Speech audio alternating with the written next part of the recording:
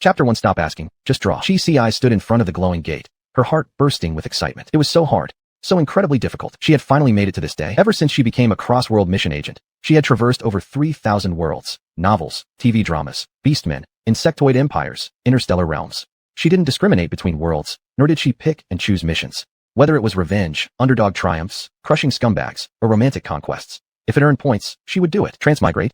She could transmigrate them all, pierce through every single one of those 3,000 worlds. Finally, after relentless grinding and overworking herself beyond reason, Chi had gathered enough points to return to her original world. All she needed to do was step through this light barrier, and she could reclaim her own life once more. After all, her life, or rather, half of it, had been no less dramatic than any DC story she'd ever completed. Born into a dirt-poor rural village in the 1970s, struggled through sheer willpower to enter university in the 1990s, barely survived escaping her hometown, then threw herself into study without pause, earning a PhD and landing a job at a world-class corporation. By her 30s, just before property prices skyrocketed, she'd already bought a spacious apartment in a first-tier city. What an icon of hard work and prosperity. A perfect model of changing fate through knowledge. And yet, she died in a drunk driving accident. How bitter it was. How agonizing. Fortunately, her fate wasn't meant to end there. Everything could be continued. Soon, she'd return to her 180 square meter apartment, take a long hot shower, turn on that 60-inch TV in her living room, laugh loudly at some melodramatic soap opera, and live freely once again. Before stepping forward, Chi deliberately turned back for one last look. The fellow agents she'd grown close to had gathered together, seeing her off. Chi, don't die this time. Hope we never see you in the system hall again. Once you're back, forget about all of us already. She waved at them with a smile. Goodbye, you little brats. Then, with flair, she stepped into the light gate. She'd chosen to return one night before the car accident. Tomorrow, no matter what, she wouldn't leave the house. She'd apply for annual leave right away and quietly wait out the crisis point. As the blinding white light gradually faded, Chi took a deep breath. But what filled her lungs wasn't the scent of osmanthus incense from her bedroom. Instead, it was a smell she once knew well, damp, earthy, faintly rotten. This was... She sniffed again, trying to recall, when suddenly a voice echoed inside her head, one all too familiar enough to irritate her. System connecting. System? Why was there still a system? She was no longer working in the system hall. Where did this come from? Chi bolted upright, and upon seeing her surroundings, froze completely. This wasn't her big apartment at all. Where was this? Xiao, long time no see. Chi had no time to deal with the damn system in her head. Besides, wasn't that voice belonging to Luanji, that little brat? How could it be long time no see? He was just among those who saw her off earlier, even winking mischievously at her. She was still absorbing the shock. This was her hometown she'd escaped from. And strangely, she remembered seeing news reports before, after rural reforms, her village had improved significantly. Every family had their own homestead, most built two-story houses. Why were there still mud brick huts like this? No use guessing. As a former system agent who'd crossed over 3,000 worlds, Chi immediately called upon the system with practiced ease. What time period have I returned to? Or is this a parallel world? Impressive as always, Xiao. This is indeed your original world. Only the world itself has encountered a tiny little issue. As for the time, theoretically, it's 1991. A tiny little issue? Theoretically? Chi sat on the creaking military cot, staring blankly at the puddled cement floor for a long moment before finally uttering her second sentence. Why? Then, questions, disbelief, and denial tumbled out like spilled beans. Why was I teleported incorrectly? After spending 30 million points, they still mess up my delivery? Are you kidding me? Why are you the system now? Weren't we supposed to all be agents? How did you suddenly become the system? Fine, going back in time I can accept, but why not to my past in Shanghai, but instead to my damn hometown? Quick, answer me in 10 seconds. 3, 2.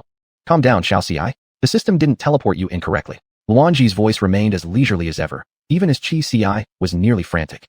Your world has developed anomalies, causing your originally scheduled return point to vanish. The system couldn't reach it, so it redirected you to a relatively stable time frame. This is still your original world, not a parallel universe. Chi was, after all, an experienced fast traversal agent. She took a deep breath and tried to accept reality. To be honest, this wasn't the first time she'd encountered a world with anomalies. In fact, during her later hundreds of transmigrations, most worlds had some degree of deviation. She just never expected her own world to end up like this. Inhale, exhale.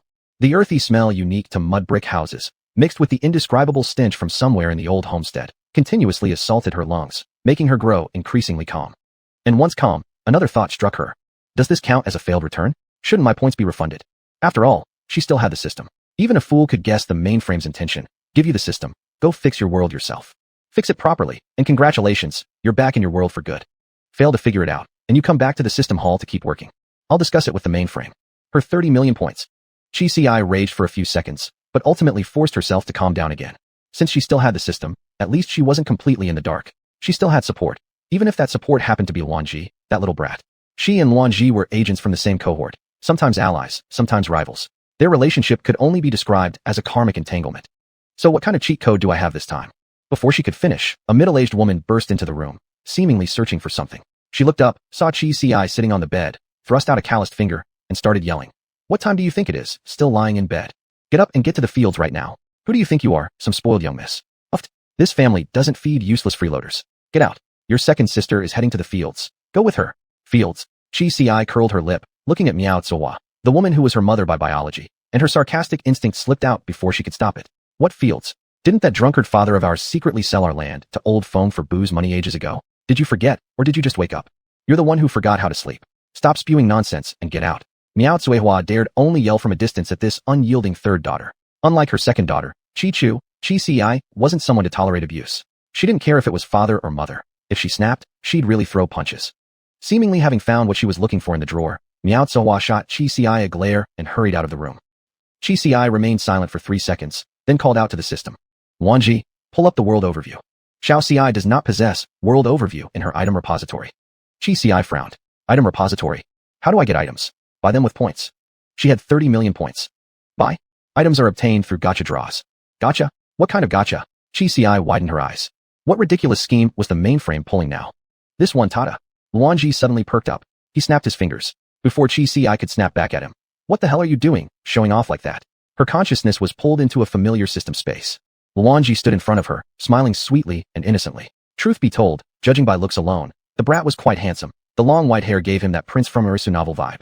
Unfortunately, he was still a brat. No matter how gentle and harmless he looked, he was still a brat. Beside him stood a machine that looked somewhat crudely assembled. Above the machine was a basket-like opening, a liquid crystal screen in the middle, and below the screen, a slot resembling a card dispenser. Chi Ci immediately sensed danger. Then she heard Luanji explaining cheerfully. This is the system's newest development, the ultra-guaranteed gacha machine. Chi Ci. Luanji went on enthusiastically. Xiao Ci is the first user, so the mainframe has set extremely favorable drop rates for you. There's even a guaranteed roll mechanism. Every 10 pulls guarantees a 4-star card, and every 50 pulls guarantees a 5-star card. Pretty great, right? Chi Ci. She endured. Luanji happily dragged her to the gacha machine and patted it, and as a first user bonus, Xiao Ci gets 20 free pulls. Come on, start drawing. She endured, until she couldn't anymore. Chi Ci launched a flying kick straight at Luanji's face. But he'd clearly anticipated it. He blocked smoothly. The two exchanged blows for a while, evenly matched, but Chi Ci successfully left several footprints on Luanji's pristine white coat before finally releasing her pent-up frustration. Luanji probably knew she needed to vent and didn't care about the stains. Still covered in shoe marks, he continued patting the gacha machine. Time is limited. Draw quickly, go back sooner. Only then did Chi Ci notice a critical issue. With what do I draw? What's the currency? The 20 free pulls don't need currency. Just tap here and draw. Chi Ci stared at the screen and nearly spat out her water. The image on display was the cartoonish mainframe wearing cute, snow-white rabbit ears. She knew their mainframe was a bit lively, but she never expected it to be this lively. Letting out a long sigh, Chi Ci didn't hesitate at all and slammed her finger on the Draw 10 button. With a sharp snap, the screen briefly froze. Good grief, even this piece of junk lags? Chi Ci couldn't help but grumble, and then flickered with blinding, randomized light. It was rainbow-colored light. Chapter 2. A world where everything depends on planting. Chi Ci's heartbeat quickened for a few seconds. On the screen before her, 10 cards suddenly popped up one after another, each with the same back design. The mainframe wearing rabbit ears. Chi Ci found it irritating just to look at, and she furiously tapped the skip button in the top right corner. Swish, swish, swish. One by one, the 10 cards flipped over. She immediately focused on the only colored card among them. It read, World Overview, Basic Setting. That's it. Where's the actual overview? Chi Ci frowned, then tried reaching into the screen. Failed. The physical copy will be sent to you later, Xiao Ci. Don't hit the screen, it'll just make things harder for you later. Knowing how stingy the mainframe is, it won't replace a broken display. TCH. She had a point. Chi Ci turned her gaze to the other 2 yellow cards. Instant Growth Agent. Causes all plants within a 3x3 area to instantly flower and bear fruit. Flashlight. 18 beads. Let you shine as the brightest star in the night sky. So cold. Who wrote these descriptions? Was it the mainframe? Luanji clearly shifted his eyes away, coughing lightly. It was written by the department in charge of the gacha machine. They were only recently established, recruited from mission participants. Everyone entered system space at different times. Hence the wildly differing references and humor. Chi Ci nodded slightly, not dwelling on it. Drawing from years of experience in fast world hopping, she analyzed. Yellow cards mean 4-star rarity. Logically, they should be valuable. Yet the reward is a flashlight. What did that imply? It meant flashlights must be rare in this world, something not easily obtained. Though their mainframe was unreliable and notoriously cheap, its system rewards had always been purposeful. Every item given was relevant to the world at hand. Never once had it shortchanged a fast world hopper, which made the instant growth agent suspicious. Finally, Chi Ci looked at the remaining 7 blue cards. Cabbage seeds, carrot seeds, Crucian fish seeds, chick seeds, first aid kit seeds, battery seeds, synthetic fabric seeds. Chi Ci. What in the world were these? Cabbage and carrot seeds she could understand, but Crucian fish and chick seeds? Then synthetic fabric. Synthetic fabric? Her facial features nearly twisted together into a knot, staring at the screen with an expression of utter bewilderment. And she glanced again at the instant growth agent. The effect range was 3 by 3, yet all seed packs came in sets of 15. That meant if used with the agent, only 9 could be utilized at once, leaving 6 left over, a requirement to pair with other seeds. Who designed something so infuriatingly inconvenient for perfectionists? Before flying into a rage, Chi Ci took several deep breaths and held out her hand toward Luanji. World overview. Luanji gently clasped her hand, then softly pushed her. Chi Ci jolted upright from the cot. When entering system space, her real-world body appeared as if lost in thought. Still dazed, a flood of information poured into her mind. Ugh. First, this world was her original world, the world she had once lived in, not a parallel universe. In other words, everything that happened here would truly happen. There was no alternate version where events didn't occur for her to return to. Damn it. Second, what had become of this world? Simply put, a world where everything depended on planting. Roughly 4 years ago, the world had still been normal, until that spring, when a strange wind swept across the globe, carrying countless seeds that scattered everywhere. At first, no one paid attention. They assumed they were just weeds or wildflowers. But soon, the world experienced its first wave of resource depletion. Not only liquid resources like oil and natural gas disappeared, but solid ones too. Gold, silver, copper, iron, various precious metals, gemstones, coal, all vanished in an instant. Yet the disaster hadn't ended. As nations scrambled for remaining resources, the second wave struck. This time, crops were devastated. Days after mineral resources vanished, every single farmland on Earth was destroyed. Seeds carried by the wind took root and grew rapidly, displacing every other plant species. All of this occurred within just 15 days. No one expected it. 10 days after that, an even more terrifying third wave arrived. Seeds bloomed in 10 days, bore fruit in 15. From those fruits emerged countless monsters, slaughtering, devouring. Humans seemed to be the resource targeted in the third wave of depletion. Fortunately, these monsters were still flesh and blood, killable. Under the leadership of governments worldwide, armies and civilians worked together to eliminate most of them. At the same time, people discovered a new hope. From the fruits of those seeds emerged not only monsters, but all kinds of other things. Other kinds of things. Chi Ci immediately thought of synthetic fabric and batteries. So that's what it meant. It seemed as though the seeds had absorbed all the resources, then given birth to new things from within. This was simply beyond imagination. In her thousands of world hops, Chi Ci had never encountered a world like this. Then again, normal worlds were all similarly normal. Distorted worlds each twisted in their own absurd ways. The World Overview, Basic Settings section only explained the current state of this world, its fundamental laws, and survival rules. In this world, if you wanted a piece of clothing, the best case scenario was growing the garment directly from a seed. Second best was growing materials and tools like cloth, needles, and thread. The worst option was growing cotton or flax first. The more steps involved, the more troublesome it became. Having processed the world's logic, Chi Ci wasn't in a rush to use her remaining 10 free pulls. After all, this was her final complimentary 10 pull. With that thought, she called out to Luanji in her mind. All right, tell me, what do I need to grow for the gacha draw? For a moment, she even pitted herself, a seasoned veteran down to the bone. She was like an old-timer who'd been working at the same company for 3,000 years, needing no instructions to fully grasp the job at hand. Resources could only be obtained through planting, and monsters existed. So paper money had likely lost all functionality. In such a world, bartering would be the norm. There was no reason for the mainframe to collect worthless paper via gacha draws. It might require energy sources or ores, or perhaps something the mainframe itself needed, like world crystals. She recalled how the mainframe once ordered mission participants to gather vast quantities of world crystals from different realms. Alternatively, could it be monster hearts? Chi Ci had once crossed into a world overrun by monsters, where the mission goal was to obtain 100,000 monster hearts. Hurry up, don't dawdle. Wait, let me check the manual the mainframe sent. I was pulled in last minute to run this system. I'm not completely familiar yet. Ah, found it. The currency required for the super, ultra, lucky, guaranteed gacha machine is Pitaya. Chapter 3, The Craziest One is the Strongest. Chi Ci stood up expressionlessly. What expression could she possibly have? She had this feeling that if she started ranting now, she'd lose to the core system. She'd save her sarcasm for next time, when she returned to system space, and could throw it right in the core's face. After letting out a long sigh, Chi Ci once again marveled at her own professionalism. She immediately ordered Luanji, go ask them what to do with my 30 million points, right now. Then, she circled the room, flipping through every cabinet and drawer within sight. She knew all too well how dirt poor her family had been back in the 90s. But the world had changed. Maybe there was something crucial hidden somewhere. All right, nothing.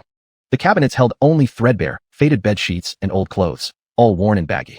She even checked the spot where she used to hide money. Just as expected, empty. Only a few sharpened stones lay there, wrapped with grass knots to form handles. That's just like her. No money to hide. Then hide weapons instead. Just as she picked up a stone and slipped it into her pocket, loud voices from outside drifted in. Actually, the yard had been noisy since earlier, but Chi hadn't cared to pay attention. Given her family's situation, chaos was normal. Even trivial nonsense could set people yelling, blaming each other, throwing pots and pans. If she responded to every single uproar, how could she ever live in peace?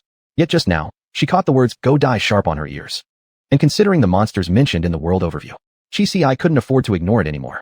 Xiao Ci. Luanji appeared perfectly on cue. The course as the world was delivered correctly. Your points weren't wasted. But given the anomaly, your 30 million points can be converted at a 1:10 ratio into 3 million for use in the system mall. Chi raised an eyebrow, satisfied. For once, the core was being generous. 3 million, that'd last her quite a while. Still, she wasn't about to let it slide verbally. A 1:10 ratio? It sure has some nerve. Maybe 1:5 would be fair. You always haggle. It said the entire weapon inventory in the system mall will be unlocked for you, hence the 1:10 rate. Full weapon access. Chi's eyes lit up instantly. Just as she opened her mouth to command Luanji to pull up the system mall so she could thoroughly admire the bizarre, endless array of weapons. Normally only a row or two available per world, the noise outside escalated from mere shouting to loud crashing and banging. They're fighting? In the original world, Chi would never have gone out. This kind of chaos was exactly when she'd sneak out the window unnoticed. She'd escape to the mountains or the school, grab something to eat or read a book before her family dragged her back. Alas, things are different now. Chi placed the sharpened stone back into the cabinet, turned, and walked out the door. The large, rundown courtyard looked both familiar and altered. Where the pig pen used to be, a low bamboo fence had been erected as a storage area. The firewood pile was gone, replaced by stacks of broken crates. After her alcoholic father sold their farmland, her eldest sister had carved out a small plot in the yard to grow vegetables. Now that patch was abandoned, even covered in concrete. The rest of the yard remained earthen, but that one former field was solid cement. All matched what the world overview had described. For years ago, everything was still normal. For years later, no one dared to plant crops anymore. No one was in the yard. Everyone was outside. Chi glanced over. Yep, her entire extended family was there, along with the Feng family clan, a sea of dark heads packed together. Miao Cuihua, what do you think you're doing? What do I think? Xinjin, your family doesn't even have a male heir. This mission to certain death should go to your daughter. You've got no sons anyway, and your daughters, none of them married, and those who did came back divorced. If your family doesn't go, then who? Miao Cuihua, I'll fight you. Are only your sons human? Are my daughters human too? What kind of dogs are your two sons? My daughters are filial and kind. They'll take care of me in old age. Unlike your lot, once you two old ones kick the bucket, those ungrateful beasts won't even buy you coffins. They'll roll you up in a ragged mat and toss you into the latrine. You damn bitch. The next second came more clanging and banging, some trying to break it up, others joining the curses. Chi felt her head about to explode. But she finally understood. Monsters must have emerged from the field. It was land jointly owned by the Qi and Feng families. Both families had married daughters surnamed Miao, making them brothers-in-law, and they'd often been grouped together in the past. Now, the village had demanded one person from their combined households join the militia team to deal with the monster. As for why the militia still needed villagers to send someone along, Chi didn't yet understand. All she knew was that this was an opportunity for her to gather information. Monsters? She wasn't afraid. In her travels across the 3,000 worlds, what kind of monster hadn't she seen? And now the system had unlocked full weapon access for her. Chi was just looking for a chance to test it out. Now here came a monster, right on cue. Enough arguing. Chi Tian roared. One person from each family, fine? Outside the courtyard, silence fell for a moment. Then Chi Tian continued. Ernyo, you go. Chi was about to roll her eyes when Miao Xinjin chimed in with her usual sarcasm. Brother-in-law, really something, aren't you? Who doesn't know your second daughter's weak and useless, skinny as a stick? She's not nearly as strong as your third daughter. You've got two sons at home, neither stepping up, sending your second girl to die instead. Ernyo, look at this, this is your dear father. Don't care for him ever again. When he dies, don't even shed a tear.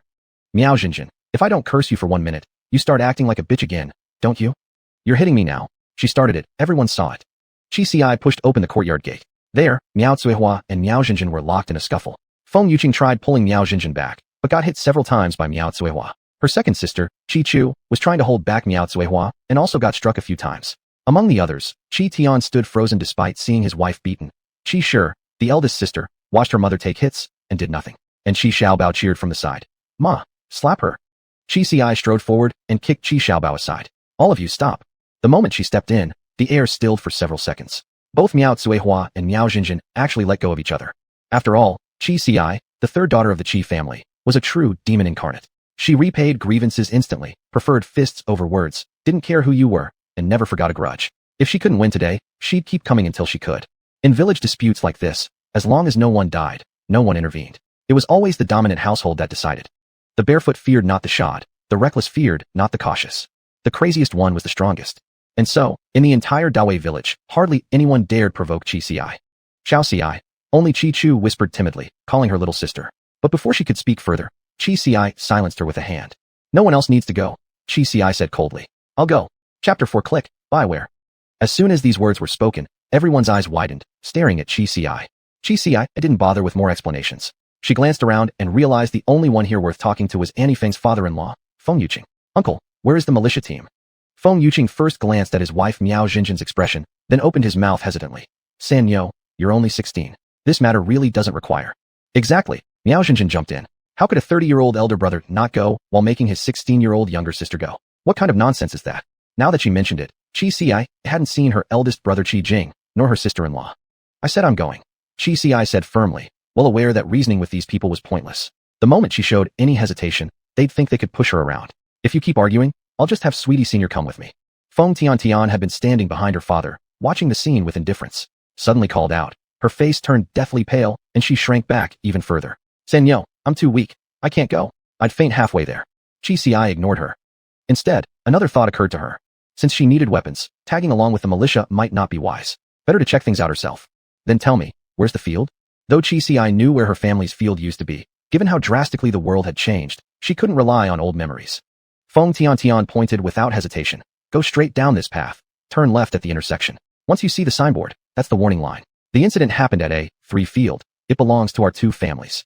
Chi Ci glanced silently at her parents, sister, and younger brother, then turned and walked away without a word.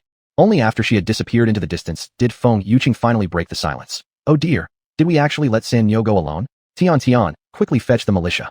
Oh come on, Feng Tian whined. She insisted on going herself.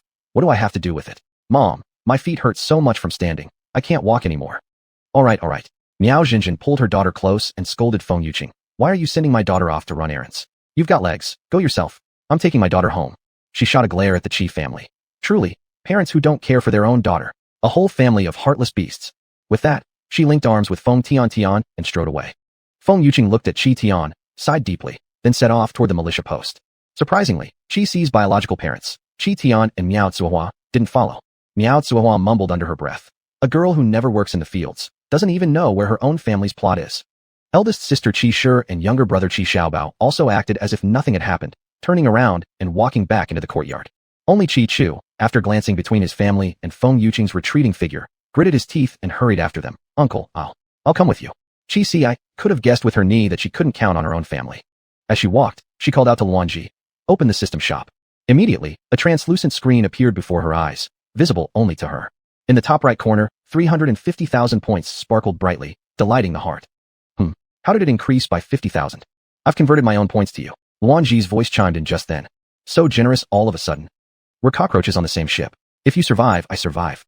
Chi Ci exploded. It's supposed to be maggots on the same rope. You're the cockroach. Your entire family are cockroaches. Oh. Luanji wasn't wrong. Systems and task takers were generally bound together. Chi Ci had gone through 2 or 3 different systems before, but that was only because she switched departments. Within the same world, the system and its user shared a symbiotic relationship. Should the user fail, the system would suffer backlash too.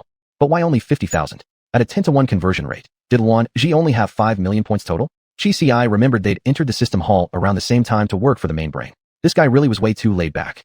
Still, since Luanji had just given her points, Chi Ci held back her complaints and swiftly tapped open the equipment section of the shop. Wow. Fully unlocked. Now this was satisfying. All the items previously locked in gray, available only when reaching certain worlds, were now fully accessible. Chi Ci could browse everything, even sort by points cost, defense value, or special effects. Without hesitation, she sorted by defense rating from highest to lowest, and continued walking briskly while happily browsing through the options. The top item was called the Emperor Wu Soul Armor, plus 9999 defense, 100% immunity to all poisons, mental attacks, curses, and more. In short, with just this single piece, she'd be virtually invincible. Even if a planet exploded, it wouldn't harm her, because beneath the description it noted that the armor could generate an independent space, allowing the user to survive even in environments otherwise uninhabitable. That's incredible.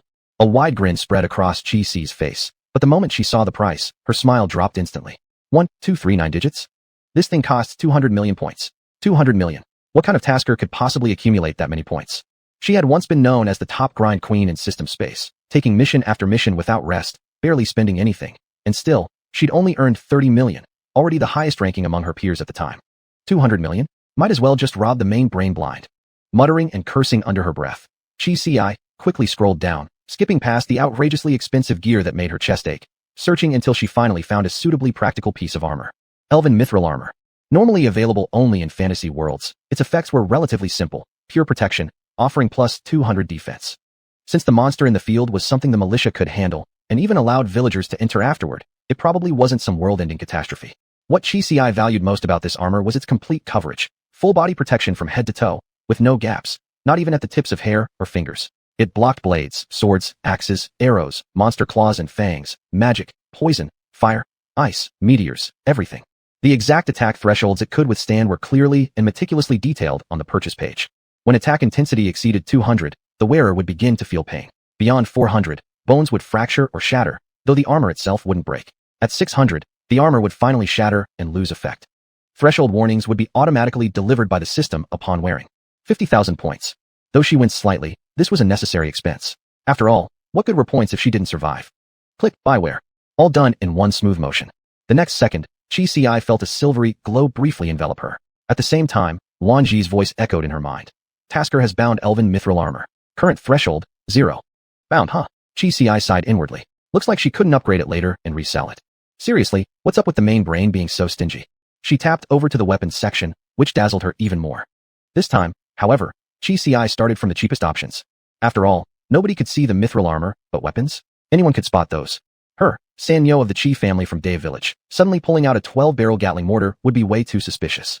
Chi Si's extensive experience across countless transmigrations taught her one rule. When using system perks, stay low-key. Draw too much attention, and every faction will either target you or try to feast on you.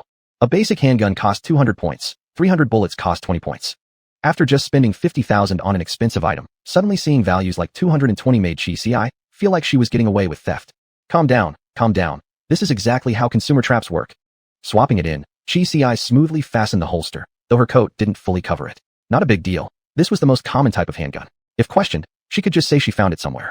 To ensure backup, she also exchanged for a Western Region's cavalry saber imbued with sacred blessing and enhanced blade techniques, for 5,000 points. Sure enough, anything with extra attributes came at a higher price. She temporarily left the saber unclaimed, switched to the shop's Dodru page, and spent 10,000 points on a 500-slot spatial storage bag, then placed the saber inside. She'd been lusting after this storage bag for ages, but previously never dared buy it, always scrimping by with cheap 10 or 20-slot bags. Thinking further, Chi Si asked Wan Ji to convert the 18-bead flashlight she'd drawn earlier, then tossed it into the bag as well. With everything set, she arrived at the warning line Feng Tian had described. A patrol stood outside the perimeter. Seeing her, one looked puzzled. Sanyo, your family's field has a monster. Can't go in. Why isn't the militia with you? Uncle Zhang. Chi Si greeted him with a smile. I'm not going to my family's field. It's for my sister-in-law. She left her key in her plot and asked me to retrieve it. Of course, this was pure nonsense. Chi Si simply made it up based on her understanding of her sister-in-law, Lu Hongwan.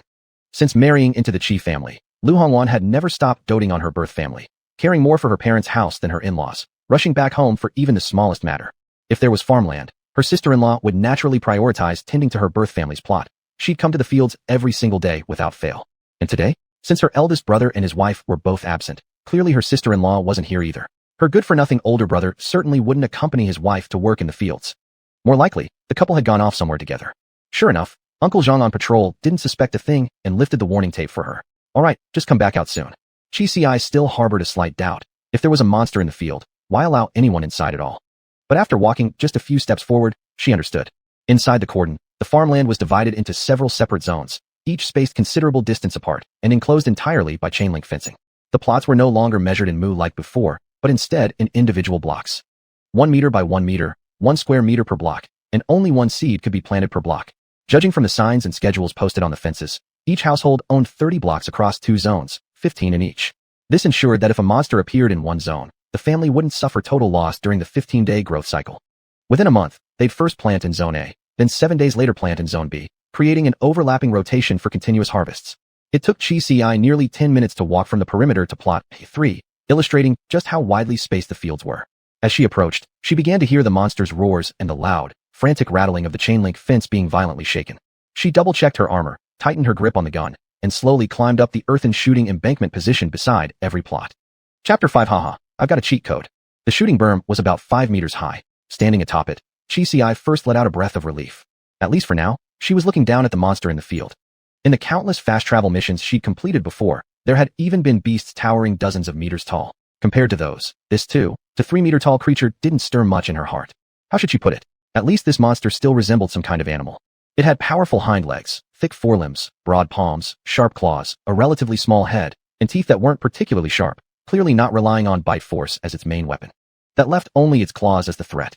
After calmly analyzing the beast, Chi straightened her posture, raised the gun in her hand, and fired 5 consecutive shots at the monster in the field. Luan Ji's voice rang out. Tasker Sodalag recoil sangha, Dongchen, 2. Oh, so the elven mithril armor could even defend against firearm recoil? This purchase was truly worth every penny.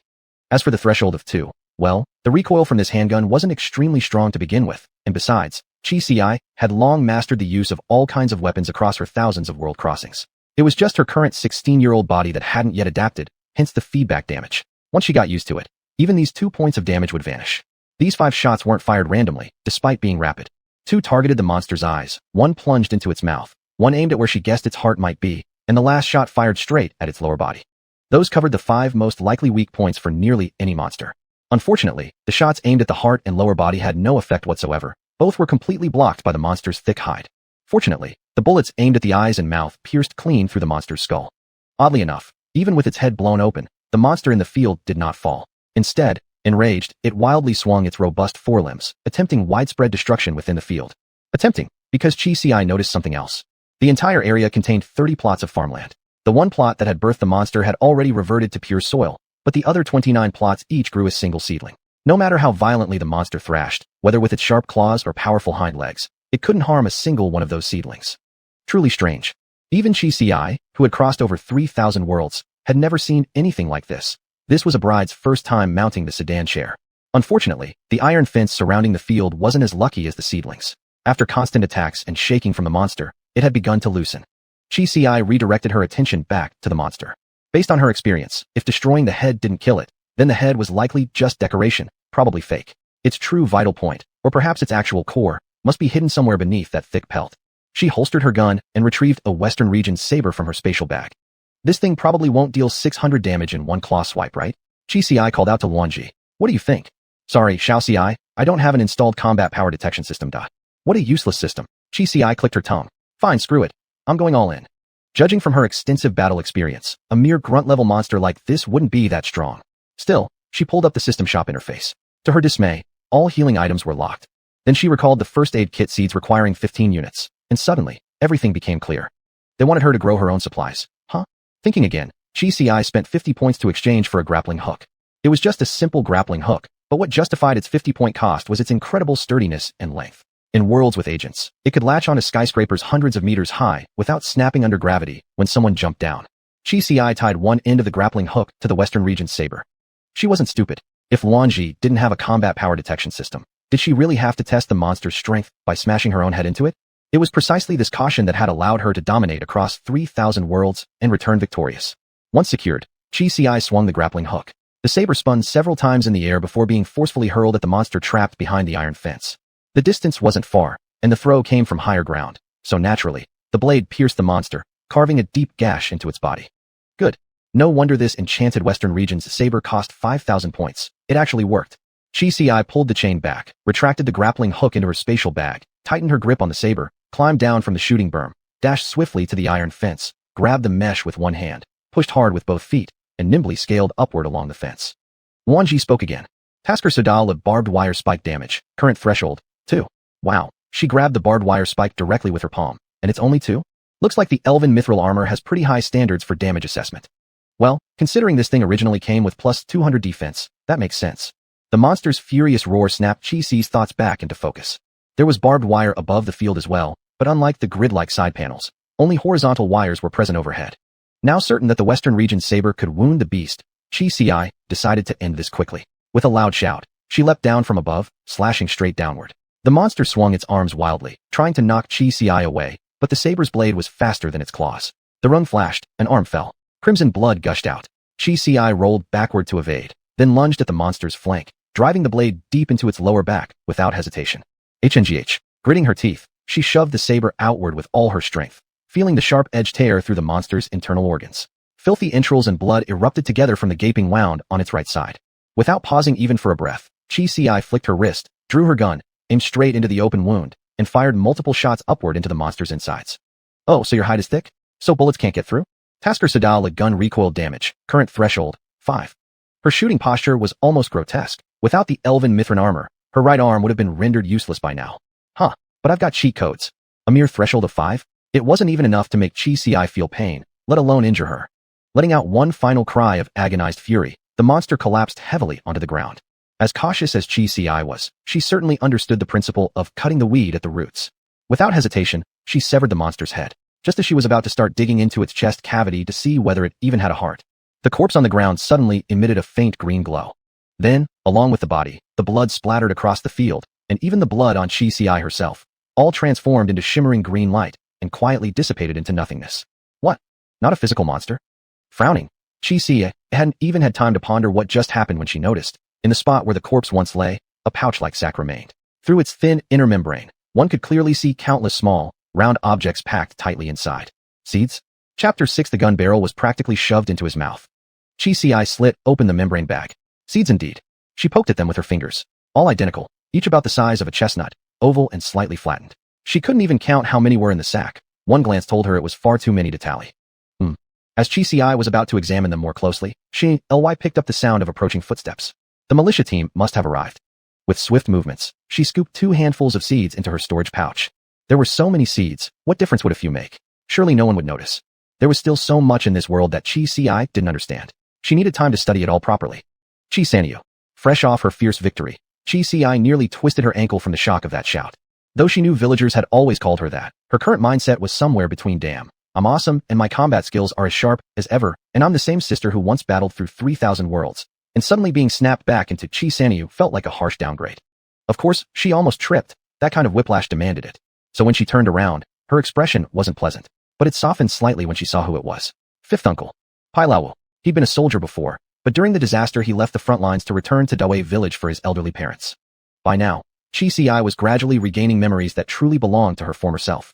Her ignorance of this world wasn't because she'd gone stupid or lost her memory. The reason was incredibly simple. Chi Si, the 16-year-old version of herself, had simply never cared about the world. Ah, yes, there really had been such a period. Chi Si remembered now. She'd never been an especially patient child. During her early teens, her rebellious phase had been intense, almost daily consumed by rage and fury. She hated her violent, alcoholic father, hated her mother, who only ever saw her eldest son and youngest boy, hated her oldest sister whose brain seemed kicked loose by a donkey, always siding with power, hated her selfish, spoiled eldest brother, who'd never used a brain he didn't have, and despised the younger brother who was nearly his mirror image. Only second sister Chi Chu, though weak and powerless, had shown her kindness. In the entire family, Chi Si only ever exchanged a few words with her. Most days, she didn't stay home, either climbing mountains or swimming rivers, ready to throw fists at the slightest provocation, utterly indifferent to changes in the world or what happened beyond the village. If not for meeting her teacher back then, she might have spent her life as a village bully, possibly ending up in jail someday. It was her mentor who guided her toward reading, toward using knowledge to escape, for real escape. These events belonged to her past life, or should she say, the previous world? Anyway, that was when things were normal. In this new life, when everything changed, she hadn't met that mentor at age 14. So Chi Si remained in her usual defiant, resentful state, refusing to go home unless absolutely necessary, uncaring about anything else. Crops? Trading? Struggling to survive? None of her damn business. She wanted nothing to do with any of it. Oh well. Looking back, her former self had definitely been an ungrateful brat. Perhaps the system sent her back to this age so she could save herself. In times of peace, being a brat might land you in jail. But in an apocalyptic disaster era, being a brat just meant death. Thinking this, Chi Si scratched her nose, then looked at Pai Lawu again, her attitude now gentler. After all, Pai Lawu had always treated her kindly. Let him keep calling her Chi Sanyu if you wanted. You little thing, Pai Lawu scolded, breathless. Why did you rush out to the field alone? That monster, do you think you can handle something like that? Where's the monster? He scanned Chi Si head to toe, relieved she wasn't injured, then turned his gaze to the inside of the wire fence. He must have been so worried. He'd run here ahead of everyone else. By now, the rest of the militia had caught up. Captain. They arrived, but no monster. Only Pai Lawu looking bewildered, Chi Sanyu calm as ever, and empty fields. Chi Si scratched her nose again. She'd missed her moment to show off, and now felt a bit awkward. Thankfully, she was experienced enough, having weathered every type of situation, to fake confidence effortlessly. When she stood tall and unshaken, the discomfort shifted to others instead. Ahem, she cleared her throat. I killed the monster in the field. You killed it. Lu Daong snorted. What made you kill it?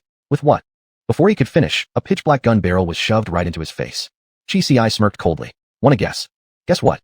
The gun muzzle was practically jammed into his mouth. Pai Lao gasped. Where did you get that gun? Chi Si had already prepared her answer. Found it. Then added, found it, so it's mine. If anyone wants me to hand it over, come fight me for it. Beat me, and I'll give it to you. Pai Lao frowned, opening his mouth to try reasoning with her, when suddenly one of the militiamen shouted in shock. Captain, Captain, there really are seeds. Seeds meant there really had been a monster, and it had truly been killed. And before they arrived, the entire field had indeed held only Chi Si. This.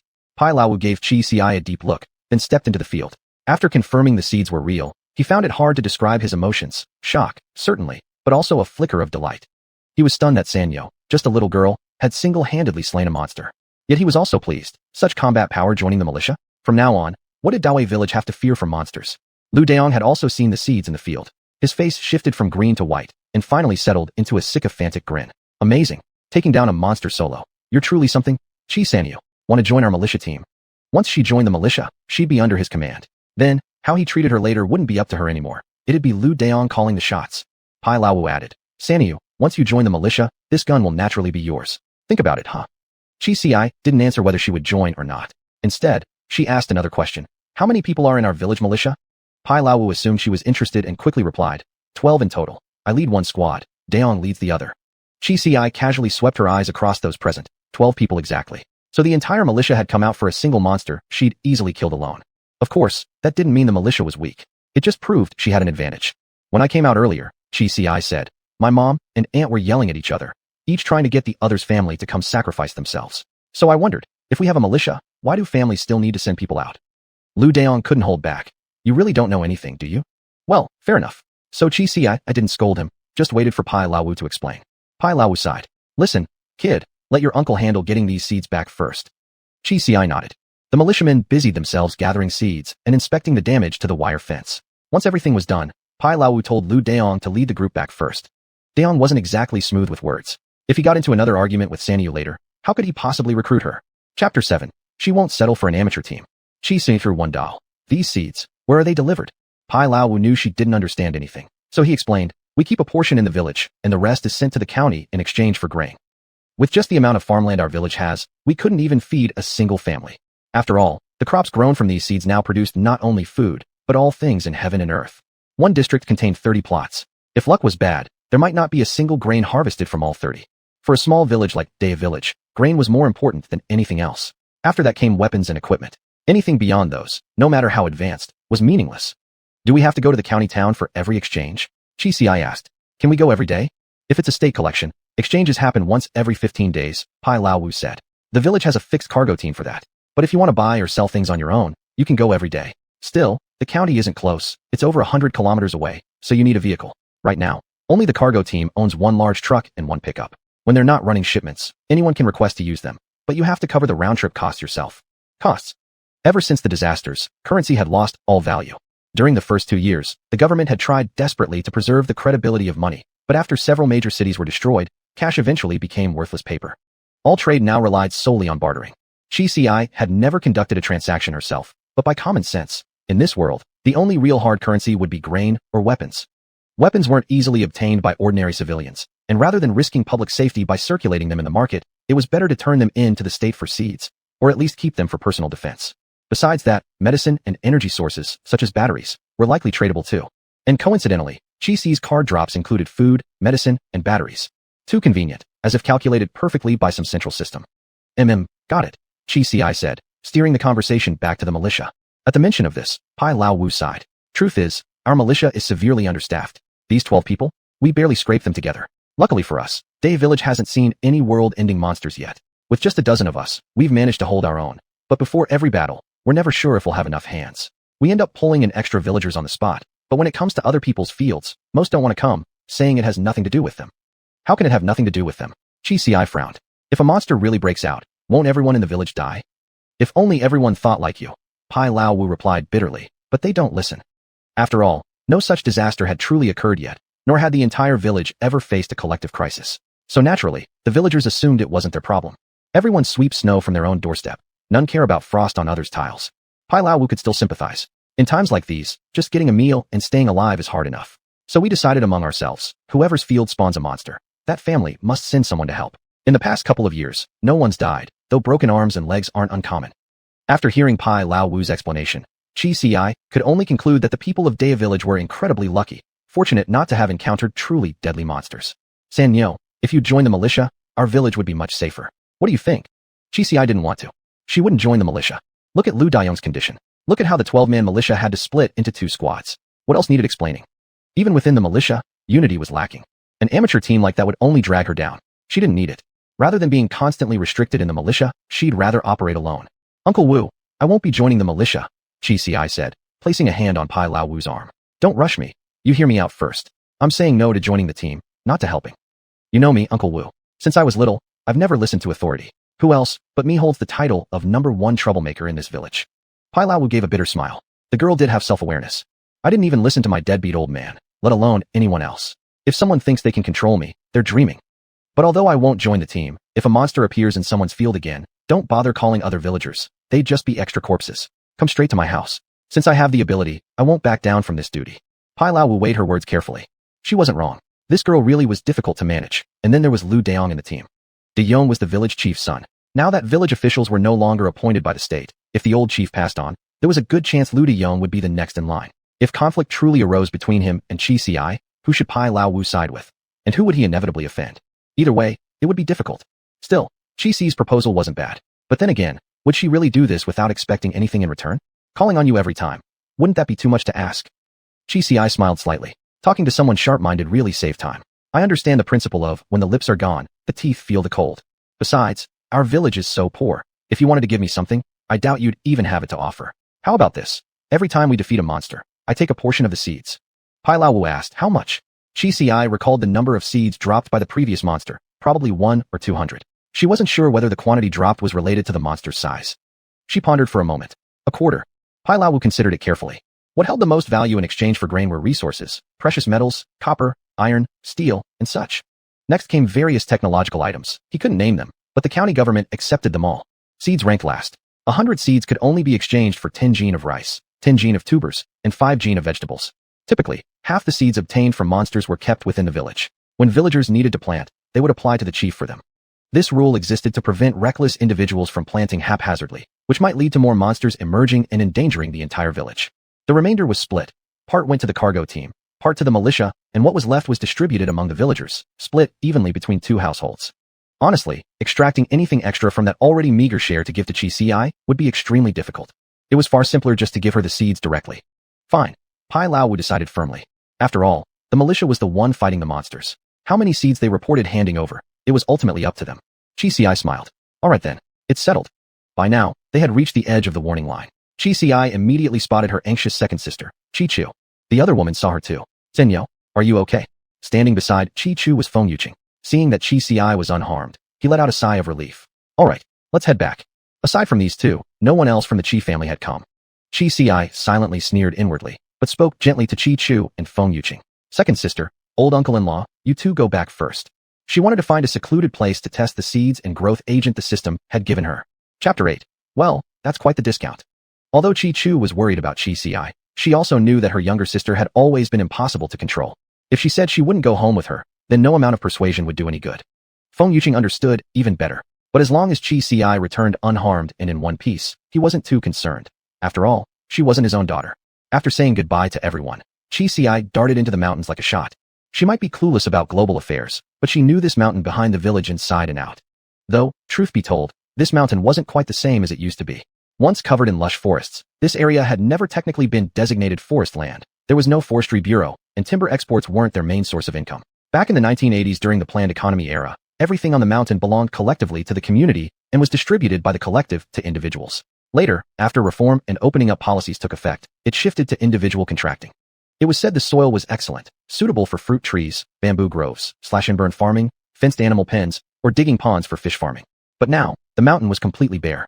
No way. Had even the trees and bamboo disappeared?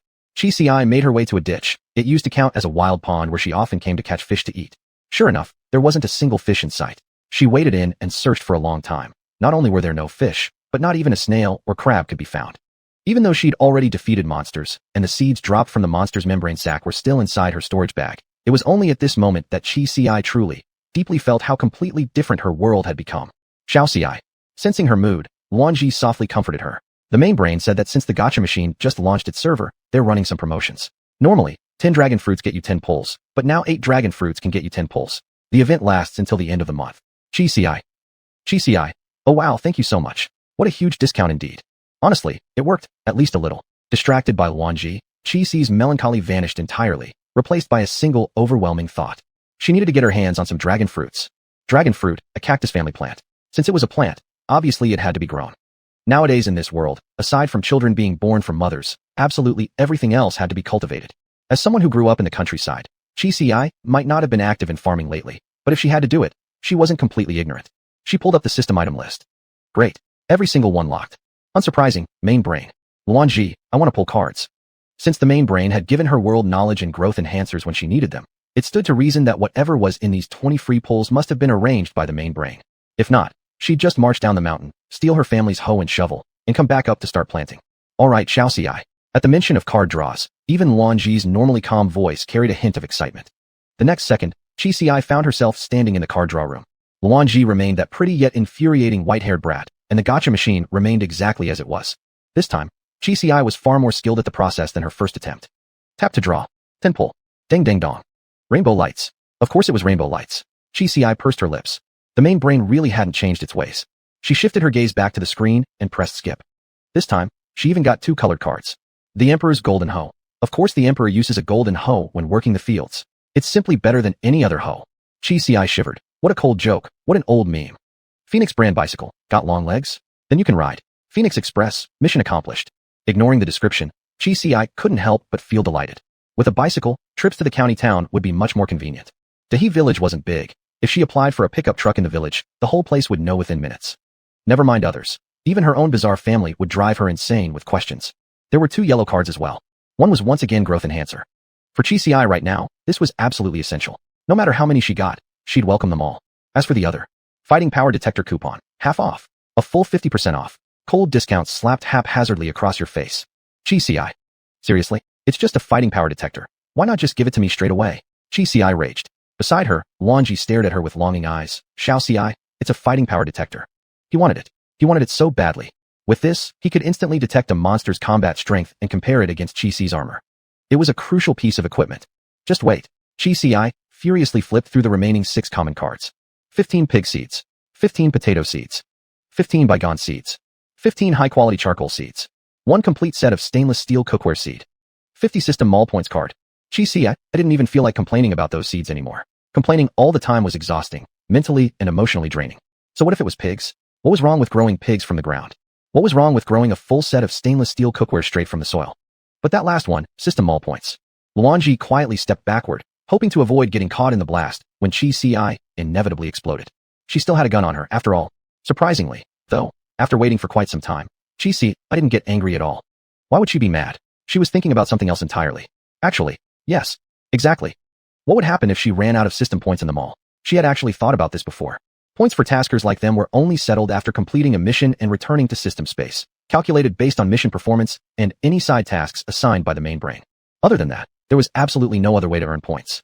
Chi had assumed that her initial 3 million plus the 500,000 won Ji gave her were all the points she'd ever have. She never expected that she could also get points from the gacha machine. Sure, it was only 50 points, but even the smallest fly's leg was still meat. Sand accumulates into a tower, small gains add up. Having an income source was always better than endless spending with nothing coming in. Sighing, Chi looked up and noticed Luanji huddled in the corner. What are you doing over there? Come here.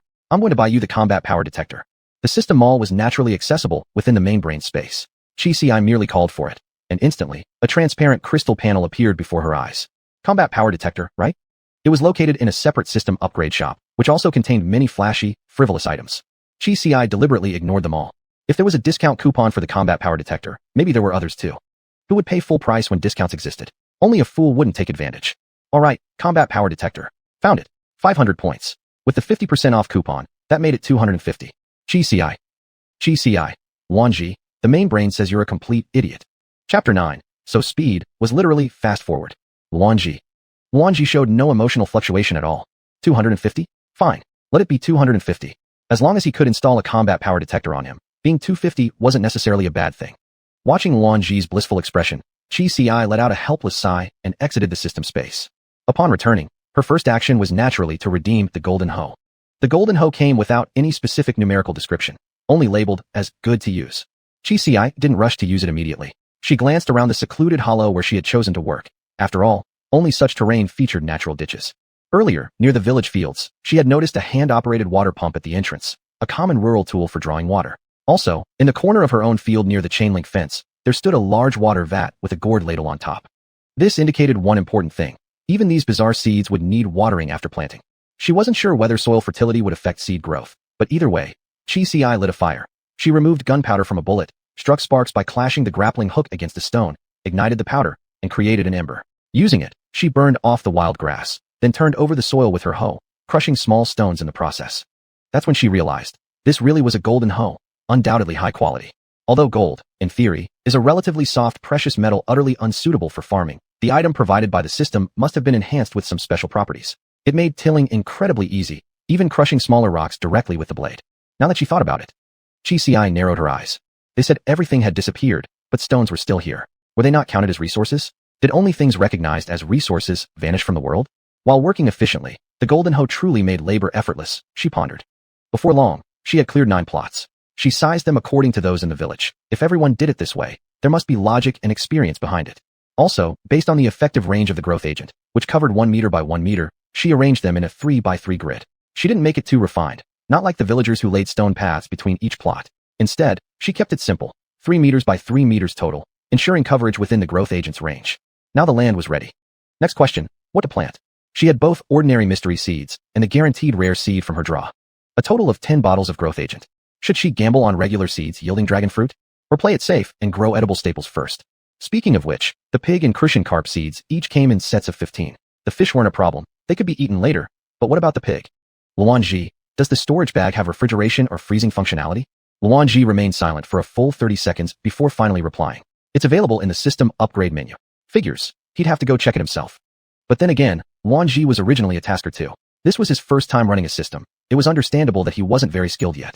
She skillfully opened the system upgrade store, and then froze in shock. It existed. Well, technically it did exist. But the storage bag was a single integrated unit. Upgrades couldn't be applied partially. In other words, she could either install full refrigeration across all 500 slots, but refrigeration and freezing were mutually exclusive. Refrigeration could be upgraded into freezing, but not vice versa. Alternatively, she'd have to buy an entirely new storage bag. And the upgrades weren't cheap. A 50-slot storage bag cost only 100 points. Cheap because nearly every rookie cross-world tasker bought one. But adding refrigeration to it cost 5,000 points. Maintaining temperature at 0 degrees Celsius, preserving freshness. To upgrade to freezing capability required an additional 2,000 points, 7,000 points total. And that was just for a 50-slot bag. Her current storage bag had 500 slots. Refrigeration alone would cost 50,000 points. 50,000. Same price as an elf's mithril armor. All of Luanji's years of effort amounted to barely covering one refrigeration function. I don't recommend buying another storage bag, Xiao Ci. Chi Ci had never owned multiple bags before. Typically, a tasker could only use one per mission. This was the first time she'd seen the option to purchase more. Likely the system had lifted restrictions for her. Why not? Because every time you switch storage bags, you need to relog into the system. It's slow, and until login completes, Xiao Ci won't be able to contact me. My suggestion is, instead of refrigerating fresh meat, turn it into preserved food or dried goods. They last longer. Honestly, Luanji's advice made perfect sense. Chi Ci wasn't someone who dismissed sound advice. She nodded, fair enough. This narrowed down the choices considerably. Between cabbage, carrots, and potatoes, anyone would go for potatoes. Long shelf life and universally loved. Long live the potato, hooray! Chi Ci selected 3 potato seeds, 3 first aid kit seeds, and 3 synthetic fabric seeds, planting them neatly in the center of her plots. Redeemed the growth agent. Redeemed. Just call me when you need to use it. Great. So she didn't have to activate it herself. Not a bad thing either. Chi Ci had been wondering how exactly to apply it. Turns out it was fully automatic. Then go ahead, use 1 bottle. Understood. Just like when she equipped the elf's mithril armor, Chi Ci felt a flash of light. Then, before her eyes, the seeds in the field grew at an insane pace, as if a movie were being fast-forwarded. In the blink of an eye, all the crops bloomed, bore fruit, and reached full maturity. Chi Ci. It was seriously fast. The speed in speed growing agent literally meant fast-forward speed. She also clearly noticed the differences between various seeds. The 3 potato plots looked completely ordinary. In each 1 square meter plot, dense foliage covered the surface. Being a root crop, the actual harvest lay underground. In other words, she'd have to pull them up herself. Still, there was a pleasant surprise. The yield wasn't just 1 tuber per seed, but many. Panting, Chi pulled up all the potatoes from the 3 plots. She hadn't weighed them, but judging by size and count, each square meter produced about 20 potatoes, some large, some small. If all were large, maybe 10 to 12, including smaller ones, around 23 or 24. Altogether, over 60 potatoes from 3 plots. Counting average weight, that came to roughly 50 gene. Impressive yield. She wondered whether ordinary mystery seeds would give similar results. If so, 15 days per cycle with 30 plots under cultivation. Even if only 1 or 2 plots produced edible food, it would be more than enough to feed a family for a month. No wonder families in Dao Village, though poor, weren't starving or emaciated. Though surely, they also exchanged goods for grain from the county. Chapter 10. Don't get sick from anger, for no one will take your place.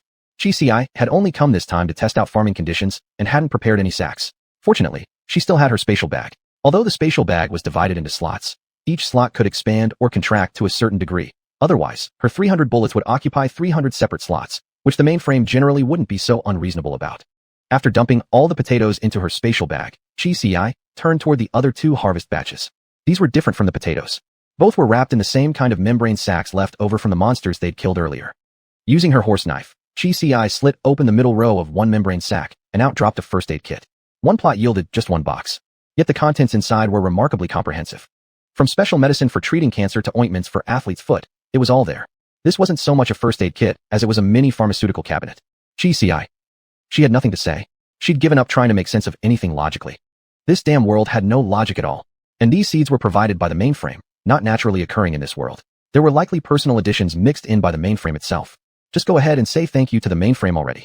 After inspecting the medical supplies, Chi tossed all 3 first aid kits into her spatial bag. There were plenty of medicines she couldn't use, but she'd find opportunities later to exchange them before they expired. Yes, every single package had an expiration date, starting from the very day they were grown, and shelf lives varied depending on the drug. How scientific. As for the synthetic fabric, it was plain, so plain that Chi was almost moved. The membrane was peeled back to reveal rolls of fabric. Marked as 5 meters? Exactly 5 meters, no extra millimeter given. 1 roll per plot, totaling 3 rolls, 15 meters altogether. Colors were white, gray, and light blue. Materials, 1 roll of polyester, 2 rolls of nylon. So it seemed entirely random. As long as it fell under synthetic fabric, both color and material were generated randomly. She could take them to the county town, get 2 sets of clothes made, then trade the rest for grain. After storing away the fabric, Chi tilled the soil once more. Next, she tried planting the ordinary seeds obtained from the monster's membrane sacks. Once the seeds were sown, Chi stepped a little farther back and asked, "What's your range for spreading the growth agent?" Luanji probably estimated it quickly before replying, "You can spread it without even leaving the mountain." Damn, even a drone isn't this useful. Chi didn't intend to retreat too far anyway. She checked her gun, gripped her horse knife tightly, then confirmed with Luanji again, "Did you install the combat effectiveness detector properly?" Luanji replied smugly, "Installed it, brand new." Ignoring him, Chi positioned herself at a suitable distance. "Spread it." A flash of light passed. Chi braced herself for battle, but no monster appeared. Instead, the 9 plots simply grew wildly. The chance of spawning monsters isn't that high after all. Granted, she had only planted 9 plots. Thinking about it, if the odds were truly 1 in 9, humanity would have gone extinct ages ago. Looking across the field, only one of the 9 plots had produced crops. Chi walked over and examined it. It was sweet potatoes.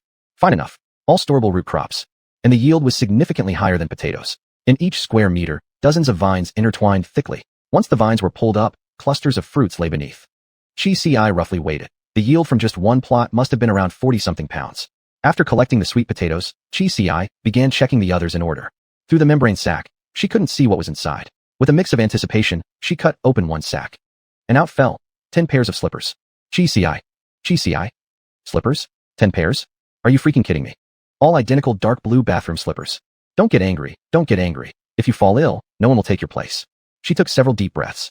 She'd planned to bundle things with sweet potato vines, but once the tubers were removed, the vines instantly disintegrated, leaving no trace behind. Never mind. Just toss everything in. Holding her Western-style horse knife, Chi dug into another membrane sack. At least let this one be useful. A toiletry set, complete with shampoo, body wash, and lotion. Well, was it useful? Not really, but also sort of.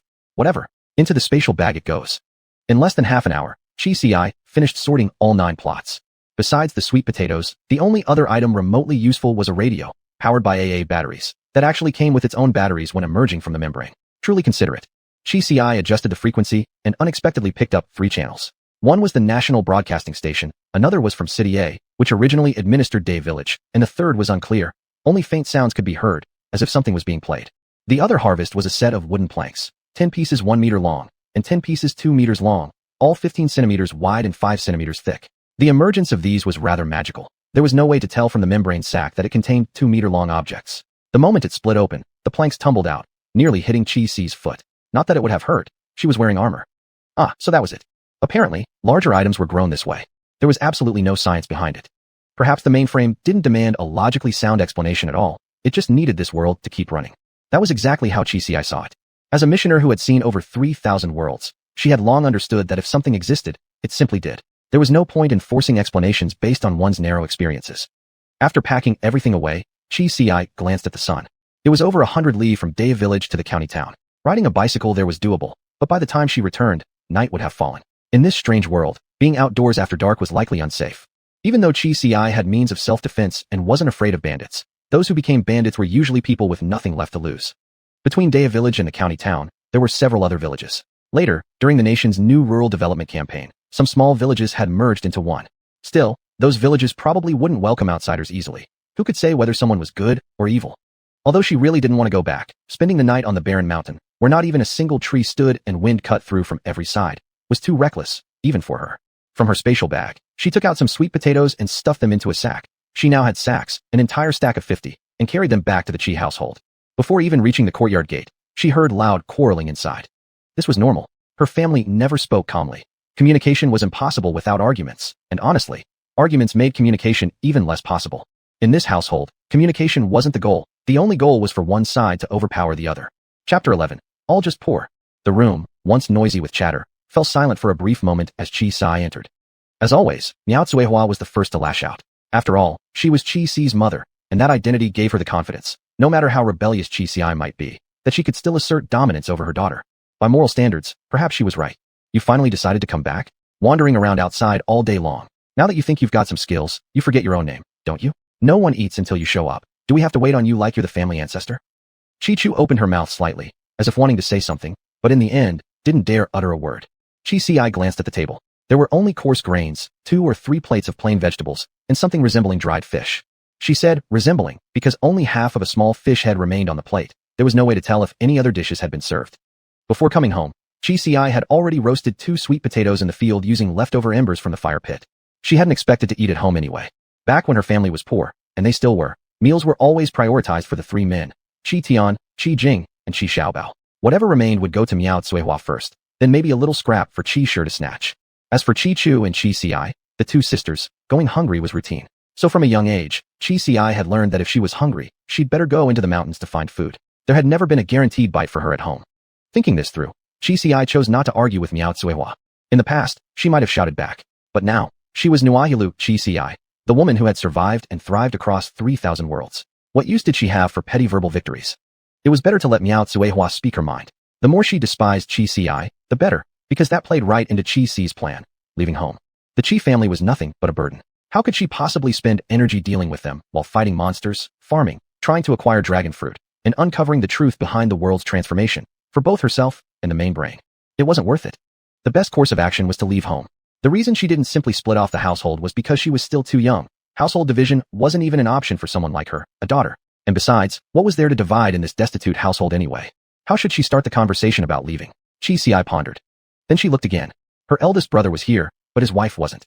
At this time, if she wasn't at dinner, she was probably sewing or mending clothes inside. Her eldest sister didn't even glance at Chi, one hand clutching a sweet potato, the other constantly grabbing vegetables, as if each second slower meant one less bite. Chi-Chu's bowl was cleaner than her face. She stood timidly by the table. Just as she reached out to take a bite, her elder sister slapped the back of her hand and glared at her. Their father, Chi Tian, watched it all happen, but couldn't care less. He kept drinking. Where did he even get alcohol? With their family situation, how could they afford wine? Still, it was good that it was possible. That meant alcohol was still circulating in the market. Chi suddenly remembered. She had 15 old white dry seeds. She didn't drink, but the liquor made from these seeds would definitely be sold at the market. Miao Tsuehua, seeing Chi standing silently, grew even angrier. Are you mute? Can't you speak? I have something to say. Chi walked over to Chi Xiaobao, kicked him off his chair, and pulled it out. Yes, at the Chi family dining table, There wasn't even a single chair prepared for Chi Si.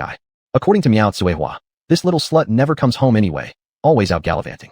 Why bother preparing a chair for her? There's no food for her here either. And it wasn't just Chi Si. Chi Chu didn't have one either, because Chi Xiaobao needed 2 chairs, one to sit on, and another to rest his feet. Mom, look at Chi Si. Chi Xiaobao cried out, having been suddenly kicked onto the floor. He didn't move, just wailed loudly. Because it was Chi Si who kicked him. If he dared fight back, she'd slap him silly without hesitation. Unlike his second sister, he could hit and curse her all he wanted. She'd never strike back. Miao Tsuehua shrieked too. Chi Si, are you insane? Can't you behave yourself? Then just get out of this house. Picking on your younger brother. What kind of accomplishment is that? Chi Si pushed the other chair toward Chi Chu. You sit. Then she turned to Chi Xiaobao. Keep crying, and I'll kill you. Chi Si. Even Chi Tian couldn't tolerate this anymore. Are you acting like a mule in your own home? And if I am? Chi Si pulled a gun from her chest and slammed it down on the table with a loud bang. Any objections? Miao Tsuehua screamed without sound. Her older brother and sister, quick to react, instantly jumped behind the others the moment they saw the gun. The eldest sister kept shouting. She's going to kill us. Chi Si wants to murder us. Shut up. Chi Si picked up the gun and deliberately, slowly, disengaged the safety catch. Everyone be quiet and listen to me. In that instant, even Chi Xiaobao covered his own mouth, face turning red as he dared not lower his hands. Chi Si glanced at Miao Tsuehua. How much grain does the family have left? What's it got to do with you? You still care about the family's grain? I'll tell you right now, it's all saved for your brothers. Miao Tsuehua took 2 steps back, avoiding the dark muzzle of the gun. I'm your mother. So what? Chi Si sneered. What kind of world do we live in now? In this chaos, being my mother means nothing. The only reason I won't kill you today is because there are no monsters around. If monsters appear tomorrow, I kill you and blame it on them. How would anyone ever know? Of course, she was just scaring Miao Tsuehua. No matter how unhinged Chi Si might seem, she still had basic moral boundaries. She could never bring herself to commit the unforgivable act of killing her own parents. But someone like Miao Tsuehua, if you didn't scare her like this, she'd always think, she's my daughter, I can say or do anything to her, and how dare she fight back? Just as expected, after that threat, Miao Tsuehua stiffened, then quickly backed down. We still have some rice and flour, exchanged from the county. A bit of vegetables too. That's all we've got. The entire family of 8 depends on this food. Chi Si, don't you go crazy on us now. Anything besides food? Chi Si pressed on. Miao Tsuehua shot a glance at Chi Tian, silently begging her old man to help her out. But Chi Tian was afraid of the gun too. He deliberately avoided her gaze. Asterisk, what's there to fear? She's his mother. Even if she points a gun at me, how could Chi Si dare kill her own mom? Asterisk. Yet Chi Tian stayed silent. With the old man useless, Miao Tsuehua stammered out. Other than grain, there ain't much, just some bed sheets, a few clothes, and some farming tools from the fields. After hearing that, Chi Si was speechless. No wonder it was her family. No matter which world she was in, they were always this poor. And the reason was simple, laziness. Day Village wasn't some remote backwater. Though it wasn't right next to the county, it had mountains, forests, and fertile land.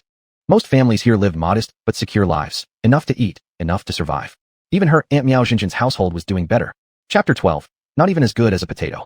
In the normal world, everyone had their own land. Farming might not make much money, but at least no one starved. During the off-season, the village would even organize young, able-bodied people to go find work in the county. After reform and opening up, many people started small businesses. But none of that had anything to do with the Chi family.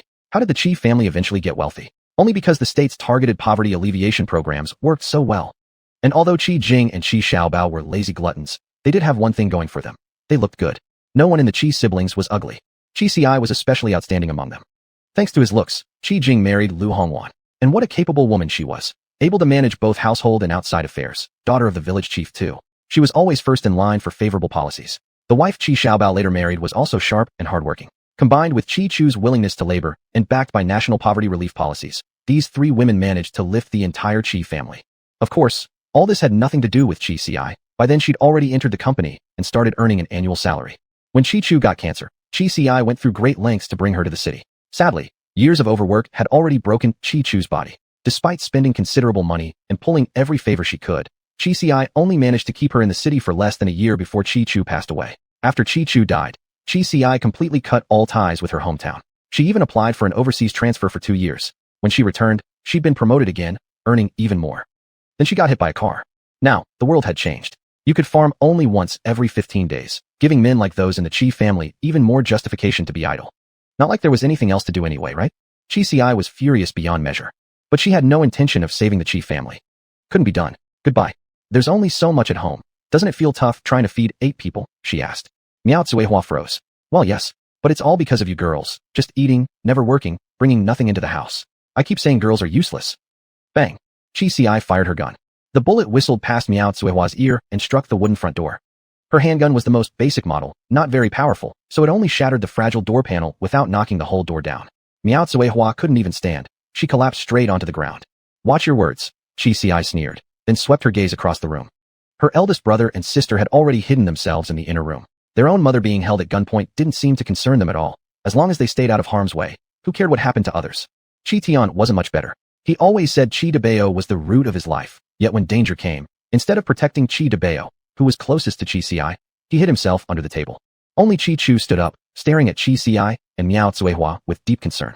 It was Deshao, Lu Hongwan, who came out after hearing the noise. Xiao Ci, what's going on? Put the gun down now. Her brother Lu Daong was also in the militia and often brought his assigned gun home to show off. Lu Hongwan visited frequently and had seen her brother's firearm plenty of times. Looking at Qi Ci's gun now, she wasn't particularly frightened. This kind of thing felt almost routine. What's gotten into everyone? Let's just talk calmly. Qi Ci still had a good impression of her sister-in-law. Hearing this, she actually holstered her gun, though she shot Miao Tsuehua a cold glare. Deshao, I'm planning to leave home. Oh come on. Lu Hongjuan's chubby body jolted. Why suddenly say such a thing? Our family may be poor, but we can still feed one more. An unmarried daughter talking about leaving home. What will people think? What kind of era did she think this was? Still, Qi Ci could understand. It had only been 4 years since the disaster. For people in big cities, everything had turned upside down.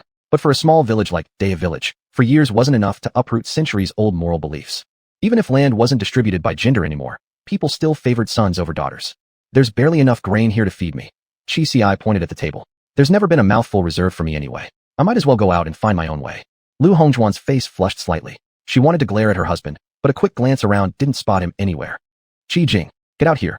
How can you not even leave a bite for your younger sister? How much can a child eat? Are you really that greedy, eating even your own sister's share? Truthfully, this wasn't really Qi Jing's fault. Lu Hongwan had taken her husband back to her parents' house earlier that afternoon. Both had eaten dinner at the village chief's residence. Earlier, Qi Jing had merely been sitting beside the table. Everyone else had eaten the food.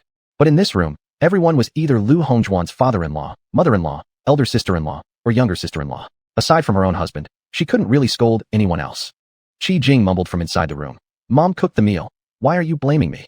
It wasn't just Lu Hongwan who felt speechless. Qi Ci was equally exasperated. Sister-in-law, Qi Ci paused. She had actually wanted to take Qi Chu with her, but if it were just herself, she could find a place to secretly sleep anywhere. With Qi Chu along, that wouldn't be possible anymore. Please take good care of my second sister. Then she dragged over the bag by the door. This is some grain. Consider it repayment for these old folks giving me life. As for raising me, forget that. They didn't raise me much anyway. She was the third daughter. Originally, Miao Tsuehua hadn't even wanted her, planning to throw her into the river to drown. It was only because Qi Chu secretly went to get Miao Xinjin and Feng Yuqing, and Feng Yuqing threatened to call the police, that Miao Tsuehua finally kept her, barely feeding her day to day. If that could even be called a favor, then shooting Miao Tsuehua right now would count as repaying it too. At the mention of grain, Miao Tsuehua didn't care one bit whether Qi Ci stayed or left. She rushed straight to the sack, opened it, and upon seeing it was nearly full of sweet potatoes and potatoes, her eyes lit up. Oh my, so much! Qi Tian no longer hid under the table. Even Qi Jing and Qi Shi came out from the inner room. Except for Lu Hongwan and Qi Chu, everyone's attention was now fixated on that bag of food. In their eyes, Qi Ci wasn't even worth as much as a single potato. Lu Hongwan was also somewhat upset. She pulled Qi Ci's hand close and noticed the gun again. You? Taking advantage of the other's distraction, she whispered, you know our family's old field, right? It's abandoned now. The land's no good anymore, but the storage shed and hut are still standing. If you have nowhere to stay, you can go there. I'll mention it to my old man later. Thank you. Qi Ci thought for a moment and didn't say much more. She'd remember this kindness. There'd always be a time to repay it. Please look after my second sister. If anyone bullies her, come find me. Even though she was leaving home, she hadn't yet left the village. Then Qi Ci turned to look at Qi Chu. She didn't say anything, just gave a small nod, and climbed out through the window. The front door was blocked by the Qi family crowd, after all, since the grain sack had been placed right there. Chapter 13, there are still good people. Only Qi Chu walked to the window. She was naturally worried about Qi Ci, but she had no say in the Qi household, nor did she have any money or grain. Apart from the patched, faded clothes on her back, Qi Chu owned nothing else. Nothing she could call her own or control. Lu Hongwan couldn't stand it anymore. She strode over to Qi Jing and grabbed his ear, yanking it hard as she scolded him, using veiled insults. Do you even have a heart? Are you even human? Your sister is only 16. She can't even get a proper meal at home and has no choice but to leave. And you? You act like it's none of your business. What kind of trash are you? Even a dog has more humanity than you. Though she was ostensibly scolding Qi Jing, her words also targeted Qi Tian and Miao Tsuehua. Miao Tsuehua understood perfectly. Her eyebrows shot up immediately. Daughter-in-law of the eldest son, now that's a nasty thing to say. It was San Miao who chose to leave on her own. Legs grow on her body. How could De Jing possibly control her? Lu Hongwan shot back without hesitation. An elder brother should look after his younger siblings. That's what makes him an elder brother. How many times has Sanyo called you big brother? Don't you feel ashamed? If anything happens to her, will you still be able to sleep at night? Or won't the king of hell and his minions come for you? You're crazy. Are you cursing your own husband? Miao Tsuehua fumed, her face turning red with anger. What good does it do you to curse my son? Lauda, aren't you going to discipline your wife? Lu Hongwan slapped Qi Jing hard on the head. Aren't you going to behave? Qi Jing had been provoked by Miao Tsuehua and was already rising to reprimand Lu Hongwan when her fierce demeanor and the massive palm nearly covering half his face made him hesitate. Swallowing his pride, he turned and snapped at Miao Tsuehua instead. This is between Hongwan and me. Stay out of it. Lu Hongwan smirked triumphantly and kicked Qi Jing in the leg. Get inside. Qi Jing seized this reprieve and darted into the house like a flash, terrified of being caught in the middle again. Miao Tsuehua felt sharp pains in her chest from rage. She looked around the room. Qi Tian was her own husband, impossible to strike. Xiao Bao was her beloved youngest son, whom she would make sure married a dutiful daughter-in-law, definitely not someone like the eldest son's wife. And her eldest daughter had vanished long ago, along with the leftover sweet potatoes on the dining table, most likely stolen by Qi Shi. This made Miao Tsuehua even angrier. Snatching up a broom from beside the wall, she charged at Qi Chu without a second thought and swung. It's because you didn't raise your sister properly. Senyo turned out this way all because of you. Useless good for nothing. The broom struck Qi Chu squarely, knocking her senseless. She didn't even think to run. Mom, what are you doing? Lu Hongwan heard the commotion and burst back out from the room, wrenching the broom from Miao Tsuehua's hands. Are you out of your mind? Is this never going to end? She pulled Qi Chu to her feet and pushed her toward the door. You go too. Just go. I can't protect you. Shoved outside, Qi Chu instinctively took a few steps out of the courtyard before suddenly feeling dazed. Where could she possibly go? Sister. Qi Chu blinked wide-eyed, seeing Qi Si leaning against the wall. Senyo, let's go. Qi Si took hold of her wrist. Originally, Qi Si had jumped out the window intending to leave, but then she overheard Lu Hongjuan's veiled accusations and realized trouble was coming. The eldest daughter-in-law was the village chief's daughter. Even as a daughter-in-law, Miao Tsuehua wouldn't dare lay a hand on her. Lu Daong might be flawed in countless ways, but one thing was certain. He truly cared for his older sister. If Miao Tsuehua dared to strike Lu Hongwan today, tomorrow Lu Daong would bring men to tear the Qi family's home apart. Looking across the entire family, the only person Miao Tsuehua could vent her anger on without fear was Qi Chu.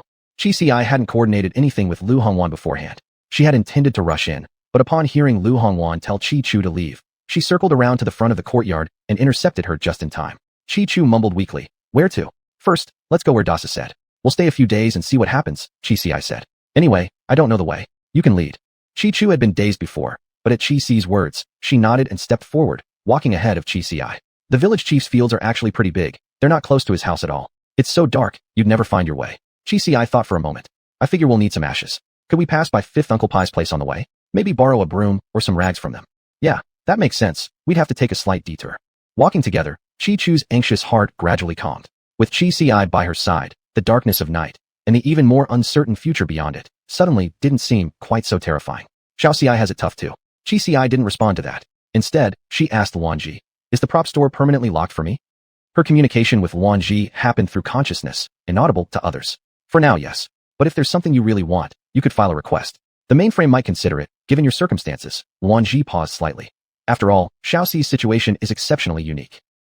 Judging from Luan Ji's words, the lock on the prop store was more or less what Qi Si had suspected. The mainframe was afraid she'd rely too heavily on exchanging items due to her points, avoiding that damn card draw altogether. But if there was something truly essential, something she couldn't draw and couldn't exchange for, the mainframe might, at its discretion, still allow her to purchase it. Sigh. Even buying came down to drawing in the end. Drawing cards earned points. Otherwise, Qi Si would just be burning through her reserves with nothing coming in. Mealtime had passed, and it wasn't yet time for bed. From Qi Si's memories, villagers usually gathered in small groups under the street lamps at this hour, chatting or playing cards. Yet as they walked along, though the village lights were still on, every household's gate was tightly shut. Uncle Pai. When they reached old Fifth Pai's house, Qi Chu knocked lightly on the door and called out softly. "It's me, Qi Chu. Could you open up?" The interior was dark, and just as Qi Si began thinking no one was home, the outer room's light flickered on. "Coming," Uncle Pai called, wrapping a coat around himself as he came to open the door. Qi Si stepped forward slightly, so no one would mistake this as Qi Chu coming alone in the middle of the night to see Uncle Pai.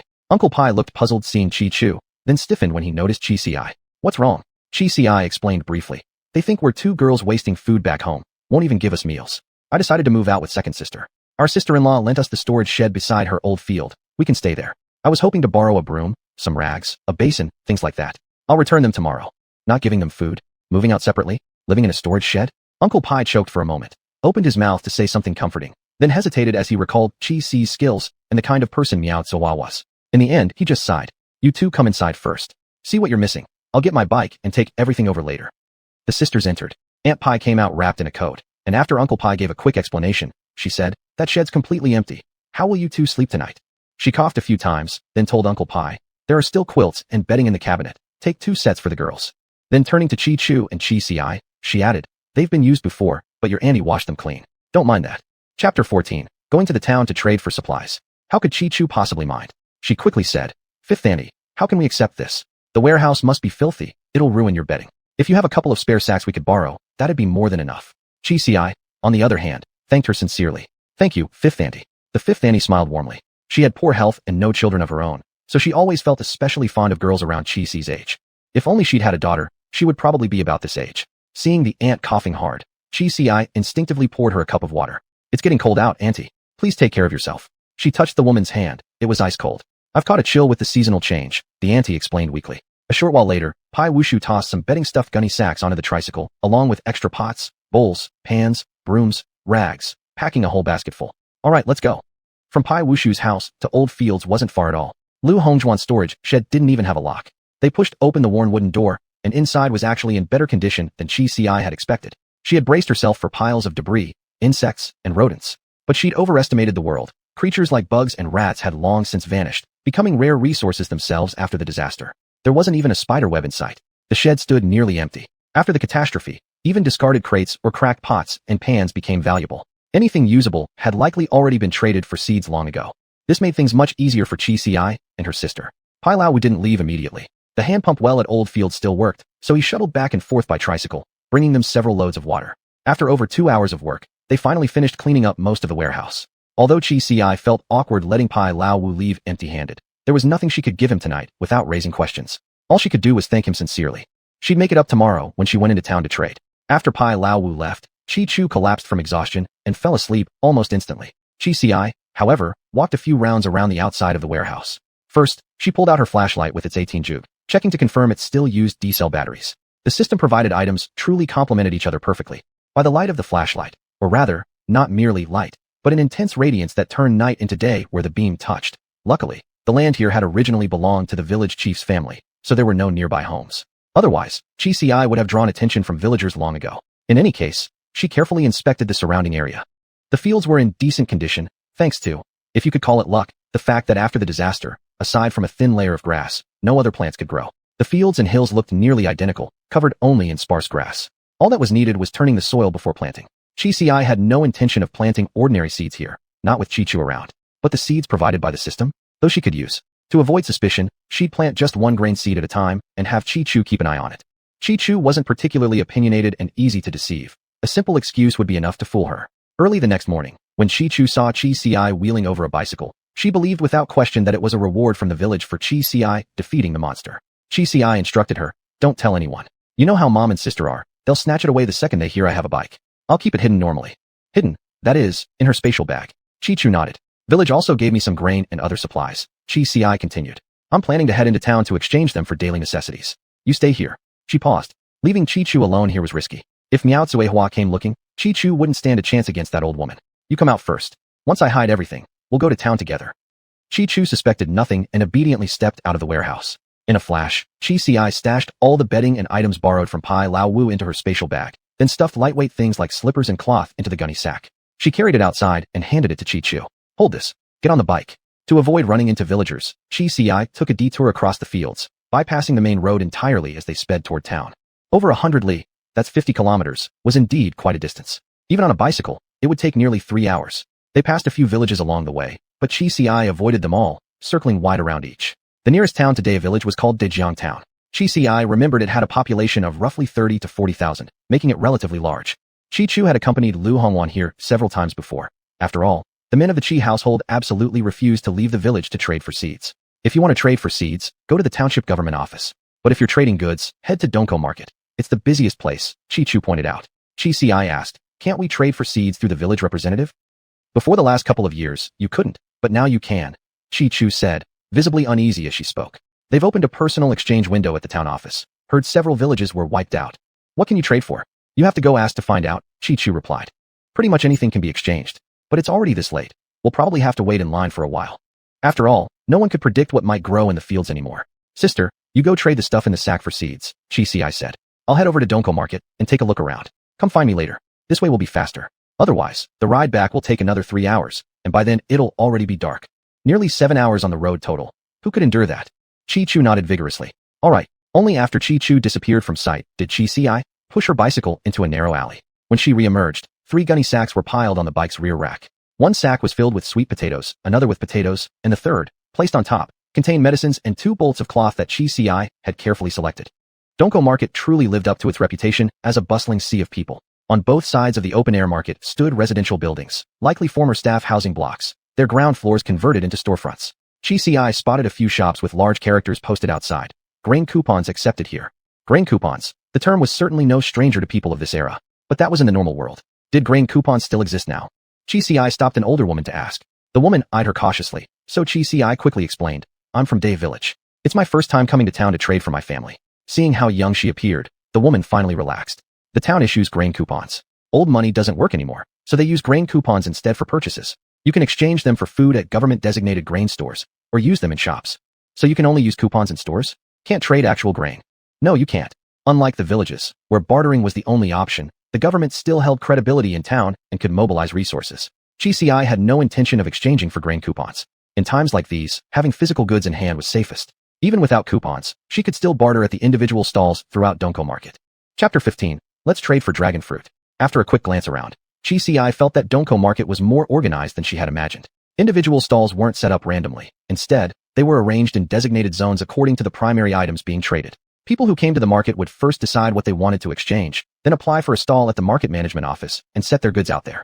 There were basics covering food, clothing, and daily necessities, stretching as far as the eye could see across the open-air marketplace. Many people pushed bicycles like Chi did, with baskets or burlap sacks hung on the back racks, filled with all sorts of miscellaneous items. When Chi left, she'd mentally made a rough checklist, or rather, had Luan Ji take note of it for her.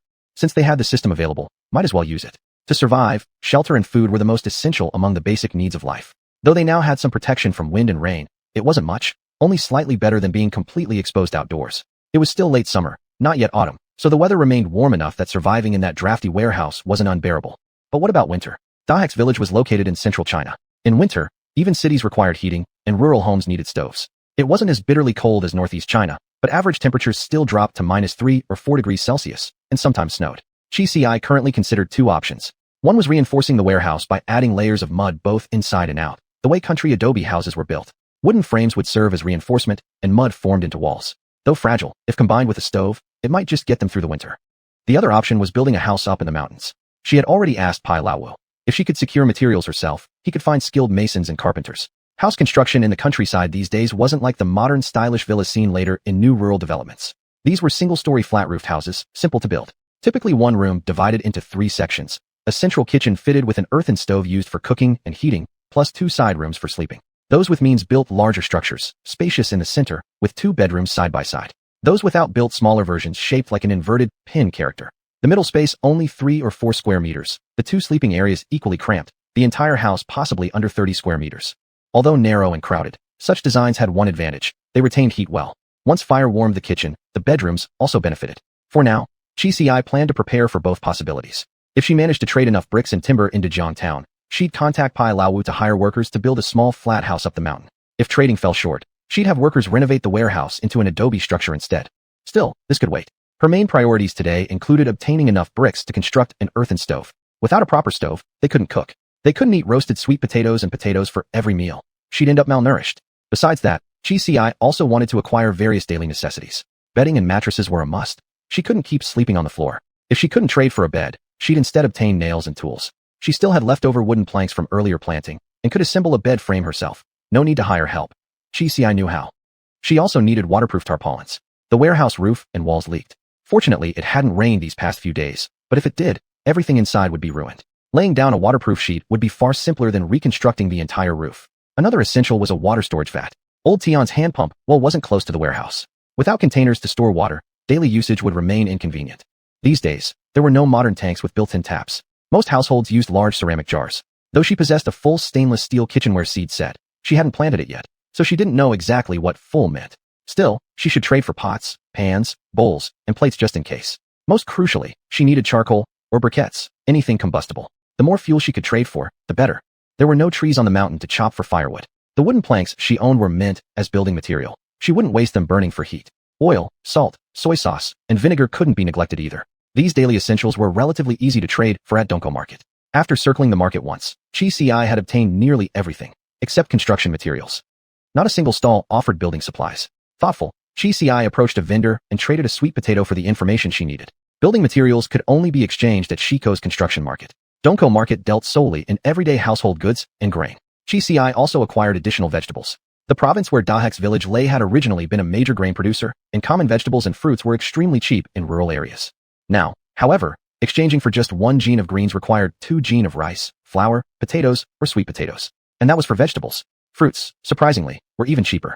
Thinking about it, compared to essential greens, meat, and staple foods people had no choice but to eat, fruits were neither filling nor easy to store. Besides, in this day and age, nobody cared about health or balanced nutrition. Just surviving without starving was good enough. Most people would eat a little vegetable. As for fruit, nobody really wanted it. Compared to the bustling stalls selling grain and daily necessities, the fruit section was much quieter. Still, even if business was slow, those who grew fruit still came to set up their stands. Whatever they could trade was a win. Even exchanging for 1 gene of rice was better than filling their stomachs with fruit that wouldn't keep them full. Chi Ci had originally assumed dragon fruit would be hard to find. After all, Dahek's village wasn't a place where dragon fruit grew. It was a subtropical fruit. Before greenhouses became common in central China, it wasn't just that people didn't want to grow it. They physically couldn't. The climate simply wasn't suitable. Yet the moment she entered the fruit section, glancing around, she saw that 3 or 4 out of every 10 stalls actually carried dragon fruit. Oh, Chi Ci, with her extensive experience in fast travel novels, fell into deep thought. If something had been personally designated by the system as a gacha tool, it definitely wasn't because the system enjoyed eating it, right? Right? The system couldn't even eat fruit. Most likely, the reason dragon fruit could be so easily grown from seeds must be tied to some deeper connection with the world itself. Uncle, how do you trade for these dragon fruits? The weary-looking old man slumped behind his stall immediately perked up at her voice. 1 gene of grain gets you 5 gene. Chi Ci picked one up, weighing it in her hand. These dragon fruits were huge. Compared to the ones she'd bought in fresh produce supermarkets in Shanghai in her previous life, these were much larger and rounder, plump to the point of almost bursting, each nearly half a gene. 5 gene meant about 10 pieces, perfect for a 10-roll pull. Just as Chi Ci was about to haggle, she looked up and saw the uncle's pale, thin face and his eager, pleading eyes. She swallowed her words silently. All right, I'll take all the dragon fruit on your stall. Girl, I can give 6 gene for 1. I can give 7. If you take all of mine, I'll give 10 gene per 1. Hearing this, the old man panicked. What are you doing? She said she'd trade with me. All right. Chi Ci quickly intervened. I'll stick with 5 gene. I'll trade with all of you. Chapter 16. A small but cozy home. Chi Ci was currently filling her sack with all the food she had left. 10 pounds of potatoes and 10 pounds of sweet potatoes. Everything else had already been traded for daily necessities, including the large water vat now quietly stored in her spatial pouch. Chi Ci also valued harmony. She mostly avoided conflict, especially since she feared these stall owners might fight among themselves. Though 4 households were exchanging dragon fruit, each contributed only a small amount. When combined, all 4 brought out just 40 pounds, 80 dragon fruits total. To be honest, seeing them all together made Chi Ci notice something more clearly. Regardless of size or weight, every single dragon fruit was nearly identical. Was that normal for plants?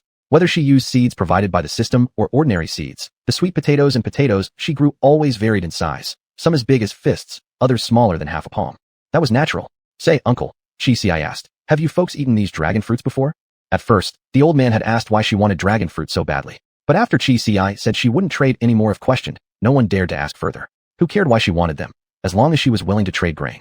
Hearing Chi Ci's question, the old man replied, of course we've eaten them. When there's no other food and you can't trade it away, you eat it. How do they taste? Chi Ci pressed. The old man almost snapped back. You're taking so many. Why don't you try one yourself? But then he remembered Chi Ci had just said she'd come again to buy more. If he offended her now, she might refuse to take his family's harvest next time. Swallowing his words, he answered honestly. They're quite sweet, but have too much water. Eating several won't fill you up. You never mind, I shouldn't ask. One sharp glance from Chi Ci silenced him completely. Sounded like regular dragon fruit, nothing special. Of course Chi Ci wouldn't eat them herself. Each fruit could be drawn as a card, and even the most basic white light card gave 15 seeds. Was she crazy enough to consume something so valuable? Little sister, 1 other fruits. I've got apples, bananas, pears, even persimmons. 1 pound of grain gets you 3 pounds.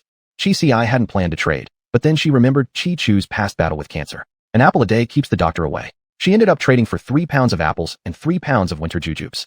Both kept well and would be perfect for giving Chi Chu something nutritious every day. After leaving Donko Market, Chi Ci waited a short while before spotting her second sister approaching. Sanyo, Chi Chu smiled warmly. At home, she always wore a worried look. Usually, Only when going to market with her eldest sister-in-law did she feel slightly at ease. Now, walking beside her younger sister, thinking of how the two of them would live together from now on, Chi-Chu felt genuinely happier. Got quite a few seeds today, huh? What did you get? Chi-Ci patted her sack. Wait till we get home to see. She pushed her bicycle forward. Let's head to Shiko Building Materials Market. As they walked, Chi-Ci asked, how many seeds did you get? 20 seeds for 10 pairs of slippers, Chi-Chu said. But that roll of nylon fabric fetched 50. Clearly, no one wanted slippers. That's quite a lot. Chi-Chu said, these seeds. She lowered her voice, afraid someone nearby might overhear. How are we supposed to plant them? Chi-Chu waved it off. We'll talk once we're home. Seeing Chi-Chu's caution, and knowing the situation with farmland in Day Village, it was clear the government probably didn't allow private farming. What if someone grew a monstrous plant that caused chaos? No one could afford that kind of responsibility, and often, it wasn't even about responsibility anymore. Her remaining grain was limited. It was barely enough for daily goods. Building materials would cost much more. There were no military cots for sale at Donko Market. They must be available on this side. This area had noticeably fewer people than Donko, yet still bustling. Several large trucks were parked outside the market, likely representing different villages.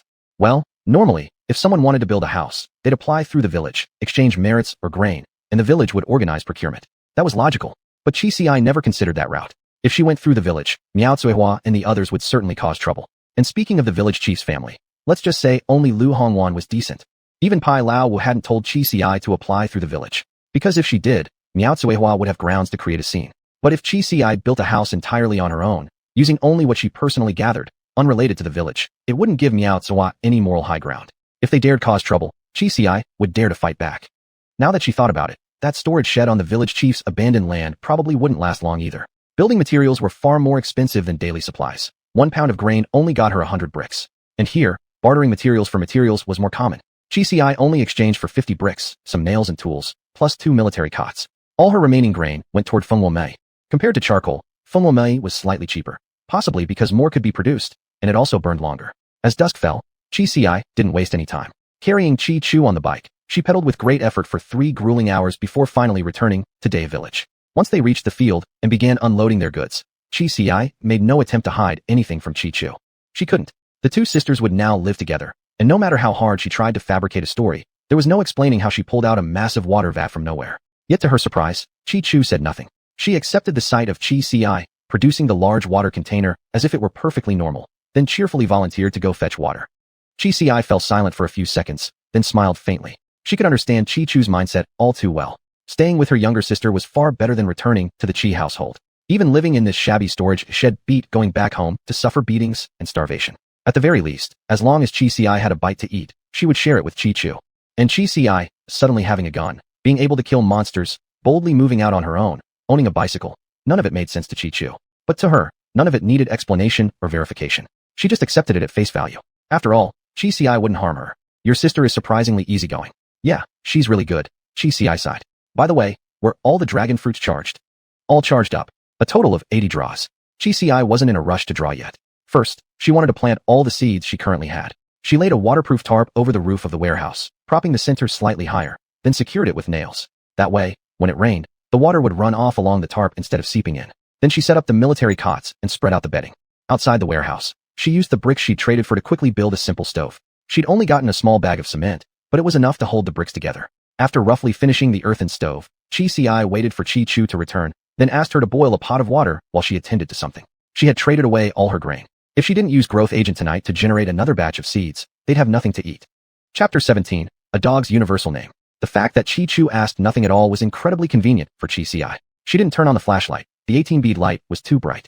Once switched on, she'd become a walking target, visible to anyone in the village who happened to be out. Chi-Ci had left the flashlight with Chi-Chu, instructing her to turn it on inside the house to replace the oil lamp. Using only moonlight, she slipped along the mountain path. Honestly speaking, without any plants blocking the way, climbing the mountain was now much easier. The land she'd cultivated before remained untouched. After everything on the mountain had vanished, people from Day Village no longer came up here. Chi-Ci used the golden hoe to loosen the soil again, still 9 plots. 1 plot was planted with carrots, another with potatoes, food meant for her and her sister. For the third, Chi-Ci paused, then chose baijiu. Alcohol could be traded for many things. Some people would rather skip a meal than miss a sip of liquor. Besides, she could exchange it for seeds at the government outpost, certainly more than she'd get for flip-flops. The remaining 6 plots were all sown with ordinary seeds. After planting, she didn't immediately call upon Luan Ji to apply the growth accelerator. Instead, she opened the system's weapon shop.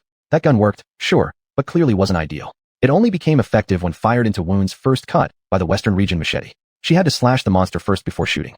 Now that she was living separately, and Chi-Chu had firmly decided not to ask questions about anything she saw, Chi-Ci wanted to upgrade to a better weapon. The mainframe generously provided resources, and the dragon fruit proved easier to trade than expected, easing much of her pressure. Chi-Ci flipped through the catalog. She really should have gone back to bed before browsing. Luanji, got any weapon recommendations? You're the system, so you must know the best ones. Not really that familiar, actually. I've only been on duty a short while. But if you're dealing with those previous monsters, enchanted weapons might help. Fair enough. The immediate damage the Western region machete inflicted on monsters suggested it probably bore some kind of holy enchantment. In other words, those creatures were inherently unholy, evil. But how exactly did they appear? Even the mainframe wants to know. Luanji's voice remained flat and steady. That's also one of your missions, Xiaoci. You know everything now. While you were riding the bicycle earlier, the mainframe called me to a meeting. Regarding this world, it's not just you or me. Our knowledge is limited. Even the mainframe knows very little. One thing is certain, though, several worlds have already undergone the same mutation. Listening to Luanji's calm, steady tone, Chi-Ci began to feel sleepy. She quickly interrupted. Wait, stop there. Save the rest for when I go to bed later. That'll help me fall asleep. Perfect as a bedtime story. Luanji. Fine. Chi-Ci gave up browsing weapons. Too many choices. She couldn't decide right now. For now, she'd gamble on no monsters showing up. Apply the growth agent.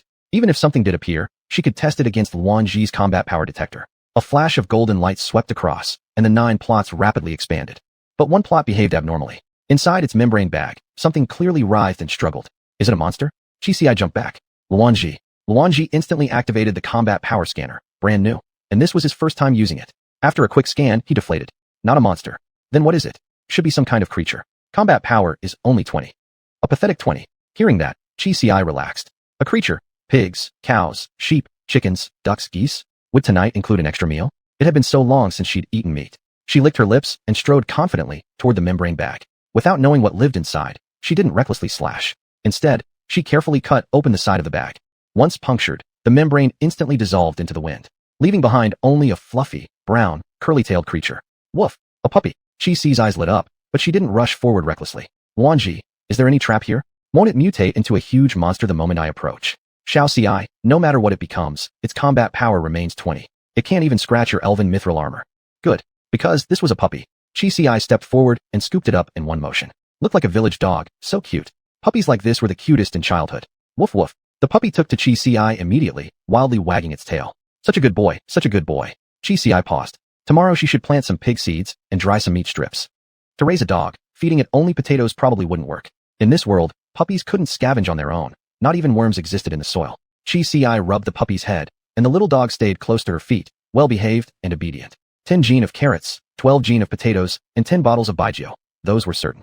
From the remaining 5 plots came a box containing 20 skeins of red yarn, 5 bags of milk powder, each 500 grams, a box of 12 pairs of sunglasses, a complete set of Ziji Tongjian, and nearly 20 meters of iron chain. Chi-Ci was utterly speechless. She didn't even know where to begin criticizing the sunglasses and the historical text. The books could at least be tolerated as something to read for entertainment. They couldn't go to town every day. A 6-hour round trip wasn't practical. But what on earth were 12 pairs of sunglasses good for? She'd have to take them to town to trade for seeds, though she doubted they'd fetch much. The government outpost must be baffled by now. First flip-flops, then sunglasses. Can't you people grow anything normal? Still, the milk powder would come in handy, not only to feed the puppy, but also to give Chi-Chu some extra nourishment. As for the yarn, next time she went to town, she'd get some knitting needles. She could have Chi-Chu knit gloves or scarves during her free time, something useful for winter, whether to wear or to trade at the market. As for the iron chain, Chi-Ci couldn't think of a use just yet, but it was made of iron, so that was something. She could exchange it at the building materials market. There was a dedicated counter there for scrap metal, iron, copper, and the like, which gave out grain coupons in return. Using grain coupons to buy goods was more convenient than bartering food directly. As long as she exchanged all the coupons before returning to the village, it would work just fine. Chi-Ci rubbed the puppy's head. Come on, let's go home. Chi-Chu had already boiled water, cleaned the house, and washed all the pots, pans, bowls, and chopsticks, waiting for Chi-Ci to return, only to find her sister bringing back a tiny new guest. So cute. It's a puppy, and it's so friendly. Chi-Chu reached out, and the puppy quietly allowed her to pet it over and over. Chi-Ci said, I found it on the mountain, so I brought it back. Chi-Chu didn't ask further. Instead, she asked, what should we name it? Haven't decided yet. You pick. Chi-Chu cradled the puppy, completely smitten. She looked up, thinking, then let's call it Lele. If there were 100 million pet dogs across China, 90 million of them must surely be named Lele. Chapter 18. Get lost, the farther the better. Well, as long as Chi-Chu was at ease, calling her Lele was fine. Lele. Woof. Woof. This little guy was actually quite perceptive. Chi Si stir-fried some vegetables she'd traded for in town and boiled up some carrots and potatoes. The sisters had been busy all day, but finally they got to eat their fill. For Chi Chu, this was only the second time in recent years she'd had a proper meal. The first had been earlier that morning before going to town, when Chi Si roasted sweet potatoes in the field. She glanced at her younger sister. Chi Chu wasn't blind to the fact that many of the things Chi Si brought back had unclear origins, but what did it matter? As long as she knew they weren't stolen, since there probably wasn't even enough in Day Village to steal from anyway. If Chi Si wanted to steal, there'd be nowhere to do it. As long as they weren't stolen and Chi Si hadn't done anything wrong, then how these things came into her hands didn't matter much. If Chi Si wanted to tell her, fine. If not, she'd pretend she saw nothing and act oblivious. Chi Si didn't know about her sister's decision. All she was thinking was, those iron chains really did come in handy after all. The warehouse door couldn't even shut properly. When they left this morning, there was nothing inside, so locking the door wasn't necessary. Now the place actually looked like a home, and they were planning to sleep here tonight. They needed to figure out a way to secure the door. Luanji, remember, next time we go to town, remind me to get a new door lock. Little Ci, are you using me like Siri? Aren't you? Open the system notepad. There's no such thing. Chi Ci chuckled. While Chi Chu was outside, she quickly pulled out the Western Region saber, slashed through a section of chain with 2 clean strokes, then used the axe she traded for to cut 2 holes into the already battered warehouse door. She threaded the iron chain through them. Even if she couldn't twist the chain tight, just laying it flat on the ground would still work. Anyone trying to push open the door would inevitably move the chain. After Chi Chu came back inside, Chi Ci placed an enamel basin underneath the chain. The moment the chain shifted, the basin would rattle and wake her. Lying down on the bed, Chi Ci finally felt truly comfortable. Having a bed was wonderful. Nothing beat the feeling of being full, freshly washed, and lying down comfortably. The absolute best. She really should have kept 2 pairs of slippers. She didn't let Lele in. The warehouse wasn't big to begin with, and now there was a chain lying across a basin. If she let the puppy inside, neither of them would get any sleep tonight. Tomorrow she'd make Lele a little doghouse. People might still be sleeping in the warehouse, but the dog deserved its own home. The first thing Chi Ci did after lying down was summon the system's weapon menu. Only she could see it, perfect for browsing slowly before sleep. Enchanted weapons, preferably ranged / weapons. For melee, she already had the Western Region saber. Something powerful would also be good. Monsters themselves never left behind any usable materials upon death. They only dropped membrane pouches containing seeds. So there was no need to worry about destroying the monster beyond recognition. As for point range, she currently had. Chi Ci mentally calculated 2,984,480 points. Thinking it over, she opened the filter, minimum 500 points, maximum 14,480. A second later, the system rapidly listed several pages of weapons. Not bad, much faster than last time. She filtered again, ranged / weapons. That eliminated a few more pages. Then she added enchanted. Only 1 page remained, or rather, half a page. The cheapest was an exorcism gun, blessed with holy enchantment, extremely effective against evil spirits. Only 3,000 points, but its raw attack power was weak. The most expensive was a laser cannon, immensely powerful, something meant for galactic-level worlds. Chi Ci blinked in confusion for a moment, but after reading the description, she understood. This was a laser cannon that had passed through several worlds. It originated in an interstellar academy world, where a previous missioner claimed it as a reward. It was then taken to a high magic world, enchanted with spells, followed by a supernatural realm where runes and talismans were inscribed upon it, layer upon layer of enhancements piled over time. And yet, it only cost 12,000 points, purely because of its long recharge time, a full 6 hours. In other words, in most battles, it could only fire once. After that, nothing. Chi Ci hesitated for a moment. Actually, to her, the 6-hour recharge wasn't much of a flaw. Given its combat power exceeding 5,000, plus multiple enchantments, most monsters probably wouldn't survive a single hit. Even if they somehow did, they'd likely be crippled. A few follow-up slashes would finish them off. Can I check whose weapon this originally was? Come to think of it, the idea of someone taking a weapon repeatedly across different worlds was quite unusual. Chi Ci had traversed over 3,000 worlds and never managed to bring anything across like that. Luanji. Chi Ci waited a while, but got no response. She called out a few more times. Asleep? Shut down. No. Luanji's voice sounded muffled. That was my weapon. Not recommended for little Ci to exchange for it. Without the matching mech suit, it's practically useless. I've already turned in the Paital mech to the system. Probably costs a ton of points. Mecha. Chi Ci reread the description and finally spotted a line of much smaller text near the middle. This laser cannon is recommended to be used in conjunction with the Guangwu power armor. It even came with a link to the armor. Chi Ci clicked it, saw the point cost just once, then immediately backed out. Are you kidding me? Never would she have guessed this had actually been Luanji's weapon. Come to think of it, she hadn't even asked. How had Luanji ended up becoming a system? Hearing her question, Luanji fell silent for a long time. If you can't say it, forget I asked, Chi Ci said gently. Everyone had things they didn't want to talk about. She wasn't about to push. It's not that I can't say it. I just can't return to my original world anymore. So, I could only stay with the central mainframe, either as a tasker running missions non-stop, or as a system, which at least lets me slack off a bit. If I were you, I'd choose to become a system too. I'm not as pathetic as you. Chi Ci shot back with a laugh. Which world were you from originally? That part really can't be told. Even if little CI begged me on her knees, crying, I couldn't tell you. Hey, don't put words in my mouth. Fine, keep your secrets. In this world, a handgun should suffice. Luanji smoothly changed the subject. But if the handgun isn't powerful enough, you might consider switching to a magic-based ranged // weapon. Magic-based? With what am I supposed to charge it? There's no mana here. Are you sure there's no mana here? At that, Chi CI nearly jumped out of bed. What? You're saying there's mana here? I'm not certain either. But if little CI buys me a mana detector, I could find out whether this mutated world has mana or not. Chi CI. Chi CI. Get lost, the farther the better. Chapter 19. Young people should read. Chi CI ultimately decided not to switch to a magical weapon. It wasn't really because of the lack of mana, but rather, everything was just too expensive. And if she bought something that turned out unusable, the mainframe wouldn't give her a refund. She gave up on purchasing weapons for now and had Luanji pull her into the system space. 80 dragon fruits meant 80 pulls. Might as well try her luck. Who knows? Maybe she'd actually get a weapon. The mainframe hadn't said there were no weapons in the gacha pool, right? Right. Luanji lazily lounged on the sofa, lifting only one elegant finger toward the gacha machine. It was just updated. The drop rate summary is in the upper right corner. You really did it, huh? Got comfortable here. Well, it's late. Even I get tired. Go ahead and pull, Xiao CI. I'll just lie here and keep you company. Luanji yawned. Next time, he'd request the mainframe to place a bed in this room. Chi CI ignored him. She walked over to the gacha machine, first confirming that all 80 pulls had been credited, then happily opened the drop rate summary. First came the probabilities for various card types. Legendary cards had a 2% drop rate. Gold cards, 5%. Everything else was common cards. 10 pulls guaranteed at least one gold card. 50 pulls guaranteed one legendary. The drop rates weren't bad, Chi CI thought. Though she wasn't particularly into mobile games, she downloaded some especially popular ones before for client networking.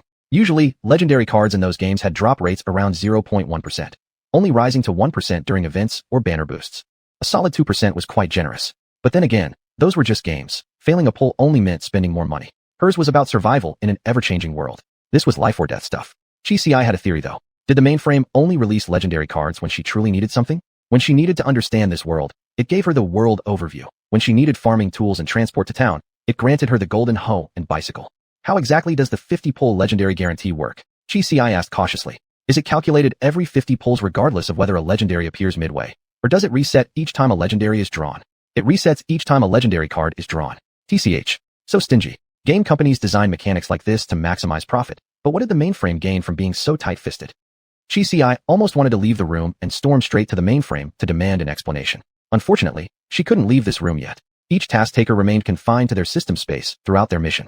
Only after completing a task and being ejected by the system would they gather in the tasker space, some to exchange information, others to rest and prepare for the next round. She refocused her attention on the gacha machine. Food, 50%. Daily supplies, 50%. Building materials, 10%. Weapons, 1%. Armor, 1%. Others, 1%. Now she understood. The percentages weren't meant to add up to 100%. Instead, each category had its own independent probability for every draw. So they didn't need to sum to 100%. Each was calculated separately. That 10% chance for building materials? A pleasant surprise. As for that 1% others category, judging from the previous 20 pulls, items like the world overview probably fell under this bracket. Stuff the mainframe felt like giving her. And if it didn't feel like it, she got nothing. What caught Chi CI's attention, though, was the presence of small left and right arrows beside these percentages. They were currently grayed out, but the fact that arrows existed at all suggested she might be able to adjust the drop rates herself, depending on her needs. Is that how it works? Not sure yet, Luanji replied drowsily, barely staying awake. The mainframe seems still uncertain exactly how to proceed. It depends on how many dragon fruits you offer. Dragon fruits. I noticed they're nearly identical in size, not quite like natural produce. Could they be related to the world's mutation? Before she could finish, she turned and saw Luanji had already fallen fast asleep. This guy? Chi CI tiptoed over and gently brushed aside the long white hair draping across his face. Well, he really was good looking. Logically, as a system interface, Luanji shouldn't retain normal human behaviors, like sensing temperature or needing sleep cycles. His falling asleep must be some sort of system process. Maybe he was upgrading? She didn't disturb him, returning quietly to the gacha machine. Mainframe. Boss. I want building materials. Can you hear me? Building. Materials. Chi CI repeated it a few times. She wanted to test it. Was this gacha purely random? Would the mainframe occasionally intervene and bless her with what she needed? Or could she simply ask for things? After muttering to herself, Chi CI pressed the button for a 10 pull. Swish. Swish. Swish. Only golden glimmers. TCH. And only one gold card among them. Damn it, that lousy mainframe. Chi CI irritably flipped open the card results. But the moment she saw the gold card, her mood did a complete 180-degree turn. Premium white cement 200 kilograms. The fighter jet of cements. Fine texture, quick setting, highly adhesive. Everyone who's used it swears by it. Appendix. Ask Luanji when using it. He'll spray it for you. Chi CI. Chi clenched her fist. The mainframe was definitely watching this system room, monitoring her situation the whole time. Thank you, boss. Though it didn't give her bricks, cement was fine. Actually better. Bricks were easier to trade than cement. Still, 200 kilograms was a bit too little. Normally, a bag of cement weighed 50 kilograms, so 1 gold card equaled 4 bags. Definitely not enough to build a house.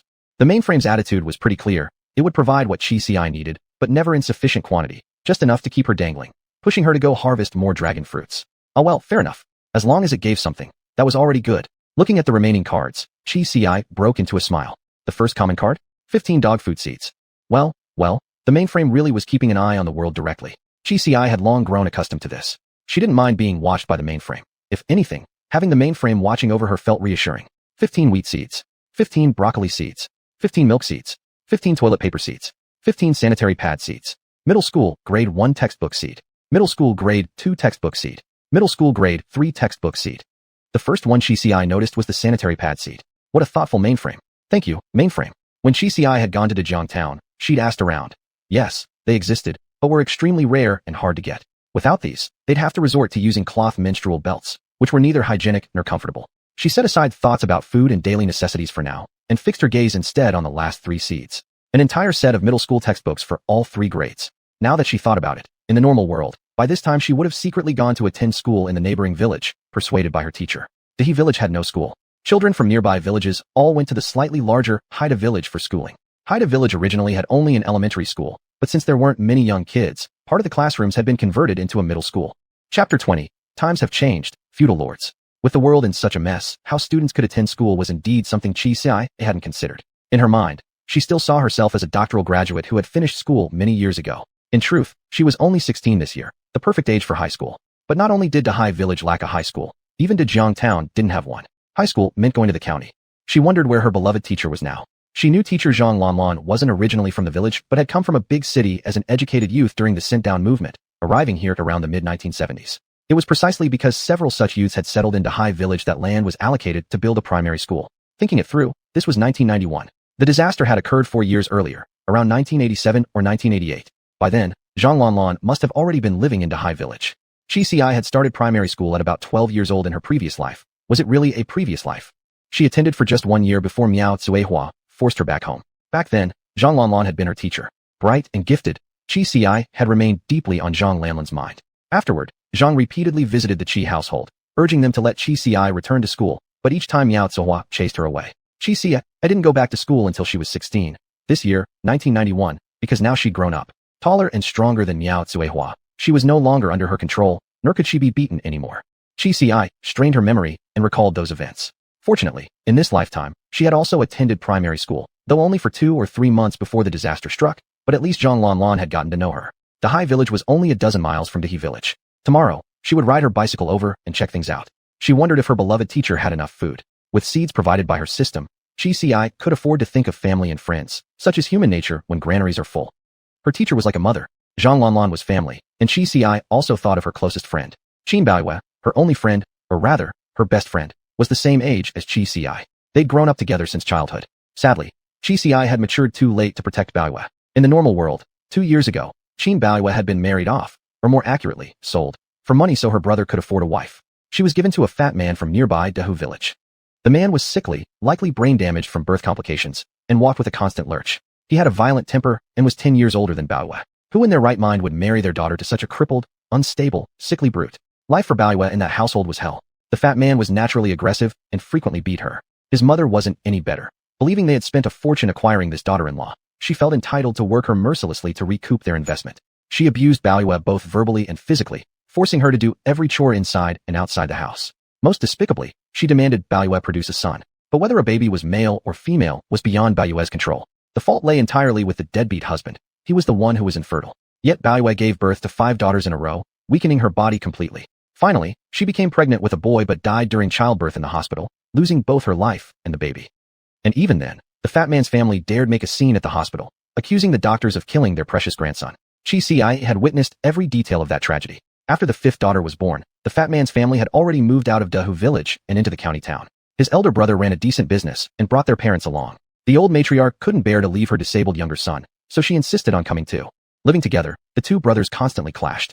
And with so many children to feed and compulsory education beginning to roll out across the country in the 1990s, they all needed schooling. The elder brother had long been brainwashed by his mother into believing he should carry the burden of supporting the younger brother's family. But the sister-in-law disagreed. She had her own children. Why should all the money go towards supporting that other household? Unable to speak against her mother-in-law, and afraid to confront her husband if she complained about the younger brother, she took out her frustration on Baoyue and her daughters instead. At the time, Chi Ci had secretly smuggled Chi Chu out and later investigated Baoyue's situation. Upon hearing what was happening, she refused to stand by. She immediately sought out Baoyue and planned to hire a lawyer to legally help her escape. This was modern society. Marriage was a legal act. Just because dowry had changed hands didn't mean they'd bought a slave. Finally, Chi Ci convinced Baoyue and spared no expense to hire the best lawyer, determined to take the girls with her. But then Baoyue discovered she was pregnant with the boy. When Chi Ci learned it was a boy this time, she actually felt a flicker of joy. For once, they could use the male fetus as leverage to force the fat man's family to release Baoyue. To that family, this unborn son meant more than all their daughters and even Baoyue combined. She and her lawyer had discussed every detail countless times. Everything was set, foolproof. All they needed was for Qin Baoyue to give birth. Then she could finally escape hell. But Qin Baoyue died, and the fat man's family still had the nerve to cause a scene. Even now, thinking back to that moment, Chi Ci would flare up with rage, blood surging to her head, any trace of sleepiness vanishing instantly. Thankfully, at that time, Chi Ci had money. Under the sheer power of wealth, Chi Ci and her lawyer shifted tactics. Though they couldn't bring justice for Qin Baoyue, they were determined that the fat man's family wouldn't profit from her death one bit. They stood firmly behind the hospital. Her lawyer convinced the hospital's management, and Chi Ci covered every legal expense. No money, not a single cent, would go to the fat man's family. They had to stand strong. At the same time, Chi Ci bribed reporters and media outlets to widely publicize and denounce the fat man's family for their immoral disturbance of medical services and for violating national family planning policies by secretly raising multiple children without registering them. In the end, after Chi Ci's relentless campaign, the fat man's older brother and sister-in-law both lost their jobs. The entire family became pariahs, condemned across the region. Yet even so, no amount of victory could bring Qin Baoyue back to life, and nothing could rescue her 5 daughters. Because in China, parental custody rights weren't easily stripped away. As long as the fat man lived, those 5 children were bound to him. If he died, they'd still be under his mother's control as long as she remained alive. Chi Ci never abandoned those 5 girls. Before her car accident, she'd even secured a school placement for the eldest daughter, waiting only for her to finish middle school so she could enter high school and finally break free from that toxic household. This lifetime, Qin Baoyue was still married off to the fat man. But times have changed, you dead fat bastard. This was no longer a society ruled by laws. The disaster had come. Chaos had begun. Whoever held the gun got to speak. The government could only ensure stability in large urban centers, towns, counties, cities, but had no reach into the countless small villages scattered below. Chapter 21. Realizing once again that the world has changed. Just thinking about it made her angry. Chi Ci rolled over in bed. Tomorrow she would go and take Qin Baoyue back. If her parents dared to say a word, they'd better think twice. After all, did they see the gun in Chi Ci's hand? But wait. A small handgun didn't seem intimidating enough. Lu Daong also had one, and anyone with even a little connection could probably get a weapon for self-defense these days. Chi Ci opened the system's weapons store again. She wasn't looking for enchanted gear or high stats. All she needed was something that looked scary, something that would make people hesitate. That was easy to find. Soon, she settled on a 45 submachine gun priced at just 300 points. The ammo was cheap too, 20 points for 300 rounds, same as regular bullets. Chi Ci noticed a pattern. The number of points required for a weapon revealed its effectiveness in this changed world. Take, for example, the elf-made mithril armor, which offered near-total protection and cost a steep 500,000 points. The Western region's saber, enchanted and capable of slicing through monsters like melons, was far more effective than guns that struggled to penetrate thick monster hides, and predictably, it cost much more, exactly 500 points. In contrast, firearms commonly used in modern society and effective against humans generally required relatively low points, either 200 or 300. Some were even cheaper than the combat analyzer before its discount. It was as if the system core was giving her a hint. After swapping for the 45 submachine gun and placing it beside her pillow, Chi Ci reconsidered the ranged weapons list using this new logic. Then, a pair of gloves caught her eye. No enchantments. Usable only in sci-fi worlds. Powered by electricity, compatible with size D batteries. 2 D-cell batteries provided energy for 10 attacks. The mechanism was simple. Fire beams of electrical energy from the palm. Looked like some kind of transformation toy, but cost a whopping 50,000 points. Chi Ci shot upright from the bed and called out, Wanji, Wanji, then remembered. He was still deep in slumber. She lay back down and added the gloves to her collection. This might work. Such a simple function, yet costing 50,000 points? Unless the system was cheating her, this thing must be exceptionally effective against monsters. The next morning, Chi Ci woke to the scent of starch in the air. Chi Chu was already up and moving. Breakfast and dinner were both prepared. The floor had been mopped, and Lele had been fed formula. Sis, do you remember Qin Baoyue? Chi Ci asked, sipping a porridge made only of potatoes and carrots, yet still delicious. Chi Chu thought for a moment. Yeah, your little friend, right? Didn't she marry into Dalu village?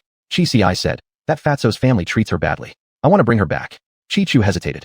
But she has a husband and a mother-in-law. And if the Qin family finds out she came back, they might cause trouble. That's not a problem, Chi said, going into the room and strapping the 45 submachine gun onto her back, patting the front strap. I've got this. They won't dare speak up. Well then, if you're set on bringing her back, go ahead, Chi said. Our warehouse isn't big, but we can manage with 3 of us. Chi smiled. She loved this about Chi. Second sister might be timid, but she wasn't selfish. Even living in a warehouse, she wouldn't turn away someone in need. And Chi didn't even ask, where had this 45 submachine gun come from? Not a single question after just one night. Thinking of that, Chi handed over a bundle of neatly sorted seeds. These are safer seeds. Hide them somewhere inconspicuous and plant them. One is a crucian carp seed. I can't keep eating plain veggies forever. There's also a dog food seed. Once it grows, we can feed Lele. She also gave Chi 1 textbook, 1 sanitary pad, and 2 D-cell batteries. Chi's eyes widened, but she didn't ask anything. She just took the seeds and wrapped them carefully. Got it. I'm heading to Dalu village today. You and Lele hold down the fort. Oh, here, take this hoe. If anyone comes looking for trouble, whack them with it. Chi had no training. Chi wouldn't trust her with any other weapon. Even a wood-cutting axe might be too heavy for her frail frame. Only this golden hoe was light and efficient. So easy to handle that even Lele could carry it in his mouth and swing it wildly. After finishing her instructions, Chi mounted her bicycle and sped toward Dalu village. She had to hurry. She couldn't let Qin Baiyue get pregnant. Once she carried that Fatso's child, not only might his family refuse to let her go, they'd have legal grounds. Worse, Qin Baiyue herself might not want to leave. Chi pedaled so fast her wheels nearly burst into flames. But when she arrived at Dalu village, she froze, speechless. Dalu village was gone. The village, once slightly larger than Daya village, now lay in ruins. Chi couldn't believe it. She rode in a little further. Everything was destroyed. Almost none of the houses remained intact. Even pedaling the bicycle became difficult, so Chi pushed it aside and broke into a run toward the Fatso's house. The Fatso's home, which originally had 3 rooms, was now nothing but rubble, just like every other household in the village. Don't panic yet, Xiao. Look for blood. Right. Chi rushed forward, carefully inspecting every remaining wall fragment. No blood. That meant although monsters had appeared, the villagers must have been evacuated before the entire village was destroyed. She ran to several other homes. None had blood or bodies. It wasn't until she reached what was probably the farmland of Dalu village that Chi saw blood for the first time. Pools of it, with another patch not far away. In addition, the barbed wire fence bore bullet marks and traces of other attacks. How could Dalu village be destroyed while Daya village knew nothing about it? She didn't remember anything at all. Wanji was silent for a moment before saying, this might be your issue, Xiao. Some parts of your memory are unstable, overlapping with your memories from the original normal world. Chi froze. Is there any way to restore it? She had thought it was simply because she hadn't paid enough attention to this world. But thinking about it, no matter how little she cared, how could she possibly not have heard about the destruction of Dalu village? If she'd heard, she would have immediately gone looking for Qin Baiyue. No, Wanji dashed her hope, but I've upgraded the system. I can assist you better now. For example, I've loaded a global map system, though currently covering only 1 province. If Xiao can provide more Pitias, I should be able to unlock more world-related intelligence in the next upgrade. Chi felt a mix of emotions, worried about Qin Baiyue's whereabouts, yet also struck by the realization that the pitaya fruit really was connected to the truth of this world. For a moment, she didn't know which question to ask first. After standing still in thought, she mounted her bicycle again. She could ask later tonight. For Qin Baiyue, she'd go back to the village and make inquiries. Now, Chi had one goal, find Zhang Lanlan. Chapter 22, not allowed to wander around. Fortunately, Dahai village hadn't been destroyed. Then again, if villages near Dai were being wiped out one after another, Dai itself would probably have been relocated by now. Even if not relocated, it should have been better armed. Instead of having only a 12-member civilian militia team and relying on families sending members every time a monster appeared. Chi rode toward Ifu Primary School as if guided by instinct. As long as the school was still open, Zhang Lanlan would definitely be teaching at this hour. As soon as he came within sight of the school gate, Chi noticed the gatekeeper. The school was open. Old Masterly. Chi dismounted from his bicycle. Do you remember me? You are. The old man pushed up his slightly broken pair of reading glasses and took a closer look. Oh my, I really can't recall. I'm Chi from Daya Village, the third girl Chi. Don't you remember? Well, back then I was only this tall. Chi held his hand low to illustrate. Oh yes, third girl. You've grown so much taller indeed. Old Masterly still seemed vaguely uncertain about who Chi was, but it wasn't entirely his fault. Back then, Chi had truly been short and skinny. It was only recently, during puberty, that growth had surged rapidly. But whether he remembered or not didn't really matter. Chi just wanted to act familiar enough to slip inside the school grounds. I'm here to see Teacher Zhang. Is she still in class? She is. Go ahead, said Old Masterly, settling back into his chair and picking up his newspaper. Chi glanced sharply at the paper. To his surprise, it was from the day before yesterday. Though 3 days late, the fact that newspapers still reached this remote village at all was unexpected. It meant printing presses and news agencies in big cities must still be operating normally, along with postal offices distributing papers outward, just delayed. Chi walked through the campus as if returning home. Ifu Primary School in Dahai Village wasn't large. In fact, strictly speaking, it was quite small, consisting of only a tiny courtyard and a 3-story building, with fewer than 10 classrooms and 2 offices altogether. Students didn't usually play in the courtyard but went around back instead. The barren land behind served as their playground. When Chi attended school here, there had been 5 classrooms for grades 1 through 5, and 3 more for middle school grades, 1 classroom per grade, which was sufficient, though often underfilled, especially the middle school classes. In an era when compulsory education hadn't yet spread, many villagers refused to send their children to school. To them, what good was education? Even after studying, kids would still have to return home to farm.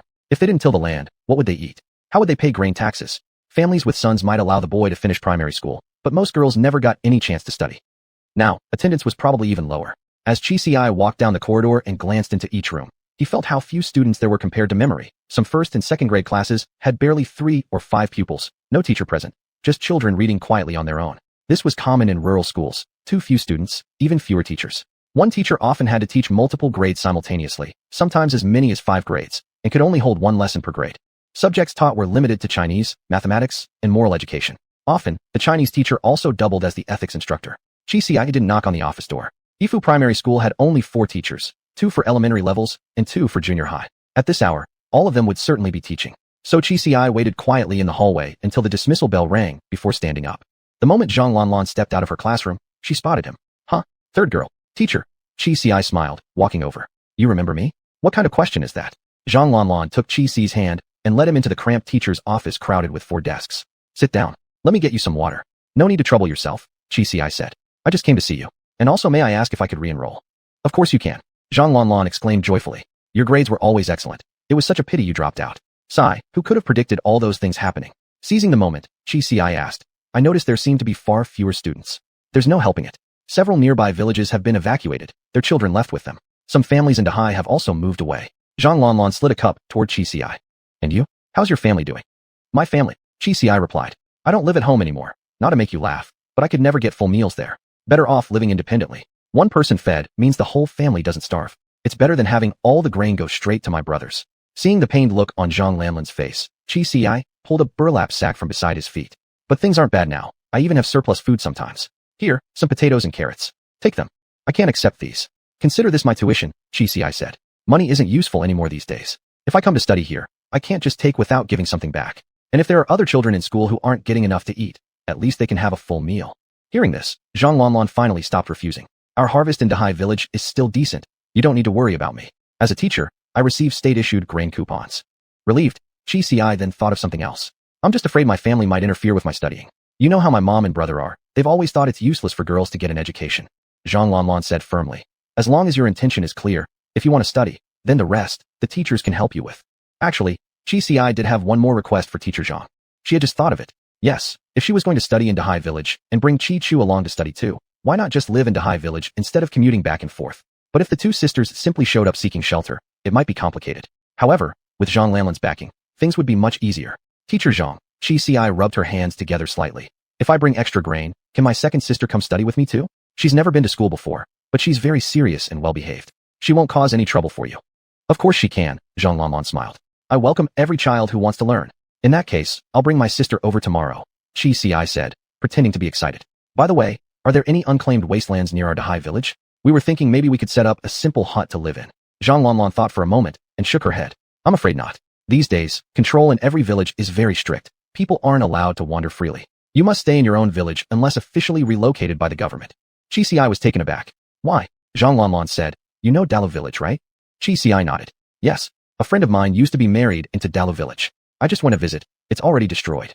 Zhang Lanlan sighed. Dalu village was destroyed precisely because they took in refugees, and those refugees started farming land without permission. Chapter 23, Compensation System. There are such things? It's probably because there isn't enough food, Zhang Lanlan said.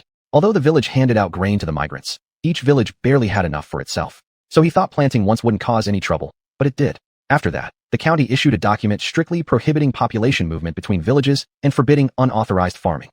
That made sense. Generally speaking, families who lived entirely within the village wouldn't dare to farm secretly. After all, if monsters emerged from their crops, their entire family would be wiped out. Only those without family or support would take such risks. From a selfish human perspective, they'd figure, if nothing goes wrong, they profit. If something does, at least only they die. Understanding this, Qi Xi didn't press further. She didn't want to make things difficult for Zhang Lanlan. All right, teacher Zhang. My sister and I will come tomorrow. I can join middle school classes, but she'll have to start from elementary. Zhang Lanlan was surprised. You only studied in elementary school for a few months. How could you possibly keep up with middle school already? Qi Xi answered solemnly. I never gave up on studying. I swapped textbooks with others and taught myself, though my learning hasn't been very consistent. It's fine. Our school doesn't have strict requirements. When you arrive, we'll see how well you can follow along in middle school. If you can't keep up, you can always go down to a lower grade.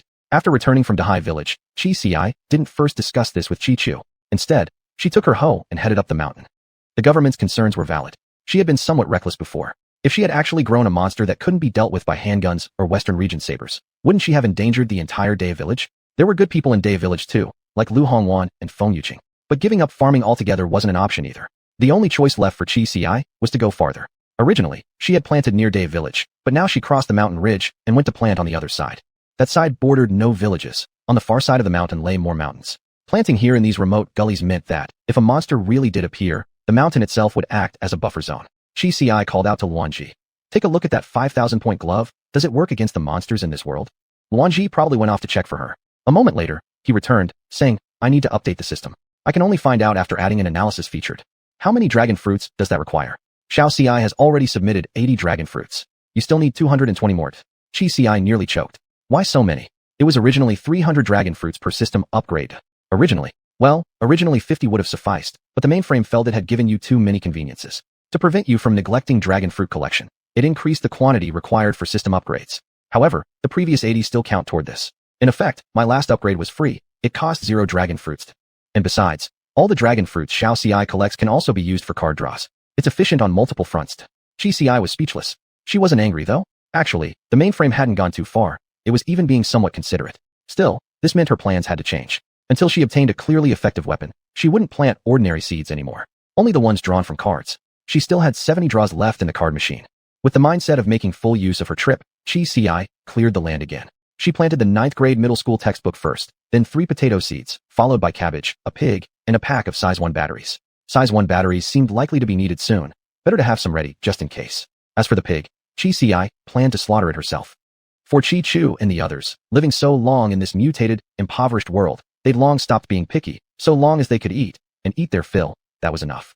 But Qi Xi couldn't accept that. She had traveled through so many worlds, yet never suffered hardship like this. Even in her original life, the memories closest to Qi Xi were those of wealth and comfort. Anyway, slaughtering pigs wasn't hard. She'd hunted other wild beasts before. Pigs should be easier than them. A flash of golden light passed. Qi Xi first collected the textbooks. Unfortunately, there was only one set for all 3 grades, but they were complete, covering Chinese, math, English, physics, chemistry, history, politics, and geography. She flipped through them. The printed publication date was this year, though whether that was accurate was questionable. For all she knew, like medicine expiration dates, they simply marked whatever year they were unearthed. After gathering the potatoes and cabbage, Qi Xi cut open the pouch containing the size 1 batteries and found a neat row of 12 inside. Next came the pouch holding the pig. The pig inside had been thrashing around for a while. The moment the pouch was slit open, it grunted, scrambled to its feet, and turned to flee. Bang! A gunshot rang out. The massive pig, weighing nearly 200 pounds, collapsed onto the ground. Qi Xi walked over and patted the big animal's head. In normal rural pig slaughtering, the standard practice was to bleed the pig alive before scalding off its bristles. Though Qi Xi wasn't an animal rights activist, she still knew that bleeding a pig alive would cause too much suffering. Modern slaughterhouses used electric shocks, killing the animal first before draining the blood, to avoid unnecessary cruelty. Eating meat was part of the natural ecological chain, but torture wasn't. At most, she'd take the hide out to trade. Even with the hair still on, plenty of people would want it. How they dealt with the bristles would be their problem. Qi Xi drew her Western region saber. With swift, clean strokes, she butchered the pig into pieces. Luanji, as a system, suddenly complained. Xiao Xi, how come you're so skilled at this? How? You've never been to a wilderness world for a mission.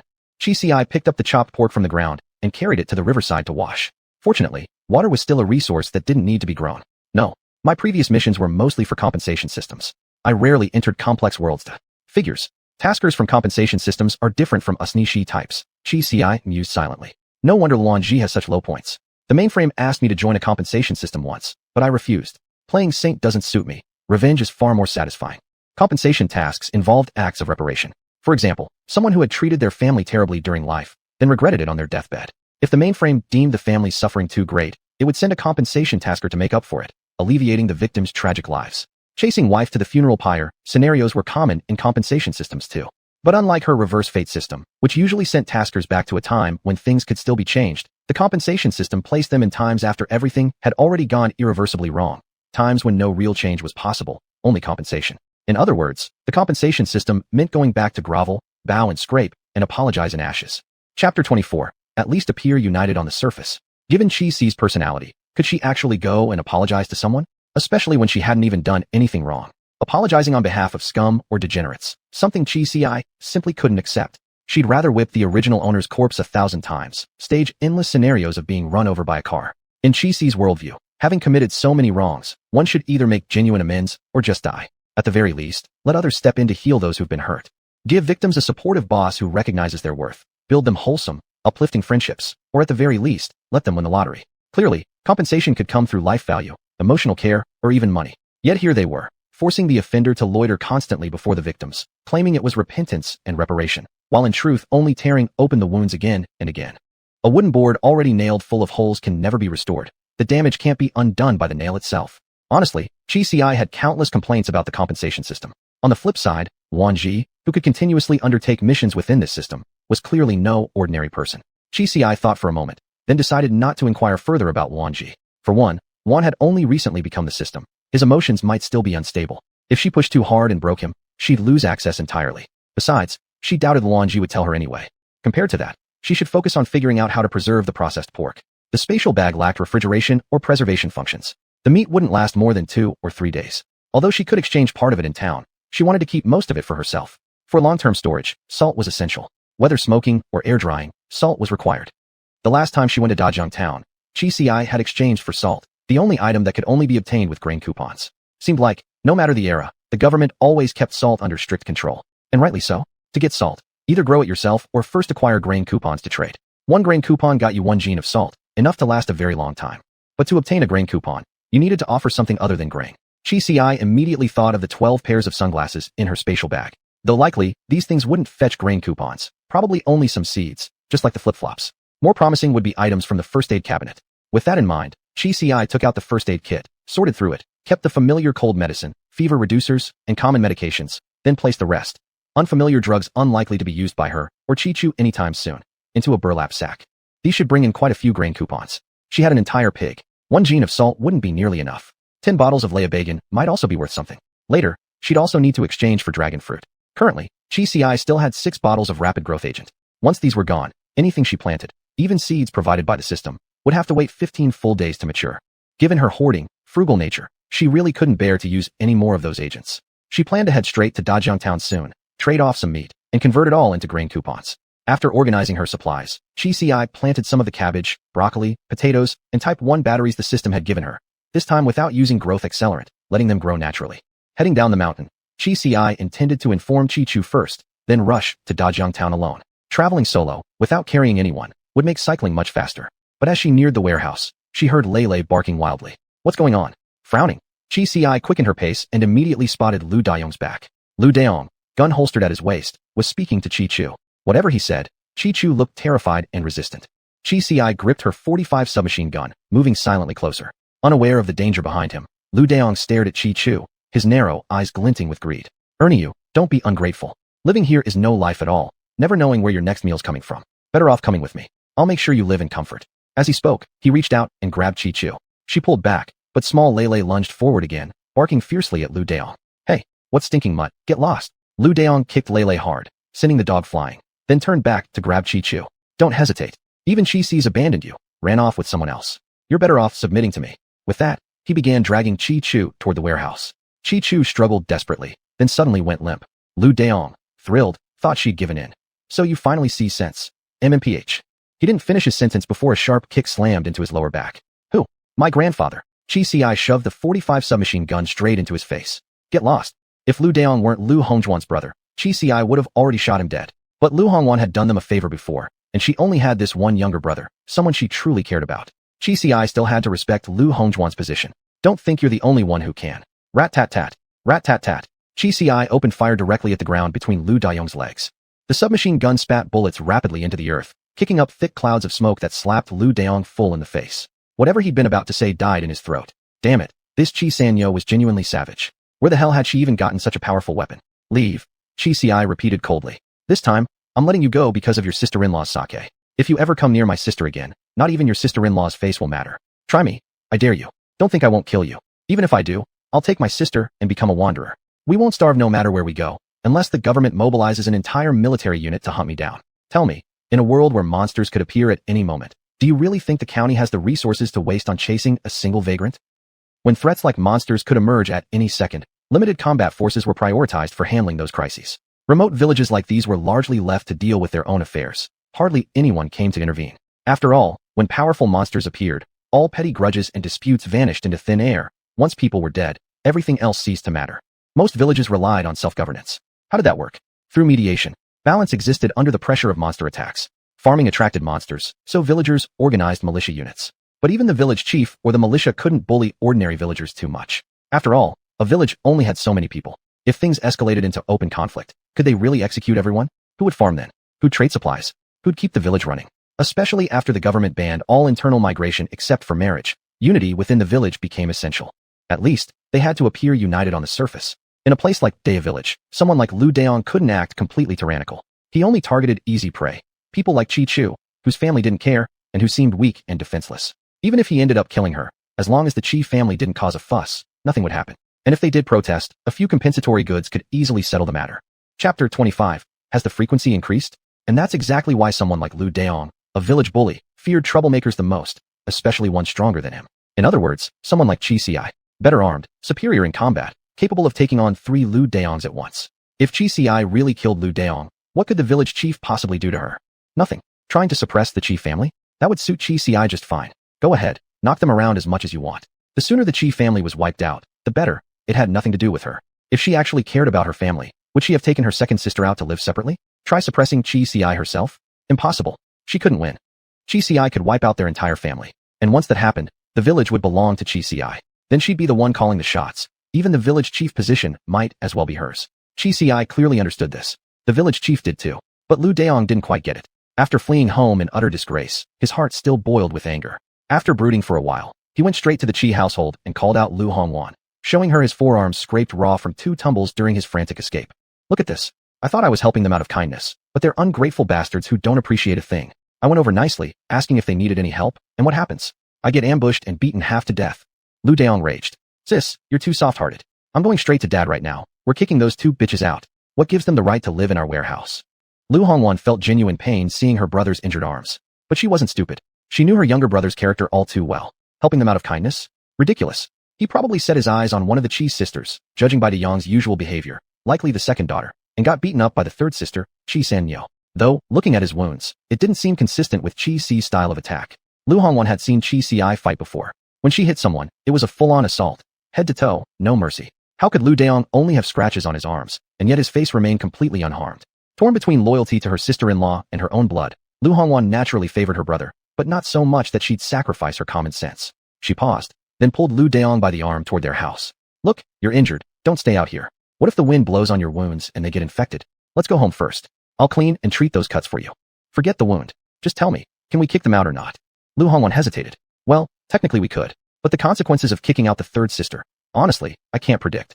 That girl is terrifying. What if she loses control and does something crazy? Lu Daong shuddered as he recalled the 12 consecutive bullets that had shredded his legs moments ago. He faltered slightly. You go talk to her. You're her sister-in-law, and besides, that warehouse was loaned to them through your request. She even mentioned earlier she'd respect your wishes. So if you tell her to leave, she has to leave. That's true. I do carry some weight, Lu Hongwan admitted. I could demand they leave. But think, De Yong, if they stay in our warehouse, they have to tread carefully because of my favor. But if they leave, they owe us nothing. Once the debt of gratitude disappears, who knows what that girl might do? My words won't mean anything then. It's precisely because I let them use the warehouse that she's showing restraint. Take that away, and my influence vanishes. She spoke earnestly, trying to reason with him. That girl is unhinged. We simply can't afford to provoke her. So we just accept this? I take a beating for nothing. Lu Hongwan thought for a moment. How about this? Starting next month, when grain distributions resume, we withhold their share. Let them starve. Would that work? Lu Daong still bristled with resentment, but reluctantly nodded. Not just next month. Every ration should go only to the main Chi household. Nothing for them. They live in our warehouse. They're not even a separate household. Why should they get anything? Fine. We'll do it that way. Now go home, Lu Hongwan said. And remember, De Yong, it's not that you're scared. It's that you must never pick a fight with a madwoman. Don't forget we still have father. If Chi Sanyo truly snaps, I'm her sister-in-law. You're young and strong. You can run. But what about our old father? Think of that. Remember how that lunatic in the neighboring village killed over 30 people before escaping? No matter whether a madman gets punished or not, we must make sure our father isn't among the 31. Hearing this, Lu Daong finally felt a chill of fear. Got it, sis. Once she'd finished talking sense into her brother, Lu Hongwan patted his shoulder. All right then, go tell dad not to give them food. I still need to check on the fields. Did she really think Chi Ci lacked food? If Chi Ci dared to take Chi Chu out with her, she definitely had ways of securing supplies. Lu Daong might be foolish, but Lu Hongwan wasn't. And if Chi Ci were truly running short, Lu Hongwan would later check quietly and help them secretly, without Lu Daong knowing. After Lu Hongwan had calmed Lu Daong down, he returned home in a more composed mood. The moment he entered the courtyard, he saw Pai Laowu. Pai Laowu was a full 12 years older than Lu Daong, but Lu Daong didn't even bother with calling him uncle. Yet Pai Laowu wasn't offended. He simply stood up and said, Daong, good that you're back. Come on, there's a monster in the fields. We've got to go. The militia needs to move out. Huh? Lu Daong grumbled irritably. Another damn monster? This is happening way too often now. Who knows? Whose field is it? Old Li's. But don't worry, they won't need to send anyone. Pai Laowu checked his rifle. I've already sent Xiao Li to fetch Chi Sanyo. Lu Daong was about to ask why she was needed, but then reconsidered. He changed his mind immediately. Chi Ci was so capable, wasn't she? Then let her deal with the monster. If she won, great, less work for them. If she lost and died, served her right. And then he'd finally have his chance at Chi Chu. Fine, bring her along. Lu Daong said. I'll go round up my brothers. Elsewhere, after chasing off Lu Daong, Chi Ci first checked on Chi Chu. Are you hurt? I'm fine, Chi Chu replied. But Lele got kicked twice. He's still just a puppy. Could you check if he's okay? Chi Ci looked down at Lele, who was wagging his tail furiously beside her feet. She picked up the dog, gently felt his belly, and seeing no obvious signs of pain, said, he should be fine. Then she patted Lele's head. You're such a little hero. You made an enemy of him today. Will that cause trouble? Don't worry. Chi Ci reassured Chi Chu. But in her heart, she knew one thing clearly. They couldn't stay in the warehouse much longer. She needed to move out into the mountains with Chi Chu as soon as possible. If it were just about survival, she could apply to relocate to town. As long as they weren't classified as vagrants and passed the review, the transfer would be approved. Of course, they'd still have to find their own place. But once in town, Chi Ci, it wouldn't be able to farm at all. Town regulations were far stricter than in the village. It might actually be better to stay in the village and play the role of the local bully. Just as she was thinking this, Chi Ci heard a distant voice calling her name. Senyo, hurry up, there's another monster in the fields. Again, Chi Ci called back in acknowledgement, then shoved Lele into Chi Chu's arms. Coming. Chapter 26. A wretch with only 50 combat power. It had only been a few days since the last monster appeared, barely enough time for the seeds in the fields to sprout a second wave. And now another one was here? Chi Ci casually asked. Monsters are showing up so frequently these days. You must be having a tough time. Xiao Li wasn't very old and didn't usually interact much with Chi Ci, but upon hearing her words, he sighed deeply and replied, tell me about it. Normally they don't come this quickly. It's really strange, just a few days after the last one. Usually, even on our worst streaks, we get maybe one every 3 or 4 months. If monsters started appearing every few days, how could Dapeng village survive at all? Chi Ci mentally calculated. A 15-day cycle, 3 to 4 months roughly equating to 6 or 7 cycles. Lately while farming, she'd used 4 bottles of rapid growth serum, accounting for exactly 4 cycles. So it had nothing to do with her. Or at least, not significantly. Meanwhile, in the field, the Dapeng village militia was officially recognized by the county. Originally, only the militia captain in each village was allowed a firearm. But after several villages suffered incidents, the county government relaxed the rules and began issuing guns based on a ratio, 1 gun per 4 militia members. Mainly because they couldn't supply more anyway. They still needed to keep reserves for the city. Previously, any guns grown from the fields had to be handed over to the county, but now that wasn't necessary anymore. As long as villagers could arm themselves and avoid total annihilation when monsters appeared, that was good enough. All other concerns came after survival. Survive first. Everything else later. Currently, the Dapeng village militia possessed 6 guns, 2 issued by the county government, and 4 others grown directly from their fields and transferred to the militia. Not everyone had received proper firearms training. The recoil could easily injure inexperienced shooters. Better to exchange the weapons through the village or county for grain instead. The remaining 6 militiamen held spears, ready to assist in attacks from the sides. One cried out in pain, snatched into the air by a monster's tentacle. Xiaozhong, stab its head. No, too many tentacles, can't get through. Shoot now. Bullet bounced off. How many rounds do we have left? It doesn't matter, just use them. Save Xiaozhong. When Chi Ci arrived, this was exactly what she saw. Inside the fenced-off farmland, countless tentacles thrashed wildly. So many, in fact, that she almost felt hungry. After all, those tentacles looked just like squid arms, pale white, slightly translucent, covered in suckers. Yet beneath them wasn't a squid, but a monstrous hybrid. An octopus had atop a body resembling a giant bear. This one looked even more monstrous than the previous. The bear-like body had no limbs, just a massive furry bulk serving as base, supporting the octopus head and the massive tentacles extending below it. A grotesquely stitched-together creature, not something that could naturally evolve. Chi Ci muttered under her breath while calling out, Wanji. Luanji had already begun scanning the moment Chi Si laid eyes on the beast. Monster unnumbered, currently being recorded. Assigned ID 001. Attack power, 50. Only 50. Chi Si's basic elven mithril armor alone had a defense rating of 200. Suddenly emboldened, she sprinted toward the edge of the field. Pai Laowu spotted her and barely managed to call out, "Third Nyo," before seeing Chi Si swiftly scale the wire fence in a few steps, pulling a brilliant silver longsword from her waist. One slash, and the tentacle holding Xiao Zhang was severed. At the same time, her left hand flung out a grappling hook, catching the severed tentacle and yanking hard to the side. Catch him. Several men scrambled forward and caught the falling Xiao Zhang. In that brief span, Chi Si was already swinging her slightly curved blade, slicing through the monster's tentacles one after another until most were chopped apart. Honestly, they did look just like giant squid tentacles, and kind of delicious. While thoughts of grilled squid flickered through her mind, her hands never hesitated. She lunged straight at the octopus head, bringing her sword down hard. "Xiao Si, watch out, it might spray ink. I've detected high-pressure fluid buildup inside." Luanji's warning came just in time. Chi Si used the grappling hook to swing aside as black ink blasted where she'd stood moments earlier. Now, she circled behind the octopus's eye. Swing. Slash. A long gash opened across the giant cephalopod head. Chi Si dodged the viscous fluids spewing from within, then spun around, unslung her Type 45 submachine gun, and unloaded a rapid burst directly into the wound. "Xiao Si, its weak point is deeper inside the body. I'm shooting it, aren't I? The octopus head isn't connected to the fatal point located within the furred lower body. Then where is the damn weak point? My combat power detection tool is pretty basic. I can't mark it for Xiao Si, just aim about 15 centimeters to the right from your perspective." That was enough. Chi Si shouted, "Wushu, spear, toss it over." Her Western region saber was just too short. Pai Laowu had never seen Chi Si fight in person until now. He was already stunned by her smooth, agile, and precise combat skills. Hearing her shout, he without hesitation grabbed a spear from beside him and hurled it toward her. Chi Si caught it with her grappling hook and effortlessly swung it into her hand. 15 centimeters to the right. Thinking of its mere 50 attack power, Chi Si leapt straight down onto the beast. Instantly, everyone outside the chain-link fence, including Lu Diong, held their breath. They watched as Chi Si plunged the spear deep into the monster's body with her left hand, while her right slashed the connection between the octopus head and the body with the saber. As the octopus head fell to the ground, Chi Si yanked the spear free and shoved the muzzle of her Type 45 submachine gun into the wound. With an earth-shaking rat-tat-tat, the monster disintegrated into ashes without even a scream, mainly because it had no mouth. Only a membranous sac remained. No more giant squid tentacles. Chi Si felt a bit regretful. "Wushu, you can come in now." Hearing Chi Si's call, the dozen or so people outside snapped back to reality. This, third Nyo Chi, she was truly incredible. She'd taken down such a huge monster all by herself. No wonder she dared say earlier that she could handle things alone from now on. Unlike the others who marveled in awe, Lu Diong only felt a deeper chill run down his spine. So what his older sister had said was true. This third Nyo Chi was indeed a genuine lunatic. And worse, a terrifyingly strong one. Pai Laowu called others over to count the seeds. Inside the octopus's membrane sac were over 400 seeds. A quarter of that was more than 100. Chi Si didn't bother splitting hairs with them and simply took 100 seeds. Taking them to town, she could exchange them for 10 gene of grain, 10 gene of root vegetables, and 5 gene of leafy greens. Lu Diong's face darkened even further. If Chi Si could get food this way, what was the point of restricting her grain supply at all?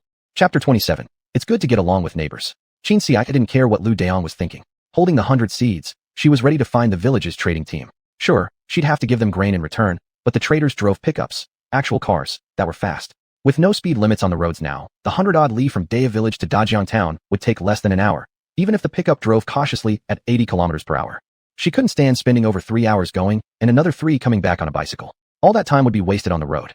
After a quick chat with Pai Laowu, Chi Si returned first to their storage hut. Their little warehouse had been bustling today. First came Lu Diong, then Lu Hongwan. But Hongwan had come with good intentions.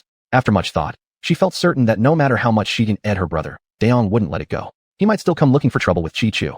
After all, Chi Chu was her sister-in-law. There was no need to make relations between the two families completely unbearable, even though the Chi family itself clearly didn't care about Chi Chu. Hongwan had come specifically to take Chi Chu out to do some work.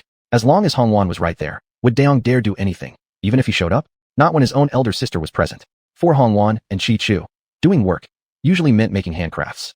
Once the crops were planted in the fields, they only needed watering each day, no need to worry about fertilizing. In fact, farming was easier now than before. The grain grown in the fields went either to state quotas or for personal use. Everything else wasn't mandatory to hand over. Useless clutter could be given to the trading team in exchange for grain or daily necessities. For basic materials, village women always turned them into finished goods before selling. Take cloth, for example. 5 meters of raw fabric might get you 1 gene of grain, but a finished shirt or pair of pants could also fetch a gene of grain. Sewing clothes, stitching shoes, weaving baskets and boxes, anything handmade with minimal extra cost, they made it all. Of course, most men weren't idle either. They took on more labor-intensive tasks. Only this way could families maintain basic sustenance, while also obtaining extra comforts to make life a bit better. In Day Village, most households lived decently. They could afford new clothes each season, without patches. Meals included vegetables and meat fat. Occasionally, they'd treat themselves to some liquor, or buy candies and powdered milk for the kids. The Chi family was poor simply because too many of them were lazy. 8 mouths to feed, yet only Hongwan, Chi Chu, and, if Qin Si was home, occasionally Qin Si herself ever worked. The other 5 did nothing, especially the 3 men. Chi Tian only cared about drinking. He never considered whether his family had enough to eat. Whenever he wanted alcohol, he'd take the household grain and trade it for liquor. Chi Jing was only slightly better than his father, not by much. The main reason was his wife, Lu Hongwan, who wouldn't tolerate laziness and forced him to work. But he'd barely start before groaning and complaining, sitting down again saying he was tired, this hurting or that aching. Then there was Qi Xiaobao, not just young but also the beloved treasure of Qi Tian and Miao Zuohua. Anyone who dared ask him to work would be met with yelling and beatings. Miao Zuohua and her daughter Qi Shi weren't entirely idle either, but both hoarded secretly. One saved things only for her husband and precious sons. The other saved for herself alone. Whatever Qi Shi earned from her labor, she never brought home. She hid it all away for herself. As for Miao Zuohua, she only used things for Qi Tian, Qi Jing, and Xiaobao, even scrimping on herself, then snatching whatever Qi Chu had earned through hard work. From this perspective, Lu Hongwan didn't regret letting Qi Chu leave with Qin Si. This time, she brought the work straight to the warehouse, inviting Qi Chu to join her. If you two are missing anything, just tell me, sister-in-law, Hongwan said while sewing, glancing around the storage room. These few pairs of shoes will bring us some grain once we sell them in town. She paused, impressed. Not bad, you've kept it clean. And you even set up a stove outside. Qin Si arranged it, Qi Chu replied proudly. She's really capable. We don't lack for anything. Oh, by the way, sister-in-law, she added, pulling a jute sack from under the bed and retrieving yarn. This yarn was traded by Qin Si too. She said to leave 2 skeins for you, to knit a new sweater for winter. The rest we'll knit ourselves and sell in town. Oh my, this yarn is so nice. Hongwan stroked the soft strands lovingly. Then she noticed Lele. You've got a puppy too? He just showed up, Qi Chu lied smoothly. I don't know where he came from, but he looked pitiful and had nowhere to go, so I kept him. So adorable. Hongwan scratched Lele behind the ears. When the pup licked her palm, she burst into delighted laughter. Qin Si stood at the doorway for a moment, watching, then stepped in with a smile. Sister-in-law's here. No matter what Lu Daong thought, Lu Hongwan was genuinely kind to the 2 sisters. San Yo, Hongwan asked. I heard there was a monster in the fields. Was it dangerous? No problem, I already killed it. Qi Chu raised the bag in her hand. This is part of the deal. I get some seeds for every monster I kill. She added. I'm going with the trading team to town anyway. I'll exchange these for supplies. Sister-in-law, do you need anything or want me to trade something for you? I can take care of it all at once, save you another trip. You killed it yourself? Hongwan had already heard the story, but hadn't dared to believe it until now. Seeing the seeds in Qi Chu's hand, she could no longer doubt. You weren't hurt, were you? I don't need much, but actually, I haven't traded the things I made last time yet. Wait, I'll go home and get them. No rush. But my sister can't go back with you. If Qi Chu returned to the Qi household, who knew how much trouble she'd have to endure? Hongwan understood perfectly and didn't press it, hurrying out quickly. In the meantime, Qi Si tidied up a bit. When Qi Chu wasn't looking, she took out some more pork. When Hongwan came back, after handing over her goods, Qi Si passed her the meat. This is pork I got in a trade earlier. Take it home and eat it. Maybe eat it secretly, don't let Qi Xiaobao see. That's what she said, but chances were this meat would end up going to Lu Hongjuan's own family. Qi Si didn't mind. As long as she maintained good relations with Hongwan, it was Hongjuan's choice whom to give it to. Oh, Hongwan hardly ever saw meat at the Qi home, so she didn't hesitate to accept. All right then, she added, this must have cost you quite a bit of grain. Make sure you keep some of the grain I get in return. It's fine. We have enough to eat, Qi Si said. I'm off to join the traders now. Sister-in-law, please keep an eye on my sister. I don't feel right leaving her alone in the warehouse. Hongwan understood exactly what she meant, but chose to pretend ignorance, nodding enthusiastically. Don't worry, I'm here. Nothing will happen. Qi Si said goodbye to the 2 of them, then detoured to Pai Lao Wu's house, and gave 1 piece of meat to Uncle Wu as well. Not that she was stingy, just that giving too much would be hard to explain. 1 piece could still pass as a simple trade. Pai Lao Wu was quite surprised to see her show up. Chapter 28, what does the medicine cabinet look like? Seeing she had come to deliver meat to him, he was even more surprised. Of course, he couldn't accept it. There was no reason for him to take it. But Qi Si insisted, it's not a free gift. My second sister and I are planning to build a house up in the mountains, and we'll definitely need your help, 5th uncle. Fresh meat like this isn't something we can trade every time. You take it now and use it to nourish 5th aunt. With that, Pai Lao Wu stopped refusing and simply agreed, don't worry. When you need people, just tell your 5th uncle. You 2 girls wouldn't find it easy to hire help anyway. Qi Si then casually asked, do you know what illness 5th aunt has? I'm about to go with the trading caravan to town to exchange things. I could ask someone while I'm there. After all, medicine availability changes all the time. Pai Lao Wu waved his hand dismissively. Your aunt's just weak by constitution, nothing serious. Don't worry about it. Going alone? He'd meant to ask if Qi Si would be alright going by herself, maybe offer to accompany her, but the next moment he remembered. This was Qi Si they were talking about. The same Chi Ci who had single-handedly slain a monster in the field earlier. If she couldn't handle it, then Pai Laowu himself must be utterly useless deadweight. Chi Ci smiled, waved goodbye to Pai Laowu, and left. The trading team must have already heard of Chi Ci's reputation because they treated her exceptionally warmly. The moment they learned she wanted to go to Dejiang Town, they let her board the truck without hesitation, saying they could wait until she finished trading before delivering their grain. The driver was named Shifang, around 30-something years old. Chi Ci, I didn't remember much about him except that he had 2 boys at home, both mischievous. Back in the normal world, she occasionally met his eldest boy when hiking in the mountains. Among kids, loyalty followed strength. Whoever was strongest earned respect. And Chi Ci was unquestionably the strongest. Everyone looked up to her. Of course, once she turned 14, she was kicked out of the kids group. She was officially an adult now. After riding in the pickup truck, Chi Ci truly never wanted to ride a bicycle again. It was so fast. A journey that used to take her 3 grueling hours on a bike now took less than half an hour. Why had she pushed herself so hard before? Uncle, sure, I might be gone quite a while. Chi Ci hesitated, unsure of how long it would take. Shifang waved his hand. No problem. As long as you're back today. Can you make it within 2 hours? If not, I'll just drive around and do other stops too. All right. Today, Chi Ci didn't have much to trade. Mainly salt. After exchanging seeds for grain, she calculated how much food 15 people would need. 5 gene of grain could be kept, along with 5 gene of vegetables. The remaining 5 gene of grain and 10 gene of root vegetables, she planned to trade for grain coupons, but not directly. The government understood perfectly well that exchanging grain for grain coupons, then grain coupons for grain again, was a completely nonsensical, roundabout waste of effort. Therefore, grain coupons could only be obtained in exchange for items other than grain. First, Chi Ci pulled out 12 pairs of sunglasses. She felt slightly awkward doing so, but the government staff handling exchanges showed no surprise at all, handing her 2 grain coupons without hesitation. Wow, didn't expect to get 2 from that. Then she brought out the iron chain, which still measured about 15 meters. This time, the worker gave her a few curious looks, ran a hand over it to confirm the quality of the iron, then asked, "Are all these going toward grain coupons too?" Chi Ci asked, "How many would they get me? We'll need to weigh it. 5 gene of iron gets you 1 grain coupon." Chi Ci had already estimated the weight in her hands. 15 meters must weigh about 50 gene, enough for 10 coupons. She nodded. Trade them. Never expected iron to be so valuable. But then again, metal resources were needed in many places, and unlike crops, you couldn't just grow more of it. Naturally, it would cost more to collect. With 10 grain coupons secured, Chi Ci then pulled out her medicine pack. This time, the staff member couldn't stay seated. She stood up and called into the back room. A cadre wearing a dark blue Zhongshan suit stepped out and called, "Little girl, come in through the side door." Chi Ci asked, "Can I trade here?" The man replied, "We need to verify the value of what you've brought, and it might take some time. If you stand here, others behind you won't be able to trade." Fair enough. Chi Ci picked up her hemp sack. It was really just a prop. Otherwise, how could she magically produce goods from thin air? And walked around to the side entrance. The cadre led her into an office inside and asked, "Are all these medicines grown?" Chi Ci frowned in confusion. What else could they be? Was he suggesting she manufactured them herself? The cadre chuckled, stroking his slightly bald head. "Don't misunderstand, little girl. I mean, are these medicines grown all together in one batch, or in separate batches? Why do you ask? Can't they be traded for grain coupons?" "Yes, of course they can," said the cadre. "I forgot to introduce myself. I'm Xing Su, the director here."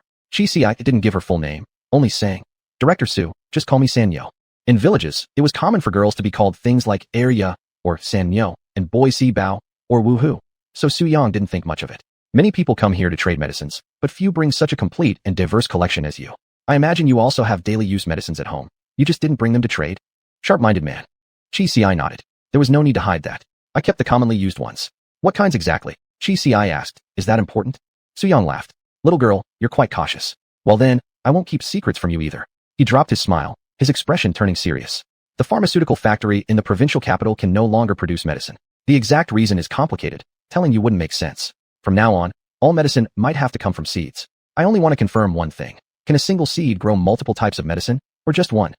There could be both possibilities, Chi Ci replied cautiously. In my family's field, what grows is a medicine cabinet. Inside the cabinet are all kinds of medicine. Everything is complete. Oh, by the way, Chi Ci added. Director Su, could I borrow a pen? I'll draw you what the medicine cabinet looks like. Su Yang had been momentarily stunned, about to ask why drawing was necessary, when he heard Chi Ci say, I noticed the medicine cabinet isn't shaped like the ones in our village clinic. You've seen more of the world than I have. Could you identify what kind of cabinet it is? Chi Ci's reasoning was simple. From her experience crossing over 3,000 worlds, no matter how bizarre a world might be, mass was always conserved. Where something disappeared, something else must appear. Due to natural disasters, resources across the world had vanished. Then the resources emerging from seeds must be precisely those that had been swallowed. How this process worked, or what controlled it, she didn't know. But she could explore gradually, discover bit by bit. The medicine cabinet might be a very, very small breakthrough. Chapter 29. Do you really love dragon fruit that much? Although Su Yang still didn't fully understand what Chi Ci meant. He was after all just an ordinary person living in a world that had been perfectly normal 4 years ago, but had become somewhat abnormal ever since. Yet he keenly sensed this might be something important, so he picked up a piece of paper and a pen from his desk and handed them to Chi Ci. Chi Ci quickly sketched something and passed it back to Su Yang. He took it and looked closely. It looks kind of familiar. But he couldn't quite recall where he'd seen it before.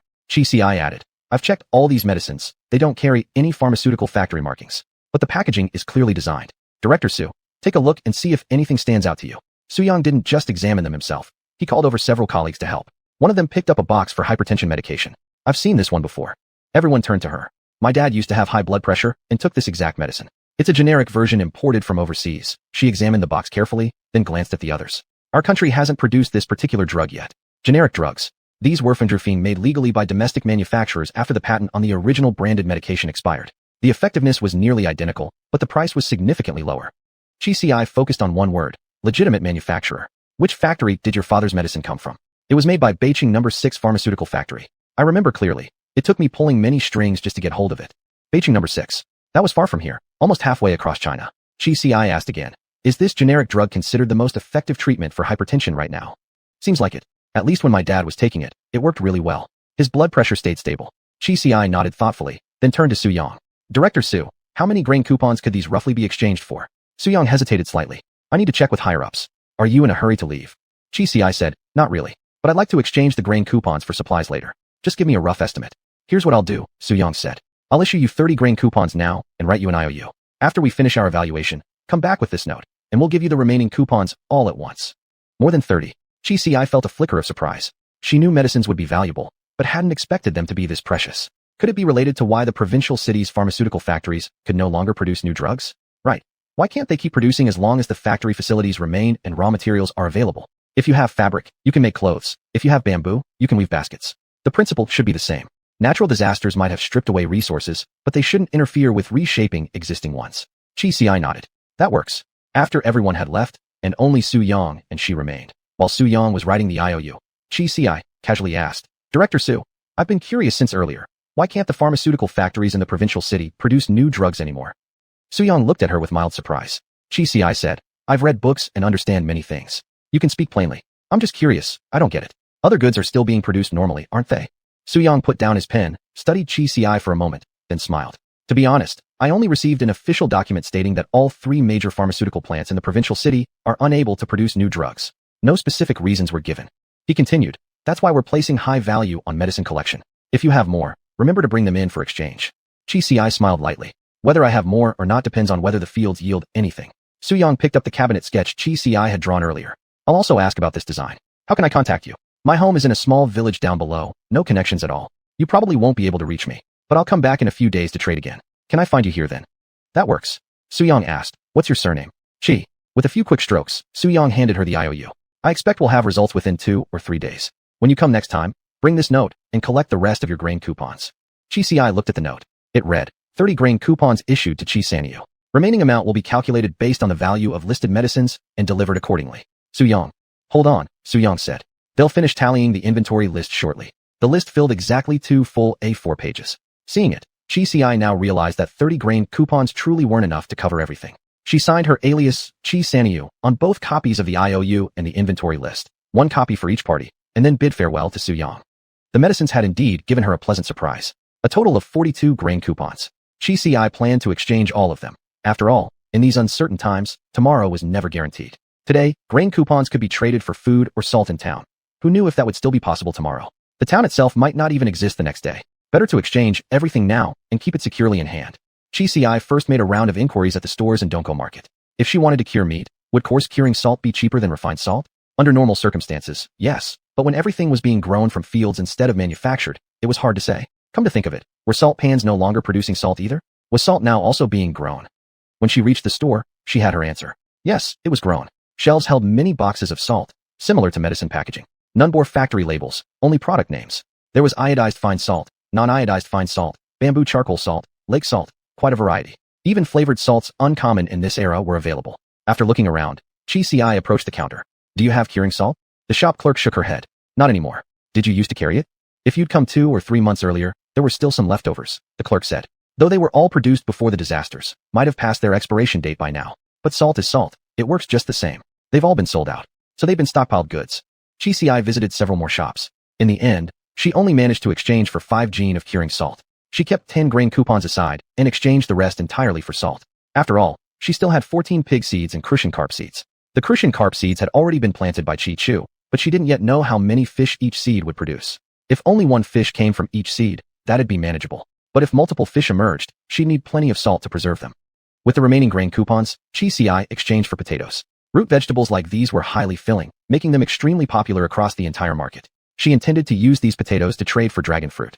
Unfortunately, last time she traded too thoroughly. Now, when she arrived at the fruit stalls, all the vendors combined had only 20 dragon fruits left. Besides Dongko Market, does Dajang Town have any other major markets? Chi asked one of the vendors after securing her dragon fruits. The vendor looked surprised. Are you really that obsessed with dragon fruit? Chi. It wasn't her fault. Chapter 30, regularly buying your dragon fruit. The man merely sighed. Such a big market disappearing. Dajang Town isn't large to begin with, but there are still about 5 or 6 smaller markets around. I know for sure there's one behind the Power Supply Bureau's residential building. He glanced at Chi and lowered his voice in warning. Those outside markets don't have any rules. Nothing like our market here where things are managed properly, fixed exchanges of goods for goods. From what I've heard, even locals nearby avoid those places. A young girl like you should stay away. Oh, a black market? Now that she thought about it, of course such a place would exist in this era of bartering. There couldn't help but be underground trade. Chi pretended ignorance and asked, I'll get an uncle from my village to go then. Can dragon fruit be traded over there too? You really do love dragon fruit, don't you? Hard to say. We honest folk don't go near such places, the vendor replied as he packed up his stall. Just then, Chi spoke again. Uncle, if your village or nearby villages grow dragon fruit, could you collect it and sell it to me? The vendor had been about to refuse when he paused and asked curiously, how exactly would you want me to collect it? Chi had planned ahead. Same rate as before, 1 gene of grain for 5 gene of dragon fruit. And if you, uncle, help gather it from your area, I'll give you half a gene of meat as extra reward for every 20 gene collected. We can do this twice a month, on the 1st and 15th. I can even prepay 2 gene of grain. This wasn't just meant for him. It was also addressed to the other fruit vendors who hadn't yet left the area. One of them challenged, what if we collect your grain but don't deliver the fruit? What then? Chi smiled faintly. For those who deal honestly, over time I'd actually give 1 gene of meat per 20 gene to regular partners. But for anyone dishonest. She paused, then slowly added, ask this. When she'd set out today, she wore the typical outfit of a country girl. Inside, a round-collared shirt. And since it was summer, only a loose, light gray vintage-style western suit jacket worn over it. This jacket belonged originally to Lu Hongwan, who passed it down to Chi Chu when it no longer fit, and Chi Chu had then given it to Chi. From the outside, she looked just like any other rural teenager coming into town. But now, Chi smirked coldly and pushed open her suit jacket, revealing the holster strap beneath. Slowly, deliberately, she drew out her pistol and slapped it onto the stall. Anyone brave enough to run a business out here knows they're not messing with a pushover. Right. Immediately, the fruit section fell silent. Several quietly rolled up their sacks and slipped away. They weren't about to trade with someone carrying a gun. A few others remained, farmers from nearby villages. After all, didn't every village militia have a few guns? They weren't trembling in fear at the sight. But still, how many villages allowed a girl barely over 10 years old into their militia, let alone entrusted her with a firearm? The remaining vendors exchanged glances. Then the one who'd first spoken to Chi stepped forward. Seeing that puts my mind at ease. Otherwise, I'd worry about collecting the fruit and then not being able to find you again. Chi gave him a quick look. May I ask your name, uncle? Xiao Lidong. I'm older than your father. You can call me Uncle Dong, said Xiao Lidong. Shall we move somewhere else to talk?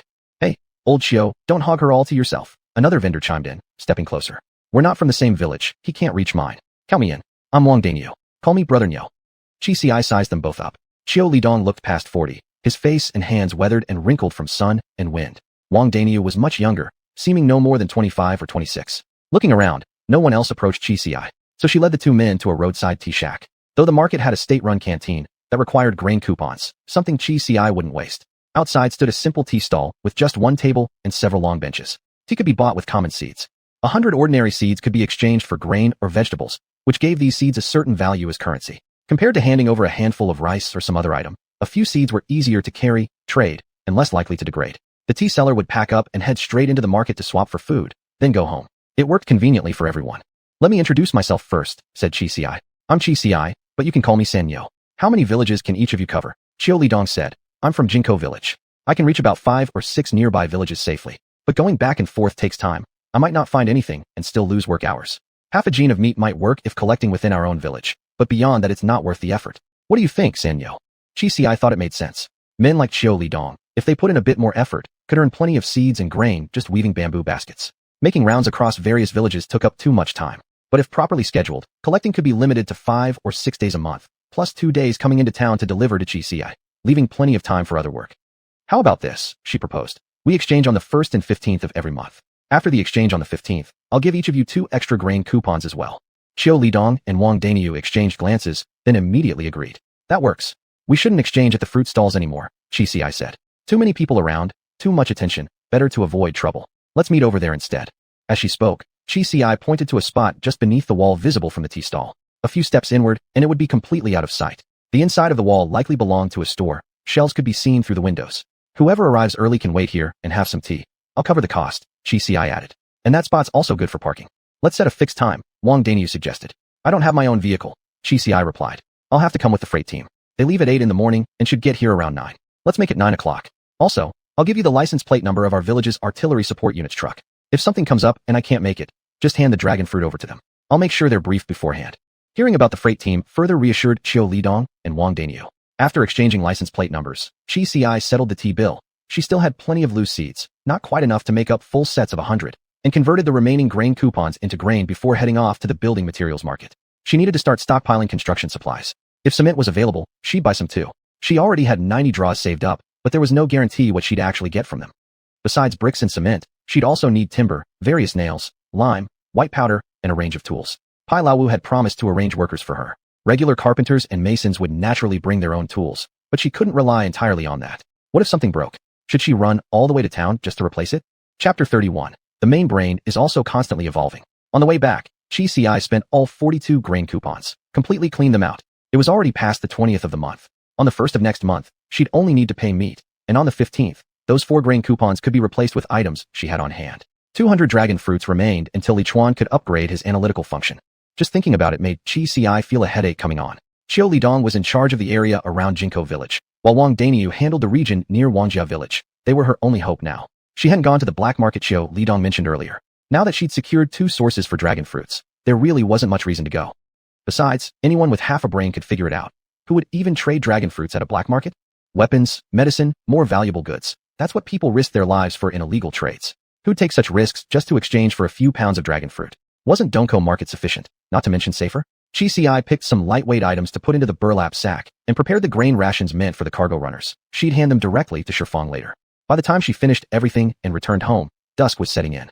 Lu Hongwan had stayed with Chi Chu this whole time, but seeing GCI return, she patted her knees and stood up. All right then, I'll head back now. These are the rations exchanged using your sister-in-law's things. GCI handed over the goods, then gave her another bag. Take these too. I got more than enough. Just my sister, and I couldn't possibly eat it all. It'd go to waste otherwise. Lu Hongwan glanced inside. The bag contained grains, meat, and surprisingly, even vegetables. She hesitated briefly, but ultimately couldn't bring herself to refuse. Then I'll take them. If anything comes up, just come find me.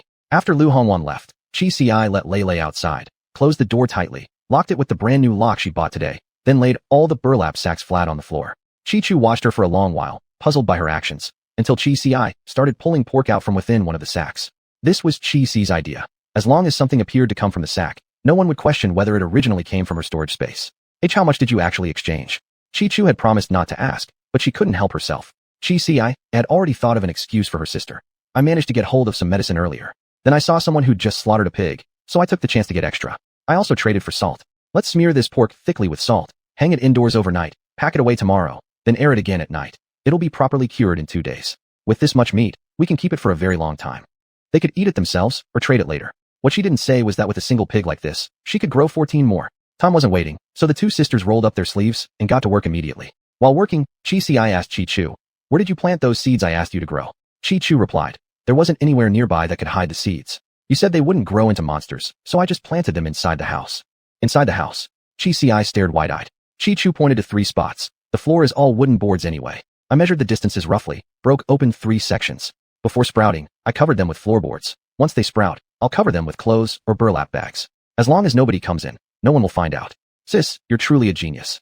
GCI went over to inspect the spots. Surprisingly, it actually worked. Though the spacing wasn't strictly 1 meter apart, the seeds Chi Chu planted, crucian carp, dog food, and sanitary pads, weren't the kind like potatoes that might suddenly grow out of control. Once every piece of meat was thoroughly coated in salt, they threaded them onto strings and hung them from the wooden beams GCI had set up 2 days prior. Ideally, they should have sterilized the meat with liquor first, but GCI had already traded away all the alcohol she grew. Besides, she hated to use it. Alcohol could fetch far more in trade than meat ever could. After washing up, Chi Ci lay down on the bed and almost instantly entered the system room. Come to draw cards again. Don't point it out bluntly. Although honestly, what else can you even do in this lousy room except draw cards? Li Chuan's assigned system room was about 20 square meters, small, yet fully equipped. It had a bed, wardrobe, sofa, coffee table, desk, and right beside the desk sat the card drawing machine. But Chi Ci couldn't physically interact with any of it. Or rather, what entered wasn't her body, but her consciousness, her mind. Using these things had no real effect. If someone imagined drinking a cup of coffee, does that mean they've truly drunk it? Still, how she longed for just one sip of cola. And there was Li Chuan, fully aware she couldn't have any, sitting leisurely on the sofa sipping cola through a straw, clearly enjoying himself. Give me a sip. Never mind whether it'd work or not. She just wanted one taste. There's more in the fridge. Get it yourself, Li Chuan said generously. Chi Ci walked over, grabbed a can, chugged it down in 3 loud gulps, and didn't even burp afterward. The sensation was as thin as air, barely registering. Basically just like imagining drinking it. Indeed, completely useless. She walked disappointedly to the card machine and half-heartedly pressed the 10-draw button. Golden light. Of course it wasn't that easy to hit a rare drop. Come to think of it, last time had also been golden light. She glanced up. Above the card machine was a counter tracking consecutive draws. It would reset every time a rare card appeared. Chi Ci flipped over the first golden card. 15 Coca-Colas. I'm not such a stingy main brain after all. Chi Ci. Wait, she did want it. But couldn't they have put this in a regular card? It actually took up a golden slot. I feel like with gold cards, the main brain just gives you whatever it wants to give, Lu Ji said, appearing behind her. Last time it gave cement, right? Then can the main brain just give me a full house? Chi Ci asked, taking the chance to push her luck. Lu Ji, I'll ask the main brain for you. She didn't need him to say it. Chi Ci already knew how to ask. She was a veteran tasker who'd spent far more time in this lousy system space than in either her original world or this mutated one. On every system room's desk was a glowing screen connecting to the main brain. Lu Ji tapped open the screen. Within seconds, the main brain's image appeared. Or rather, its virtual form.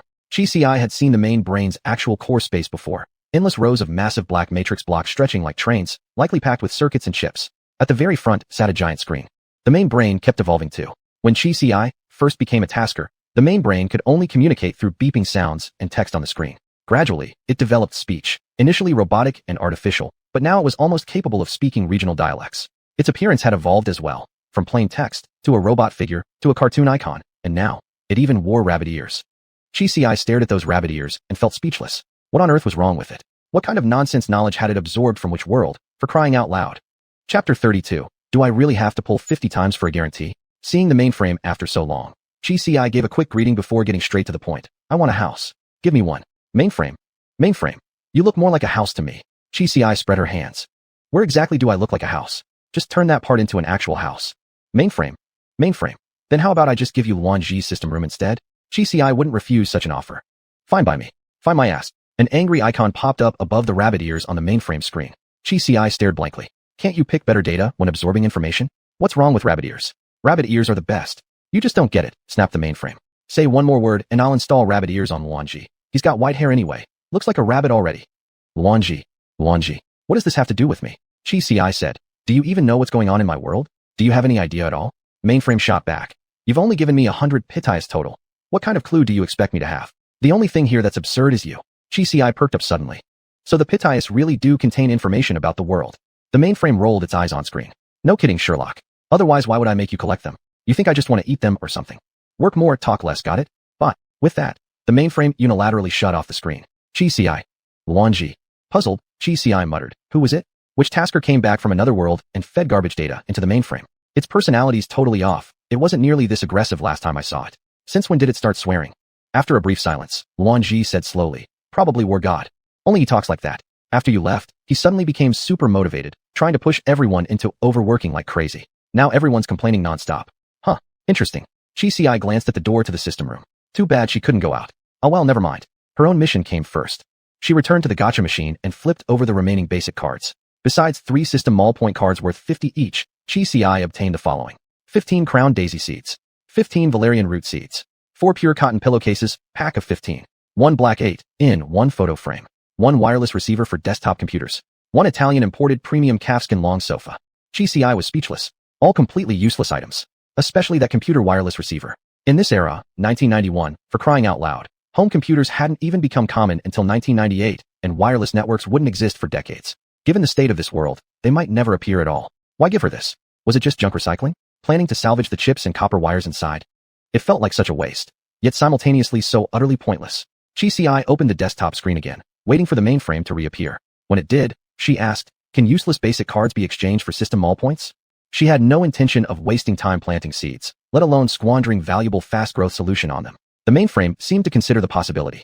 After a pause, it replied, "Not now. Bring more Pitius, upgrade Luanji, and then I'll add that feature for him.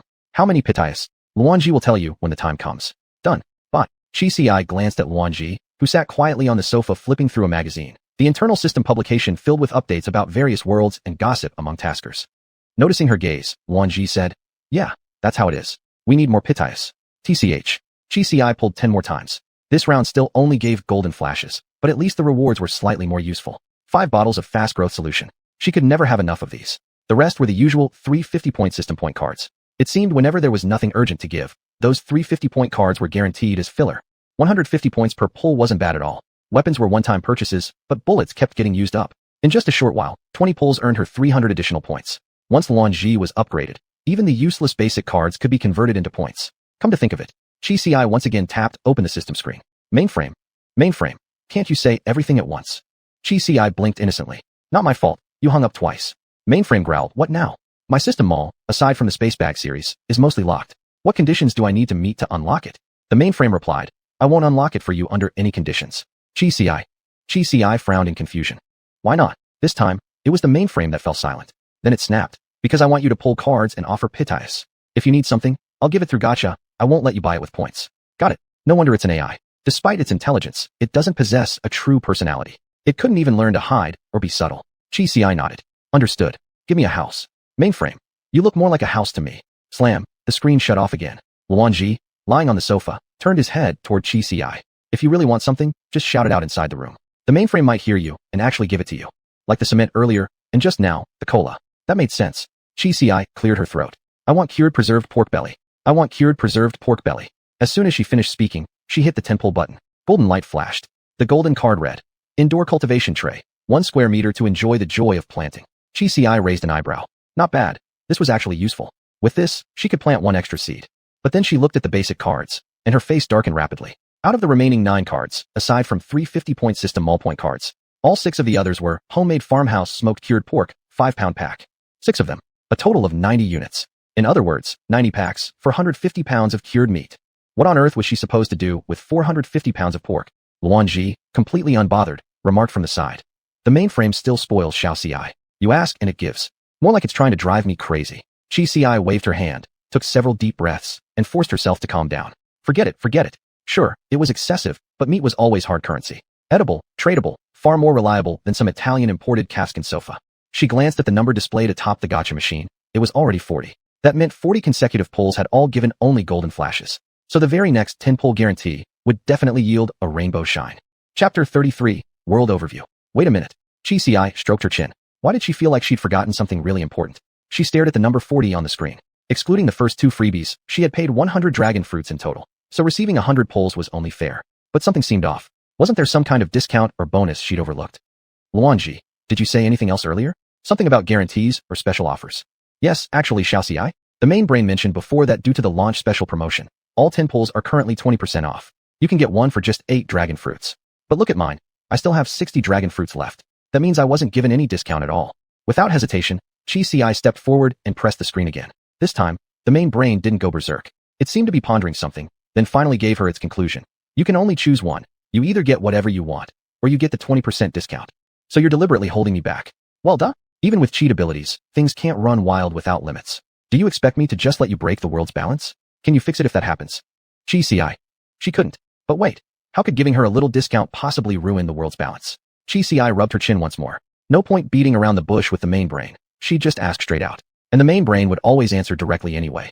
I don't have much to give you. Aside from food, everything else is junk, stuff you wouldn't even want. If you want more, you'll need more dragon fruits. Come on. Do you know how hard it is for me to parse world data when I've got nothing to work with? What am I supposed to do? All right, GCI said, giving the screen a symbolic pat. I'll go get more dragon fruits. The yield from 1 or 2 villages was simply too small. But right now, GCI had no better options. She glanced at Luanji. Maybe she should talk to him. Perhaps Luanji could offer some advice. And indeed he did. Luanji's suggestion was extremely practical. I think our top priorities should be upgrading my system. If I can add more functions, I'll become far more useful to you, Xiaoci. First, save up 200 dragon fruits to unlock the analysis feature. Second, survive the first winter. He paused slightly. Actually, it's not that difficult. The hardest part in Dahan Village is only 4 months. October is manageable, but from November to February, those 4 months, we can live into Jiangtown instead, then come back when spring arrives. As long as you keep diligently collecting dragon fruits, what you gain through gacha should be enough to cover expenses for those 4 months without needing any income. It made sense, she understood the logic perfectly, but knowing and doing were different. Given her personality, enduring 4 months with zero income, surviving only on reserves, was almost unbearable. Thinking 3 steps ahead is your strength, Xiao Ci, but there's also a saying that holds truth. Qi Ci raised an eyebrow. What saying? Take too big a step, and you might rip your balls. Qi Ci. She kicked Luan Ji so hard he flew across the space. She hadn't taken any giant steps. Nothing was getting ripped. Furious, Qi Ci stormed out of the system space. Sleep. In the morning, Qi Ci took out the radio she'd obtained from a previous pull, turning it on while brushing her teeth, listening to the city broadcast. Though the signal crackled and faded in and out, she could still make out bits and pieces. Chi Chu, equally curious, cooked breakfast while listening along. Oh, by the way, sister, let's tidy up today, put on our best clothes, and head to Dahai Village for class. Since she wasn't going to use all the rapid growth agents immediately, she'd just have to wait for crops to grow over 15 days. Chi Ci planned to plant a batch of seeds every day, aiming to harvest daily. Besides the large assortment of seeds from the gacha machine, she still had the regular seeds she'd acquired earlier through trades. Luanji's point was valid. If the house still wasn't finished before winter, she should take Chi Chu and stay in the town for 1 winter, returning next spring. That meant she needed to prepare sufficient supplies. Still, Pai Laowu and the others probably wouldn't let her leave easily. With Chi Ci's incredible combat prowess, the village militia hadn't suffered a single injury or casualty. If she left for 4 months, what would happen if monsters appeared? Going from comfort to hardship was easy, but going back? Impossible. Once they'd tasted life with Chi Ci, going back to life without her would be unbearable. Not just Pai Laowu. Even the other militiamen wouldn't be able to handle it. Given current seed conditions, planting apparently wasn't restricted by season. Regardless of temperature, snowfall, or time of year, as long as the seeds were planted, they'd bear fruit in 15 days. Planting itself wasn't hard. The real challenge was doing it in secret. Chi Chu trusted Chi Ci unconditionally, but others weren't so simple. If someone found out Chi Ci was planting crops on her own, well, within Dahan Village, she might be able to smooth things over. After all, her strength was evident to everyone. But beyond the village, even Chi Ci couldn't silence the endless whispers of the masses. And drawing too much attention might not be a problem in a small place, but within the sphere of larger powers, all kinds of complications could easily arise.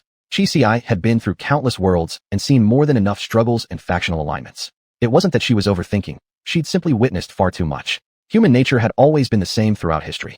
No matter what world you were in, people remained just as they were. In contrast, her main brain was actually much better.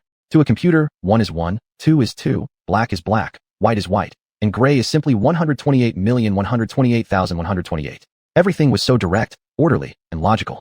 Little did Chi Chu know that in the few moments since their conversation began, Chi Ci had already drifted all the way to some universal truth from who knows which cosmos. She nodded in agreement and said, "You really should go to class. I don't know how things will turn out in the future, but getting an education is never a bad idea. It's not just you."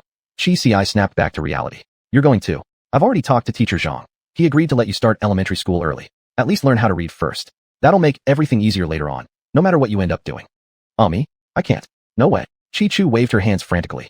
"I'm definitely not cut out for this." "Just try it first," Chi Ci said, knowing Chi Chu's temperament well enough not to pile on too much pressure. "We'll see how it goes. If it doesn't work out, we'll talk then. For now, just go listen in. It's not like Ifu Primary has many students left anyway." Originally, many rural folks believed education was useless. After the disaster, even fewer cared to consider it. Chi Ci had looked into it.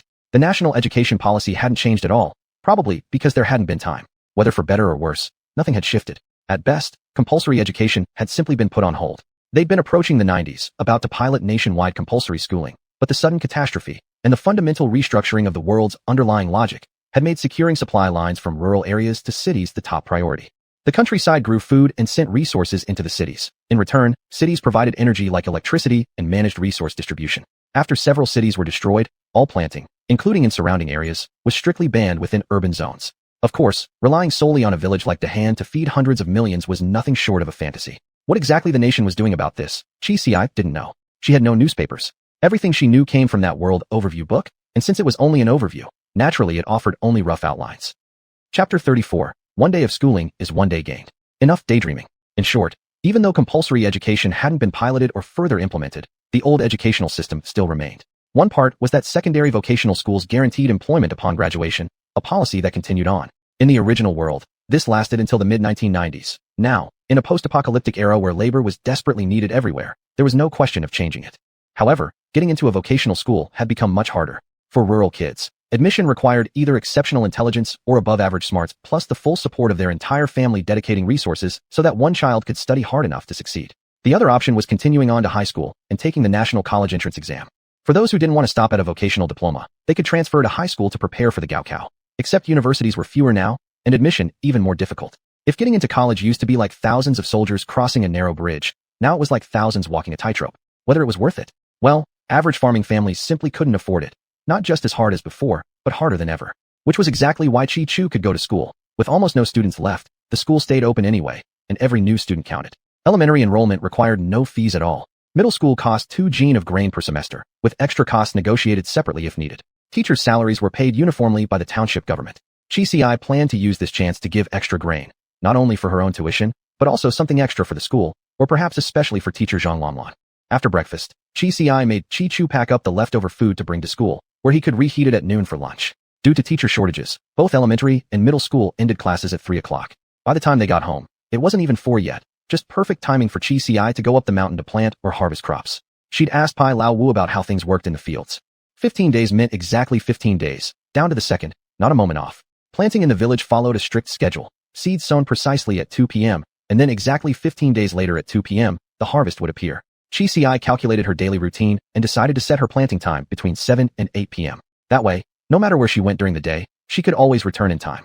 Every night at exactly 7 p.m., she'd plant 3 seeds. Harvesting might take a few minutes longer, up to 8 p.m. maximum. The next day, she'd reset back to 7 p.m. for planting again. This kept everything consistent, avoiding mistakes. In reality, the seeds she planted now came from the system. There was no danger whether she arrived early or late. But if she didn't build a rigid habit now, when she later planted ordinary seeds, even a small oversight might endanger the whole village.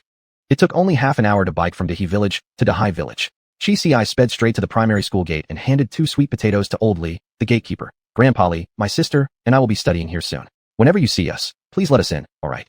Old Li accepted the sweet potatoes with a cheerful laugh. Teacher Zhang already told me. No need to be so polite with sweet potatoes. Go on and quickly, the class is about to start. In the front yard, some children were playing, glancing curiously at the 2 sisters. Chi-Chu shrank slightly, but Chi paid no mind and led her sister upstairs. Teacher Zhang. Chi knocked on the office door and walked in. Inside weren't just Zhang Lanlan, but 3 other teachers too. In front of them all, Chi dropped the grain sack on the floor. This is my sister Chi-Chu. From today onward, we'll both be attending classes. Zhang Lanlan smiled. I've been wondering, wasn't sure why you hadn't shown up yet. We had some family matters to deal with first, had to sort things out earlier, Chi said, pulling the sack forward. Here's the tuition fee for my sister and me. There's no need for so much, Zhang Lanlan checked inside. We don't need even half. Chi waved her hand. It's fine. Use the rest to supplement meals for the teachers and other students. Zhang Lanlan politely declined several times, but in the end accepted. Thanks to that sack of grain, the other 3 teachers became noticeably kinder toward Chi and Chi-Chu, especially toward Chi-Chu, who at 20 years old was starting 1st grade in elementary school. You'll begin with the junior high class, Zhang Lanlan said, handing over a timetable. Morning self-study started at 9 a.m., a bit late, yes, but many students had to cook and work chores in the morning. They couldn't show up for class right after breakfast like city students did. After morning self-study, first period was Chinese language, then one more self-study session, followed by math. Then it was already noon. After lunch, another math class and a final Chinese class before dismissal. Overall, there were only 2 teachers. One taught Chinese, the other math, and they had to cover all 3 grades. Zhang Lanlan stood and pulled out textbooks, 2 notebooks, and 2 pencils from a cabinet. Every student who comes to study gets these.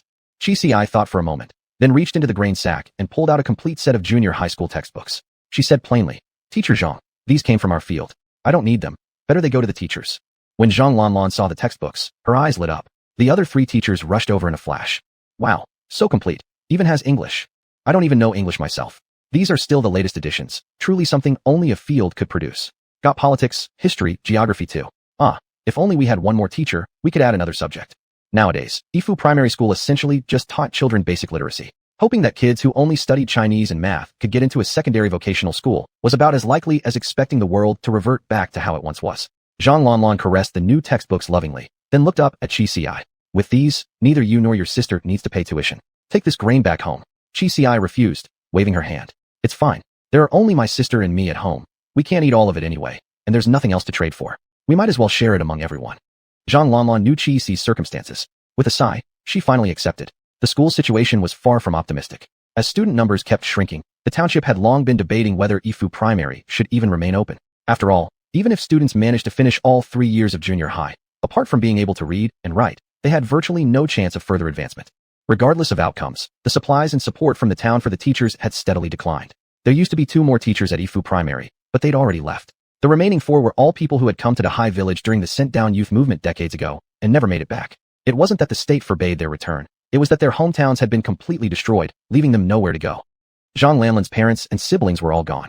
Back when she first came here, she always thought she'd eventually return home, so she never married or had children in the village. Now, she lived alone in the high village, surviving solely by teaching. The other 3 teachers weren't any better off. This Ifu primary school had become their last remaining home. Qi understood this much already. In the normal world, or rather, in her previous life, Zhang Lanlan had eventually returned to the town. After compulsory education began rolling out, the town consolidated schools across the surrounding villages, building 2 new primary schools and 1 middle school within the town itself. But in this world, such consolidation would probably never happen again. No matter what lay ahead, 1 day of schooling meant 1 day gained. Chapter 35. This is chaos. Meanwhile, in Daheshi village, by the riverside, a group of women carried basins to wash clothes. Mimi, raising a daughter alone isn't easy. When I went back to my natal village last time, there was a pretty suitable man in their village. Should I introduce you to? Feng Mimi smiled wryly. Forget it. Since I've got a daughter, how can I dare remarry? If it were a son, maybe. Oh, come on, one of them said, gesturing vaguely. Isn't that her, the eldest daughter from the Qi family? Feng Mimi turned her head and saw Qi Shi. She sneered coldly. Well, finally decided to show up. Well, I have no choice, do I? The Qi household doesn't have anyone else left to do the work. What about Hongwan? She's the daughter-in-law. Are we supposed to make the daughter-in-law do everything? Okay if it's for parents-in-law, but what about chores for elder and younger sisters-in-law too? Besides, Hongwan is the village chief's daughter. Younger sister-in-law? There isn't any younger sister-in-law around anymore. Erniu and Suni have already moved out to live on their own. Hey Mimi, did your mom say anything? Feng Mimi's mother, Miao Zhenxin, was sister to Miao Zuohua. Feng Mimi pouted. It's their business, what can we possibly say? But Suni, she's something. Didn't the militia team go recruit her to fight monsters recently? My dad told me Suni alone managed to kill a monster all by herself. Yeah, my old man mentioned it too. Is that even true? It must be. If it weren't, why would everyone be saying so? I saw Pai Laowu just yesterday, he confirmed it too. That's good then. With Suni around, our village feels much safer now. I heard after every battle against the monsters, they give Suni quite a few seed rations. She deserves them, they're hers to begin with. You know, if only the Qi family hadn't driven Suni away. Just having a daughter like that would have guaranteed they'd never lack food or clothing. What exactly did they do? What else could they do? You know how they are. A son is the treasured jewel. Daughters are just burdensome liabilities. In my opinion, Qi Xiaobao is no good at all. No kidding, Feng Mimi said coolly. Last time he saw my daughter, he walked right up and slapped her. Can you believe the nerve? They chatted loudly, making no effort to lower their voices, whether deliberately or simply because they didn't care. Every word reached Qi Shi's ears clearly, but Qi Shi didn't mind. Cursing the Qi family wasn't cursing her, so what did she care? She had no interest in sharing the family shame. Shared glory, however. She had heard things herself. Suni didn't just get seeds. She gave a whole chunk of meat to Pai Laowu's family and handed over plenty of goods to Lu Hongwan as well. And what made it worse? Hongwan, though married into their family, still kept thinking about her own natal home. None of those fine things ever ended up in the Qi household. Qi Shi had mentioned this to her brother Qi Jing, but he dismissed it. True, nothing came back to the Qi family. But when Hongwan went back to visit her parents and enjoyed fine food, guess who tagged along? Her husband. As long as Qi Jing got his share, he couldn't care less about anyone else. Nowadays in the Qi family, whatever good stuff Qi Tian and Miao Zuihua obtained went straight to Qi Debao first. And whenever Hongwan acquired anything decent, she took Qi Jing back to her parents' house. Only Qi Shi got absolutely nothing. When Suni left, why didn't she take Qi Shi with her? She was Suni's older sister too.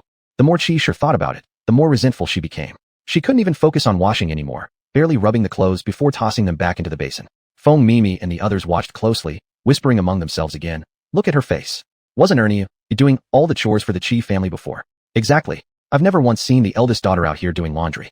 Speaking of which, this morning I saw Suni riding her bike with Ernie going somewhere. Any idea where? Who knows? Maybe off trading for more tasty stuff again. Man, I should have let them use my old warehouse earlier. During festivals, they'd probably have given me some treats too. You said it.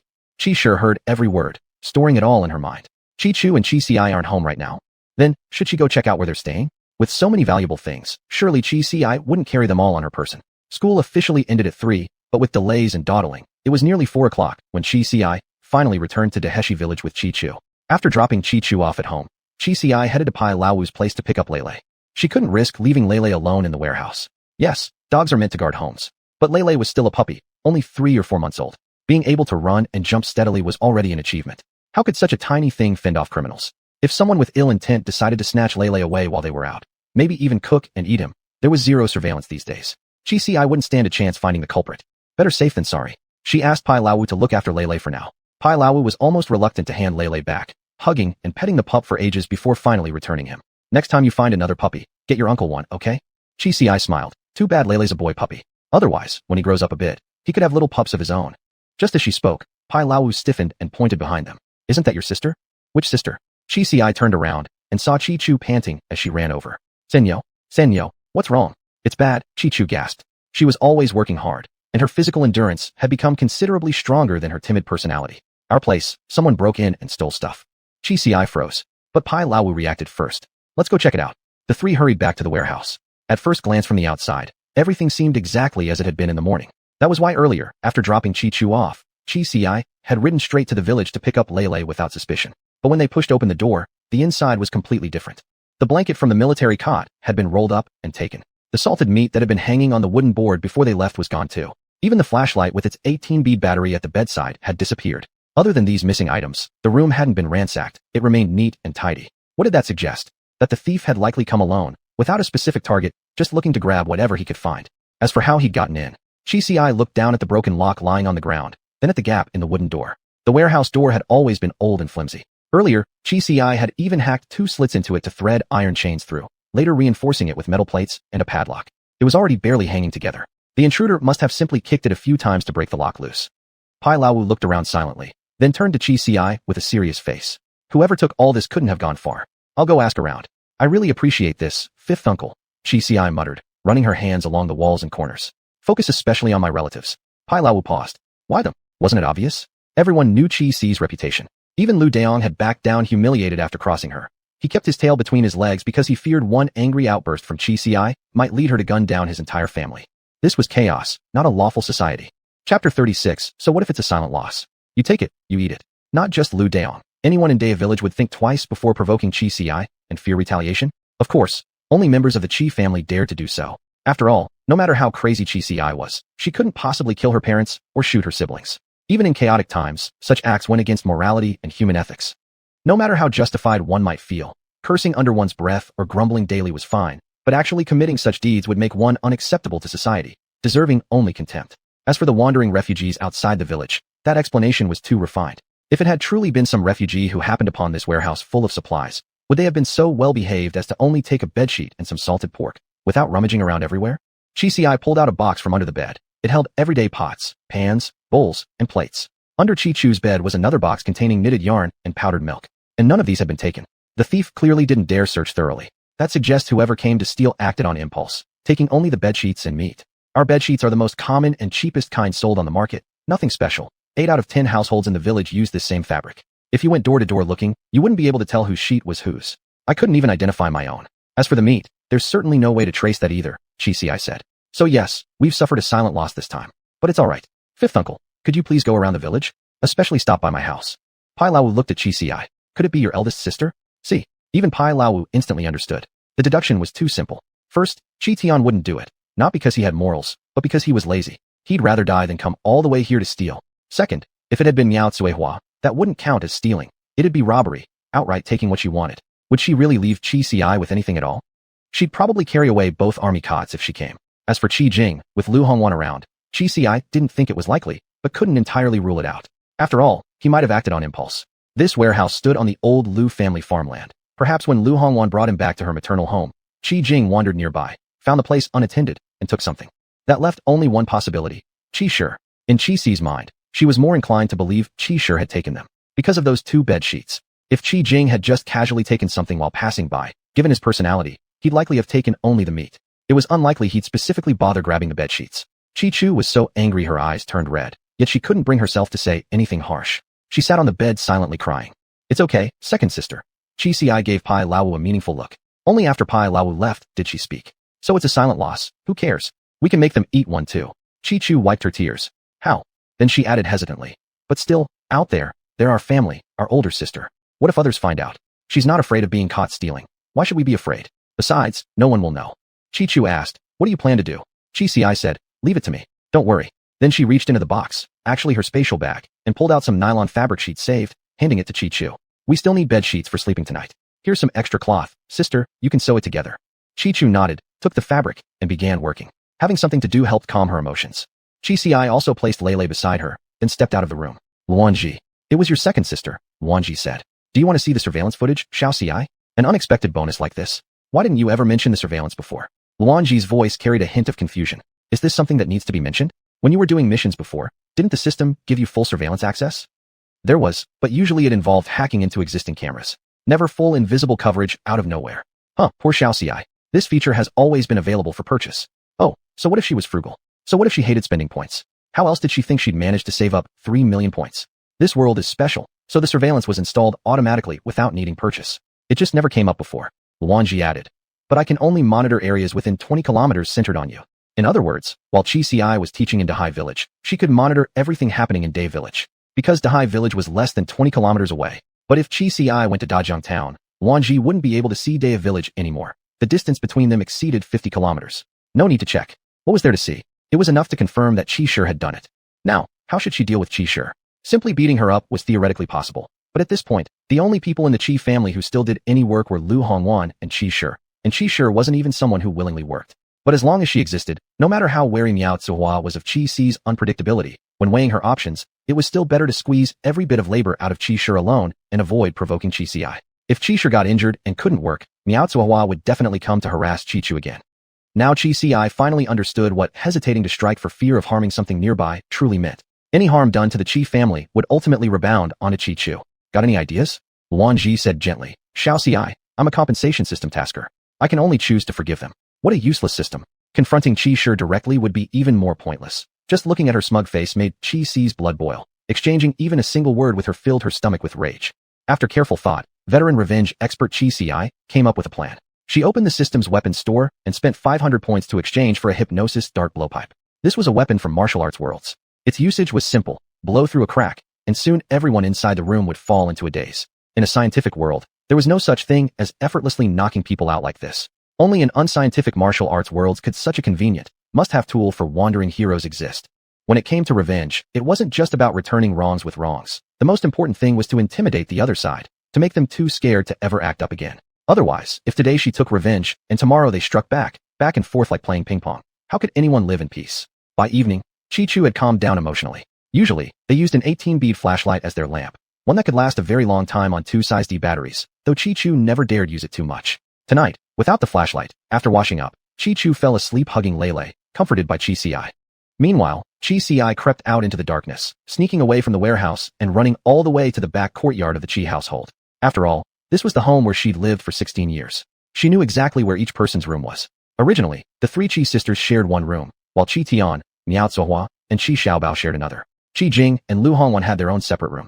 Now that Chi Chu and Chi Ci had left, Chi Xiaobao insisted on having a room to himself, forcing Chi Shi to move in with Miao Zuhua and Chi Tian. Chapter 37. A family that's not united. But none of that mattered anymore. To Chi Ci, apart from Lu Hongwan, the rest of this family was a single unit. Any retribution would be shared by all. She didn't need to go out of her way to pry open a window. The room originally belonged to 3 sisters, but now Chi Bao was staying there, and the window had never shut properly. Countless times, Chi Ci had come and gone through this very window, far more often than she'd ever used the front door of the Chi household. She blew the sleep-inducing incense inside, waited 5 minutes, then climbed in through the window. Sure enough, Chi Bao was already unconscious. She tossed him beneath the bed, rolled up his bedding, and took it away. Then she crept into Chi Jing and his wife's room. Considering Lu Hongwan was there, she only blew a bit of the sleeping incense so they wouldn't wake up, doing nothing else to them. As for the last room, Chi Ci certainly didn't hold back. She took all 3 sets of bedsheets, and not just that. She also stole every piece of clothing belonging to Chi Tian and Chi Bao. Of course, she didn't forget to retrieve her 18-bead flashlight. After wrapping everything in the sheets, she pulled out the prepared charcoal ash and smeared thick layers onto Chi Tian and Chi Bao's faces. This ash was mixed with Chi Tian's liquor and Lei's urine. At the end of the day, it was Chi Tian's fault as a father that Xiao Shi hadn't been raised right. He always thought he could do nothing, believing that no household conflicts or outside troubles could ever be pinned on him. Dream on. Chi Ci wouldn't be fooled. The final step was taking out the pig blood she'd brought. She almost felt reluctant, but since she couldn't obtain eyes to solidify the blood into chunks anyway, she might as well use it here. She deliberately splattered blood around the dining area where the Chi family usually ate, even pressing several bloody handprints. Fingerprint technology was unreliable back then. As long as she smudged them slightly, no clear prints would remain. Only after turning the entire house into a crime scene did Chi Ci finally leave with a large bundle of sheets. These sheets and clothes could be washed later and sold at Donko Market for some goods. A fair compensation for Xiao Shi stealing her meat. Xiao Ci is really wicked. Don't talk to me, substitute tasker. We have reproductive isolation, Chi Ci said coldly as she rushed deeper into the mountains. She needed to wash off the charcoal and blood from her body. After all the junk, when she returned to her storage hut, she boldly placed the flashlight on her bedside. If Xiaoshi dared show up and cause trouble, this would be her message. Yes, it was all her doing. She could return to the Qi household at midnight, carry out all these acts right under everyone's noses, even if those eyes happened to be closed. Scaring people? If no one knew who frightened them, how could there be any real intimidation? Chi Ci guessed that even if Xiaoshi realized it was her, she wouldn't dare tell Miao Cuihua and the others. The reason was simple. Once she admitted it, Miao Cuihua would surely ask why Chi Ci, after 16 years of merely arguing with the family, suddenly started attacking them like this. Why, after leaving home, would she resort to sneaking in at night, pretending to be a ghost to scare them? And more importantly, how could Xiaoshi possibly know it was Chi Ci? Given Xiaoshi's level of intelligence, she wouldn't be able to explain any of this clearly. Just as Chi Ci predicted. Early the next morning, it started with Lu Hongjuan's scream. Among the entire Qi family, she was always the first to rise. Stepping outside, she saw the blood-soaked house. Even someone as bold as Lu Hongjuan couldn't help but shiver from head to toe. Big Qi, Big Qi. She ran back inside and shook Qi Jing awake. It's bad, something happened. Get up quick. We're going back to my place. She had no interest in figuring out who the Qi family had offended. Certainly wasn't her. And wanted to get back to her own family as soon as possible to tell her father and younger brother what had happened. Qi Jing was half asleep, utterly confused about what was going on, but was dragged out by Lu Hongjuan. When he stepped outside, he jumped too. Before he could say anything, Qi Bao's wailing pierced the air. Chi Ci had thrown Qi Bao to the floor. Did she care enough to put the brat back on the bed? Of course not. Wherever she dropped him was where he spent the whole night. Waking up with a sore back and waist, assaulted by a lingering stench of sourness, alcohol, and something worse, Qi Bao had never endured such humiliation. Naturally, he burst into loud cries, calling desperately for his mother. Lu Hongjuan had calmed down somewhat by now. She shoved Qi Jing toward their room. Hurry, change clothes. She retreated into the house herself and peered cautiously through the window pane on the door. Inside, the bedroom door creaked open. Miao Cuihua walked out, rubbing her eyes and murmuring, "My precious, my treasure," until she looked up and saw the gruesome scene in the outer room, immediately letting out a piercing shriek. Old Qi, old Qi. Unlike Lu Hongjuan, who could still stand, Miao Cuihua staggered, her legs giving way as she collapsed onto the floor, barely able to muster strength to call for Qi Tian. The house was instantly filled with crying and shouting, and even Qi Tian, as lazy as he was jolted awake. What's going on so early in the morning? He rubbed his face, only to find his hands covered in dark, muddy grime. When he sniffed it, Qi Tian nearly vomited. Qi Shi had already woken up, but pretended to be asleep, only now getting up to act alongside Qi Tian. Her eyes immediately caught that the bedsheets, on both her parents' bed and her own, were completely gone. Where had the sheets gone? Instinctively, she glanced under the bed first. Not there. Suddenly remembering something, Qi Shi hurried over to the cabinet where she'd hidden the flashlight and the stolen sheets from Qi Ci's place. Gone too. Could it be? Qi Ci did this. How dared she do such a thing? No. San Nyo had never dared before, so why wouldn't she dare now? But how did she know it was her? Could someone have seen and told her? Qi Shi's heart thumped uneasily. Outside, Miao Cuihua was so terrified she couldn't even stand. Qi Tian, seeing the chaos in the outer room, fell silent in shock, while only Qi Xiaobao continued wailing loudly. For a moment, no one noticed Qi Shi. PPP reported to the village chief. Miao Cuihua was the first to pull herself together. She called out to Hongjuan. Only then did Lu Hongjuan emerge from the house. Oh my goodness, what happened here? She acted as if she'd just discovered the scene. Hongjuan, quickly, go back to your family's home and bring the village chief over. We need someone to settle this. This. Both Miao Cuihua and Lu Hongjuan simultaneously spotted the bloody handprints on the wall by the door. We're haunted. It's ghosts. Lu Hongjuan didn't waste time. She grabbed Qi Jing and rushed him straight back to the Lu household. The Lus were having breakfast. Seeing their daughter come back with her husband, they took it in stride. Wanner, come have something to eat. Lu Daong stood up and fetched bowls and chopsticks for her. Qi Jing didn't even feel awkward anymore. He walked over naturally, poured himself a bowl of porridge like he was at home. Lu Hongjuan wasn't in any hurry. Why rush? Nothing could happen in broad daylight, and right now, the family was eating. Her father had a weak stomach. If he skipped breakfast, he'd feel terrible all day. Only after comfortably finishing their meal did Lu Hongjuan finally recount everything that had happened at the Qi residence. Chapter 38. This is a path too. After hearing it all, Lu Daong and village chief Lu Chenfeng exchanged a glance. Did she offend someone again? Lu Chenfeng said. He had been the village chief of Daya village long before the disaster struck. In those days, village cadres were generally believers in science and didn't put much stock in ghosts or deities. He wasn't biased toward sons over daughters either. Whether a daughter or a son, each was dear to his heart. His wife had died young, leaving him only with these two children. Lu Hongjuan nodded. That's exactly what I thought. But who could she have possibly offended? Lu Daong snorted. With your mother-in-law? You should ask who she hasn't offended. No one in the village, no matter how good-tempered, ever has a kind word for her. Despite this being an insult to his own mother, Qi Jing seemed completely unfazed, calmly sitting in his chair sipping tea from the Lu family. Both Lu Chenfeng and Lu Daong were used to Qi Jing's demeanor. If anything, they preferred it this way. A son-in-law who kept some distance was better than one who clung to his mother every second. As far as they were concerned, their household didn't rely on having Qi Jing add another mouth to feed anyway. But really, you heard nothing at all last night. Lu Chenfeng pressed, more worried about his daughter. This is unsettling. Listen, Daong, you organized the militia patrol to check around the Qi family's place morning and evening. Why go through all that trouble? Why not just let my sister stay home? Lu Daong replied. Sis, just say dad's knee pain's acting up again. You need to come back and take care of him. Don't go back there for now. Lu Hongwan nodded. Staying away worked for her too. Just look at the mess in that house. She'd probably end up cleaning it all herself later anyway. She wasn't keen on that. Still, she insisted Lu Daong take some men to check the place out. After all, if her daughter-in-law claimed to leave to see the village chief but then vanished, rumors would spread fast and bring shame upon their family name. When Lu Daong first heard Lu Hongwan describe the situation, he hadn't taken it seriously. But stepping into the Qi household and entering the room, he was startled by the blood splattered everywhere. Damn, this is... Old lady Miao, who did you offend this time? Lu Daong grinned, not even fully entering the doorway. He noticed the dark smudge across Qi Tian's face. Qi Tian and Qi Xiaobao had washed their faces, but couldn't scrub the grime off. It only made them look worse. Was anything stolen? The moment Miao Tsuehua saw Lu Daong, she wailed. Wasn't something taken? The bedsheets are gone. And old Qi's clothes, Xiaobao's clothes, all gone. That cursed thief, may they die 1,000 deaths. They only took bedsheets and clothing? Lu Daong raised an eyebrow. He was now even more certain this was an act of revenge. Who steals clothes instead of grain, unless it's payback? Old lady, you should think hard about who you might have offended. Seems like nobody's injured, and there's no sign of monsters. I'll be going now. Dayong, Dayong. She called after him several times, but couldn't stop him. Watching him disappear from sight, she spat on the ground. What a piece of work.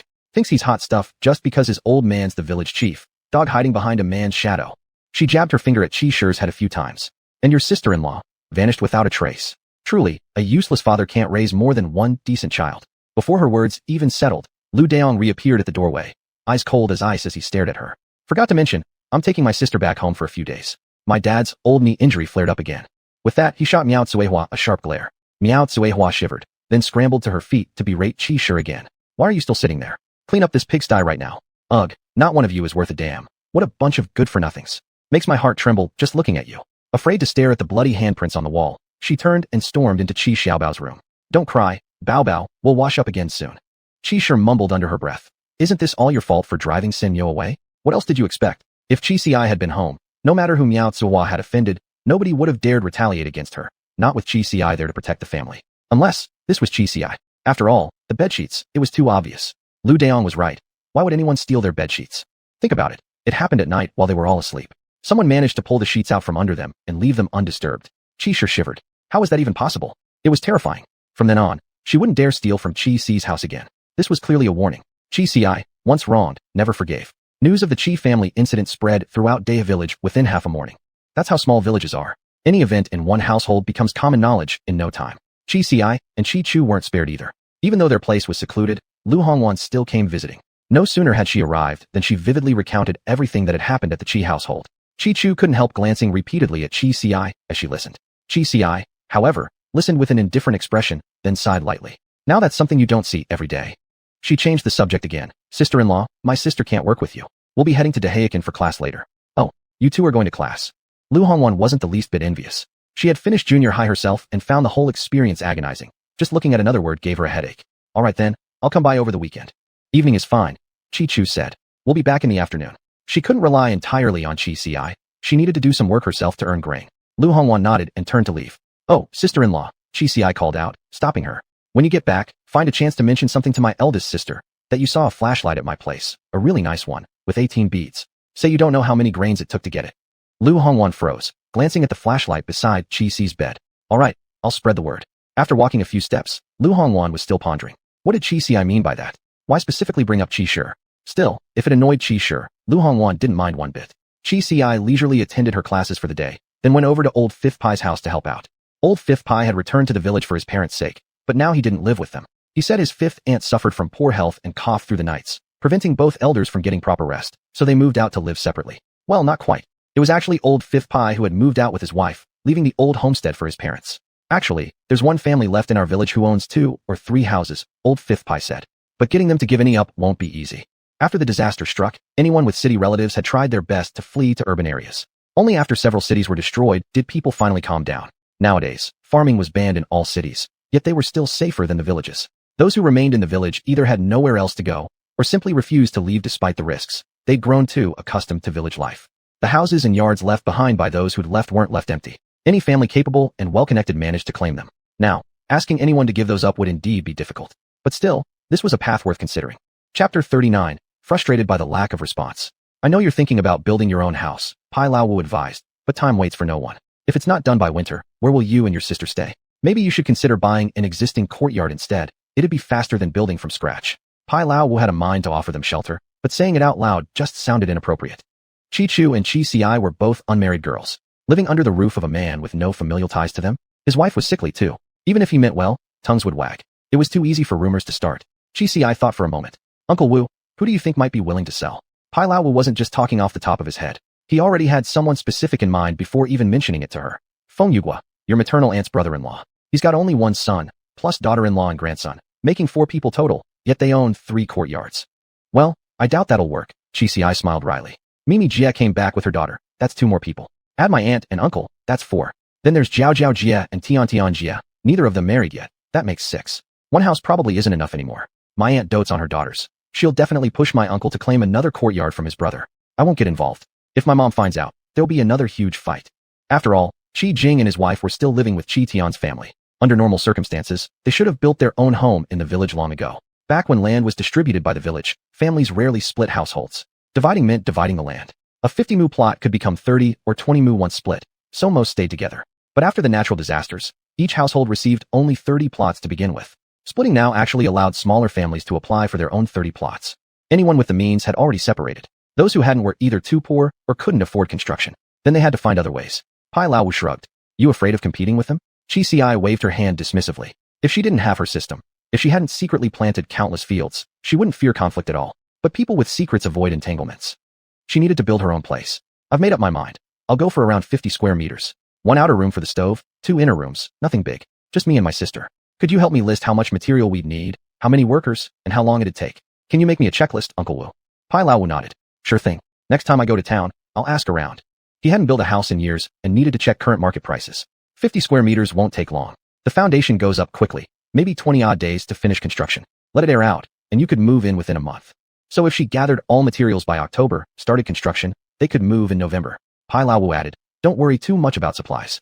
If you can trade enough grain, you could hire a full construction crew. They'd handle materials and labor. Much easier than gathering everything yourself. Chi Ci's eyes lit up. Really? You can do that? Of course. With so many building houses, do you think everyone gathers every brick themselves? Pai Lao Wu said, though it's pricier than doing it yourself. Once I find out the exact cost, I'll give you a proper breakdown. Chi Ci nodded repeatedly. Thank you, Uncle Wu. What are uncles for? Honestly, I should thank you. Ever since you've been here, our village has gotten much safer. That reminded Chi Ci of something else. Has the monster spawn rate increased recently? Spawn rate. Pai Lao Wu chuckled knowingly. These things don't follow schedules. Sometimes they appear today, sometimes not tomorrow. Some villages haven't seen a single one in 4 years. Others get hit back to back. Who can predict it? I'd never say this in front of the militia, though. It'd only make them anxious. Since Chi Ci hacked monsters like melons, Pai Lao Wu didn't hold back around her. With the others, he'd soothe them. Don't worry, they won't come often. Once Luo Ji installed the analysis system and she bought stronger weapons, Chi Ci would welcome consecutive spawns. Each monster meant hundreds of seeds. The earlier she accumulated resources, the sooner she could build her house. So, are we seeing more or fewer monsters than average? Chi Ci asked cautiously. Her return wasn't just about survival. She wanted to uncover the truth of this world and see if she could restore it to normal. Do we have any records of monster sightings? Pai Lao Wu gave her a longer look, then nodded. Yes, there's a logbook at the militia office. I'll bring it to you tomorrow. It was getting late.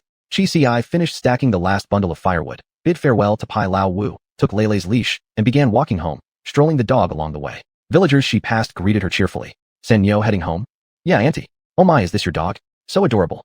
His name's Leilei. Cute, right? I dote on him like he's my own eyeball. Chi Ci smiled brightly as she strolled through the village, making sure most people got a good look at Leilei. She made it crystal clear. He belonged to Chi Sanyu, and everyone had seen him now. If anyone tried anything in the village later, there'd be no excuse. Back home, she immediately asked Chi Chu to make Leilei a little collar, on which she had written, Leilei, belonging to Chi Ci's family.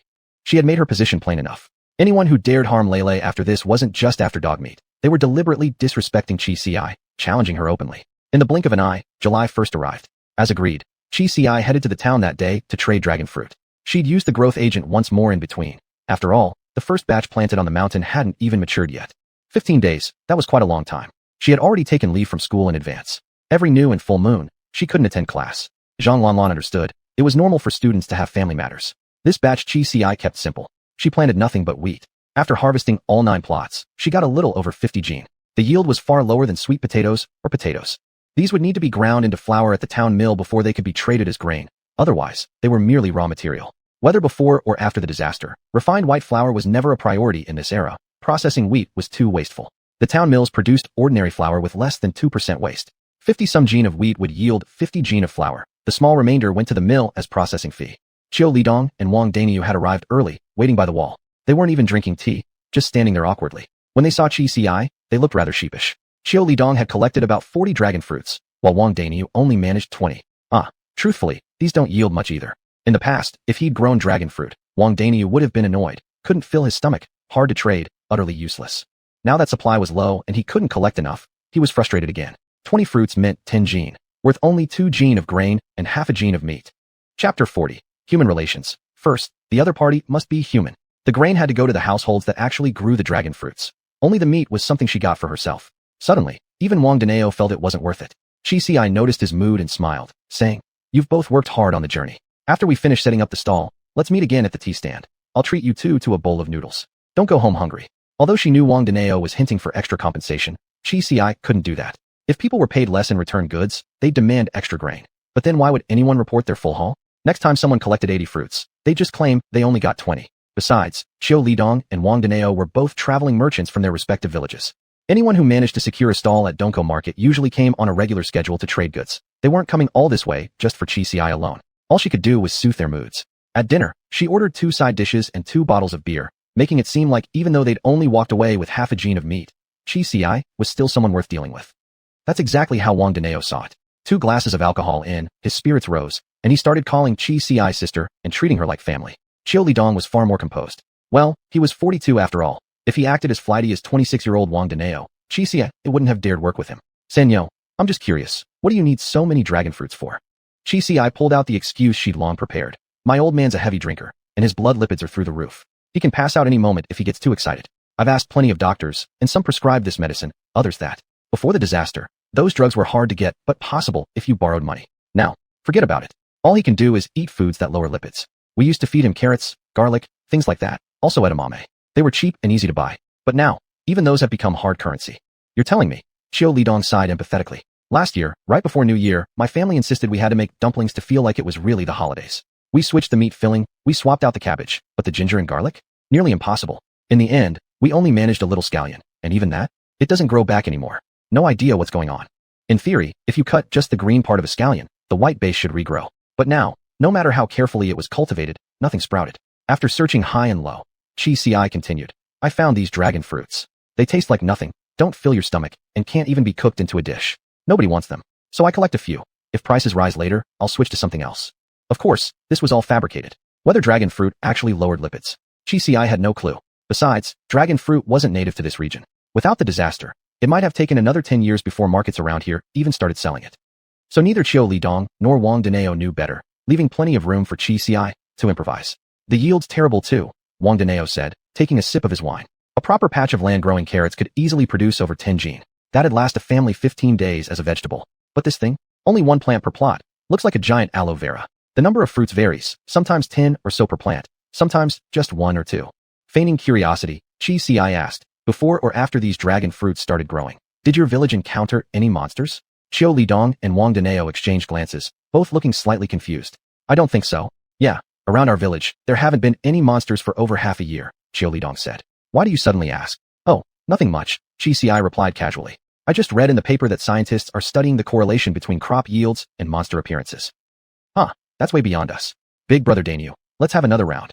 After bidding them farewell, Chi Ci immediately deposited 60 dragon fruits into her account. That left 140 more needed to level up Wan Ji once again. Today hadn't brought much gain in the market. Ever since the mainframe mentioned that dragon fruits contained information about the world, Chi Ci had begun entertaining her own theories. If this crop was truly tied to the very fabric of the world, and every single fruit was identical in size and weight, then these dragon fruits didn't look like natural produce containing world data. Rather, they seemed like a physical manifestation of that data itself. Then again, was it truly random that a field would suddenly grow dragon fruits?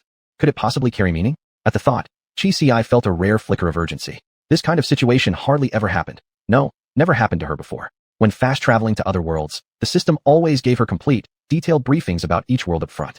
After all, she was a protagonist meant for revenge and triumph, not a world integrity inspector. Speaking of world integrity inspectors, Luanji, do you remember Natasha? Luanji took a few seconds to respond. I remember. She asked about you yesterday. Chi froze. What did she ask? She asked whether you were doing well in your own world. How did you answer? I said you weren't doing well, that you spend every day busy buying dragon fruits. She said, how could that be? Chi. What the hell kind of nonsense was that? Forget it. Don't bother arguing with Luanji. He's not all there. Natasha was a world integrity inspector, full title, World Situation Verification and Observation Specialist. Their job was to gather intelligence about worlds and report it back to the mainframe. The worlds that Chi, Luanji, and other taskers visited were all pre-screened and reported by world integrity inspectors. If a world hadn't been reported, the mainframe wouldn't send anyone there. Put another way, if a world hadn't been inspected, they wouldn't even be able to locate any mission objectives. I understand what you're thinking, little Ci. Actually, this is how it is. They told me not to say anything, but I felt it would be wrong to keep hiding it from you. Normally, for a world undergoing anomalies like this, a world integrity inspector is supposed to come first. But they hadn't gotten around to it yet. Then, just at that moment, you insisted on going back using 30 million points. Well, you know how the mainframe is. The world wasn't flagged as restricted, and since a tasker was willing to spend 30 million points to enter, well, off you went. Chi, stop. Just stop. She took several deep breaths. Now she finally understood why they had hidden this from her. They must have feared she'd have a stroke from sheer rage. 30 million points. If only the mainframe had warned her, she could have waited until Natasha and her team had finished their assessment before returning. But then again, she couldn't really blame the mainframe either. The mainframe never complicated things. No one said she couldn't go. Someone was willing to pay points to enter. So naturally, she was allowed to go. Was there any obligation to inform her beforehand? Why? Wouldn't she find out once she arrived? If the mainframe had been a person, Chi would have called this act deeply unfair. But the mainframe was a computer. How could she possibly expect a computer to understand human sensibilities? Human sensibilities only matter when the other party is human. And so, Chi could do nothing but swallow this loss herself. Damn it. Chapter 41. If you can't fool them, just confess. That said, it wasn't all bad news. Natasha and her group did have a plan, or at least the intention, to enter Chi-Ci's world for planetary diagnostics. It was just that they might not come to the He village specifically. After all, what could you possibly learn from such a tiny little village? Chi-Ci, it wasn't looking for help per se. She simply hoped they'd complete the diagnostics quickly. Even if it came down to card draws or something similar, at least let them fully, completely, inside and out, understand the state of the entire world. She was good at slashing things, whether it was brothers joining me in battle tonight, or weaving a few schemes here and there. Not every world allowed you to settle disputes with steel, after all, but when it came to guessing games and mind tricks, she was terrible at those no matter how you sliced it. Ah well, since Natasha and the others had already made their plans, Chi decided to stop guessing. Guessing would never lead to clarity anyway, so she'd collect dragon fruit instead. If 2 villages weren't enough, she could always go farther. If she managed to visit a major city, the haul would probably be fantastic. With that thought in mind, before meeting up with Pai Lao Wu and the cargo team, Chi made a special trip to the railway station in Dezhong Town. The station was still operational. After all, City A hadn't been destroyed. The train stops along the route from Dezhong Town to City A were all functioning, allowing passengers to board or disembark as needed. However, buying a train ticket was pretty much like the 1970s or 80s, or even stricter. Not only did you need a letter of introduction from your village, plus your household registration booklet, but you also had to undergo a full-body inspection. It didn't look like this situation would change anytime soon. In normal worlds, authorities were preparing for reform and opening up, easing transportation restrictions. But in this world, there didn't seem to be any sign of reform or openness on the horizon. Who knew how the global economy kept running? If Chi had to judge by what she saw in Dezhong Town, it was barely surviving on barter trade, held together solely by government authority. Chi shook her head, deciding not to dwell on it. For now, leaving Dezhong Town seemed impossible. The village letter of introduction was easy enough to obtain, but getting her family's hookah booklet? That was another story. Chi wasn't even sure it still existed. When Qi Jing and Lu Hongwan got married, they first held a banquet in the village, then only got their marriage certificate registered 2 or 3 years later. Marriages had to be officially recorded in Dezhong Town, which meant a 100-kilometer round trip. Most villagers, including them, only remembered to do it whenever they happened to travel into town for other reasons. Afterward, Chi had no idea where the family hookah booklet ended up. When she ran away years ago, Zhang Lanlan helped her get the necessary documents. Back then, school-issued certificates still carried weight, and Dezhong Town accepted hers, allowing her to reissue her ID. Later, when she went to college, her hookah was transferred to her university. Upon graduation, Chi didn't move it again. Instead, after earning some money, she transferred it to another city altogether. True, big cities were hard to settle in, but some smaller towns offered residency just for buying property, and housing wasn't expensive. For around 1 or 200,000 yuan, you could get a 1-bedroom apartment. Back then, Chi only cared about getting her hookah out of the Qi household. Anything beyond that was negotiable, and if money could solve it, then it wasn't really a problem. Now, though, she didn't have cash, and this wasn't exactly a rule of law society anymore. Anything that could be settled with force wasn't really a problem, but if force couldn't fix it, then it was a real problem indeed.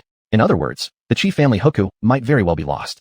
With no one attending school, applying for jobs, or buying homes, those few members of the Chi household might never travel farther than Dejiang Town in their lifetimes. Since the disasters, marriages were sealed with nothing more than a banquet and acknowledgement from the villagers. Without proper documentation, asking Chi Tian or Miao Zuohua to reissue anything would be harder than killing them both. And besides, Chi Ci couldn't actually kill them. System, can you forge a hookup booklet? Chi Ci asked, unable to hold back. Luan Ji actually fell silent for quite some time, apparently going off to check. After a long pause, he finally replied. No. What an utterly useless system. Back when she was in other worlds, fake identities were generated within seconds. Chi Ci wandered around the station area a few more times, but found nothing useful. Eventually, she returned to where the cargo team was waiting. Pai Lao Wu wore a broad grin. The moment she stepped onto the vehicle, he announced cheerfully, I've got everything sorted out. He pulled a sheet of paper from his jacket and handed it to Chi Ci. Take a look, this is the cost breakdown. Then he added, fully covered package, 2 rooms and 1 hall, around 50 square meters. All materials handled for you. Once construction finishes, you can move right in. Chi Ci felt a spark of excitement and looked down at the paper. The list was simple. 500 gene of grain, 300 gene of meat. That was it. Chi Ci took a slight breath inward. Is this price market rate? Cheaper than market price, Pai Lao Wu said. My family, and old Lu's family too. We've both hired them before. They're old acquaintances from our village. I naturally trust fifth uncle, Chi Ci replied. After all, there was no reason for Pai Lao Wu to deceive her. But the sheer amount of 800 gene still stunned her into silence for a few seconds. Fine. Getting this package deal was indeed much more convenient than gathering materials piece by piece herself. 300 gene of meat. That part wasn't hard for Chi Ci at all. She still had 14 daping pig seeds. Each pig weighed about 100 gene. 3 pigs, or even just 2, would probably be enough. And since live animals were acceptable, she could simply lead them over. 500 gene of grain wasn't impossible either. She still had 14 carrot seeds. On average, each seed yielded 10 gene of carrots, and carrots counted as root vegetables. Planting just 10 of them would give her 100 gene. She only had 7 potato seeds left, but their yield was high. Around 100 gene should be possible. Then there were cabbages, broccoli, crown daisies, and zhirzhen. Could those together make up another 100 gene of vegetables? It felt a bit tight. But she still had 100 poles in total, 40 left over from last time, plus 60 new ones. The system had said it could arrange things if she really wanted them. So the remaining 300 gene of grain wouldn't actually be a problem. The real issue was that this was all happening out in the open. How was Chi Ci going to explain where all this grain came from? Chi Chu might not ask questions, but Pai Lao Wu certainly would. Until now, Chi Ci had explained her expenses by saying she sold monster drops, seeds, to people in town. Pai Lao Wu didn't know exactly what she traded, but Chi Ci hadn't made a show of it either. She'd only given his family 1 piece of meat as a gift. But now, if she suddenly produced 500 gene of grain and 300 gene of fat pigs, how could Pai Lao Wu not be suspicious? In fact, suspicion wasn't even necessary. He'd immediately assume she'd secretly cultivated farmland. Fifth uncle, Chi Ci asked after some thought. Now that I've moved out from my family's home and plan to build my own house, doesn't that mean I'm officially a separate household? Can the village allocate me 30 plots of land? Chapter 42 heard there's meat to eat? Pai Lao Wu had originally wanted to ask, are you sure you can handle it? But then remembered, this was Chi Ci. If she couldn't do it, no one else in the village could. Pai Lao Wu asked, so who will you team up with? Chi Ci said, I just need 30 yuan myself. No need to pair up. As for monsters, I can take down most of them. If there's one even I can't beat, then it doesn't matter whether we team up or not. By the time the whole village arrives, it's already too late. Harsh as it sounded, it was true. Normally, the militia had to struggle for a long time before killing a monster, and even then, they couldn't guarantee avoiding injury. Still, they had to fight. It was a matter of life and death. Since Chi Ci had appeared, at least during the last 2 monster attacks, only Xiao Zhang from the militia got slightly injured, and that was only because Chi Ci hadn't arrived yet. The moment she showed up, he was immediately saved. Truthfully, for maximum efficiency, the militia wouldn't even be needed as long as Chi Ci was around. But some things weren't just about efficiency, they were about people's hearts. The 12 members of the militia represented 12 families. While someone like Pai Lao Wu joined purely out of responsibility, and others like Lu Deyong just wanted power and authority, most were in it for the share of goods distributed after each mission. And since they risked their lives on every task, whenever something good came around in the village, the militia always got first pick. If Chi Ci disbanded the militia, she'd instantly go from being Dahan Village's most beloved third daughter to the most detested, mean-spirited, selfish girl in town. No point in that. Chi Ci, I didn't care about her share of the goods anyway. Just giving her a quarter of the seeds was enough. She mainly relied on collecting dragon fruits to draw from the system. She never interfered in village affairs or arrangements. Whenever there was an issue, she went straight to Pai Lao Wu. Even more decisive than the village chief, Pai Lao Wu fell silent for a moment before coming up with a plan for Chi Ci. Getting you land probably won't be a problem. The village has no reason to block your claim, but you'll have to prepare the materials yourself. Chi Ci asked, what do I need to prepare? Well, Pai Lao Wu explained, land in the village isn't just cleared. It needs foundations under the outer ring of wire fencing. The wire mesh itself can be requested. The village chief already has some at home, all provided free by the town. That explained why the fencing was so sturdy. That octopus-like monster earlier had thrashed around for ages, but still couldn't knock it over. Turns out, the fence was anchored into the ground with foundations. Unless the mesh was torn apart, the monster's own weight pressing down actually made it more stable. Our village usually shares field plots between two households. Typically, both families send laborers to dig the foundation and set up the fencing. If a household lacks strong workers, they can hire help from the village, not with money, but by providing meals. Pai Laowu paused. The job usually finishes in one day, so just covering lunch and dinner is enough. Chi Si asked, how many people are needed? Pai Laowu said, for young men should be enough. Will you till the land yourself? Chi Si was hardly a child anymore. Under normal circumstances, a girl her age could easily clear a whole acre of land, let alone 30 square meters. She nodded. I'll do the tilling myself. Then I'll go tell the village chief right away. As for where the land would be located, that wasn't up to Chi Si. It had to be within the centralized farming zone of the village. Pai Laowu acted fast. By the next day, he'd already settled things with the village chief and arranged the laborers. Early in the morning, Chi Si had Chi Chu chop up potatoes and carrots from home, big chunks, and add several strips of meat. After stir-frying briefly, everything went into a stew pot. One meal at noon, another at night with extra greens on the side. That covered both meals. This was already considered generous in the village, especially since the pot contained quite a bit of meat. Ever since receiving those 450 gene of salted pork, Chi Si hadn't even planted anything yet, but she already felt much more secure. She didn't use her own family's warehouse, too small, and she was secretly growing things indoors. Instead, she borrowed Pai Laowu's place. This was easy to explain publicly, for young men were coming to work, and as two unmarried girls, she and Chi Chu feared harassment. So they'd asked Uncle Wu for protection. The stew's aroma drifted far and wide. Anyone passing by Pai Laowu's courtyard couldn't help pausing to breathe in the scent. So delicious. Old Wu, what are you cooking over there? A curious villager finally called out. Pai Laowu sat at his doorstep, smiling broadly. Not me. This is for the third daughter of the chief family. She and the second daughter recently split off from their parents' home. By our village rules, when a daughter splits off, she gets allocated farmland. Today, we're clearing the plot for the two sisters. They're preparing food for the workers. He added proudly, don't let old Chi's sour face fool you. His third daughter is truly kind-hearted. That pot isn't half-hearted at all. Nearly half of it is meat, all earned by fighting monsters before. Ah, look at that, said a passing villager enviously, peering over. Sure enough, third Nyo has always been sharp, nothing like her brothers. Wulawu, next time we've got work like this, call my son too. He can handle it. Sure thing, don't worry. Meanwhile, at the Chi household, Chi sure came hurrying in from outside, carrying a basin of laundry. Mom, I heard third Nyo made a big pot of meat stew for the villagers. Why didn't she invite us? As soon as she heard this, Miao Tsuehua shot up from her seat, face flushed with anger. But after just 3 seconds, she plopped back down. She's capable now. I can't control her anymore. Let her feed whoever she wants. I might as well not have a daughter at all. How can you say you don't have a daughter? Chi sure protested. Ever since Chi Chu had left and Lu Hongwan returned home to take care of the village chief, she'd been doing every single chore in the house alone. And she wasn't happy about it. Fine, forget third Nyo. But why isn't second Nyo coming back? Mom, don't think just because Xiaobao is only 14 now that he'll stay little forever. In 2 years he'll be 16 and need a bride. If we don't have second Nyo's dowry money, how are we going to marry him off? You expecting me to cover it? My dowry went straight to Chi Jing when I married. If I remarry now, I won't fetch much. Chi sure had married young, and within a few years, disaster struck. Her husband and child both died. She was lucky to survive and escape, with nowhere else to go but back to her parents' home. Miao Tsuehua gave her a sidelong glance. You're right. So go bring second Nyo back yourself. Chi sure immediately choked up. She didn't dare. Ever since that bloody scene she'd caused at home, she'd known for sure it was Chi Si behind it. Yesterday, while washing clothes, she'd overheard an auntie from the village saying that Chi Si had lent her an incredibly powerful flashlight, one that shone brightly at night. Chi sure knew exactly what that meant. It was the very same flashlight she'd stolen and that Chi Si had taken back. This was Chi Si's warning to her. She could only grumble more insults about Chi Si instead, but she didn't realize Xiaobao had overheard everything. Meat to eat at third sister's place? Others might be afraid to go, but he wasn't. He was the beloved youngest in the family. Would third sister really dare hit him?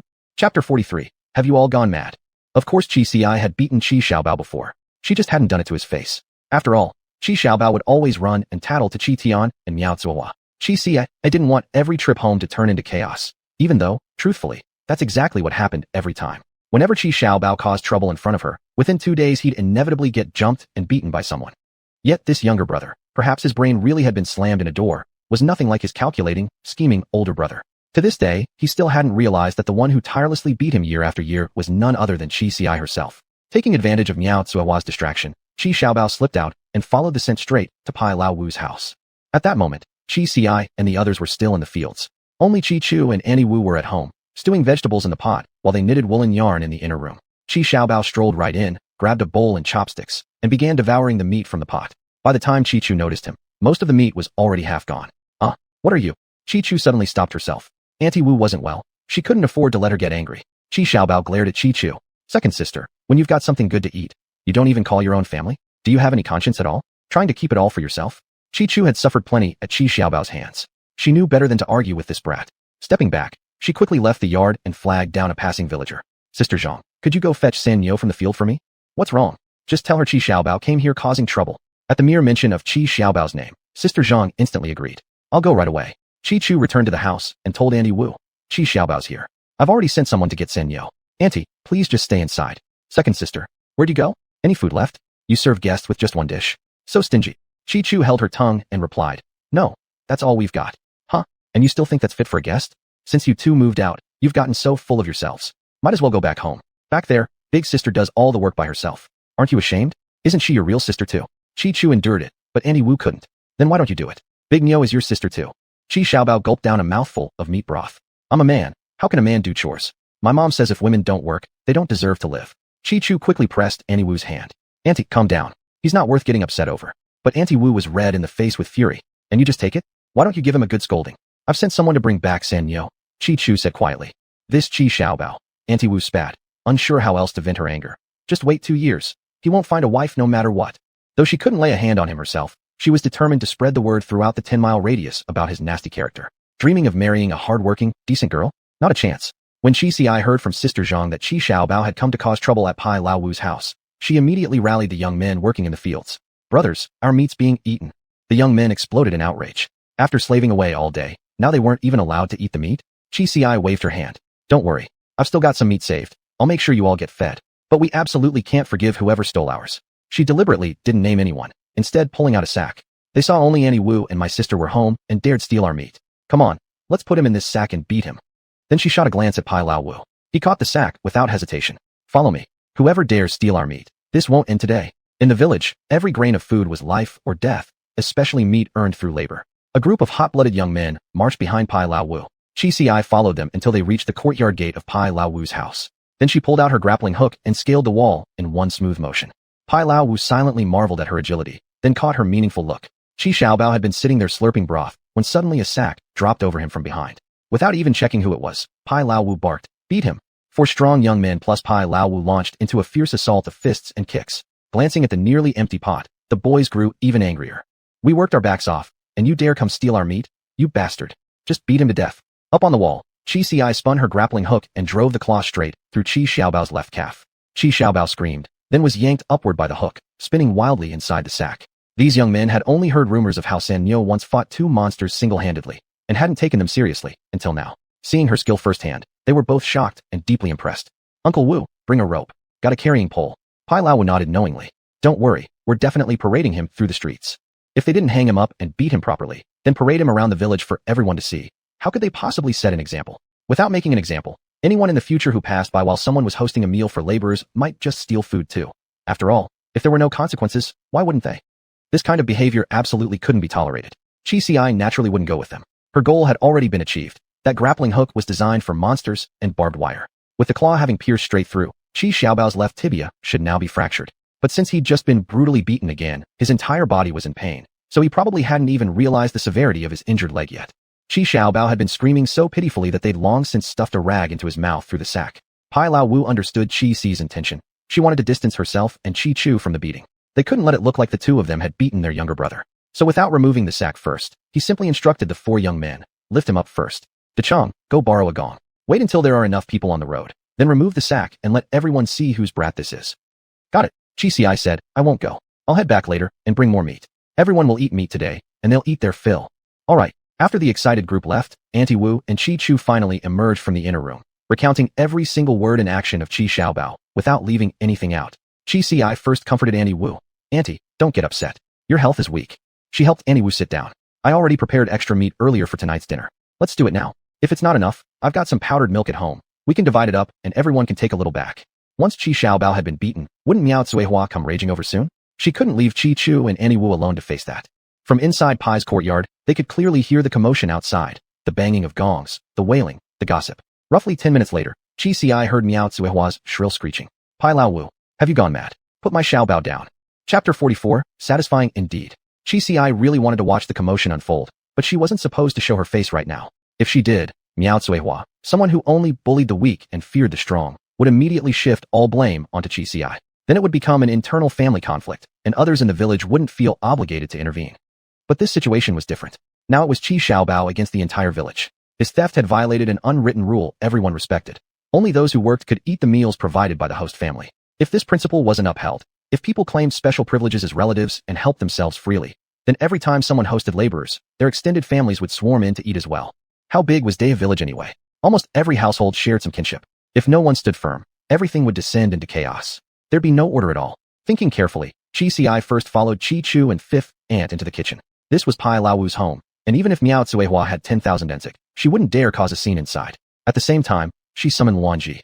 Turn on the surveillance feed for me. She had to admit, full-scale monitoring was quite convenient, though it cost quite a few points. Back when completing missions, she'd rarely indulged herself. But back then, there hadn't been any need. On Earth under rule of law, there were Skynet systems everywhere. As long as the system could hack into them, viewing feeds was effortless. In worlds without legal structures, most conflicts could be resolved directly through force. Surveillance? Evidence. Who needed them? The one with greater strength made the rules. Because of her personal experiences, Qi Si seldom took on fast world-hopping missions set in the 70s or 80s. They always left her feeling unsettled and furious, and such tasks tended to drag on for ages. Besides Beastman fantasy worlds, what she loved most were martial arts, xinxiao, or urban settings, realms where she could truly shine. It was a shame this world belonged to her own life, not a mission. She didn't get to choose. Still, having Luan Ji and the main brain accompany her somehow made things better. Luan Ji had no idea about Qi Si's sudden wave of emotion. He efficiently brought up the surveillance feed. A pale blue liquid crystal screen materialized before Qi Si's eyes, similar to the interface of the system mall. Only she could see it. No one else noticed. Now that you've got full surveillance capability, why not make it holographic? That doesn't sound like something the main brain would skip. Whenever Luan Ji fell silent instead of answering, it meant he'd gone off to consult the main brain. Soon enough, he returned. The main brain says, since you're already holographic from a three-dimensional perspective, if you want proper holograms, buy them with points. Is the main brain's AI going through its rebellious phase lately? Why so aggressive? From a three-dimensional standpoint, Xiao Ci is technically holographic. So will Xiao Ci buy it or not? How many points? Qi Ci asked idly. She had no intention of actually buying it. After another pause, Luan Ji replied, 150,000 points. What nonsense. Qi Ci shot back sharply, then turned her attention to the screen. The liquid crystal display was fine anyway. Watching it was just like enjoying a drama series. On screen, Pai Laowu and the others surrounded Qi Xiaobao, blocking Miao Tsuehua from rushing in. Pai Laowu said, Sister Miao, our village has always had this rule. No work, no food. We brothers sweated hard today, yet Qi Xiaobao barged into my yard uninvited. That alone deserves punishment. Worse, he devoured 2 caddies of meat, didn't leave a single bite for us workers. What do you have to say about that? Either compensate us with 2 caddies of meat, down to the last liang, or we won't let him go. Miao Tsuehua planted her hands on her hips. That meat was brought out by San Nyo. I know the truth. Don't try to deceive me. Who's the real host here? San Nyo is Xiaobao's elder sister. Can't her brother share her meal? He can't, Pai Laowu stated flatly. That's the village rule. If you don't agree, then step aside. We'll handle it ourselves. The 4 younger men behind him weren't gentle. They slammed Qi Xiaobao onto the ground and started beating him senseless. Miao Tsuehua's heart nearly broke watching this. Yet she was restrained by the militia members, unable to rush forward. Qi Si couldn't help but laugh aloud. Turning to Qi Chu, she said, there are still some spare ribs left. Let's do them too. Back in these times, spare ribs were extremely precious. Qi Si hadn't planned to use them earlier. They'd be gobbled down in no time by hungry young men who wouldn't even appreciate the flavor. Better to serve more large chunks of meat. But now, Qi Si thought, asterisk why not? Put it all in. Asterisk these guys must be tired from beating someone. She no longer held back. Not just the spine bones, but also premium rib cuts went into the pot. She filled a huge cauldron nearly to the brim, making even the potatoes seem scarce. It was a pity the Crucian carp she'd planted wouldn't be ready until tomorrow. Otherwise, they could have been added to the stew too. Over at Pai Laowu's place, the beating continued. Once they were done, he declared loudly, everyone here has seen it today. Sure, the outside authorities don't reach our village anymore, but we still have our own rules. If anyone needs labor, come find me, Pai Laowu. I'll organize workers for you. But if you break the rules, this is what happens. Miao Tsuehua wailed. How dare you beat someone like this? I'm going to find the village chief. The chief and I are in-laws. His daughter is my daughter-in-law. Don't think this village belongs to you, Pai Laowu. This village certainly doesn't belong to Pai Laowu, Lu Daong chimed in, stepping forward from the crowd. He had been watching silently all along, clearly enjoying the spectacle, but now he couldn't hold back. But it doesn't belong to you, Miao Tsuehua, either. This is Dai Village's rule. Break the rules, and that's your punishment. Go on, beat him harder. Lu Daong had despised Qi Xiaobao for a long time. That little bastard had bullied his older sister mercilessly at home, lording over her with arrogance. His sister endured it all, restrained by the role of an elder brother's wife who couldn't openly quarrel with a younger brother-in-law, fearing gossip. But Lu Daong wouldn't stand for it. More than once, he had led men to ambush Qi Xiaobao behind the scenes. I wasn't aware of this. If she had been, she'd have laughed even louder. After finishing the beating, Pai Laowu ordered his men to drag the half-dead Qi Xiaobao aside, then turned and left with his crew. Only then did Miao Cuihua rush over, throwing herself onto her son's battered body and bursting into tears. She sobbed uncontrollably for hours. Yet apart from the surrounding villagers gawking, not a single member of the Qi family came to help. Not even Qi Tian showed up, and this was his beloved son. It wasn't until much later that Feng Yuqing and Miao Xinjin arrived together. Miao Xinjin wore an obvious scowl, but the moment she saw Qi Xiaobao's pitiful state, her frown twisted into a satisfied smile. Feng Yuqing, on the other hand, genuinely looked concerned. Oh no. Still, he didn't say much. Along the way, villagers had already told him everything. Their squad leader Pai hadn't done anything wrong. Without rules, society collapses. Still, seeing the boy beaten so badly, it truly was tragic. Sister-in-law, Feng Yuqing said gently, you should take Xiaobao to the clinic right away. What good did crying do? The boy wasn't dead yet, but if she kept weeping instead of getting help, she might very well cry him to death. Chapter 45. Don't let good people's hearts grow cold. Miao Xinjin truly despised Qi Xiaobao from the bottom of her heart. But Feng Yuqing, that ever-kind man, insisted on helping, so she had no choice but to follow along. Otherwise, his goodwill might be taken for foolishness. With her around, at least she could chime in with a few sharp words when needed. She pulled Miao Cuihua aside, while Feng Yuqing hoisted Qi Xiaobao onto his back and started walking toward the clinic. Miao Cuihua, now completely lost and brokenhearted, sobbed quietly as she followed her younger sister to the clinic. Qi watched this unfold and quickly lost interest. Besides, Pai Laowu and the others had just returned outside. Ah, smells amazing. Pai Laowu grinned as he walked in. Aunt Wu said. When San Yo saw there was no meat left, she went home and brought over several more jean of pork, plus some ribs too. Qi laughed and said, I don't have much grain left, otherwise I could have traded for a few bottles of beer for everyone. Oh no, no need. This is already perfect, the young men said. We haven't finished our work yet. Come on, let's go get back to it. Yeah, don't worry, San Yo, we'll make sure your field fence is solid and tight. You can eat a few bites first before heading out, Qi said. It just came off the stove. It's at its tastiest right now. The whole courtyard enjoyed a warm, lively meal together, then went back to finishing up the work on Qi's field. With her golden hoe, Qi cleared 30 plots in no time, following all the proper arrangements. Pai Laowu and the others even installed a hand pump well for her. Normally, such pumps were shared between 2 or 3 households, but according to Pai Laowu, Qi's plot was in a newly developed area, so they'd start the system with her. Having a hand pump made drawing water infinitely more convenient. Soon, Qi planted all 30 seeds. She actually wanted to open another 30-plot field in Zone B, but even mentioning it now, well, even if Pai Laowu agreed, it wouldn't look good if word got out in the village. 1 zone. Fine. She'd earned it through her own capability. 2 zones. That'd be pushing it. Like she had to claim every single good thing for herself. People didn't fear scarcity as much as they feared inequality. That truth had held since ancient times. Anyway, she could always secretly farm up in the mountains. Ever since the mountain had been stripped bare of everything, no one went there anymore. What was the point? There wasn't even a view left, just barren, empty hills. Still, Qi circled around into the deeper parts of the mountain, just in case someone really did try to come up. Even if they intended to climb, there'd be no reason to go deep inside. Most would stop at the peak anyway. Children didn't come here anymore either. No trees, no fruit, nothing at all. Just naked, bald slopes that looked like grave mounds. After everything was settled, night fell, and Qi hurried back into the mountains. The first batch of crops from her 3 plots had fully grown. Since all the seeds came from the system, monsters couldn't possibly grow from them. Yet, somehow, the system-provided seeds also shouldn't have produced dragon fruit. How exactly did the system handle seeds? At dinner earlier, Qi had casually asked around and learned that Day Village almost never grew dragon fruit, certainly not in recent months. If it wasn't something unique to Day Village, then soon, the amount of dragon fruit she received from Chiu Lighting and Wang Danyu would likely decrease too. She'd confirm next time she saw them. As for Day Village, Qi decided to give up directly. If any family happened to produce some, she'd ask for a share, but discreetly. No open collection, because she had no way to explain it. In such a small village, even the tiniest thing spread like wildfire. Qi simply couldn't fabricate a believable excuse anymore. All she could do was stay vigilant. Same with Dahai Village. News traveled easily back to Day Village, so she wouldn't openly buy anything. At most, she'd stroll around after school hours and pick up whatever she happened to find. It would be better if she could reach places farther away. That first harvest from the 3 plots yielded 1 set of 12 AA batteries, 5 jean of old cured salted pork, 1 roll of nylon cloth, 15 meters long, all grown from system-provided seeds. Last time when Qi went to Dajiang Town to collect dragon fruit, she'd also stopped by the government office. But Suyong wasn't there. The staff said he'd gone to the city, no clue why. The grain coupons she was owed wouldn't be available until after the 15th anyway. So Qi used another fast-growth agent. She planted 3 potato seeds, then 3 5-gene packets of homemade smoked salted pork. After all, raising pigs wasn't as efficient as planting this directly. For the last 3 plots, she planted 1 cabbage, 1 carrot, and 1 chrysanthemum green seed. The harvest gave her over 40 gene of potatoes, 10 gene each of carrots and cabbage, 5 gene of chrysanthemum greens, and an additional 15 gene of old salted pork. Food wouldn't be a problem for the next 15 days at least. And from now on, every day, the mountainside fields would yield 3 system-generated crops. For now, Chi Ci didn't have anything specific she urgently needed, so she alternated planting cola seeds and salted pork seeds. 15 days had passed in the rhythm of farming and daily life, and by now Chi Ci had accumulated 24 cans of 330 milliliter canned Coca-Cola, 15 full boxes. She also had 15 5-gene bags of aged farmhouse salted pork, totaling 75 gene. All her potato seeds were used up. The remaining potatoes, after rounding, amounted to 280 gene, large, solid tubers. Aside from that, she grew a bit of milk, vegetables, toilet paper, and other small necessities, just scattered plantings here and there. She also picked up plenty of village gossip during this time.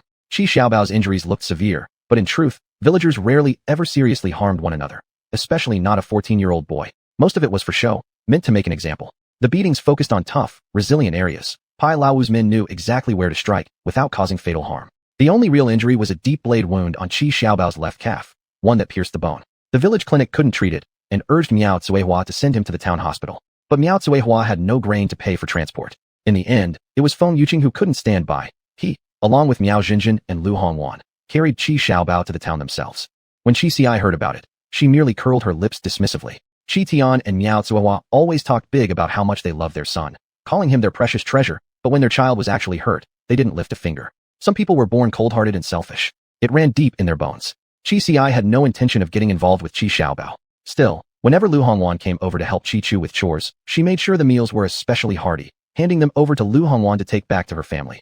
Ostensibly for the village chief, but in truth, as a quiet token of gratitude to Lu Hongwan herself. Not because Lu Hongwan had saved Qi Xiaobao, but because she'd married into the Qi family and still managed to keep a warm, kind heart. She also sent Qi Chu with tins of powdered milk and some cooked meat and vegetables to give to Feng Yuqing. Qi Chu maintained close ties with her aunt Miao Jinjin, and Qi Ci herself had grown fond of her sister-in-law Lu Hongwan.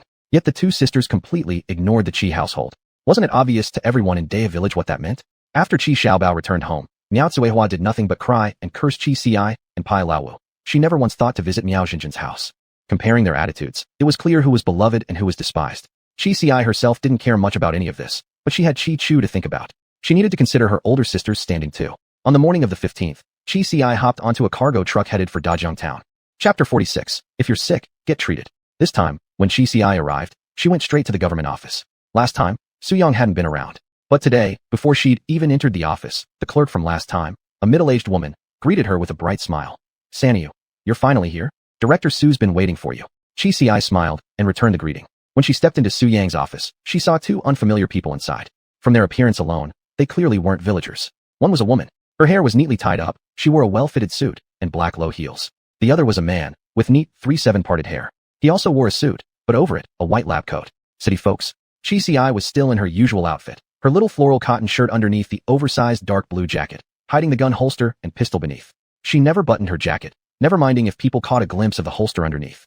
In these chaotic times, letting others know she was armed was far safer than being mistaken for an ordinary 16-year-old girl. Take just now, for example. The man had first looked at Qi Ci with half disdain, half indifference. But the moment she casually remarked that the room felt warm, took off her jacket, and openly revealed her gun, his entire demeanor shifted noticeably, becoming much more respectful. The woman didn't react much at all, though she did glance at Qi Ci a few extra times, asking if she'd been to school. When Qi Ci replied she was in junior high, the woman simply nodded. Su Yang introduced them. These two are from the provincial pharmaceutical factory. They're here to ask you a few questions. Take a seat. He made no comment whatsoever about her gun.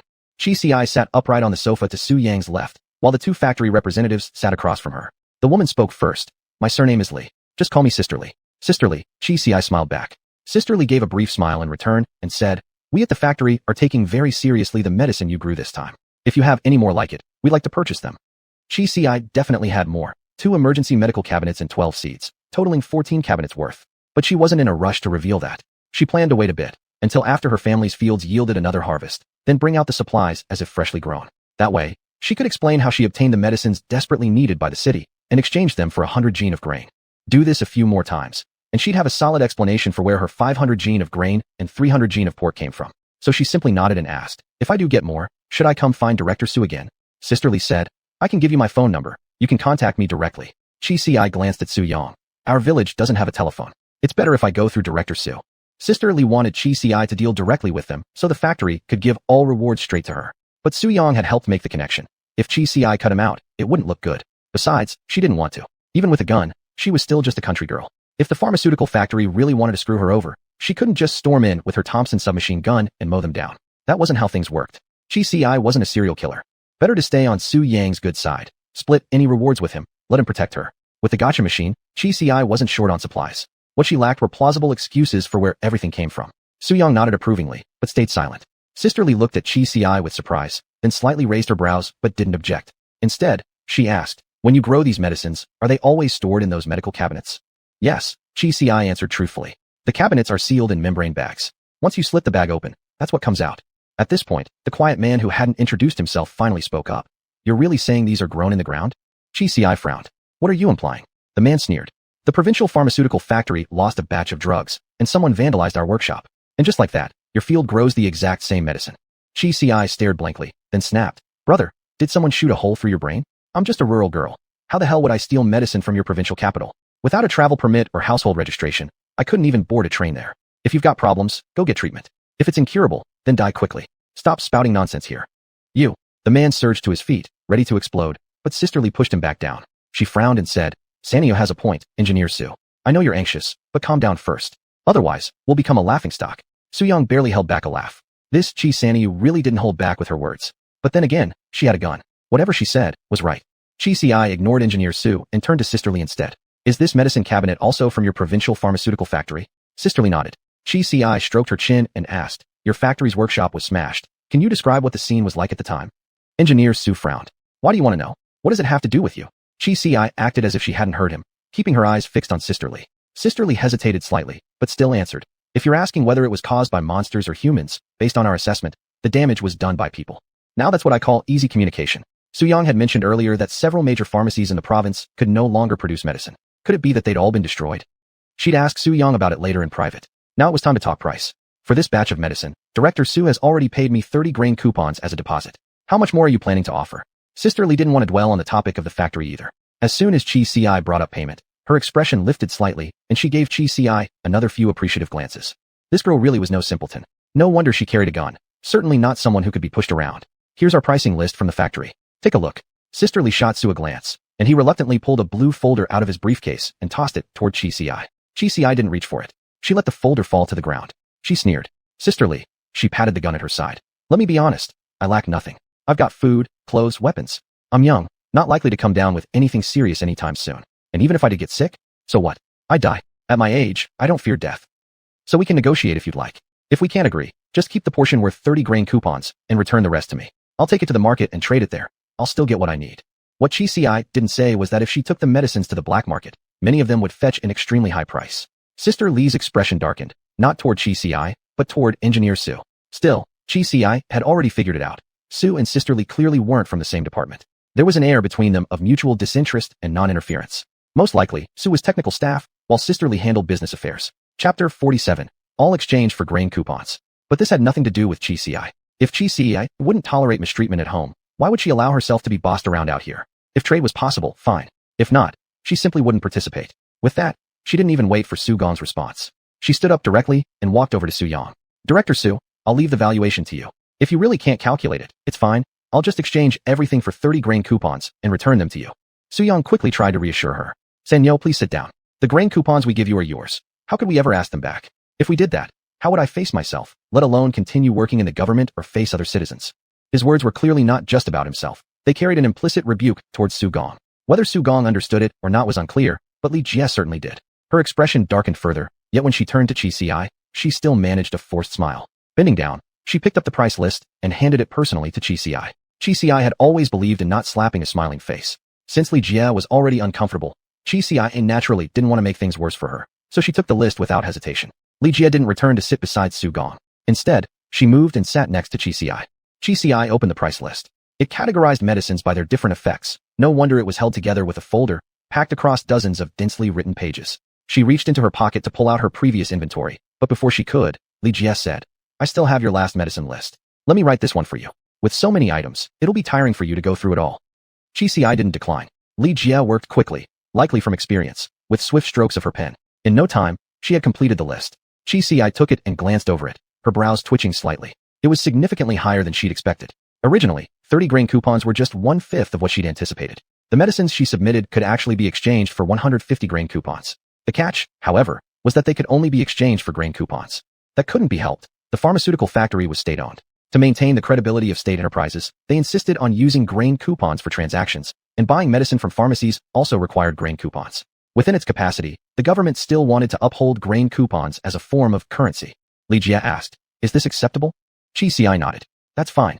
Li Jie visibly exhaled in relief. Good. This time, she didn't call on Su Gong. Instead, she reached into her own bag and pulled out a small packet. Opening it revealed neatly arranged grain coupons. Ah, so Li Jie must be the cashier or accountant responsible for managing the grain coupons. Su Gong, then, was probably in charge of identifying and appraising the medicines. Li Jie asked Chi Ci, "Do you want everything in single portions, or are 5 or 10 portions per item okay?"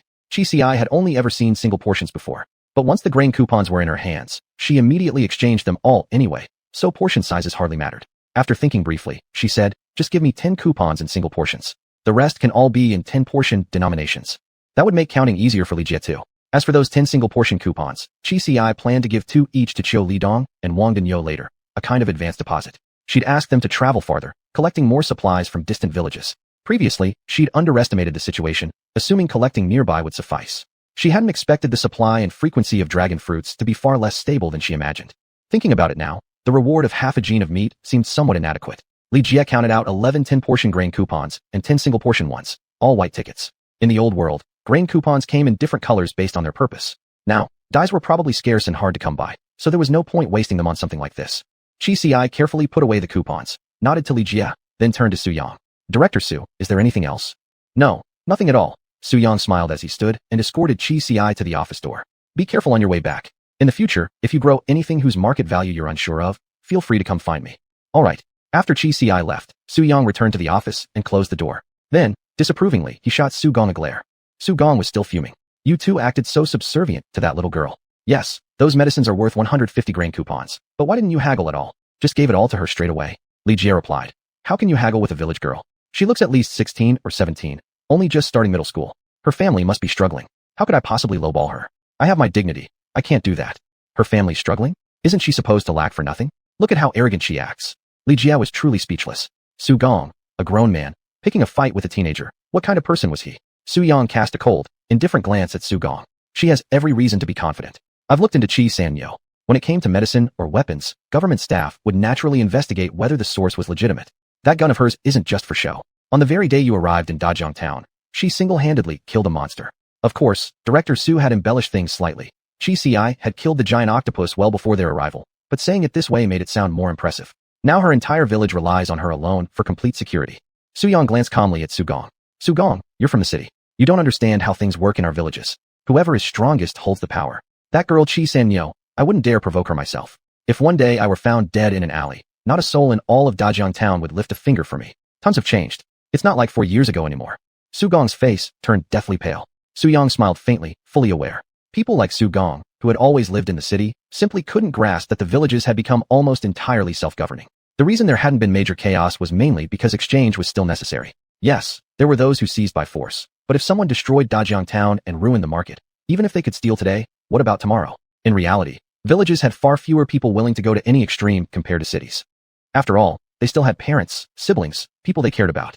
Dajiang Town itself had military units stationed there. Plainclothes armed police were always present in high-traffic areas like the East Gate Market and West Gate Market. In fact, large cities certainly had plainclothes armed police too. It was just that technical personnel like Su Gong never encountered them and thus remained unaware. Li Jie gave Su Yang a slightly grateful look before saying, "Director Su, let's talk some more about the earlier matter of steel procurement." None of this was anything Chi Ci could know. Holding her grain coupons, she left the government office and headed straight into the grain shop. She exchanged all 11 10-portion grain coupons for rice. After all, rice kept well, and in her spatial bag, there was no need to worry about mice or dampness. Chapter 48, Just Afraid of Reckless Folks. After exchanging for grain, Chi Ci headed to the East Gate Market again. This time, she only told Qiu Lidong and the other man about her arrival, instructing them to go ahead and set up their stall first while she dealt with something else. Just as she had expected, neither of them brought much dragon fruit this time. Even Wang Daniu hadn't applied for a spot in the fruit section. Only Qiu Lidong remained behind.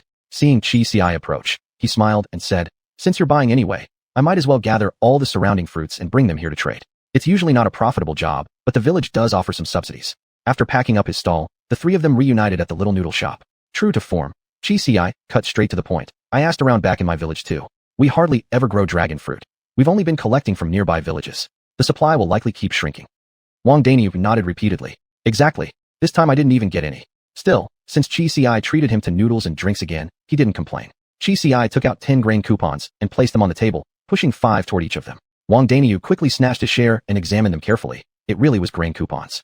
Qiu Lidong, however, didn't rush to take his. He simply asked, "What's this for?" "This is a deposit," Chi Ci said. "If you're willing, could you too travel farther? Go to other towns and surrounding villages to collect more? If you can do that, I'll pay 1 grain coupon or 1 gene of meat for every 5 gene of dragon fruit." That was far more generous than before. Previously, it had taken 20 gene of dragon fruit to earn half a gene of meat. It wasn't just Wang Daniu who was stunned. Even Qiu Lidong seemed restless now. "You're serious? But why do you need us? Couldn't you just go yourself?" Chi Ci shook her head. "I have classes to attend. I don't have time to travel around." That single sentence, classes, left Qiu Lidong speechless. It made perfect sense, yet felt impossible to argue against. "And the village also needs me," Chi Ci added, lifting her coat slightly so they could see her gun holster. "If monsters appear in our village, they'll be counting on me to handle them. Oh, and if either of your villages runs into a monster you can't deal with, feel free to come to Daheshui village and find me." Wang Daniu's expression twisted momentarily before he burst into laughter. "Senyo, you sure love joking." Qiu Lidong didn't laugh. He'd long sensed that this girl Chi Ci wasn't ordinary. Just judging by how generously she spent, there was clearly a steady source behind her supplies. "I'm in," Qiu Lidong said. "I have an official letter of introduction. I can go all the way to City A." Chi Ci nodded, then turned to Wang Daniu. "What about you, brother Daniu?" If Wang Daniu didn't want in, she could always ask Qiu Lidong to introduce someone else later. Where there's a heavy reward, there's bound to be brave men. As long as she could afford grain coupons, surely she wouldn't lack people willing to help her collect. Wang Daniu laughed, but he wasn't foolish. He immediately replied, "No problem, I can run too." Then he added, "We can divide the areas between us, so we don't end up overlapping routes and wasting time and food." They discussed the details, deciding not to separate by towns and villages, but simply to split regions based on where each lived. They agreed to meet at the usual place on the 1st and 15th day of each lunar month. If one couldn't make it, they'd send word through someone from the village. After all, each village sent representatives to the town to deliver seeds anyway. With this settled, Chi Ci wandered around a bit longer until she judged the time right, then went looking for Su Yang. Sure enough, the two from the provincial pharmaceutical factory had already left. Seeing her, Su Yang looked quite surprised. Something wrong. Without wasting time, Chi Ci greeted him and asked directly, "Director Su, you mentioned earlier that the provincial pharmaceutical factory couldn't produce medicine anymore because the workshop was destroyed. Is that right?" Su Yang looked puzzled. "Why are you so concerned about this?"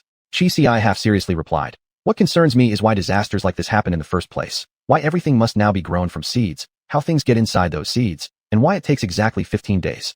Also, where do these monsters come from? Why do they exist? To be honest with you, I once killed a monster. Its upper body was like an octopus, while its lower half resembled bare limbs, though it had no limbs at all. That kind of creature could never occur naturally. It felt forcibly stitched together. And although I've only killed 2 or 3 monsters, I noticed they all shared a common core, the same core that turns into the membrane sac and gives birth to the seed." Chi Ci looked him straight in the eye and asked, "Don't you ever wonder what all this means?" Su Yang's eyes widened in shock. Clearly, he hadn't expected Chi Ci to be thinking about things so profoundly. He fell silent for a moment, then stood up, opened a nearby filing cabinet, and pulled out a folder, handing it to Chi Ci. "These are newspaper clippings from recent years. About 2 years ago, papers began publishing related research. I've collected them all, though lately it seems the research has hit a wall. There haven't been any new findings in a long time. In this world, anyone with even a bit of knowledge wanted to understand what was happening. Thank you." Chi Ci took the folder, pretending to flip through it while secretly instructing Wan Ji to make a digital copy immediately. She would read it thoroughly later, before going to sleep at home. Su Yang said, "I've also asked around about the pharmaceutical factory incident. It's confirmed, the workshop was destroyed by an attack. The suspect hasn't been caught yet. Right now, they're suspecting it might be organized retaliation against society." Chi Ci looked up from the folder. "There are people like that?" "In villages, not so much," Su Yang explained. "Everyone's family is here. They have responsibilities, after all. Villagers have land to farm, so they won't starve, they can sustain themselves, maintain normal relationships, and live decent lives. But those who go to cities for work aren't as stable. After the disasters, some returned to their hometowns, but others were left homeless, unable to find jobs in the city. Eventually, they resort to desperate measures and join various gangs. It couldn't be helped." Su Yang sighed. Chi Ci understood too. Whenever society undergoes massive upheaval, some people inevitably lose their stable income, spiraling into chaos. Sympathy or hatred aside, if Chi Ci had to describe it, she'd just say it couldn't be helped. When such cases arise, report them if needed, and eliminate them when necessary. Still, with disasters like these and such gangs operating in cities, the danger was very real. Su Yang continued, "Currently, one of the most active groups in City A is called the Mie something. Mie Shujun Shujun?" He picked up the newspaper on the desk and glanced at it. "The Annihilation Salvation Army." "Oh." Chi Ci nodded in understanding. "That kind. Their main idea? Well, should we even call it an ideology, is that the world is already over. Nothing can be rebuilt without first destroying everything. Instead of clinging to the old order, we should smash it all and open a new world. Sounded noble enough, but in truth, they simply couldn't survive under the current system, so they wanted to destroy everything and profit from the chaos, preferably seizing control of all means of production for themselves. They are indeed dangerous, Chi said grimly. For groups like this, we must show no mercy, root them out completely.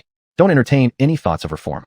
She had encountered such groups once in an apocalyptic world, or rather, in every apocalypse, such groups inevitably emerged. If left unchecked, they'd evolve into organizations, then into full-blown factions. They'd bring endless trouble, and once they became organized, they'd likely even rescue some civilians, earning praise from parts of the populace, while simultaneously harming others. Human nature was like that, inevitable, no matter what. If one wanted to prevent it, action had to come early, clean them out entirely while they were still mere gangs. Still, this wasn't something a simple village girl like Chi could influence. She could only sigh and say, "Thank you, Director Su. I happen to have someone heading into the city soon. I'll let them know right away to be careful." Su Yang advised, "Tell your friend to dress as rural as possible. Make them look like a true country farmer. These gangs usually don't target farmers yet. They only go after state-owned enterprises. These people probably even saw themselves as righteous bandits, modern-day Liangshan heroes, robbing the rich to help the poor. They completely ignored the efforts made by the nation and government to preserve peace and stability, thinking only of grabbing benefits for themselves." Chi nodded, closed the folder, and handed it back to Su Yang. Then she asked, "Is there anything our government particularly urgently needs? If we grow anything like that, I'll bring it directly to you, so it doesn't accidentally get traded elsewhere." Su Yang smiled. "Yes. Besides medicine, we need weapons, and steel resources too. Whatever you bring me, I'll give you the best price, won't treat you unfairly." Chi could only hope her field wouldn't produce too many useless things like 10 pairs of slippers, and nodded again at Su Yang. She quickly went out to search around and found the truck drivers from Qiu Lidong's and Wang Danyu's villages. She left a note with detailed precautions for Qiu Lidong, and for Wang Danyu, she waited until he arrived and gave him a few personal warnings. Qiu Lidong had a family and children. He was unlikely to be swayed by any radical ideas. But someone impulsive like Wang Danyu? That was hard to say. Chapter 49, a chapter that's complicated and hard to understand. Chi repeated his instructions many times, estimating that if he kept going, Wang Danyu might not even dare go to the city anymore. Only then did he finally stop talking and return with his family's freight team back to Day Village. The fields had already been watered by Chi Chu. As for the mountain plots, Chi himself went up to harvest and planted 3 wheat seeds.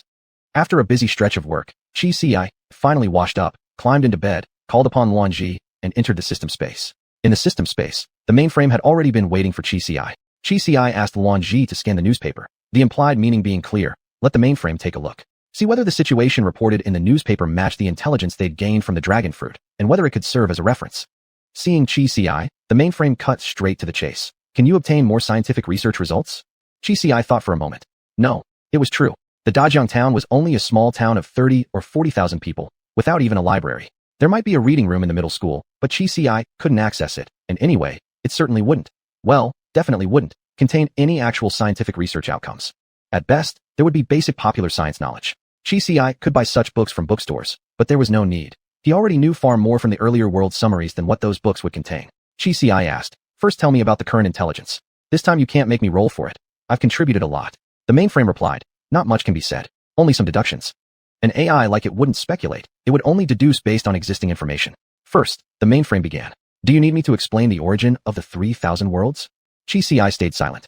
Luan Ji chimed in helpfully. "Not all task takers spend points to purchase the concept of world origins. I never bought it." He held zero interest in the world where he was carrying out compensatory tasks. "Coincidentally, neither did I," Chi said dryly. "Because that damn thing costs 100,000 points. So now she could just listen for free. If you're not going to deduct my points, then say whatever you want." "No deduction," the mainframe said. "Look at how stingy you are. It's amazing you managed to cross over 3,000 worlds without knowing anything about world origins. Didn't you ever wonder for even a minute why there are over 3,000 worlds? If you think I should know, then don't set the price at 100,000 points. I'd have bought it at 20.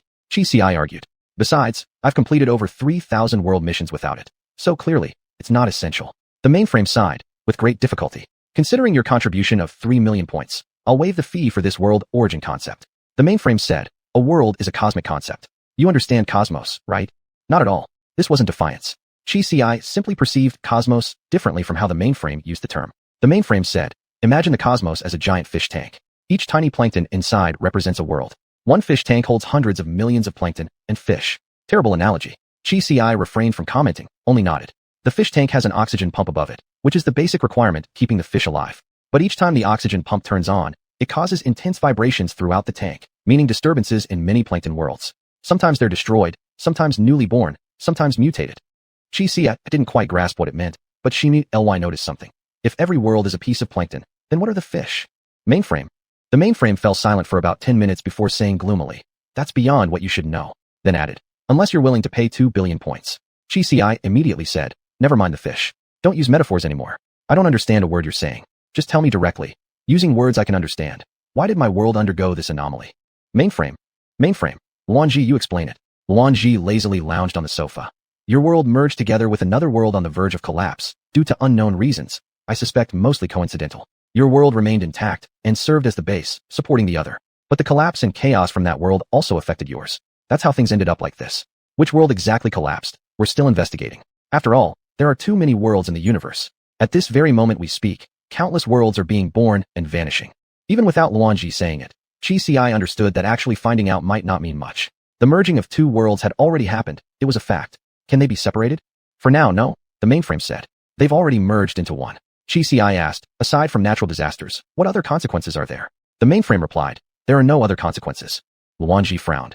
Xiaoxi's world will gradually die out in roughly a few billion years. There's no need to hide that from her. Chi, thanks a lot. Dying in a few billion years. Apparently it wasn't that the mainframe was hiding it from her, but simply because it wasn't worth mentioning. For any normal world, or according to conventional theories about planets and universes, a lifespan of several billion years was more than sufficient.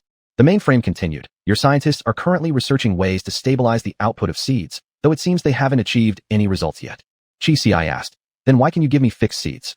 Because I didn't actually alter the original seeds. I merely packaged what I could give you into the form of a seed and sent it to you. The mainframe explained, completely unaware of how infuriating this sounded. In fact, your researchers could analyze it from this angle too. If they can synthesize a seed, they should also be able to deconstruct one. They just lack the necessary equipment. Hold on. Chi interrupted. If you can give me the original thing directly, why bother giving me seeds at all? Then I wouldn't have to plant them again. The mainframe said, I want you to plant more, so we can see how many seeds a certain area of land can sustain before monsters start appearing. Ah, now she understood, and with that explanation, she could accept it. Chi had another question. Can I give the seeds you provided to our scientists so they can study them and make progress based on that? They could take them, but it wouldn't help much, the mainframe said. Your technological level is simply too limited. This matter requires not only technology, but also many non-scientific elements. I suggest you don't give them the seeds. It would only raise false hopes and lead to despair. Better let them research independently, without external interference. They might even forge a completely new path. Chapter 50. Time to work the fields. This conversation left no real impression on Chi-Si's mind. After a night of deep thought and discussion with Luanji, she ultimately reached two conclusions. 1. If she wanted the world to return to how it was before, she would need to separate the merged world. 2. If separation wasn't possible, then they'd have to establish a new order before the world completely collapsed. Of course, all of this was still too far off to matter. Right now, Chi needed to focus on gathering the remaining dragon fruits to upgrade Luanji, and wait for her 30 plots of farmland to mature so she could quietly mix in her existing stockpile of grain. She already had 280 gene of potatoes and 110 gene of grain, 390 gene total. The remaining 110 gene would be easy enough to obtain. If needed, she could just add 2 more pigs to make up the difference. In the blink of an eye, 15 days passed. Finally, harvest day arrived. Using the excuse that it might be dangerous, Chi didn't allow anyone else to come. She stayed alone in the field. About an hour later, the first fruit emerged from the soil. Chi looked closely, 300 milliliters of honey, 3 bottles worth. Not bad at all. 1 bottle of lychee honey, 1 of rose honey, and 1 of plain honey. At that moment, Chi felt a surge of curiosity about what the seeds truly were capable of. She'd already decided not to dwell on such questions for now, but still, producing only honey was strange enough. But what kind of world rule allowed you to grow 3 different flavors of honey straight out of the ground? There was also a set of skincare products, no brand name, though the bottles looked strangely familiar. Definitely nothing that belonged in the current era. Inside were facial cleanser, toner, and moisturizer, the full set of 3. Back home, Chi had never even considered skincare. Her family couldn't afford such luxuries. Normally, she just used soap she traded for at the town market. Still, she'd keep this set. It'd work well for both her and Chi-Chu. If something's available, why not use it? Next came a pair of sneakers, one size fits all. They fit Chi perfectly and were surprisingly comfortable. The seeds had been planted at 15-minute intervals to space out their harvests. The next 2 seeds yielded grain as well. Of the following 5 seeds, 1 produced a set of cute animal-themed stationery, another a brand new gaming console, and the third a set of decorative wall art in 3 sizes. Apart from the stationery, the other 2 weren't particularly useful. The game console, with its battery and chips, could probably fetch a decent number of extra seeds at market. As for the wall art, she'd just see what happened.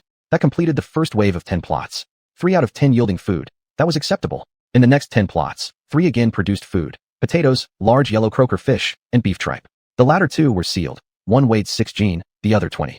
The remaining 7 plots gave her a newborn bodysuit gift set, a large capacity canvas backpack, a solid wood rotating bookshelf, a wedding-used golden copper basin set, for boxes of liver-protecting pills, a set of mysterious metal badges, and 1 winter outdoor thermal jacket. Truly, all kinds of things. This time, quite a few items were usable.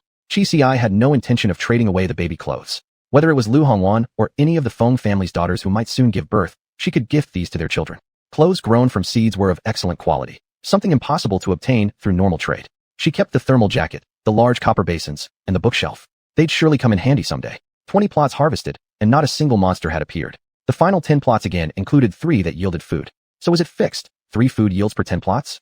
Chi had never actually tallied the results while planting up in the mountains. This meant every household in the village would get at least 3 portions of food every 7 days. What exactly those portions were, however, remained uncertain. For Chi, her 30 plots had produced a total of 40 gene of potatoes, fish, honey, candy, and breakfast cereal. The least filling were the candies, a gene each of hard and soft candy. But at Donko Market, they could easily be traded for grain. No wonder rural areas remained relatively stable. With guaranteed 3 food per 10 plots output, even if someone got unlucky and drew mostly inedible items, the rest could still be swapped for food. Even though half had to be handed over to the village, the remainder was enough to last 7 days. And in the next 7-day cycle, another 15 plots would ripen. As long as people had food, social stability followed naturally. From Chi-Si's perspective, aside from the lack of energy infrastructure, most households didn't own any electrical appliances, at most a light bulb, which many couldn't even afford to turn on.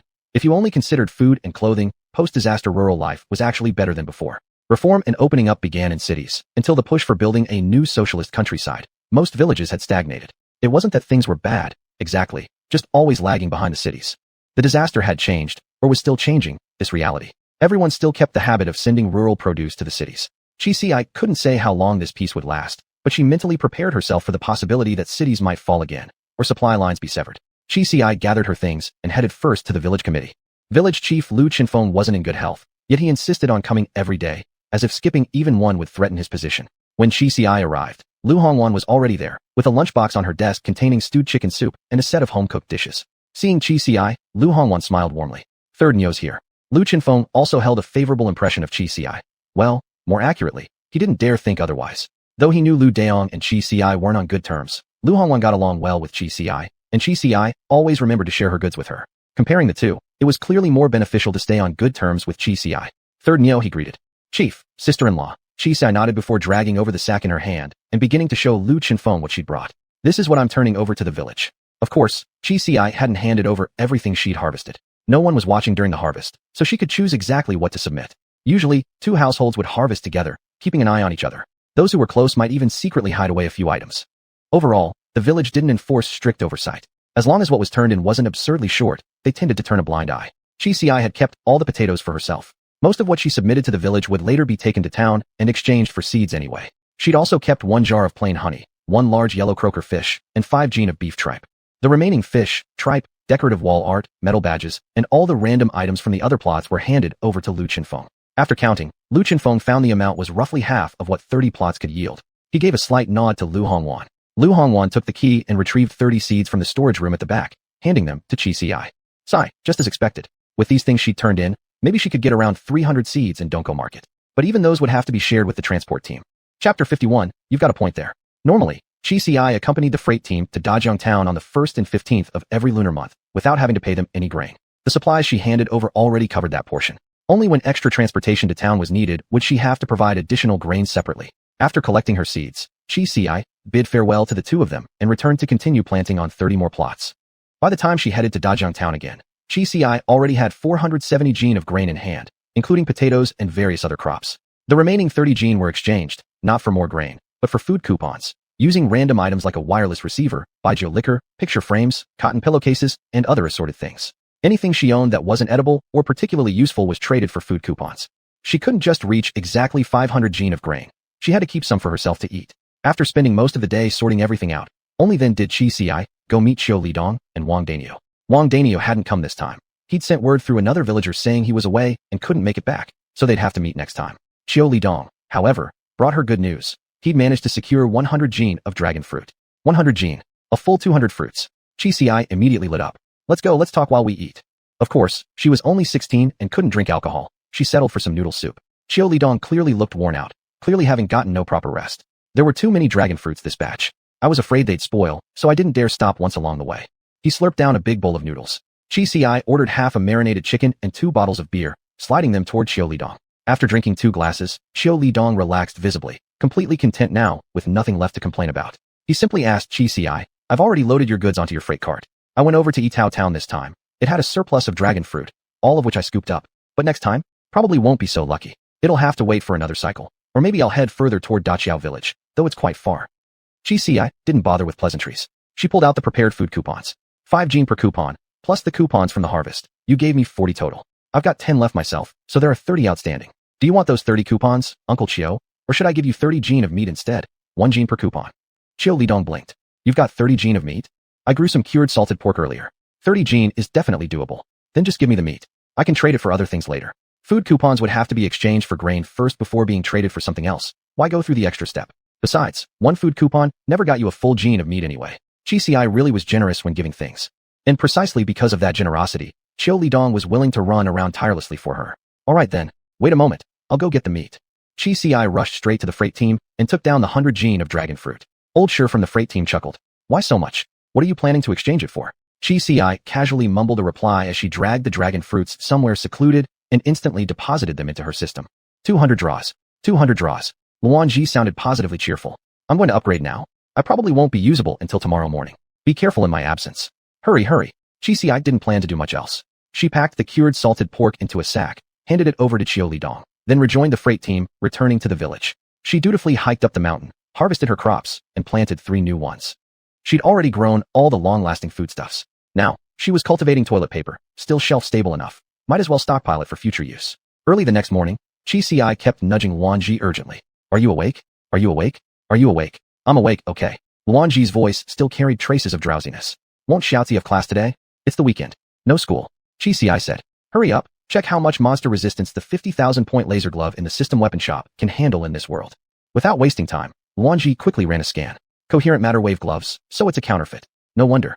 The genuine article wouldn't cost just 50,000 points. Attack power exceeds 2,000. Powered by 2 AA batteries. Each charge allows 10 uses. Attack power of 2,000? Let me double check. Luan Ji analyzed for quite a while. By the time Qi Si had finished breakfast and walked the dog, he finally concluded his assessment. Xiaozi, the coherent matter wave gloves are indeed a scam. Are you really going to buy them? Qi Si frowned. What do you mean? It says 1 charge allows 10 uses, but that's the description for the original coherent matter wave gloves. This counterfeit version should only be used up to 7 times per charge, absolutely no more than 8, or it'll easily burn out completely. Also, the attack power increases progressively. 200 on the first use, 400 on the second, 600 on the third, 800 on the fourth, and only reaches 2,000 on the final use. But after that last use, it'll almost certainly be destroyed, and it costs 50,000 points. Qi Si hesitated and asked cautiously, if I only use it 6 times, then recharge, will it break? No, it won't break. After all, it costs 50,000 points. The mainframe wasn't trying to scam Qi Si. It simply had to maintain basic supply-demand balance. Why would it use a disposable item to waste her hard-earned points? Of course, if Qi Si bought it without a second thought and carelessly ruined it in one go, that wouldn't be the mainframe's fault. Qi Si couldn't really get angry at an AI anyway. Check what level of monsters a 1,000 attack power could handle in this world. The one she'd encountered in the field last time was just a weakling, couldn't even pierce her armor.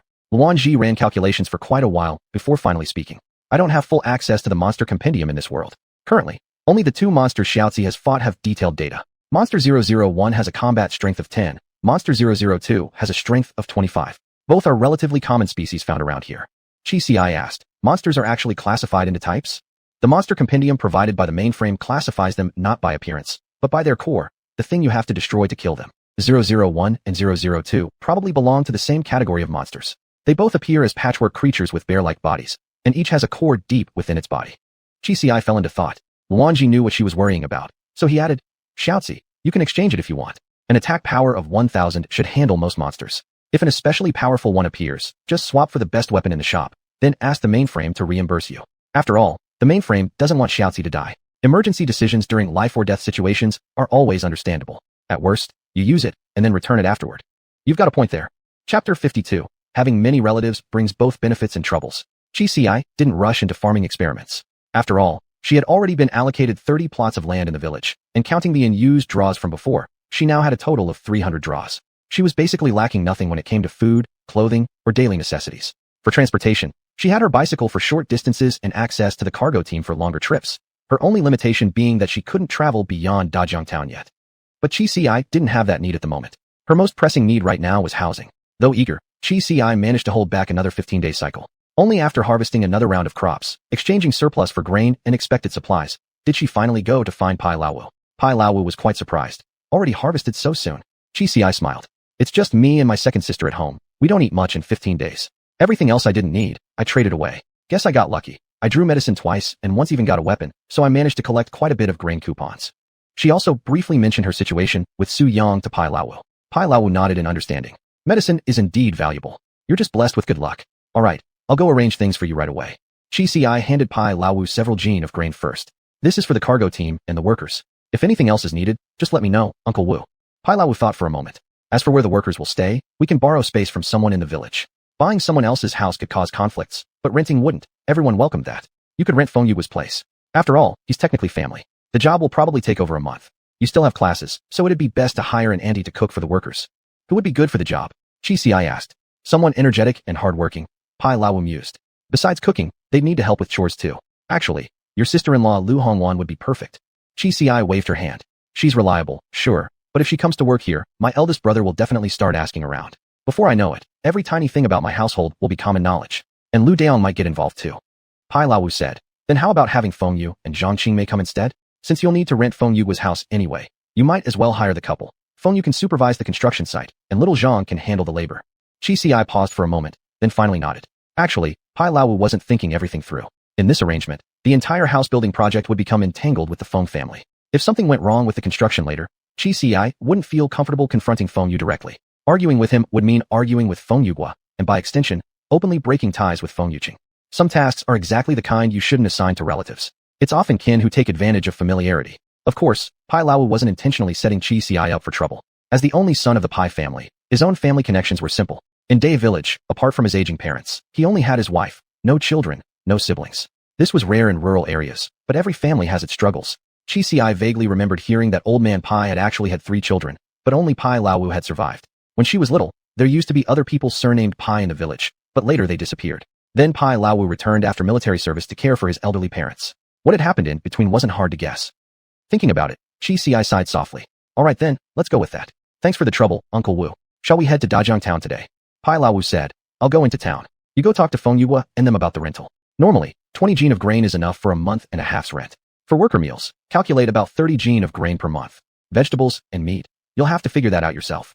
Chi Ci did the math. 45 jean of grain for a month and a half, just for staple food. Add vegetables and meat, and it would probably come close to another 50 jean. These workers were doing physical labor. Skimping on food meant they might cut corners on her house. Who could afford that? But fortunately, she didn't have to pay everything up front. Within a month and a half, she could harvest 3 rounds from the fields and quickly exchange them for grain. Plus, she still had 300 draws left unspent. Chi Ci first went to school to request 2 days leave for herself and Chi Chu. She couldn't completely entrust the house construction to others.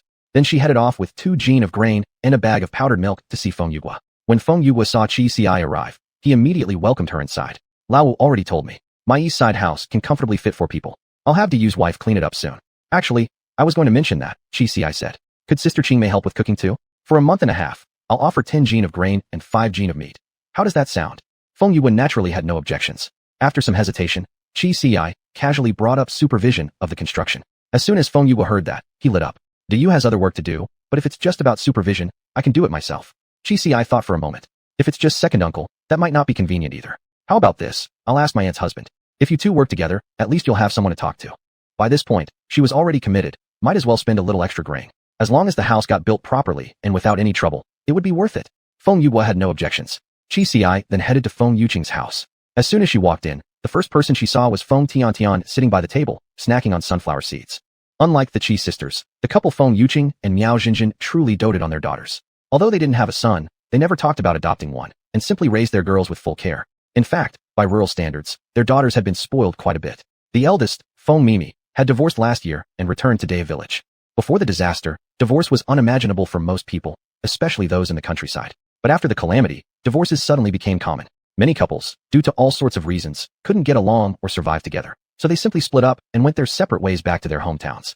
2 birds in one forest, as the saying goes. But when catastrophe strikes, each flies alone. Nobody judged anymore. because nobody knew whether the next disaster would strike their own village. Now, if you gossiped about others' affairs today, tomorrow your own family might face hardship, and then your cheeks would burn with shame. The second daughter, Feng Jiaojiao, was relatively more accomplished. After finishing junior high, she had passed the entrance exam for a vocational secondary school and now held a stable job in Dajong Town. She occasionally sent goods home. Since she'd been sent to town for schooling at a young age, Qi Ci had hardly seen her. The youngest was Feng Tiantian, 20 years old this year, 4 years older than Qi Ci, yet behaving more like a child. Qi Ci had long heard Maya Quihua complain that Feng Tiantian never lifted a finger at home, not even bothering to pick up a fallen oil bottle. She didn't mind much, though. Weren't Qi Jing and Qi Xiaobao just as useless? If Maya Quihua wanted to spoil her sons, and Miao Xinjin wanted to pamper her daughters, well, they were all family matters. Who was she to interfere? Sister Tiantian, Qi Ci said, greeting her politely despite their lack of closeness. Though they were maternal cousins, in truth, they barely knew each other. Without further preamble, she asked directly, "Where are my aunt and uncle?" Feng Tiantian glanced up, eyeing Qi Ci from head to toe. Chapter 53, The New House is Built. Of course, in the village, Qi Ci didn't wear her outer jacket. Summer was just too hot. She wore nothing more than a floral shirt, a thin pair of pants, and a pair of sneakers, all grown from the fields. When people looked at Qi Ci, they rarely noticed her clothes first. Their eyes were almost irresistibly drawn to the holster strapped across her body. The holster had come straight from the system shop along with the gun, a brown calf leather, professionally designed dual-shoulder tactical rig. Worn correctly, the firearm rested on the left side for easy draw with the right hand, while the right side held spare bullets, making reloading convenient. Clearly, Feng Tiantian wasn't like most people. Her gaze landed first on Qi Ci's sneakers. Then it moved slowly up to her wristwatch. The watch was purely accidental. Qi Ci hadn't needed one at all. She had the system. If she wanted to know the time, she could simply ask Wanji. After all, Wanji had absolutely nothing better to do. If Qi Ci wished, Wanji could announce the hour every single hour. But after growing it, she hadn't yet gone to Dawei Town to trade it in, so she decided to wear it for a few days. After finishing her inspection, Feng Tiantian smiled sweetly and said, "Sanyu, my parents went out to work. Were you looking for them?" Qi Ci nodded. "Do you know where they went?" "I'll go find them." "No idea," Feng Tiantian replied casually, cracking sunflower seeds with a delicate pout. "Why don't you just go look for them yourself?" Not even knowing where her own parents had gone, Qi Ci didn't comment further. This wasn't her daughter, after all. Whether Miao Xinjin and Feng Yuqing liked it or not, no one could control them. Instead, she headed directly to the house of an auntie who frequently interacted with Miao Xinjin. A few quick questions confirmed that Miao Xinjin had gone to help with tailoring work at someone else's home, while Feng Yuqing had joined the cargo transport team as a laborer. The cargo team had 2 permanent drivers. For loading and unloading, they hired villagers temporarily. Anyone free could show up and earn some money. These days, anyone with a driver's license who could operate a large truck was considered a skilled technician. Qi Ci went straight to the cargo team. As soon as she saw Feng Yuqing, she called out, "Old uncle-in-law." Feng Yuqing wiped his hands and walked over. He didn't speak much, which Qi Ci already knew. He was never talkative. So she got straight to the point and explained everything. Feng Yuqing nodded repeatedly. "All right, fine. And I'll follow your lead." After finalizing the date, Qi Ci headed home. She hadn't actually come looking for Miao Xinjin in the first place. She didn't bother giving instructions. Feng Yuqing might not even mention this when he returned home. Still, even if he stayed silent, Miao Xinjin would find out soon enough. And once she did, Miao Cuifeng would quickly hear about it too. After all, Qi Ci building a house was now a massive, talked-about event. Within less than half a day, the entire Dawei River village knew about it. Details such as how Qi Ci arranged accommodations for the workers and who she'd hired to cook had become common knowledge. But villagers mostly chatted idly. They were just bored. In those times, there was no entertainment to speak of. Besides gossiping, what other amusement was there? For now, Qi Ci had no time to pay attention to the chatter. She was busy leading the workers to the construction site. In the past, land in the village belonged entirely to the state. People could only build homes within their own farmland, and even then, there were strict limits on how much area they could use for housing. Later, the concept of homestead plots emerged, clarifying land use further. Now, however, nearly everywhere was unclaimed territory. As long as someone wanted to, they could build wherever they chose. Most people didn't have any obsession with claiming land. Land was only worth claiming when it brought profit, when it generated wealth. Right now, the land offered nothing. Even if one farmed it personally, there was always the risk of being wiped out overnight. Who would still care for land? Just look at the barren hills to understand. Qi Ci led the workers first to the riverside at the foot of the mountain. Start from the riverbank. Follow the base of the hill. Wherever the ground is solid enough to lay a foundation, that's where we build. She still had basic sense. Building a small wooden hut by the river might be okay, but constructing a brick and tile house, there would be suicidal. The workers probed the soil skillfully and stopped about 200 meters away from the riverbank. The foreman said, "We can build here, but during flood season, if the river rises, this area won't be safe. What do you think? Then move a bit farther out, but make sure the house stays close to the mountain," Qi Ci explained. "It feels safer that way." They shifted another 100+ meters toward the higher slope. Though flat ground was limited, it was sufficient. Qi Ci wasn't planning a huge house anyway. 50 to 60 square meters would fit just fine. Still, Qi Ci knew that going higher up the hill and turning around, there was a large flat area. It had once been covered in wild grass. Had no disaster occurred, in a few more years it would have been turned into an orchard. With Pai Laowu around, every little detail was taken care of for Chi Ci. You couldn't just build the house and leave it at that. The yard had to be properly planned too, for safety. The yard should also be paved with cement, making it easier to clean. Besides the living quarters, an extra storage room was necessary. Chi Ci hadn't mentioned this requirement herself, but none of the workers seemed surprised. Clearly, Pai Laowu had already thought of it. Chi Ci listened to their conversation for a while before finally understanding. The main house, the yard including the fence, the storage room, and even the hand pump well in the yard, all of these were included. The workers would handle everything as a complete package. No wonder it cost 500 jin of grain and 300 jin of meat and vegetables. It was truly worth every bit. After finishing the morning's work, the laborers returned to the village for lunch and a nap, so they'd have energy for the afternoon's labor. As for meals on Feng's side, Chi Ci had already made thorough arrangements. Staple foods rotated daily: rice, noodles, and potatoes. The vegetables were what Chi Ci already grew: broccoli, crown daisy, and others. She had planted all the seeds drawn from the system, which barely sufficed. Besides salted pork, she also provided crucian carp. Beyond that, there was nothing else. Beef and mutton were luxuries Chi Ci hadn't even tasted herself. She simply couldn't offer them. But to the workers, this was already extraordinarily generous. In times like these, when working for others, if one could get only noodles and greens for a month's labor, they still had to accept it. Here with Chi Ci, not only were there meat and vegetables, but fish too, and the meals varied day by day. So the workers didn't need supervision from the Feng brothers at all. If they had 100 points of strength, they'd put out 120. Days passed smoothly: teaching class, checking on construction, harvesting fields, trips to town to trade goods. An hour and a half felt like the blink of an eye. On the day the work concluded, Chi Ci hosted a banquet. She refused to move in secretly. She had left the Chi household openly. After all, it was the Chi family who had denied her food, forcing her to leave. And now, with her own 2 hands, she had rebuilt a good life. She invited everyone in the entire village, including members of the Chi family. Yet when she delivered the invitation, she left 2 bullets lying in the courtyard of the Chi household. You're welcome to come, but if you plan to cause trouble, ask my gun first. Thus, though Chi Tian and Miao Cuifeng certainly came, how could anyone refuse free food? They dared not cause any disturbance. They were seated at tables near the outer edge of the yard, not even sharing a table with Miao Jinjin and the others. Because of Feng Yuqing and Feng Yugua, those 2 families earned seats inside the courtyard. Never thought this third Niu could be so capable. Exactly. From now on, her days are going to keep getting brighter and better. What a pity. I mean, Cuifeng had such a fine daughter and wasn't satisfied, had to drive her away. Now look, none of these good things belong to them anymore. Chapter 54. What a barren world. Miao Cuihua's face darkened as she listened. What the hell do you care? That girl is nothing but an ungrateful brat. You only see how well she's doing now. Why don't you remember how terrible she used to be? We're her damn parents. Yet she shows us zero respect. Doesn't even let us into her courtyard. Who does she think she is? Chi Tian, meanwhile, focused solely on drinking his beer. Chi Ci had considered that serving no alcohol at the banquet would look bad, so she swapped in 2 cases of beer to ensure each table had at least 2 bottles. With alcohol available, Chi Tian didn't care one bit about his wife's mood, nor his eldest son's mood, or his daughter's. He was having a great time. Though, the beer was still too weak for his taste. If only he could get some strong baijiu, now that would be truly satisfying. Chi sure had no time to pay attention to Miao Cuihua. She was too busy eating. The feast laid out by Chi Ci was no simple affair. There was meat, vegetables, and fish.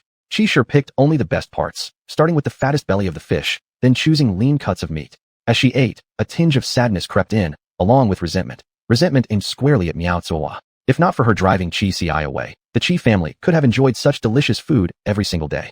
Chi Jing never spoke up when his mother was talking. Among the entire Chi family seated at the table, only Xiao Bao kept shouting, demanding soda. Everyone else either ignored them completely or was too busy eating. The latter because otherwise, Chi sure would gobble everything down first.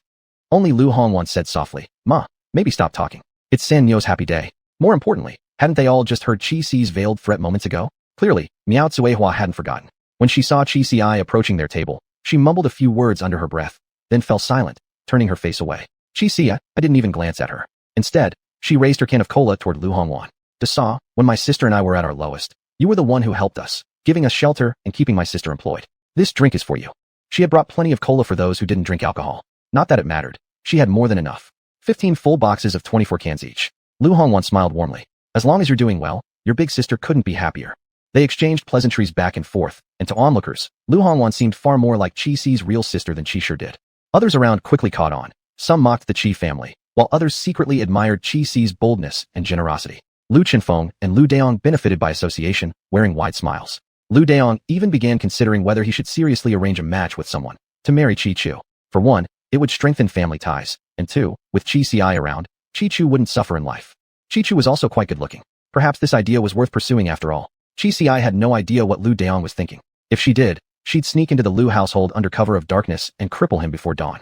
Liu Daong was 28 years old. Not that he hadn't been married before. Before the disaster, he'd lived a decent life. Back then, rules were strict. If anyone reported improper conduct between men and women, the accused could be charged with hooliganism and executed by firing squad. But once the disaster hit, the town ceased managing the villages, and Liu Daong resumed his old ways. One day he flirted with a certain widow, the next he was making moves on some young maiden. His wife grew so furious, she took their child and returned to her parents' home. And it was during that visit that tragedy struck. The village where his wife's family lived was attacked by monsters around the time she arrived. Only half the villagers survived, and among the dead were Liu Daong's wife and child. After that, he behaved himself for 2 years. But deep down, he never changed. He'd never been deeply emotional to begin with. His wife was gone, so he'd just find another. The child was a pity, sure, especially being a boy, but he could always have more kids later. Not like he was the one giving birth anyway.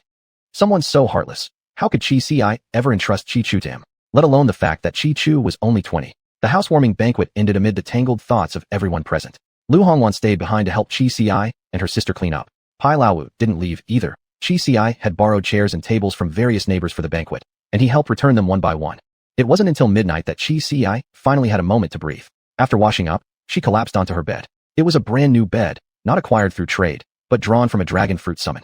To prepare furniture for her new home, Chi Ci had spent quite a few points with the system. Perhaps those 200 dragon fruits had put the system in a particularly good mood. This time, it didn't act stingy like an old pervert dumping useless items on her. Instead, in every tin draw pull, 5 items were guaranteed to be ones Chi Ci actually wanted. The remaining 5, the system could fill randomly. She'd plant one kind, then casually trade it in town for something else. At times like this, Chi Ci occasionally felt that the post-apocalyptic world had its conveniences. No matter what you obtained, as long as you said it was grown or traded for, no one would question it.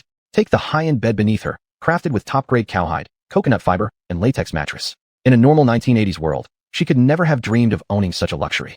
Even if Chi Ci had somehow acquired it with her golden fingers, she wouldn't have dared to use it. Now, who cared? She used it openly. The villagers merely reached out to touch it, marveling, truly amazing, and secretly hoping their own fields might one day grow something just as fine. Chi Chu slept on a solid wood herringbone bed paired with a hemp coconut latex mattress, thinner than Chi Ci's, but even better for the body. Besides the beds, Chi Ci's room also contained a desk and a bookshelf, all brand new. Chi Chu's room held another bookshelf, the rotating kind she'd drawn earlier, and a large wardrobe. Chi Ci didn't need a wardrobe. She tossed everything into her spatial bag. Why not use what she'd paid 10,000 points for? The 2 bedrooms occupied most of the space, leaving the central hearth area relatively small. It housed a stove, which could be fired in winter for warmth. The Han Town's winters were cold, yes, but the coldest it got was -2 or 3 degrees Celsius. Most of the time temperatures stayed above freezing, no need for full wall heating systems. Before bedtime, they'd heat the room thoroughly, generate some warmth, then place 2 hot water bottles in the bedding. That was enough to sleep comfortably. If she really wanted electric heaters, well, even if she had them, Chi Ci had no electricity anyway. The only flaw in her house was the lack of power. Currently, the village ran on electricity from the grid installed by the government before the disaster, so usage could still be maintained. Electricity bills were paid at the clinic. The only doctor in Dahan village was assigned from the town, not present every day. He rotated among 2 or 3 nearby villages, spending a few days here, a few days there, following a strict schedule.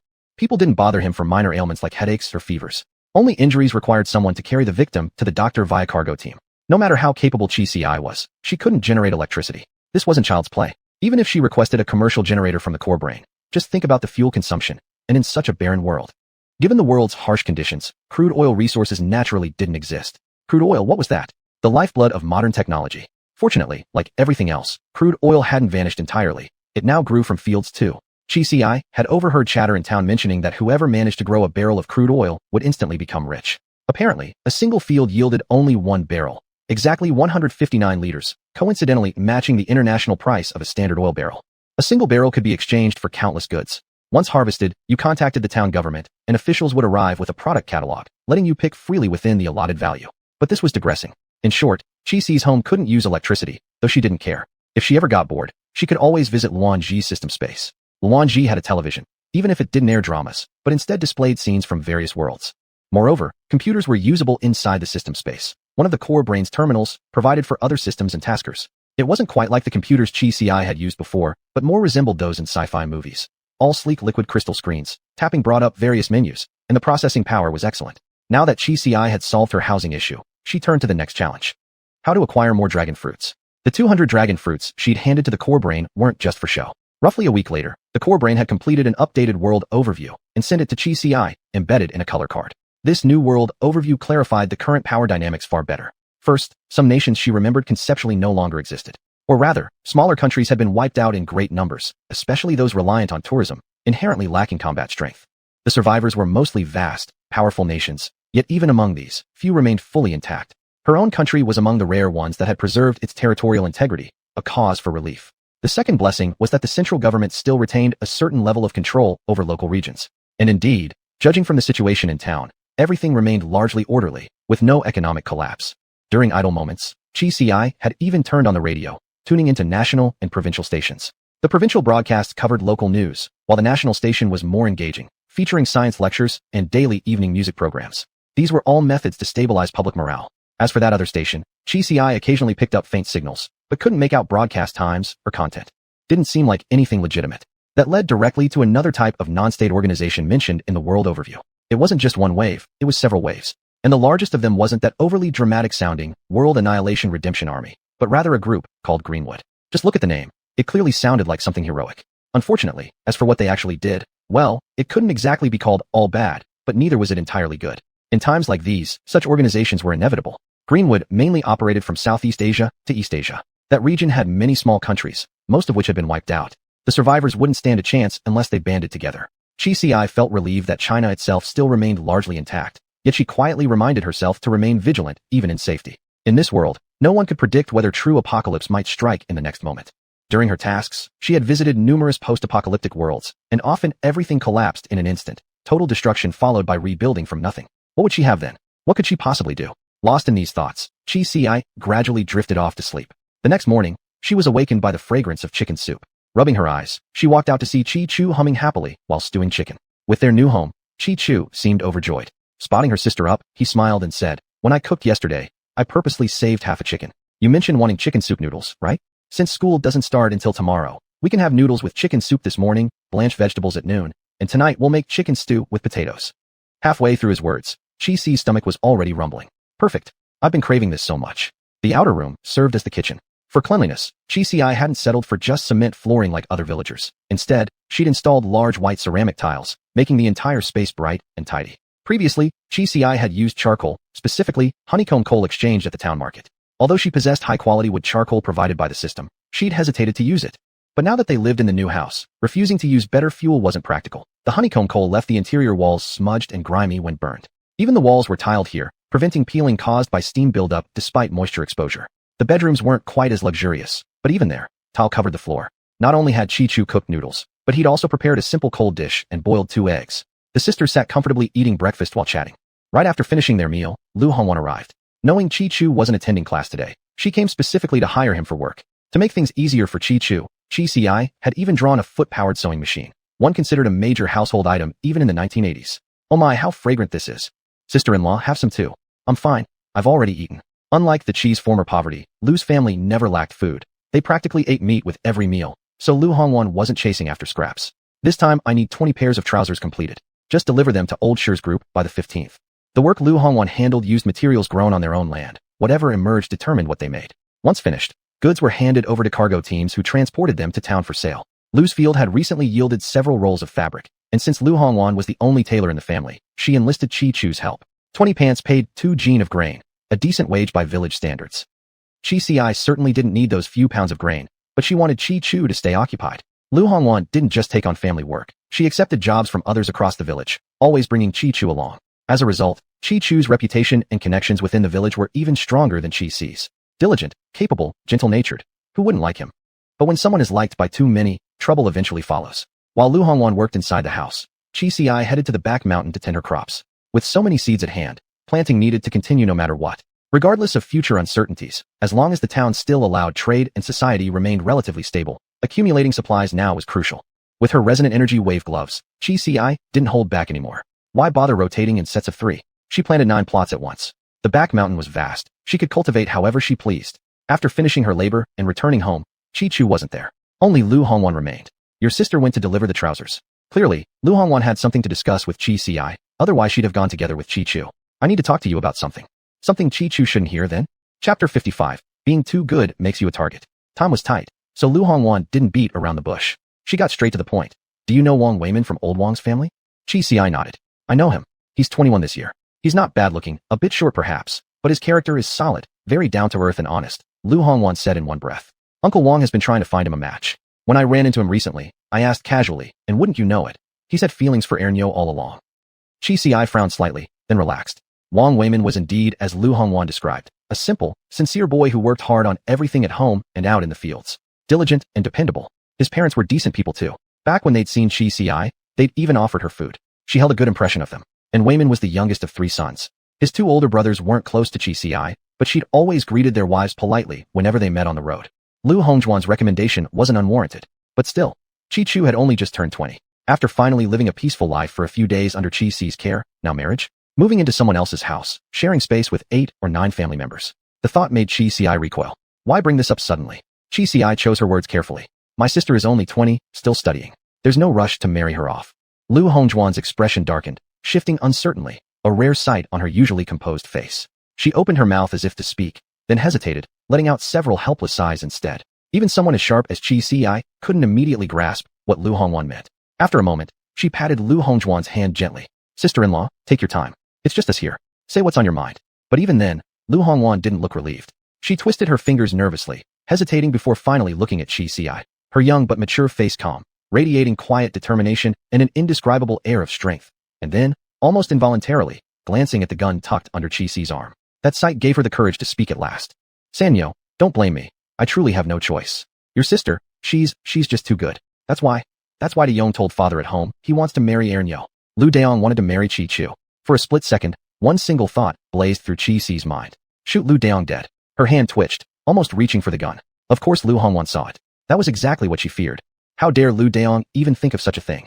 Did the fact that Sanyo had been kind lately make him forget what kind of person she really was? Back home, Lu Hongwan had tried to reason with him. Daong hadn't listened, but their father, Lu Chenfeng, had hesitated. And hesitation was all she needed. Chenfeng wasn't eager to provoke Chi Sanyo either. With no other options, Lu Hongwan rushed over to tell Chi Ci herself. And she'd already devised a plan. Once Chi Chu was officially promised to someone else, even a brute like Lu Daong wouldn't dare try to steal another man's fiancée in such a small village. If he dared anyway, how could the Lu family show their faces here ever again? That Wang Weimin like Chi Chu wasn't news to Lu Hongwan. Honestly, anyone in Dawei village with eyes could see it. The boy turned bright red every time he saw Chi Chu. Couldn't even bring himself to walk up to her. Still, since the Wang family hadn't spoken up, no one else wanted to bring it up. Easy enough to talk to the Wangs, but how would you approach the Chis? Bring up a marriage proposal with that woman, Miao Cuihua? Everyone knew Chi Chu had moved out to live with Chi Ci, but old habits died hard. The idea that major decisions like marriage must first be discussed with parents remained deeply ingrained.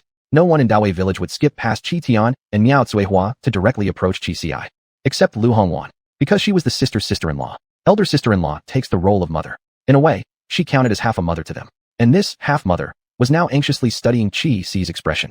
Chi Ci took several deep breaths to tamp down the rage burning inside. I need to discuss Wang Weimin with Erji first, she said evenly. Whether it happens or not, her opinion comes first. Of course. As for Lu Daong, Chi Ci paused, took another slow breath, and asked calmly, Sister-in-law, what do you think? Lu Hongwan hurried to say, I think he's dreaming. Ernyo is such a fine girl. He's not worthy at all. But he's still my brother. He's the only brother I've got. I know. It wasn't for Lu Hongjuan's sake alone that Chi Ci hadn't already shot Lu Daong. How could she let him run around acting like he had rights over her family? Again, this wasn't a lawful society anymore. The moment the disaster struck, civilization collapsed. Now it was pure jungle law. Might makes right. Survival of the fittest. The victor rules. Chi Ci had lived through too many worlds like this. She navigated them with ease. My point is, how far are you willing to go, as long as Lu Daong can still move? Chi Ci said. If Erji doesn't take a liking to Wang Weimin, I'll have to think of other ways. Marriage is a big deal. Rather than rush my sister into something that might make her unhappy, it's better to solve the root problem. Lu Hongwan felt her mind reel. So it had come to this after all. Lu Daong or Chi Ci. Lu Daong or Chi Ci. Sister-in-law. Chi Ci saw her distress and couldn't help but offer a hint. This isn't about choosing one or the other. Lu Hongwan jolted, as if struck by lightning. That single sentence pierced through the darkness like a beacon, suddenly making everything clear. If Daong's injury heals within a month. No, half a month. No, wait, a month and a half. Then you can pretend you never knew anything. Hearing this, Chi Ci secretly breathed a sigh of relief. If Lu Hongwan had insisted on protecting Lu Daong, their relationship as sisters-in-law would likely have ended there. For Chi Ci, right now the most important person in the world was her elder sister Chi Chu. Everyone else came after. Don't worry, Chi Ci estimated. Half a month should be enough time for him to heal. All right. Lu Hongwan murmured, wiping sweat from her brow. Chi Ci poured her some water, which she drank deeply before saying, don't forget to ask about Weimin. He really is a good young man. Even aside from Daong, if Ernyo likes him too, don't let such a fine match slip away. Chi Ci nodded. Unable to stay any longer, Lu Hongwan left without waiting for Chi-Chu to return. When Chi-Chu came back and didn't see Lu Hongwan, she was surprised. Why did sister leave? I was hoping she'd stay for dinner. Chi-Ci smiled and followed Chi-Chu into her room. Chi-Chu's bedroom was considerably larger than Chi-Ci's. When building it, Chi-Ci had thought about how Chi-Chu always worked alongside Lu Hongwan, sitting on beds or stools for hours, too tiring. So she made the room bigger and placed that damned imported top-grain leather luxury sofa inside. Now the two of them sat on it. And honestly, it was quite comfortable. Though the house had no electricity or lights, the 18-bulb flashlight illuminated the room as brightly as day. Not bad. Next time, she'd ask the main brain for another one to put in her own room. Once settled, Chi-Ci said, she came to propose a match for you. Chapter 56. It feels like an underground meeting. Huh. Chi-Chu was startled, her face instantly turning red. What did she say? Who did she mention? Chi-Ci found her reaction suspicious. She smiled slightly. One piece of news is good, one is bad. Which do you want to hear first? Chi-Chu hesitated. Let's hear the bad one first. The bad news isn't actually from your sister-in-law. Never mind. Let's start with the good, so you don't lose your mood later, Chi-Ci said. She mentioned Wang Weiman to you, the one you know. As she spoke, she carefully observed Chi-Chu's expression. Seeing her blush and fidget shyly, Chi-Ci already had a sense of what was going through her mind. Well then, what do you think? I can't think of anything. Shouldn't I at least ask father and mother first? No need to ask them. Our marriage should be decided by ourselves, Chi-Ci replied. It depends on what you want. Chi-Chu became even more hesitant. She rarely made decisions on her own, especially not something as important as marriage. What do you think? Chi-Ci knew exactly how her second sister was. Wang Weiman himself is a decent man, but his family is just too big, and their house far too small. Think about it. Our sisters have only just built this bright, spacious home. You haven't even lived in it long before you'd have to move into the Wang household, sharing space with his elder and younger brothers, their wives, his parents, plus all those nieces and nephews. Nearly 10 people crammed into a few tiny rooms. Sigh. Precious jewels are easy to find, but a loving heart is rare. Still, people don't survive on cold northern winds alone. Living with such a large family, conflicts are inevitable. And given your gentle nature, I truly worry for you. Chi-Chu, initially bashful and awkward, couldn't help glancing toward her new room as Chi-Ci spoke. That big bed belonged entirely to her. The massive wardrobe at the foot of it could hold however much she wanted. Her study desk held her schoolwork, while beside it stood a revolving bookcase filled with literacy books borrowed from teacher Zhang. The glass window was spotless and bright, and the curtains, made from fabric she'd personally chosen and sewn herself, looked absolutely beautiful. Once married, she'd have to leave all this behind and live in a stranger's home. Images flashed through Chi-Chu's mind. The perpetually dim rooms of the old Chi family house, the cracked cement floor barely better than bare earth. Then she looked back at the smooth, clean-tiled floor of her current room. The stark contrast brought her thoughts into sharper focus. Then how should I tell sister-in-law? Chi-Ci said. If you don't want to marry, I'll simply tell her you still want to study. Maybe in 2 years we can reconsider. Who knows how things might change by then? Chi-Chu nodded, breathing a sigh of relief. Then she asked, so what's the bad news? Lu Daong wants to send someone to formally propose to you. But there's no way I'd ever agree. Chi-Chu's face turned deathly pale. What did sister-in-law say? Chi-Ci didn't hide it from her. After all, if she didn't explain properly, it could damage the relationship between Lu Hongwan and Chi-Chu. Sister-in-law is against it too. But you know how her family is, just her father and Lu Daong. She can't openly oppose him. I've asked her to cooperate with me a little. Since this matter needs to be resolved, we'll settle it once and for all. Chi-Chu couldn't help but ask, what are you planning to do? Chi-Ci stood up. When Lu Daong comes to your home to make the proposal, sister-in-law will give me a signal beforehand. At that time, you take Lele and go for a walk in the mountains. Stay out of sight, and don't go near my fields. Head east instead. Meanwhile, at the Lu household, Lu Daong brought up his intention to marry Chi-Chu while both Lu Hongwan and Qi Jing were present. He even shot a glance at Qi Jing. You won't object, right, brother-in-law? Qi Jing looked at Lu Hongwan. He didn't want to offend Lu Daong, nor anger his wife. Well, her elder sister and younger sister both have say in her matters. I really can't speak for her. Lu Hongwan was secretly pleased but deliberately showed panic on her face. Daong, you must think this through. Third sister won't let this go easily. Tell us, what's so good about second sister? Let's hear it, so we can judge for ourselves. Lu Daong suspected nothing. He couldn't imagine that Lu Hongwan and Chi-Chu were actually so close. Why would he need to explain? She's good-looking, hard-working, obedient, and has a sweet temper. Clearly understands the 3 obediences and 4 virtues. Wouldn't talk back when hit or cursed. Once we bring her home, she can take care of father, and you, sister, can finally have some rest. In a couple years, she'll bear a few sturdy sons, and our Lu family line won't be cut off. At the word line, Lu Chenfeng visibly perked up, though his brows still held hesitation. Lu Hongwan knew exactly what her father was worried about, so she emphasized, having just second sister would indeed be fine, but third sister, we're family, so I won't hide anything from you. Recently, when I visited third sister's place, I saw her cleaning a gun I've never seen before. It was this long. She gestured with her hands. I don't care. What's she going to do, actually kill me? She's just trying to scare me. Even if this isn't a law-abiding society anymore, if she really killed me, could she still live in the village? Lu Hongwan spoke slowly. Why couldn't she? Lu Daong said. My dad is the village chief. Do you think he'd let Chi Ci go unpunished? Tears welled up in Lu Hongjuan's eyes. That's exactly what I'm afraid of, that she'll take father down with her. Then the village chief of Daya village will have to change their surname to Chi. No way. Lu Daong took a sip of wine and waved his hand dismissively. Besides, I'll go talk to Miao Cuihua first. Once her family agrees, it won't matter what Chi Ci says. Since ancient times, marriages are arranged by matchmakers and decided by parents. As long as mom and dad agree, she has to marry me. Who does a younger sister think she is to interfere? Seeing this, Lu Hongwan stopped Chanming. Anyway, Chi Ci had already promised her, within half a month, Lu Daong would be out of the hospital. If Shijin ed too much, not only might Lu Daong grow suspicious, but even Lu Chenfeng might catch on. Lu Chenfeng sipped some wine. Clearly, he wasn't as optimistic as his son, but Lu Daong's words had swayed him somewhat. Yes, as long as the parents agreed, what power did Chi Ci have? But Chi Ci, she was someone who didn't listen to reason. Still, he wanted to hold a grandson in his arms soon. A granddaughter would be fine too. He'd once had one, but lost him. The memory of that little grandson never left him. He'd thought a grandson through his daughter might be possible, but Lu Hongwan had been married for years now without bearing a single child. Thinking of this, Lu Chenfeng shot a glare at Qi Jing. His daughter was perfectly healthy. Clearly the problem lay with Qi Jing. Useless good for nothing. You can send someone to talk. Lu Chenfeng finally conceded after much hesitation. But don't mention the proposal yet. Just discuss it quietly with old Qi and his wife. Seizing the moment, Lu Hongwan added, Father, then let me take Daong to go. You stay behind. It's too early for both families to meet formally like that. Lu Chenfeng nodded. The plan was quickly set. They would go the day after tomorrow morning. Lu Daong would trade for some gifts tomorrow. After all, no matter what, you couldn't visit a family empty-handed when asking for their daughter's hand. As soon as night fell, Lu Hongwan buried the note detailing everything at their agreed spot. She couldn't go to Qi Ci's house these next couple of days. Chapter 57. It's Qi Ci coming. After burying the note, Lu Hongwan still felt her heart pounding. This was the first time she had truly betrayed her younger brother. But just thinking of the joyful days and nights she'd spent working alongside Qi Chu and Qi Ci, Lu Hongjuan's conscience told her she couldn't let Lu Daong succeed. And if Qi Chu really married into their family, she wouldn't be able to protect her. If Qi Chu suffered later, Lu Hongwan would carry unbearable guilt and could never live happily again. So it wasn't only for the sake of the Qi sisters, she was doing this for herself too. Qi Ci had already arranged for Luan Ji to keep watch. As soon as Lu Hongwan left, she dug up the note, glanced at it, then destroyed it immediately. With Lei keeping Qi Chu company at home, Qi Ci felt much more at ease. This dog was no longer the tiny pup who used to get kicked aside. It had grown into a large, imposing creature. Though Qi Ci still couldn't figure out what breed it was, just like everything else from the membrane bag, the animals that emerged were completely random. On the appointed day, Lu Daong woke up in high spirits, bouncing around like a pig caught in a whirlwind. Lu Hongwan naturally played along in front of him, but once he turned away, she quietly told Lu Chenfeng, "This won't stay hidden long. I can feel it spreading to San Yo's ears any moment now. Dad, why don't you go check if Dr. Wei is at the clinic? We should prepare ourselves better." Lu Chenfeng had been caught up in Lu Daong's excitement, but Lu Hongjuan's words doused him like cold water. "Warner, do you really think Qi San Yo could be so fierce?"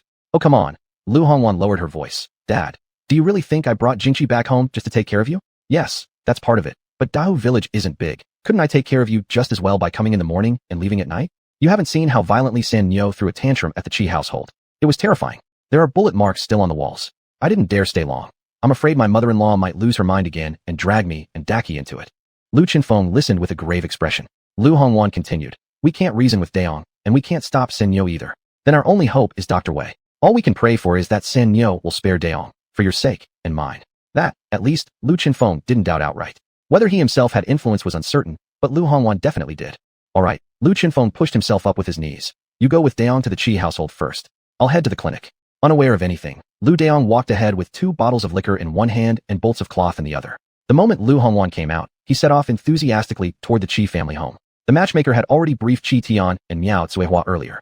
Lu Daong couldn't act as his own matchmaker. He was a village bully, yes, but not an outright tyrant, so he wanted to follow proper procedure. Right now, the matchmaker, Miao Cuihua, and Qi Tian sat together in the courtyard, waiting for Lu Daong's arrival. When Lu Hongwan saw the matchmaker, her face turned pale. This Lu Daong. She told him not to bring up marriage directly yet, but here he was. He'd even invited the matchmaker. "Mom." Lu Hongwan forced a smile. With Lu Daong present, Miao Cuihua gave her eldest daughter-in-law a brief smile before asking, "Where's your older brother? Didn't he come back with you?" "My dad isn't feeling well. He ran a fever last night, so I sent Daki to take him to the clinic." That was partly fabricated, but partly true. Qi Jing had indeed gone with Lu Chenfeng. On one hand, because Lu Chenfeng's knee troubled him and she didn't trust him walking alone. On the other, because Lu Hongwan feared Qi Ci might take it out on Qi Jing. He was her only husband after all. Miao Cuihua was displeased but held her tongue. "Daong, quickly, have a seat." "Madam Miao." Lu Daong grinned, revealing yellowed teeth. "You already know my family's intentions. I've had our birth charts matched. We're destined soulmates. Let's just decide the wedding date. It was moving too fast, almost like a joke. Lu Hongwan felt uneasy and pulled Lu Dayong's arm. Why the rush? We should discuss things slowly. How can we not hurry? Miao Zuehua waved her hand dismissively. If Ernyo stays with Sanyo a few more days, she'll become wild beyond saving. Better to marry her off early. Besides, she's marrying into your Lu family. Under the watch of my eldest daughter-in-law, I'll feel secure. Lu Hongwan tried a gentle reminder. Madam Miao, speaking of which, if we don't consult Sanyo, what's there to ask her? Miao Zuehua snapped. We have the matchmaker and her mother right here. What does Sanyo have to do with it? The matchmaker stayed silent. She was a local villager herself. If she brokered this marriage, she'd incur Qi Si's wrath, but crossing Lu Daong was even riskier. Between the two, she'd rather anger Qi Si. Lu Hongwan said nothing more. Anyway, Qi Si would arrive soon. Miao Zuehua could keep acting bold, but only for a little while longer. Qi Si walked down the road when a villager suddenly called out to her. Sanyo, is it true that De Yong has gone to your home to propose? Wants to marry Ernyo? Qi Si sneered and loudly replied. Why don't you all come along and see for yourselves? Such a show. I can't say when we'll get to see another like it. What show? There's actually something to see? Haven't you heard about De Yong proposing? But Lu De Yong is and Ernyo. Look what Sanyo has on her back. Is that a gun? This time, Qi Si had slung the 45 submachine gun onto her back, walking boldly along the main path. In no time, a crowd of villagers gathered behind her at a cautious distance. In a small village like Dahi Cun, an event this big was naturally something every household wanted to witness. Some sharp-eyed people realized this wasn't just about Ernyo getting married and Sanyo objecting. It was about who would truly hold power in Dahi village from now on. Would it still be village chief Lu Chenfeng's family, or would it be Qi Si? This mattered greatly to them. Like the matchmaker caught between two sides, if they inevitably had to anger one party, they needed to choose the side whose wrath would cost them the least. Meanwhile, in the Qi family courtyard, Miao Zuehua was haggling with Lu Daong over the bride price. In Miao Zuehua's view, Qi Chu was a fine young woman, pure and unmarried. Marrying her off deserved nothing less than a new house as dowry. This new house, she added, should later be left for Qi Xiaobao to marry into, built right beside their own home. And while at it, it would be best to renovate their current house too. Most families in the village already lived in brick houses. Even that stubborn girl Qi Si had built a brick house recently. Only theirs remained a mud hut. 2 houses meant thousands of jin of grain in total. Lu Daong might want a wife, but he didn't want to be taken for a fool. He agreed only to renovate the Qi family's existing house into a proper tile-roofed brick structure. As for Xiaobao, he was only 14, still years away from marriage. What was the rush? As both sides argued back and forth, noisy commotion erupted outside. Lu Hongjuan's heart leapt. Qi Si had arrived. Chapter 58. Who dares mess with her? Before anyone even saw her, Qi Si's voice came from outside. Why aren't I included when discussing Qi Chu's marriage arrangements? As soon as Miao Zuehua heard that voice, she got angry. What are you? Do you actually think you're someone important? Since ancient times, marriages have always been arranged by matchmakers and decided by parents. Your father and I are still alive. Even if we died, there's still your brother, your sister-in-law, your eldest sister. There's no way this would fall to you. Whether it falls to me or not isn't for you to decide, Qi Si said, already stepping into the courtyard, a handgun gripped firmly in her hand. From now on, if you want to discuss anything about Qi Chu, I suggest you ask it first. Oh, who do you think you are, acting so tough here? Lu Daong had expected Qi Si to bring a gun. He wasn't afraid. Did he not have one too? He flipped open his coat and pulled out the prepared firearm. Like I'm the only one with a gun. Before the final syllable left his mouth, Qi Si had already lunged forward, kicking the gun out of Lu Dayong's hand. Moving faster than anyone could follow, she seized his neck, slammed him to the ground, and threw him down with such force that his head spun. Lu Daong felt dizzy and stunned. Qi Si's movements were too fast. Not a single person among the dozens gathered in the yard, and even beyond, reacted in time. It was Lu Hongwan who screamed first. She'd mentally prepared herself for this moment, just as Qi Si had instructed her to act naturally. As the scream rang out, Qi Si flicked a butterfly knife from her pocket, stomped her foot on Lu Dayong's wrist, and drove the blade straight through his palm into the earth beneath. Now it was Lu Daong shrieking in pain. But it didn't end there. Qi Si pulled out another knife and buried it into his other hand. The 2 butterfly knives pierced through both palms, pinning them deep into the soil. Qi Si, have you lost your mind? Miao Zuehua screeched. You're breaking every rule. I am lawless. That's exactly who I am. Qi Si sneered. Don't tell me you all just realized this now? Or did you really think I was joking all along? She reached behind her and drew out her .45 submachine gun, pointing it directly at Lu Daong. Lu Daong, today it's not because I'm upset you want to marry Qi Chu. My second sister is 20. It's normal for someone to like her and seek her hand. But you didn't ask whether she wanted it, nor did you come to ask me. Let me tell you this. I won't tolerate such disrespect. You look down on us? Then don't expect me to show any mercy. Since ancient times? What era are we living in that you still talk about since ancient times? Was this disaster part of since ancient times? Did crops grow from concrete back then? The world has changed. Stop throwing since ancient times at me. Qi Chu's marriage will only happen if she agrees. And after she agrees, you'll still need to ask me. If you won't ask me, then go ahead and ask this. With that, Qi Si aimed the black muzzle of her gun right beside Lu Dayong's face and fired without hesitation. The staccato burst of gunfire echoed across the entire village of Day. After emptying the clip, Chi Ci swiftly swapped in a fresh magazine and swung the barrel toward Miao Tsuwa, then slightly behind her. Another volley rang out. The front door of the Chi family home, along with the windows of the rooms behind it, shattered instantly. Chi Ci didn't say a word to Miao Tsuehua. Instead, she flicked her gun toward Lu Hongwan and said, "Sister-in-law, I still call you that. I still recognize you as my sister-in-law. But take your brother and go. Handle him yourself." Then she turned toward the crowd gathered at the gate, gawking in shock, many of whom had gone weak-kneed from the gunfire. "Fellow villagers, since you're all here today, let me make one thing clear. I, Chi Ci, and my second sister Chi Chu, have officially split from the Chi family. From now on, there will be 2 Chi households in Day Village. Our Shao Chi family is under my authority, and under its authority too." She patted the gun in her hand. "From now on, if anyone wants to discuss a marriage, or needs anything involving either of us sisters, come directly to Shao Chi household. If anyone dares bypass us, scheming behind our backs with the Chi family, don't blame me for being ruthless." Her gaze swept over the villagers. One quick-witted villager immediately piped up. Yes, since they've split off, of course they make their own decisions. That's right. This Daong fellow just didn't understand the situation. "By the way, Hongwan, get your brother to the clinic quickly." Yes, everyone move aside, get Daong out now." Chi Ci cleanly yanked both butterfly knives free, then kicked Lu Daong once more. Shaken and writhing in pain, his face covered in scrapes from flying bullet fragments, not just injured hands, Lu Daong trembled uncontrollably. Chi Ci had carefully calculated the distance. She had promised Lu Hongwan that Lu Daong would recover in half a month. Had she damaged his eyes, he might never have healed at all. A group of people rushed off in a flurry, mostly because no one dared to stay near Chi Ci any longer, and headed straight for the clinic. For the moment, only Miao Tsuehua and Chi Tian remained in the Chi family courtyard. Chi Shi and Chi Xiaobao hadn't even come out earlier, and the matchmaker had long since fled, running while bitterly regretting her misjudgment. She never expected Lu Daong to be a dud, while this Chi San Nyo was the real madwoman who shouldn't be messed with. Even Miao Tsuehua was now speechless. Chi Ci cast a cold glance at her and said, "Do you think just because I'm your daughter, I can't do anything to you?" Miao Tsuehua didn't respond, but from the look in her eyes, Chi Ci knew that's exactly what she believed. "You're right. No matter how wrong parents may be, children can at most distance themselves. They can never kill their father or mother. That would defy heaven's law." Hearing this, Miao Tsuehua felt the heavy weight on her chest suddenly lift. That's right. Chi Ci was her own flesh and blood. How could she possibly dare do anything to her? But the next moment, Chi Ci continued coldly. "However, no one ever said a sister couldn't kill her younger brother. As for fratricide between siblings, I don't think there's much of an ethical issue.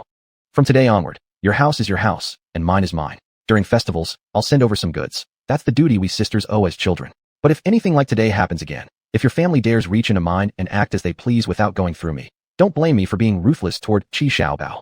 You, don't ask me if I dare. You know I do." Having delivered her threat, Chi Ci turned and walked away. All along the path, villagers from Day who encountered her looked on with fear in their eyes. She didn't care. Chi Ci knew they were only afraid now, but when monsters appeared in the fields again, they'd still come running to beg for her help. Letting the villagers fear her was one of her goals. If one day the world changed once more, and she had to use this village as her base, at least the villagers would already be accustomed to obeying Chi Ci. Chapter 59, Wang Daniu is in trouble. When she returned home, Chi Chu wasn't there, nor was Lele. They must have gone out. At the door, Chi Ci noticed quite a few footprints, none too large, likely belonging to women. They were probably from the village aunties who had seen her acting strangely and quickly came looking for Chi Chu, hoping she could talk some sense into herself. Of course, Chi Chu had long since followed Chi Ci's instructions. As soon as Chi Ci left that morning, she immediately took Lele and went out too, avoiding being found. After quickly tidying up the house, Chi Ci didn't leave. She needed to stay alert in case someone came seeking revenge for Lu Daong. Unfortunately, perhaps because her response had been too fierce, by the time night fell, Chi Chu, utterly exhausted, dragged Lele back home without anyone showing up even once. The next morning, however, Pai Lao arrived. As soon as he walked in, he grinned and said, "Heard you pulled off something big yesterday?" Then added, "I went to town yesterday. Oh, this is for you." Pai Lao pulled out a folded piece of paper from his chest pocket. Someone delivered it to me, asking me to pass it along. A man in his 40s, seemed very composed. "Jiu Lidong?" Chi Ci took the note. It hadn't been opened. On it was written an address, followed by one line. "Wang Daniu is in trouble. Come to my village to discuss rescue plans." Wang Daniu is in trouble? How did Jiu Lidong even know about this? Chi Ci frowned. Seeing this, Pai Lao asked, "Something wrong?" "I've got a friend I know from Jiangxin town who might be in some kind of trouble." Chi Ci replied vaguely. She glanced around the house. "Fifth uncle, I may need to be away for a few days, maybe longer. My sister will need you and Fifth aunt to look after her.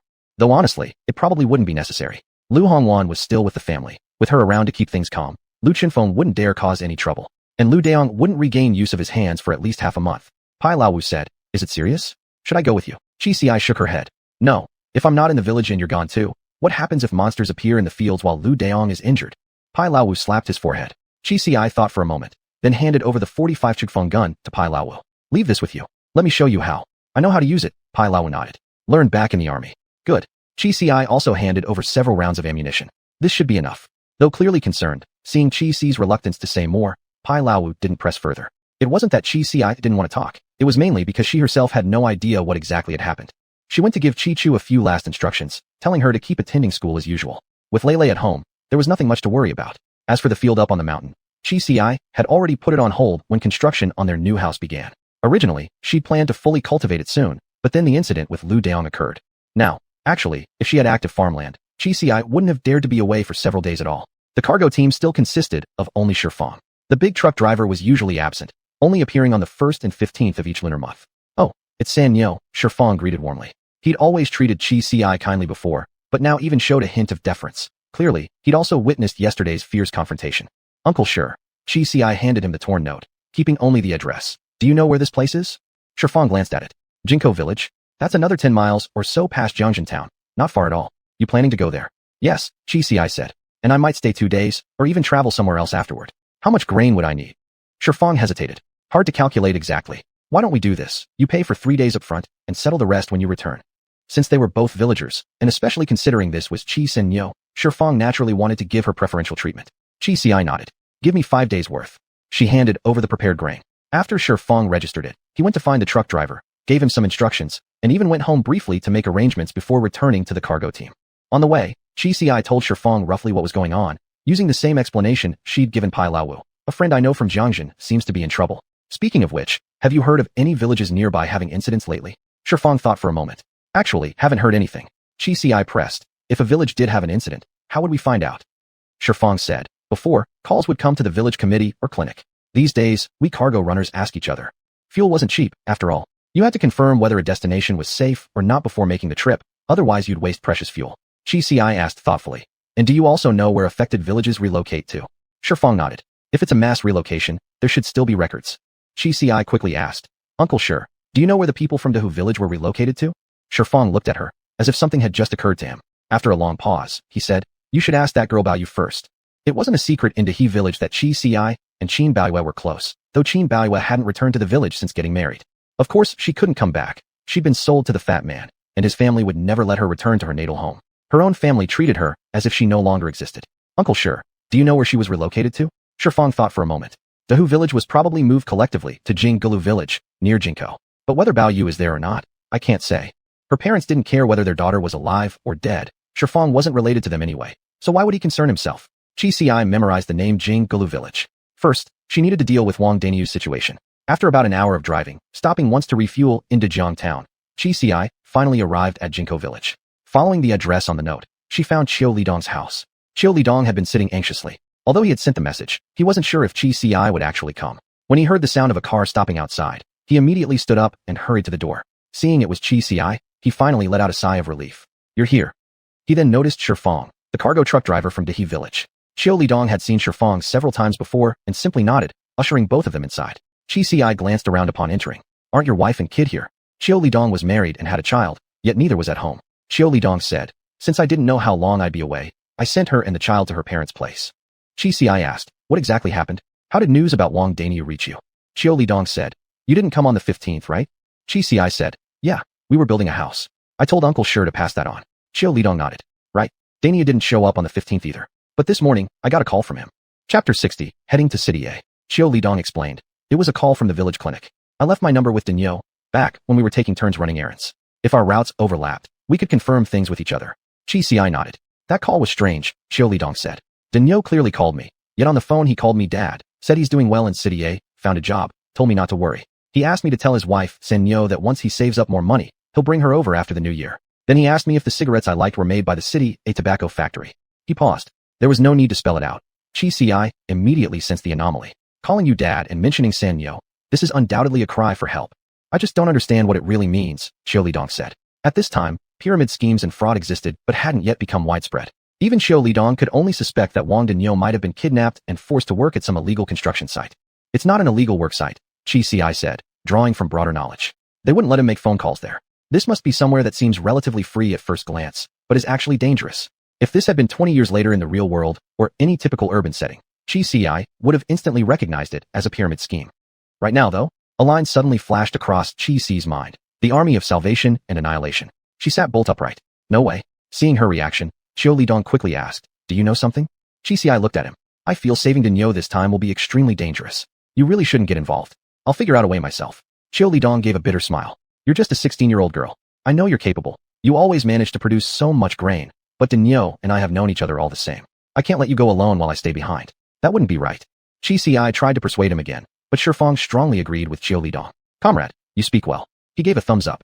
Chi couldn't help but laugh bitterly. Uncle sure, even if Uncle Qiu chooses not to go, you still have to take me to City A. I don't have an introduction letter or a household register. I can't buy a train ticket. I'll have to take a bus. Qiu Lidong said, I'm going too. Leaving just the two of you. If anything happens, it'd be awkward. Shifang added, exactly. Two people like us couldn't even stay overnight in villages along the way. People would suspect they were eloping. But if they brought Qiu Lidong along, presenting themselves as two brothers doing business with their niece, it would seem far more credible. Qiu Lidong was 42. Having a daughter Chi's age was perfectly normal. Chi stopped arguing and said instead, once we reach City A, we'll first assess the situation. Then she added, since we're pretending to be brothers traveling with a niece, we need to fabricate proper identities. Qiu Lidong said, since Denyo called me dad, I'll take the surname Wang Dajuan. Comrade Sure here can be Wang Dafang. And forget niece, why not pretend she's Denyo's wife? Before Chi could respond, a voice rang in her mind. No, Chi froze. Huh? What do you have to say about this? Luanji's voice was slow but firm. Cannot allow Xiao Ci to pose as Wang Denyo's wife. Chi asked, why not? Because a father-in-law traveling with his daughter-in-law is simply too suspicious. Either the daughter-in-law goes with her mother-in-law, or she stays home. If the father-in-law brings back the son himself, that's acceptable. If you use this setup, even if nothing inappropriate happens, people will gossip. You'll be remembered. When rescuing someone, the most important thing is to appear utterly ordinary, unremarkable. You want others to find nothing concrete, even if they investigate. Strangely enough, it made perfect sense. Besides, Chi didn't particularly want to be called Wang Denyo's wife. Back in the village, rumors could spread fast. Even if everyone knew it was just a cover story, repeated often enough, people might start believing it was true. Let's stick with niece, Chi said. When we get to City A, I'll say I'm Denyo Ji's younger sister who came to the city to see things for herself. But this is only for emergencies. Once we arrive, everything follows my lead. Qiu Lidong widened his eyes, about to protest, when Shifang shook his head. Listen to Sanyo. She's truly extraordinary. Fine. And so it was decided. Chi would be called Wang Sanyo. Qiu Lidong said, I'll go to the village committee shortly to get an introduction letter. Without one, they wouldn't be allowed to stay overnight in any village along the route. Chi was curious. Can they actually issue one like this? Qiu Lidong replied, with enough grain, anything is possible. Soon, he returned. The introduction letter had no names written yet. After Qiu Lidong filled them in, their temporary familial bond was officially established. Once we leave the village, I'll have to call you Dad, Chi said smoothly. After all, she'd had to call that dog Chi Tian Dad too. Qiu Lidong was far more decent than Chi Tian ever was. Let's go. The journey wasn't particularly rough. Shifang really knew the route well, and he managed to drive them into towns whenever possible, refueling, and even staying overnight in small local inns. Along the way, the two men truly began to grasp just how much grain Chi must be carrying. Chi brushed it off by saying she always carried grain coupons, so exchanging for supplies in town was no problem. That was enough to satisfy their curiosity. About 3 days later, they finally arrived in City A. By train, it would have taken only one night, roughly 18 hours, from Dajiang town to City A. But by car, it took 3 days. In those days, there were no asphalt highways. Even having a national highway was considered lucky. Shifang didn't dare drive too fast, fearing mechanical failure. If the car broke down, the three of them would be completely stranded. So they maintained a cautious pace, stopping at every town to inspect the vehicle and refill fuel. Entry checks into City A were stricter compared to the smaller towns, but from Chi's perspective, they merely involved a more thorough verification of their introduction letter. Qiu Lidong had already prepared for this. Since the village committee had dared issue a blank letter, they naturally knew how to cover themselves. Even if someone called back to verify, the answers would match what was written on the letter. So entering City A turned out to be much easier than expected. City A. After escaping from Dehi village, Chi had first landed here. It was an inland city, considered quite large compared to Dajiang town, yet noticeably behind coastal open cities like City S. This version of City A appeared even less vibrant than the one Chi remembered from her past. Buildings and roads showed signs of disrepair. If described by color, it would be gray. Still, the government had made considerable efforts to keep such a large city functioning steadily. With two grown men, especially ones who looked seasoned and shrewd, accompanying her, no one dared approach or trouble them. Registering at a hotel posed no difficulties. They ended up booking 2 rooms. After Qiu Lidong settled his luggage, he pushed open Chi's door and found the young girl sitting quietly on the bed, calmly cleaning her gun. Chapter 61. The times have changed, but people haven't realized it yet. For a moment, Chiu Lidong almost wanted to shut the door and pretend he had never come in at all. Unfortunately, Chi Ci had already looked up and seen him. Uncle Chiu, have a seat. Last night, after much deliberation, Chi Ci had exchanged points for weapons for both Chiu Lidong and Shifeng. She didn't dare give them guns. Without professional training, using one might hurt themselves as easily as others. In the end, she spent 100 points on 2 pairs of brass knuckles. They fit over the fingers, and by pressing a mechanism in the palm, hidden spikes could spring out from the knuckles, relatively suitable for the two of them. Chiu Lidong tried on the brass knuckles and curiously asked, "Did you prepare these in advance?" Chi Ci shook her head and delivered her well-rehearsed lie. "I got them last night." Then she added, "We'll split up later. You, Uncle Chiu, go contact the person via the phone number. Uncle Sure will stay at the inn. There's a phone here. We can only relay information through you if anything comes up. As for me, I'm heading to the tobacco factory." Since Wang Daniu had specifically mentioned the tobacco factory during their call, there had to be a reason. At the same time, Chi Ci had also asked Luan Ji to set up surveillance. After his upgrade, the monitoring range now extended to 50 kilometers. From Dengekun, he could barely cover Dajiangsan. While it couldn't encompass the entire city A, it was sufficient when critical moments arose. Leaving the inn, Chi Ci found a secluded corner, pulled out her bicycle, and rode off. She didn't need to ask for directions to the tobacco factory. Luan Ji had already prepared everything. When she booked the inn last night, she'd deliberately chosen a location just a few streets away from the factory. But when she arrived, Chi Ci immediately sensed something was off. No, or rather, this situation made perfect sense. The tobacco factory had long been abandoned. Under this system, limited resources were naturally prioritized toward producing more essential goods. Both tobacco and alcohol now circulated mostly among private individuals. Anyone who grew them could trade them elsewhere. The original tobacco factory remained only in structure. Its machinery had long been removed and dismantled. Now it had been converted into a training center for migrant workers. The signboard was fresh, looking like it had just been installed recently. Chi Ci parked her bike and, upon entering the courtyard, saw many young people in their 20s grouped together in clusters of 3 or 5. She listened closely, catching snippets about daily paid work tomorrow, the next job opportunity, and such. Chi Ci understood. This must be what passed for a labor market. When society needed temporary workers, they came here to find them. Meanwhile, the government could gather idle youth under the pretense of providing vocational skills training. On the surface, everything seemed orderly and legitimate. Chi Ci first walked over to the bulletin board. There weren't many postings. City A had always been an inland city, not much of a trade hub even in normal times. Urban development relied solely on domestic consumption driven by population size, resulting in low wages and high housing prices. Even in ordinary times, there hadn't been many job opportunities in City A. Now, there were practically none. Most listings were for bricklaying laborers, a few restaurants seeking waitstaff or noodle chefs, and some asking for housekeepers or caregivers. It seemed that no matter the era, there would always be wealthy people who could afford servants. Yet far more numerous were those who couldn't even secure such basic jobs, the unemployed masses. Undoubtedly, this constituted a major social instability factor. The reason chaos hadn't erupted yet was simple. These people understood one thing clearly. This was a natural disaster period. If they ruined City A, they'd truly be finished themselves. Everything in City A depended entirely on supply from surrounding rural areas. This wasn't the old days where only grain was handed over. It meant everything, absolutely everything, now came from the countryside. In return, City A provided rural regions with stable energy maintenance. It was, in fact, a fragile equilibrium. The reason rural folks hadn't realized this shift yet was twofold. First, deep-rooted habits spanning centuries. Centuries not just since modern society began, but stretching back through millennia of feudal dynasties, where farming fed families, surplus grain was paid as tax, and life remained stable. To expect such ingrained thinking to change within just 4 years of disaster was unrealistic. Second, the government's presence maintained stability. This stability gave both rural and urban residents the impression that although disasters had occurred, only farming methods had changed, and lives had merely become more constrained. But inland cities in the 1980s had always lived tightly. Before the disaster, people needed various ration coupons to buy things. Afterward, they still needed food coupons and fixed quotas. The actual change wasn't that dramatic. So the true, fundamental changes brought by the disaster? Most ordinary people simply hadn't realized them yet. Chi Ci wasn't smarter than others. She just had broader experience and greater insight. 3,000 worlds. What hasn't happened? What hasn't been seen? This delicate balance wouldn't last long. In another year or two, maybe 3 or 4, it would all collapse. Leaving aside everything else, these idle young people wandering around without jobs, not going on violent rampages or mass looting. There was no way they'd figured out by themselves that City A couldn't fall into chaos. Most likely, someone had told them. Then the message spread from mouth to mouth, until everyone knew. They couldn't afford to cause trouble. Was it the Apocalypse Redemption Army, the Greenwoods, or some other organization? These underground groups would eventually step onto the stage. That much was certain. This wasn't even a prediction anymore. Chi Ci silently sighed and glanced around at the people nearby. Some had dull, hollow stares. Those weren't worth her attention. Others, though dressed just as poorly, had eyes that sparkled with light, faces lit up by hope for tomorrow. These were the ones Chi Ci was looking for. Big brother. She walked over and called out to one man. I need to ask about someone.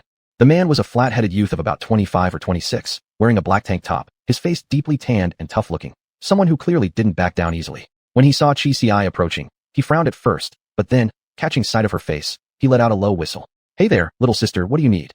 Do you usually come here looking for work, big brother? What's wrong? Want a job? With a pretty face like yours, there are plenty of good opportunities waiting, huh? Immediately, a group of young men nearby burst into laughter. If this wasn't the city, I'd have your head rolling the moment we stepped outside. Chi Si inwardly sneered, but kept her expression calm as she continued. I'm trying to find someone. Who are you looking for?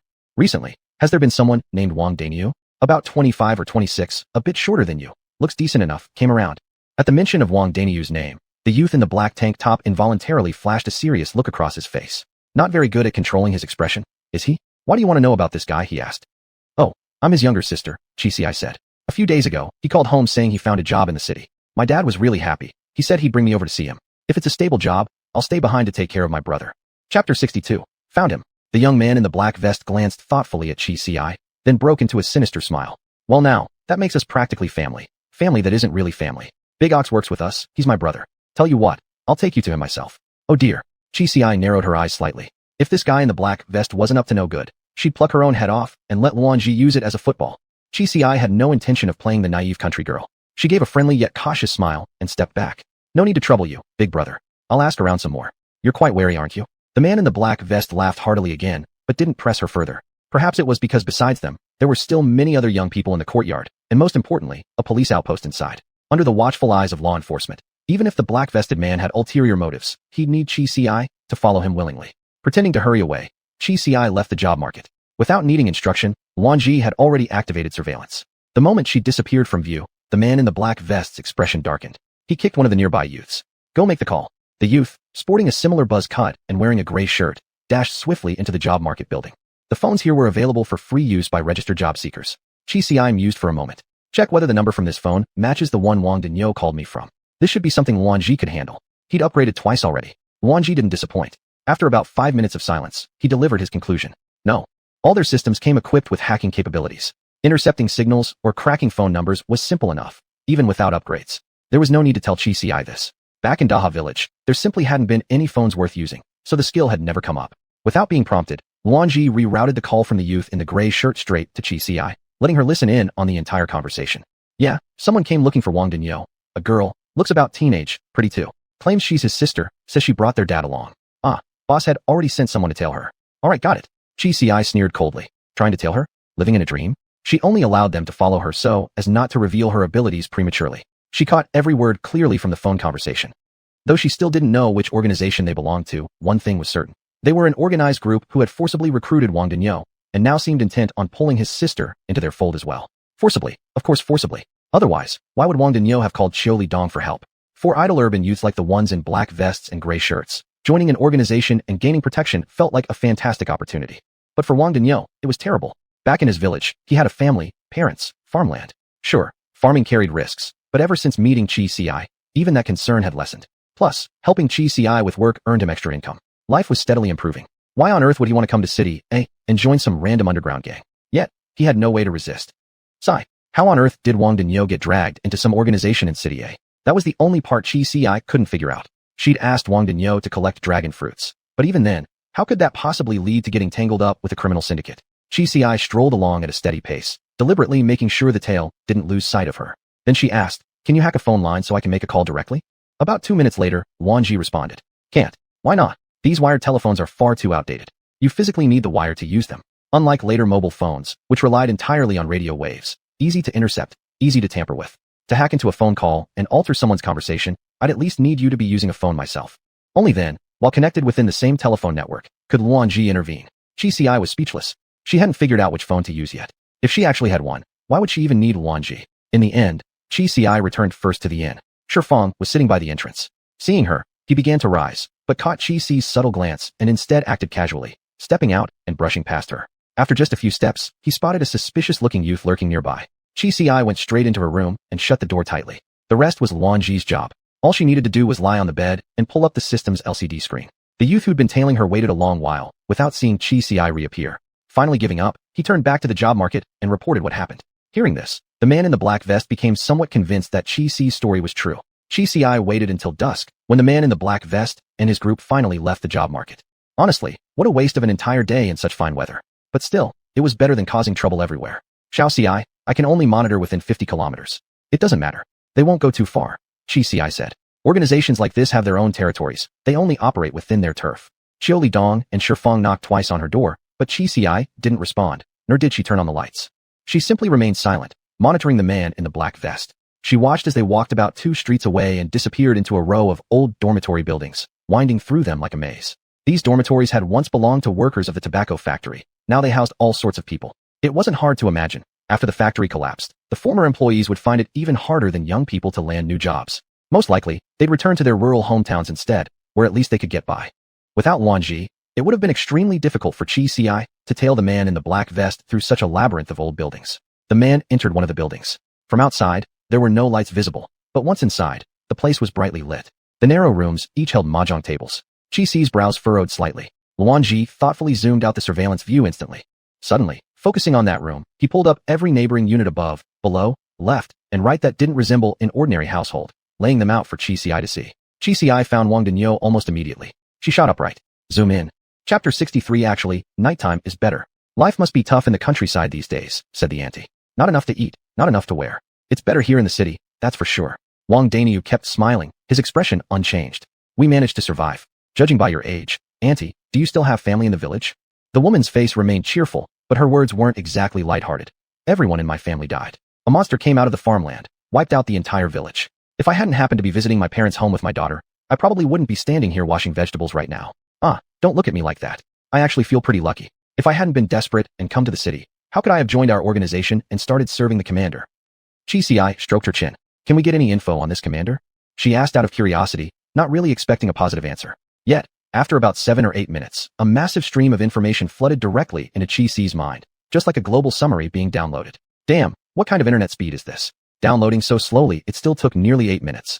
Qi Ci took some time to process the data, all while keeping an eye on Wang Denyu. This organization, whom Qi Ci had originally suspected it might be part of World's End Redemption Army, but it turned out to be even less significant than that. More accurately, it was a minor peripheral group of the World's End Redemption Army. There were several such groups. Only their leader, the one called the Commander, and 1 or 2 high-ranking members actually belonged to the main redemption force.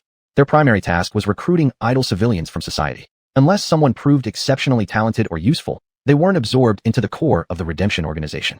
Instead, they remained in these outer factions, doing odd jobs or serving as enforcers. Qi Ci understood the logic behind this strategy. Once the existing world order underwent drastic changes, these recruited individuals would instantly form the basic troops of the World's End Redemption Army. In addition, there was remarkably detailed intelligence about the World's End Redemption Army itself. But this didn't seem like information obtained from the Dragon Fruit. Lu Ji quickly clarified her confusion. It's intelligence gathered by Natasha and her team. They're in City A. Qi Ci already knew last time that Natasha and others were collecting intelligence on the mutated world, but hadn't the main brain said they were away? No, but the main force of the World's End Redemption Army isn't in City A either. Qi Ci skimmed through the information on the World's End Redemption Army, skipping the finer details and focusing only on their recruitment criteria. By their standards, Wang Denyu wasn't even qualified for membership. So why were they so determined to keep him? Whatever their motive, since Wang Denyu had sought help, clearly he didn't want to stay. Qi Ci had already arrived. She might as well rescue him and take him back. Qi Ci stood up and tapped the adjacent wall, 3 short knocks, 1 long. Soon after, Qiu Lidong and Shifeng entered the room. You're back. Qi Ci couldn't say she'd been there the whole time, so she simply nodded and shared what she'd learned. I followed them. Denyu is currently in the old staff residential building of the tobacco factory. He's under supervision. 2 men and 3 women are watching him. We definitely need to rescue him. But how? What do you two think? Qiu Lidong thought for a moment. Would calling the police work? Qi Ci said, that's one option. I doubt it'd help much, Shifeng said. At best, the police might file a case. But who knows when they'll investigate or take action? These organizations haven't been operating in City A for just a day or 2. The police may not be unaware. They might want to act, but have various reasons preventing swift moves. But how long can we stay in City A? Qiu Lidong glanced at Qi Ci. He has a point. If we don't rescue Denyu soon, given enough time, he might end up integrating into this organization. Qi Ci said, if we're not going to involve the police, then it has to be a private rescue. Which of you two is more familiar with the transportation industry in City A? Shifeng replied. I've been here a few times, know some things. If needed, I can find out more. What do you need? I need a pickup truck. Any will do, preferably one similar to yours. Can we rent one? Shifeng considered. Yes. The pickup from Great River Village was the most common model, one that 90% of pickups on the market looked like. Qi Ci nodded. Tomorrow morning, Uncle Sure, go rent us a pickup truck. Uncle Chio, can you drive? I can. Good. Then you'll drive it. In the morning, we make our move. You and I will rescue Denyu. Uncle Sure, Wait for us outside the checkpoint where we entered City A. How long does the inspection usually take? They check people coming in, but not those leaving, Sharpens said. To exit City A, we'll need to go through the northeast gate. Tomorrow morning, we'll go check the route first. Once we grab Wang Daniu, we jump straight into the truck and head for the northeast exit. At the northeast gate, we switch vehicles and leave immediately. Sharpens asked. What about the rented truck? You arrange it with the rental person, set a place to pick up the keys. A few grains of food at a market shop is enough. They can leave the keys there along with the vehicle's location, Chi said. Figure out how much grain we'll need. As long as they offered enough, even getting the driver to run an errand wouldn't be a problem. Chi's plan was built around a lightning strike. Everything had to be fast, get Wang Daniu out before the organization could react. If Wang Daniu was smart enough not to leave behind any real personal information, it would be nearly impossible for those black-vested men to track him down. Besides, someone like Wang Daniu probably wasn't worth World's End Redemption Army's direct attention. Most likely, if he escaped, they'd just let it go. The simpler and rougher the plan, the higher the chance of success. That was all about margin for error. Chi only asked Sharpens to make sure the Great River Village pickup was in perfect working condition and guaranteed to start. As for the escape vehicle, if it broke down, she could always pull out a bicycle from her inventory. As long as Qiu Lidong got Wang Daniu away, Chi could get herself out somehow. The three of them ran through the plan once more, then went to rest. Back in his room, Qiu Lidong tossed and turned. Unable to sleep, he quietly asked Sharpens. She only explained how to run away. But how exactly are we going to rescue him? Sharpens wasn't sleepy either. I don't know, but when San Nyo says she'll do something, it usually works out. It wasn't just her strength. Her Jing alone left deep impressions on everyone in Great River Village. When she said she'd take Chi Chu away from the Chi family compound, no one believed her. Yet in just a few months, she'd built her own courtyard from scratch. That kind of determination and efficiency had long since earned their full trust. Chi was reliable. She'd find a way. Qiu Lidong wasn't from Great River Village, so he didn't share Sharpens' level of faith. But after several encounters with Chi, he had to admit, the girl really did have some skills. Anyway, Qiu Lidong had no other options. He might as well trust her this once. Chi's idea was simple. How to rescue. Climb through the window. Old-style corridor buildings like that were extremely easy to climb. Once she located Wang Daniu's room, she'd rush up, cut through the glass, and extract him right through the window. Truthfully, doing it at night would be best. Chapter 64. He just want to buy a dragon fruit? But neither Sharpens nor Qiu Lidong was familiar enough with the roads in City A. During the day, they might still manage to drive away, but at night, they'd likely be trapped like fish in a barrel by black vests men who were locals. Better yet, why not leave early in the morning or even in the dead of night? Escape before anyone else woke up. Chi had also exchanged for a tranquilizer gun. Though her previous blowpipe dart with sedative was still usable, Wang Daniu was inside the room too, and she couldn't afford to knock him out. Given Chi's build, there was no way she could carry Wang Daniu around. She hadn't taken any super strength pills or anything. The tranquilizer gun cost only 50 points. The effect wasn't instant. It took some time to work. Early the next morning, Chi led Qiu Lidong out first. She had deliberately bought face masks so no one would get a good look at her face. When they arrived beneath the tobacco factory, dawn was just breaking. Chi told Qiu Lidong to keep an eye on Sharpens. As soon as the vehicle arrived, Chi pulled out her grappling hook and lightly leapt up to the 4th floor. Wang Daniu and 3 other young men were sleeping in the same room, on the 4th floor, to prevent them from escaping. The old-style window had a simple latch in the middle serving as a lock. Chi used her Western region saber to slice through it quietly, slipped inside, and immediately fired the tranquilizer gun 3 times at the other 3 youths. Then she shook Wang Daniu gently. Daniu. Wang Daniu was groggy from sleep. It took several shakes before he finally opened his eyes. What time, huh? Shoo. Chi whispered. Come with me. Daniu stared blankly for a few seconds, then abruptly snapped into awareness. He quickly put on his shoes. How did you? No questions now. We'll talk after we get away. Chi went to the window and pointed at the chain dangling below. Grab this tightly. Daniu crouched by the windowsill, hands trembling slightly. This was the 4th floor. Chi didn't have time to comfort him. She braced her feet against the wall and began lowering the chain. Thankfully, Daniu held on for dear life, eyes squeezed shut. When his feet touched the ground, his face was pale and his legs wobbled. Chi retrieved the grappling hook and gave him a shove. Get in the car, quick. The two hurried into the vehicle. The license plate was already covered, just as Chi had instructed. Go.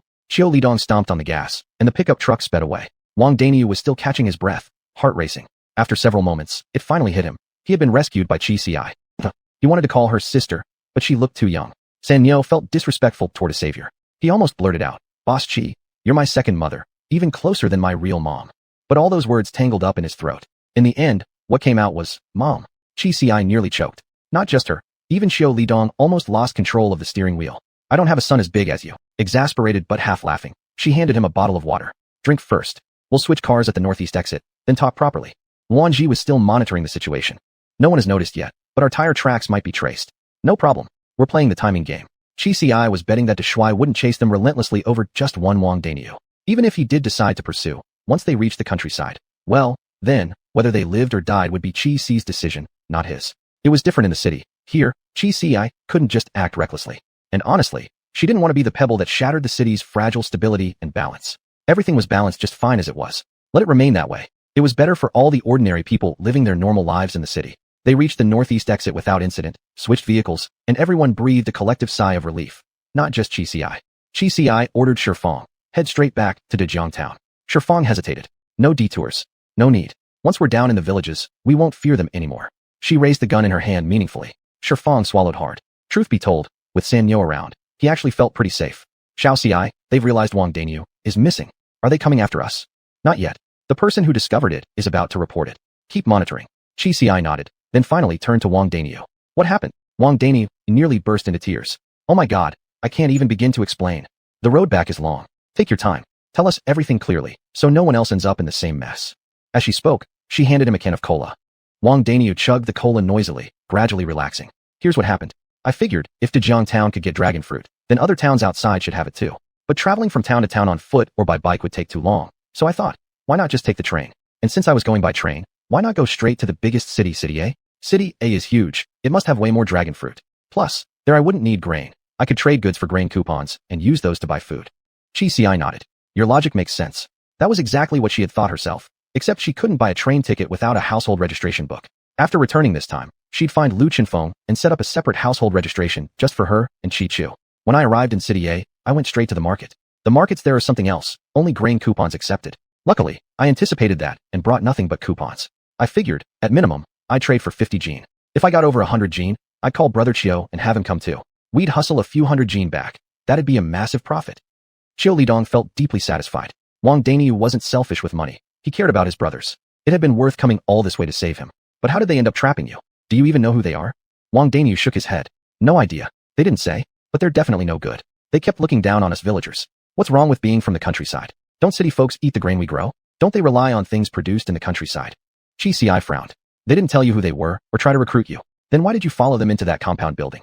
Well, Wang Danyu said. An auntie told me she had plenty of dragon fruit at her place and invited me to come get some. She looked like she had trouble walking, so I followed. Then a man showed up, asked where I was from. Obviously, I wasn't going to tell him the truth. I'm not stupid. So I made something up. He asked if life was tough in the village, and I just played along. Then somehow, he said I should stay there. Said they wouldn't treat me badly.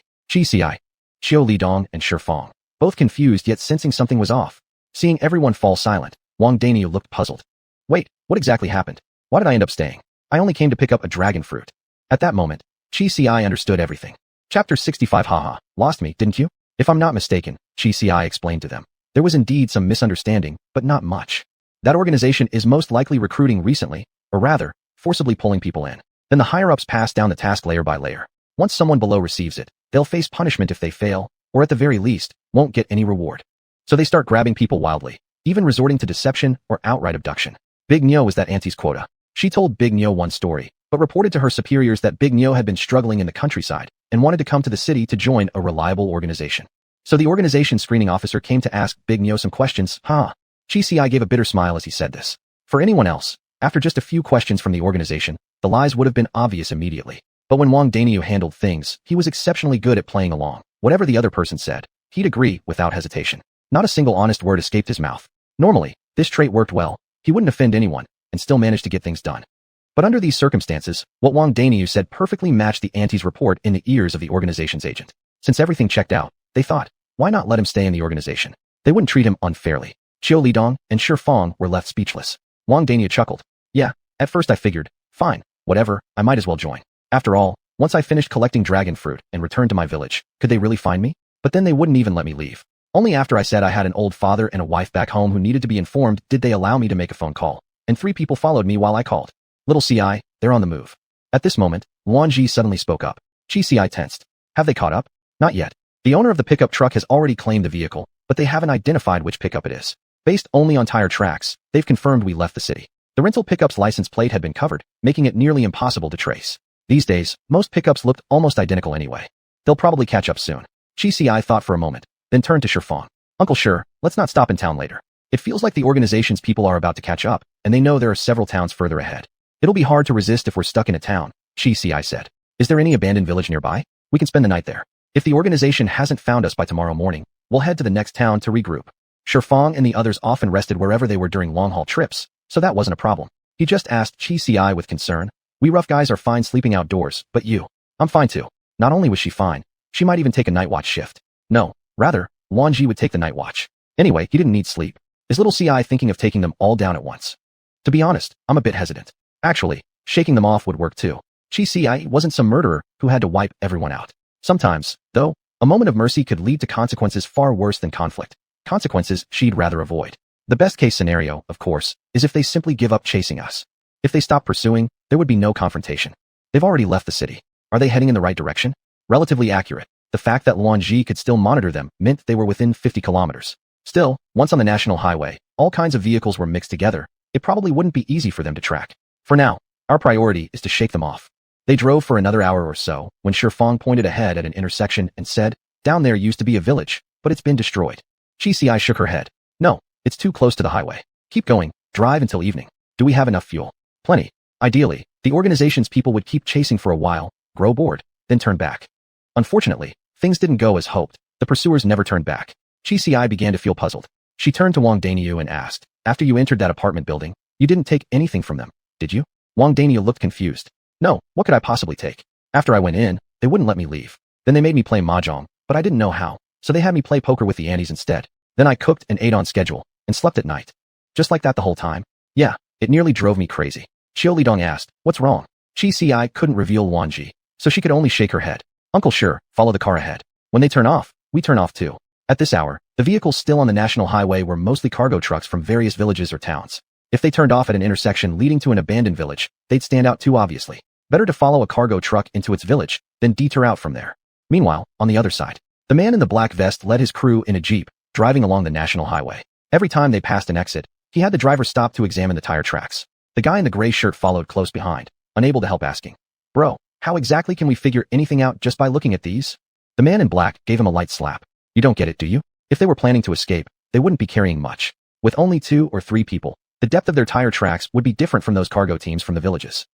Cargo teams came out only once every 15 days to save on fuel, carrying goods for the whole village. A single village usually had over 100 people, counting 5 gene of grain per person, that's hundreds of gene total. Add in the driver and helper, that's 2 more people. Their tires would be pressed far deeper than those of Wang Daniu's group. The man in gray immediately wore an expression of admiration. No wonder you're the boss. Keep searching, look only for shallow tracks. Boss, what if there are several sets of tracks? Check the depth. Tracks with varying depths? Ignore. All deep? Ignore. But if they're all shallow, that's the one we want. Little Ci, they've taken a wrong turn. After following a pickup truck off the highway and driving another half hour, Luan Ji reported back to Chi Ci. They exited at Biku village and drove into the village itself. Chi Ci let out a quiet breath of relief. Once the organization made one mistake in judgment, the chances of them finding them again dropped drastically. Shifang turned to her. It's already evening. Where should we stay? Should we keep looking for that abandoned village? Chi Ci thought for a moment. Let's just find a nearby village and spend the night here. The day after tomorrow, we'll get Big Nio and Uncle Chiu home first. Just drop us off at Dejiang town, Qiu Lidong said. We can rent a car ourselves to go home. Splitting up will be safer. Wang Daniu quickly chimed in. Yeah. Uncle Chiu and San Nio saved my life. Seriously, I'll never forget this kindness. This great favor. I, Wang Daniu, will repay it for the rest of my life. Chi Ci didn't expect repayment. She simply said, I was the one who sent you to collect dragon fruit, which is how you got into danger. Saving you is only right. We're even.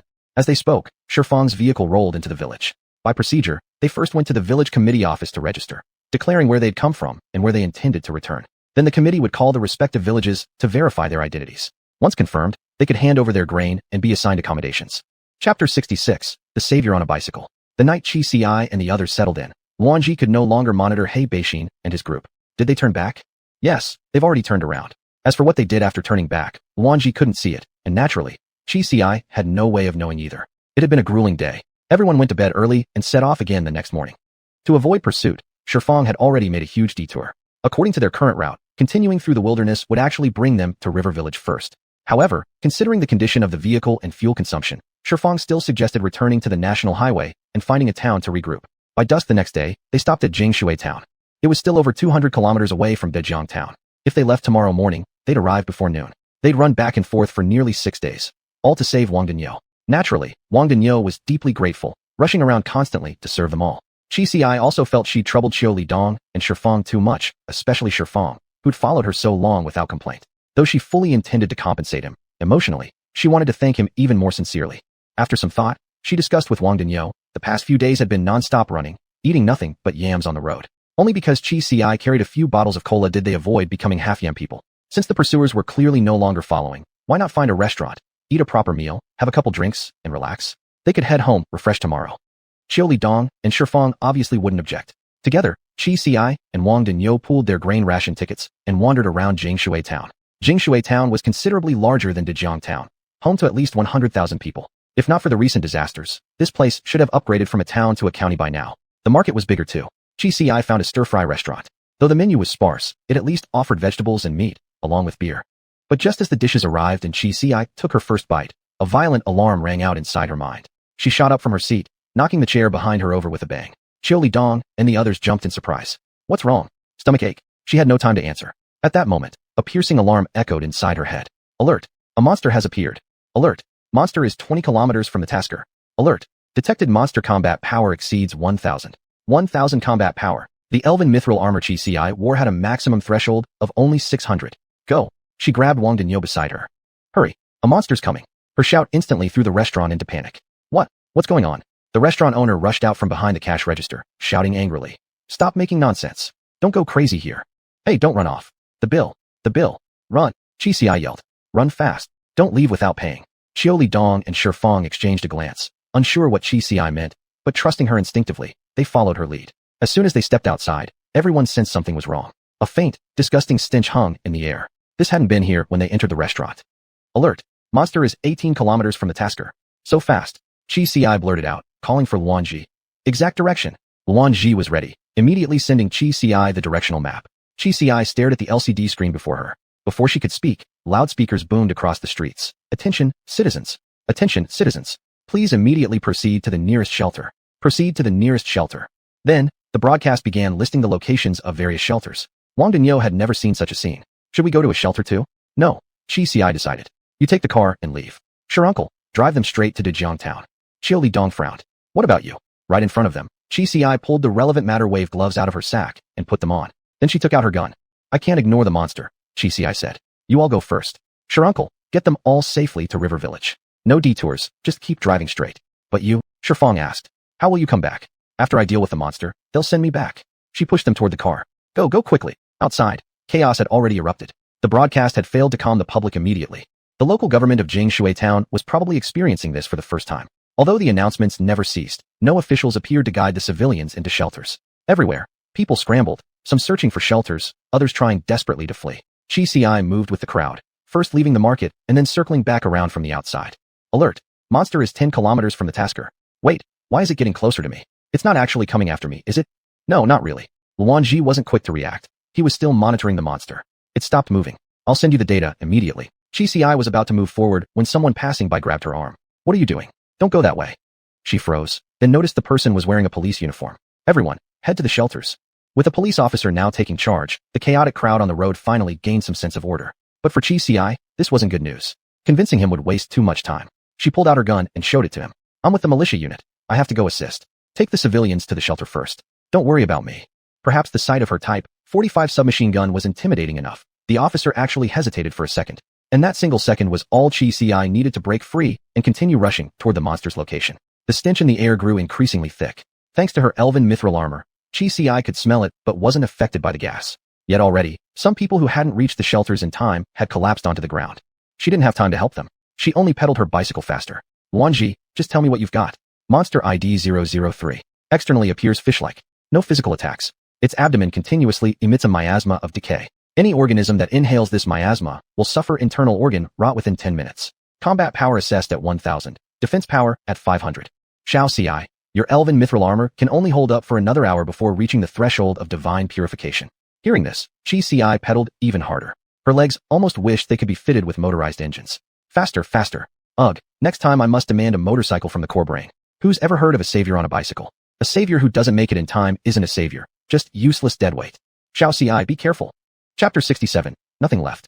Before Luan Ji could even warn her, Chi Ci had already leapt off the bicycle, not letting go of the handlebars until she rolled onto the ground. By the time she landed, the bike was already stowed inside her spatial bag. At the spot where Chi Ci had just stood, several fish spines jutted out from the ground. Chi Ci stared, a chill running down her spine. The fish spines were over 10 centimeters long, piercing up from beneath the earth. If she hadn't dodged in time, she would have been skewered clean through. So this is what you meant by no other physical attacks? She snapped. Luan Ji, clearly frantically refreshing his scanner, spoke in broken bursts. It's not. No, it's not evolution. It's absorption. It's absorbing every living thing nearby and turning them into new attack forms. Xiao Xi, destroy it fast, or the entire Wellwada town is finished. I don't need you to tell me that.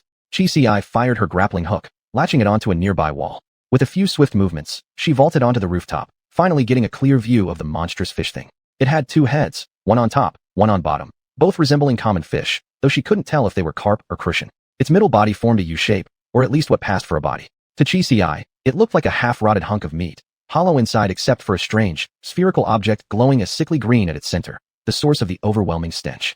She gauged the distance between herself and the rotting beast. A mile or two, maybe. The only reason she could see it so clearly was because of its colossal size and her elevated position atop the buildings. Fortunately, the creature hadn't noticed her yet, her advantage. If I use the coherent matter wave glove from here, can I hit it? Yes. Her glove had 10 charges total.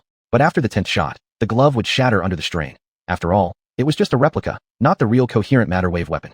Damage increased with each shot. 200 on the first, 400 on the second, 600 on the third. The stinking fish's defense was 500. That meant Qi Xi needed at least 3 hits, 4 to be safe. Just then, the public broadcast crackled again. Retreat. All police and military personnel retreat. Do not engage. Proceed immediately to shelters. All combat personnel, retreat now and enter shelters. Civilians who have not yet reached shelters, seek enclosed spaces nearby immediately. Qi Xi extended her right arm, palm aimed toward the foul beast. But just as she prepared to fire, Luan Ji suddenly stopped her. Wait, Xiao Xi. He had even dropped his usual habit of pausing briefly before speaking. Only for a moment, but still, it was gone. There's no core of 003 inside this fish-like limb.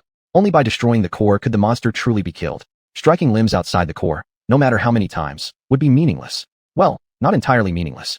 At least it might stop the stench from spreading further. You find the core, Qi Xi said. I'll try breaking that green sphere. Can I even break it? She asked, hesitant. Most of Wellwada Town's residents had already entered shelters under police guidance. Those left behind, if indoors, could survive longer by sealing windows and doors tight, stuffing gaps with wet blankets. But if she broke that green orb and triggered some catastrophic explosion, killing people who might otherwise survive, she couldn't allow that. Wait. System's still analyzing. I really think this system needs an upgrade. Okay, I know your next line. You're gonna say I should get more dragon fruits. Spare me. Just analyze faster. Luan Ji stayed silent. Qi Xi had spoken for both of them. What more was there to say? Analysis complete. The green sphere contains highly pressurized gas. Xiao Xi, you're right. If that sphere ruptures, the explosion of stench gas will affect not only Wellwada Town, but surrounding villages as well. The corrosive, stinking gas itself wasn't the main issue. Once the core of 003 was destroyed, the gas would dissipate instantly. But the damage from the explosion, that wouldn't vanish. An explosion was an explosion. There was no undoing it. Find the core, fast, Qi Xi said. What do I do? Preliminary detection places the core in the southeast. Xiao Xi, follow the map first. I'm initiating deep scan. Response may be delayed. Got it. Qi Xi glanced at the liquid crystal map in front of her, then began moving swiftly across rooftops toward the southeast. These buildings dated back to the 1980s, mostly low-rise, none higher than 6 stories, with narrow gaps between them. Perfect for her traversal. Xiao Xi, map updated. Core of 003 located. Qi Xi glanced at it, some distance away. Is it on the ground, or? Do-do-do-do. A loud noise suddenly came from the sky. Qi Xi instinctively looked up, and her eyes widened. It was a helicopter. Scan. Even as the word left her lips, Wan Ji had already sent the data. There are 4 people inside, wearing identical uniforms. At the same time, the image appeared on the liquid crystal display before Qi Xi. Not local armed police or military uniforms.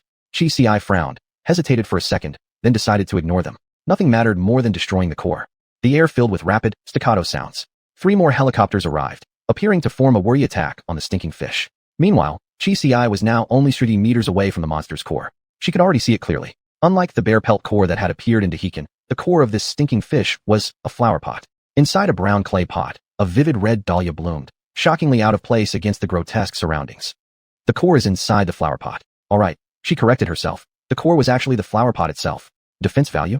Over 800. Qi Xi didn't hesitate any longer. She raised her hand. Energy waves began to ripple from her palm, when suddenly, something unexpected happened. Or rather, an explosion occurred. Qi Xi wasn't even sure what exactly had happened in that instant.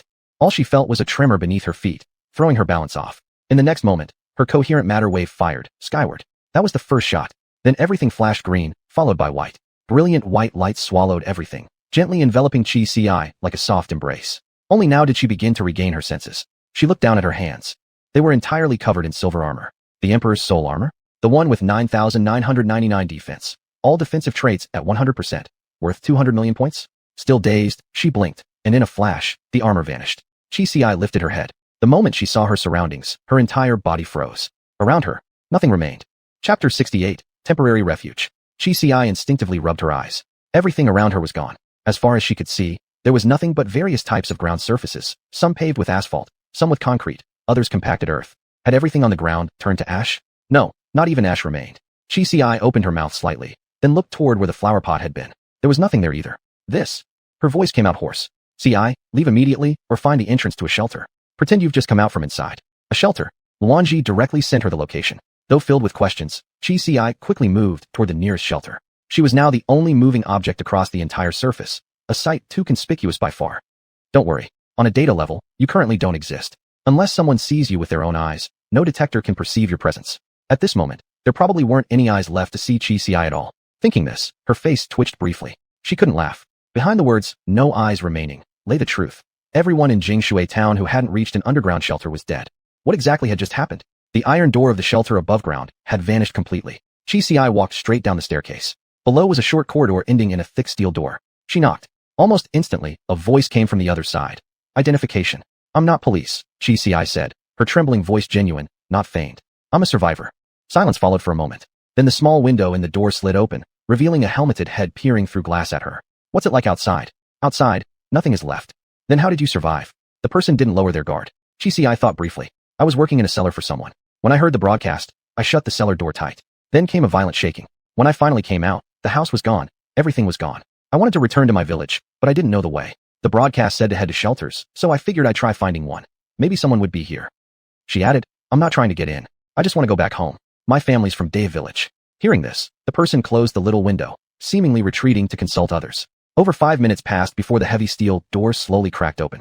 Hurry in. Inside wasn't the vast open space Chi had imagined, packed with people. Instead, there was a long corridor with numerous rooms on both sides, each room crowded with survivors. Noticing Chi's curious gaze, the buzzcut policeman who opened the door offered a brief explanation. This shelter used to be an underground prison. He didn't assign Chi to a room. Instead, he led her to what was clearly an office. As soon as they entered, the officer gave a salute. Captain, this woman is a survivor from outside. The captain looked haggard. He gestured to a nearby sofa. Please sit. He then asked Chi about her situation, and she repeated the story she'd already rehearsed. The captain sighed, turning to the buzzcut officer. Take a few people and check outside. Try contacting other shelters. He sighed again. No wonder all phone lines are dead. Telephone wires were all strung overhead on poles outside. With nothing left up there, communication was naturally cut off. Find an empty room and put this young girl somewhere for now, the captain told Chi. Once we've confirmed things, we'll arrange for everyone to return to their villages. Chi nodded. She actually needed a safe place to figure out exactly what had just occurred. True to its prison origins, the room's conditions were poor, crowded and stuffy. It carried every imaginable odor. Chi had no choice but to endure it. Under the gazes of others, she quietly walked to a corner chair and sat down. As soon as the buzzcut policeman left, people surrounded her. Did you really come from outside? What's it like out there? Chi weighed her words carefully. She couldn't reveal the truth yet. If she told these villagers that their homes and everything they knew had vanished, chaos would break out immediately. No, I'm from room 3 in the corridor. There was a man in there acting up, so the police scolded him and transferred me here. Since information didn't travel easily between rooms, no one could confirm whether Chi was telling the truth. A few older women cursed the unruly man and returned to their seats, waiting for the officers to lead them out. Feigning exhaustion, Chi closed her eyes. But her consciousness had already entered the system space. The moment she entered, before she could even speak, the monitor on the desk displayed the mainframe's mechanical interface. Buy one-time rental of Wu Huang's soul armor. 6,000 dragon fruits. Remember to return it. What the hell? Every word Chi had planned to say vanished from her mind instantly. 6,000 dragon fruits. Where was she supposed to get that many? The mainframe continued. Until you return it, no additional gacha draws will be added to your account. You can still use the ones you originally had. Then can I borrow the Wu Huang soul armor again later? You still want to borrow it? The AI voice of the mainframe sounded almost trembling. This time was a special case. If you hadn't used the Wu Huang soul armor, you'd have been completely gone. You should thank Luanji. He reacted fast enough to save you. Chi naturally expressed gratitude. Thanks. She patted Luanji on the shoulder. Taskers and the system existed in symbiosis. If she died, Luanji would be finished too. They could only part ways after completing their mission and returning to the system space. So in a way, Luanji had acted in self-interest. But still, he had saved Chi's life.